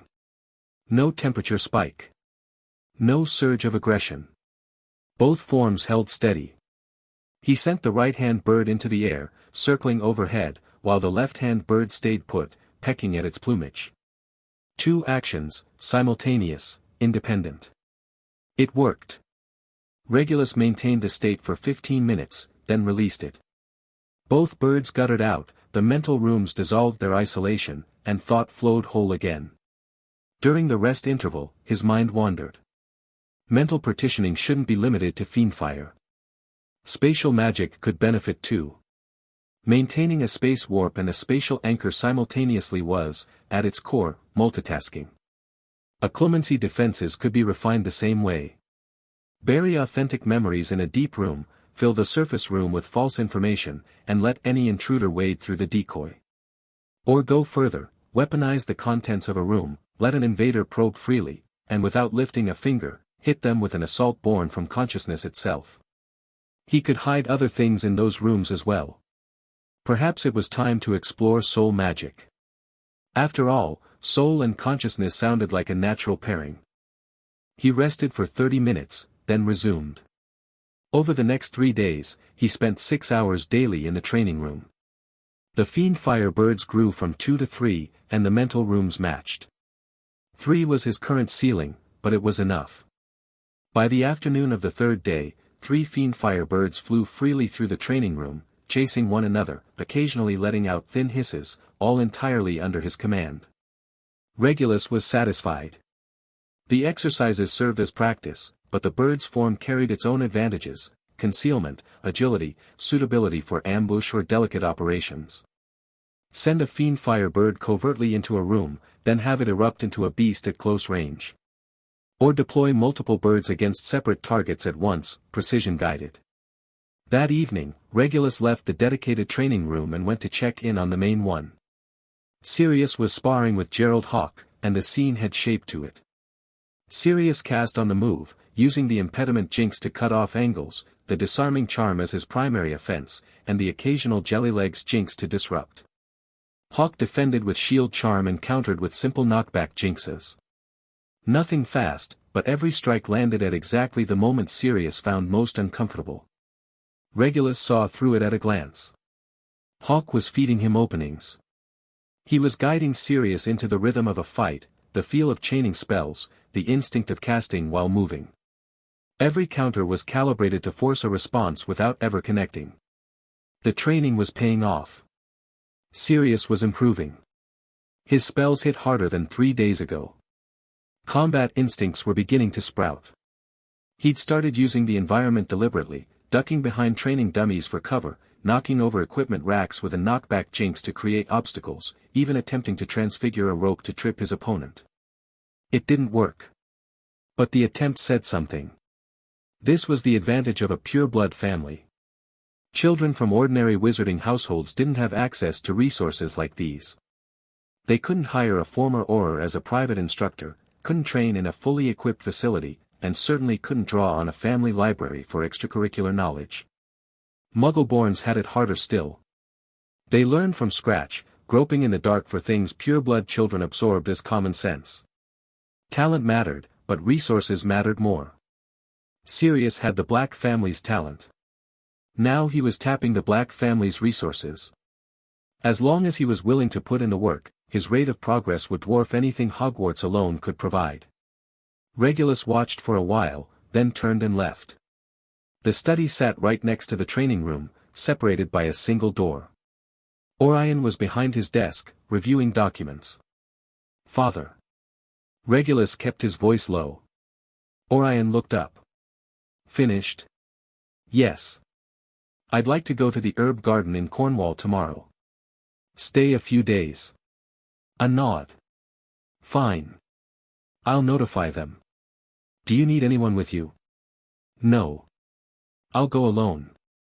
Regulus shook his head. "Be careful." Orion delivered the reminder offhandedly, then his gaze drifted to Regulus's shoulder. At some point, a small orange-red bird had settled there. No larger than a sparrow, its body finely detailed, wings folded, head tilted as it studied the furnishings of the study. Orion stared at it for several seconds, unable to place it. "What is that?" "Fiendfire." A short answer. The bird chirped as if in agreement. Orion's eyebrows rose. He knew fiendfire well enough, but he'd never seen it this quiet.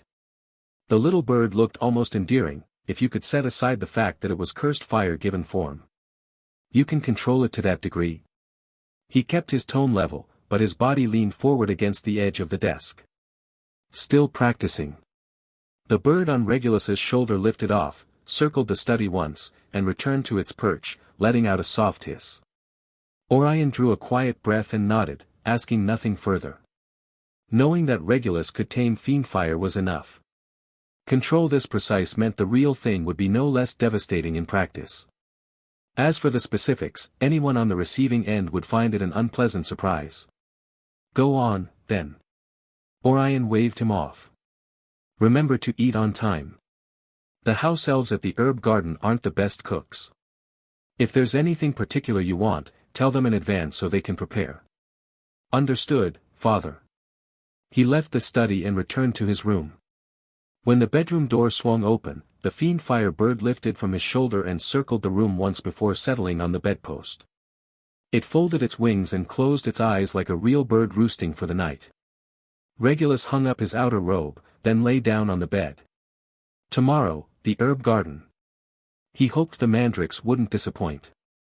Dining room of 12, Grimmauld Place. The air smelled of fried eggs and the grease of smoked bacon. Orion sat at the head of the table, the Daily Prophet spread open in his hands, scanning a brief report on page 3 about new Ministry of Magic regulations for reviewing dark artifacts. Walburga sat opposite him, prodding the fried egg on her plate with a silver fork, dissatisfied. "The yolk is overdone, creature." Her voice carried too clearly in the cavernous dining room. "I said runny. Do you understand what runny means?" From the fireplace end of the table, Sirius smacked his lips, loud and deliberate.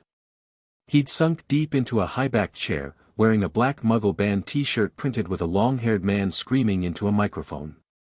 His plate sat untouched. The only thing moving was the tip of his fork, scraping back and forth along the rim of his porcelain plate in a persistent, piercing whine. Regulus sat on the opposite side of the long table, as far from the fireplace as possible. His plate was clean. The eggs and bacon were gone, with only half a slice of toast remaining. Hands resting on the table's edge, posture straight, gaze settled on the empty plate before him. His mind was on the Cornwall herb garden itinerary.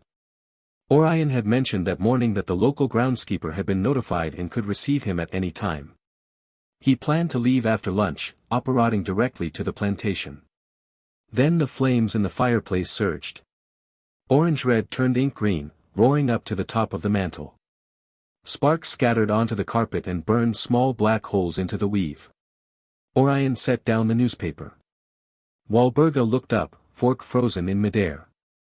Sirius stopped scraping. Regulus's gaze sharpened in an instant. His right hand dropped casually to his side, within reach of his wand. A figure stepped out of the flames, the motion crisp and assured.